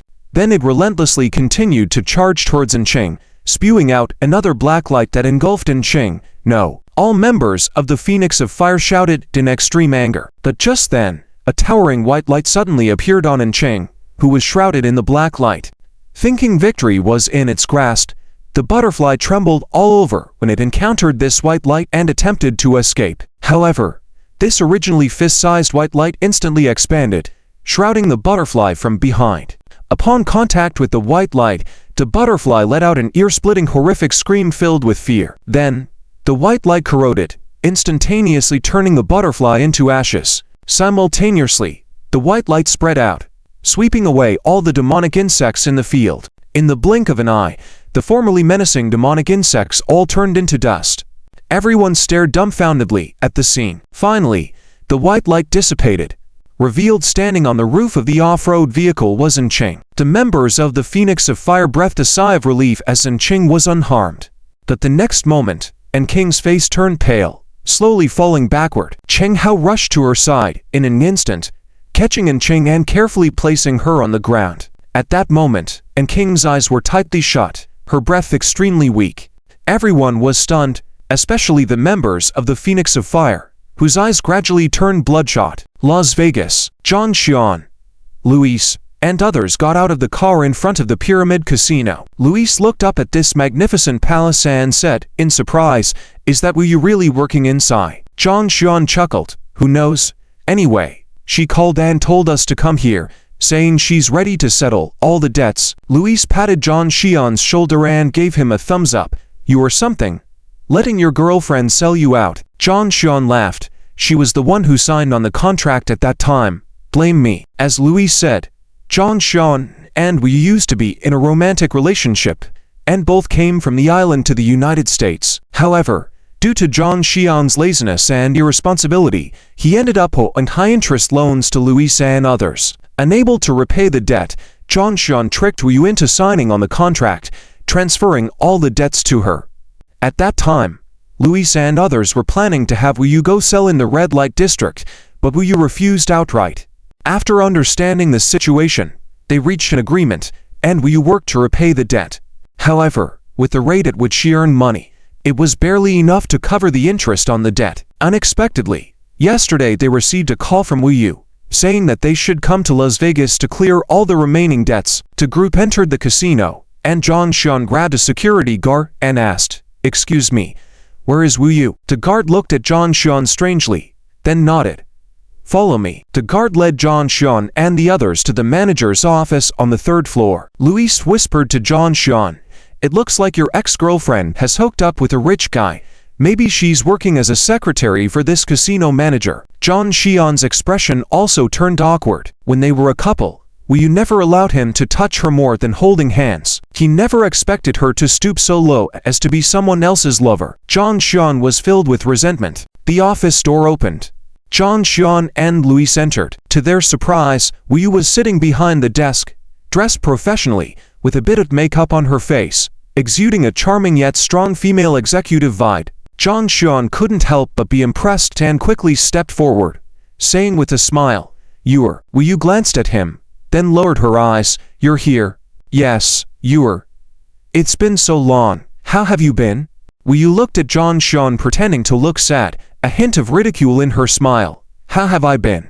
Don't you already know?" Zhang Xian sighed. "Wu. Actually." Wu Yu waved her hand, took out a small package from the drawer, and threw it on the desk. "Don't say anything. Here is the money I owe you guys." Luis quickly stepped forward, opened the bag, and saw brand new $100 bills inside. He counted carefully, a satisfied smile on his face, then gave a thumbs up to Wu Yu. Miss Wu is indeed trustworthy, saying she would clear both principal and interest, and indeed not a penny less. Saying that, Luis took out the signed agreement from his pocket and placed it on the table. "Now, we are even." Wu Yu remained calm. Luis turned to leave but stopped as Wu Yu said, "Hold on." Luis paused, smiling. "Miss Wu, is there anything else? Are you just going to leave like this?" "Huh, what do you mean?" Luis was puzzled. "I've paid off what I owed you. What about what you owe me?" Wu Yu said calmly. "What I owe you?" Luis and Zhang Xian asked simultaneously. Wu Yu nodded, stood up, and stared at Zhang Xian. "Zhang Xian, when we went to study in the US together, I entrusted you with all my feelings, thinking we would be together forever. But you actually used sweet words to deceive me into signing a contract, making me bear a huge debt for you. Let me ask you, do you have any conscience left?" Although Wu Yu's tone was calm, the anger and bitterness contained within were still moving. Zhang Xian turned pale and awkwardly said, "I was forced at that time, and it was just signing a contract. I didn't intend ... Just signing a contract." Wu Yu's face gradually turned pale, and she coldly laughed. "When I signed the contract, Luis and others pressured me to sell. I refused to the death. They almost forced me, and you were hiding downstairs at that time. Do you really think I don't know about these things?" Zhang Xian hung his head. Seeing the situation turning unfavorable, Luis forced a smile and said, "This is between you ex-lovers. It's none of my business. I'll leave first." With that, he tried to walk away, but at that moment, the office door opened, and the security guards filed in, filling the room and staring menacingly. Luis and his companions. Leading them was a petite, but stern-faced girl, Sai Lanlin. She sneered and said, "Trying to leave? Do you think you can really leave?" This made Luis and his men turn pale. Zhang Xian looked up and recklessly shouted, "You." Before he could finish, unable to suppress her anger after hearing Wu Yu's account, Sai Lanlin rushed forward, unleashing a powerful attack that sent Zhang Xian flying far away. The impact almost killed him, and as he struggled to get up, he gazed at Wu Yu with resentment. "Wu Yu, don't think you can do whatever you want with numbers on your side. You, this vile woman, during our time as lovers, you didn't let me touch you, and now what? Are you still someone's lover?" Enraged, Sai Lanlin was about to strike. Wu Yu coldly walked out from behind the desk, confronted Zhang Xian, looked down at him, then raised her hand abruptly, delivering a resounding slap. Zhang Xian's nose bled, and he stared at Wu Yu in disbelief, seemingly unable to believe she dared to hit him. Seeing him like that, Wu Yu's face showed a look of disgust, and she said coldly, "Lover, huh? Let me tell you, I am now the manager of this casino." Zhang Xian was shaken to the core. How? How is that possible? Sai Lanlin gestured, and all the security guards bowed. Manager Wu. This scene left Zhang Xian, Luis, and their group trembling, especially Zhang Xian, his eyes full of despair. Wu Yu gave him a cold glance, turned around, and left. As she closed the door, they could hear Zhang Xian's screams and pleading from inside. I know I was wrong. Please ... don't hit me." Wu Yu leaned against the wall, her eyes gradually turning red, finally unable to hold back the tears. The humiliations she had endured over the past year were finally released at this moment. After crying for a while, Wu Yu wiped her tears, adjusted her makeup carefully, then went to the 4th floor, where the Zhu family stayed. She lightly knocked on the door, and Zuoan's voice came from inside. "Come in." The door is unlocked. Wu Yu respectfully entered the room. She saw Zhu, and playing games with Yan in the living room. When Zuoan saw Wu Yu enter, he smiled slightly. "Is everything resolved?" Wu Yu nodded. "Yes. That's good. The people from the family back home will probably arrive in these 2 days to help you manage this casino." "Mr. Zhu, thank you very much," Wu Yu said tremulously, about to kneel down. Zhu, and waved his hand. A gentle force lifted Wu Yu, and he said calmly, "Stop. I made you the manager because I believe in your intelligence and because when our compatriot got into trouble, you came forward. I'm not pitying you. Do you understand?" "Yes." At that moment, the character controlled by Zuoan in the game was defeated by Yan again. Yan jumped up excitedly. "Silly husband, you lost again."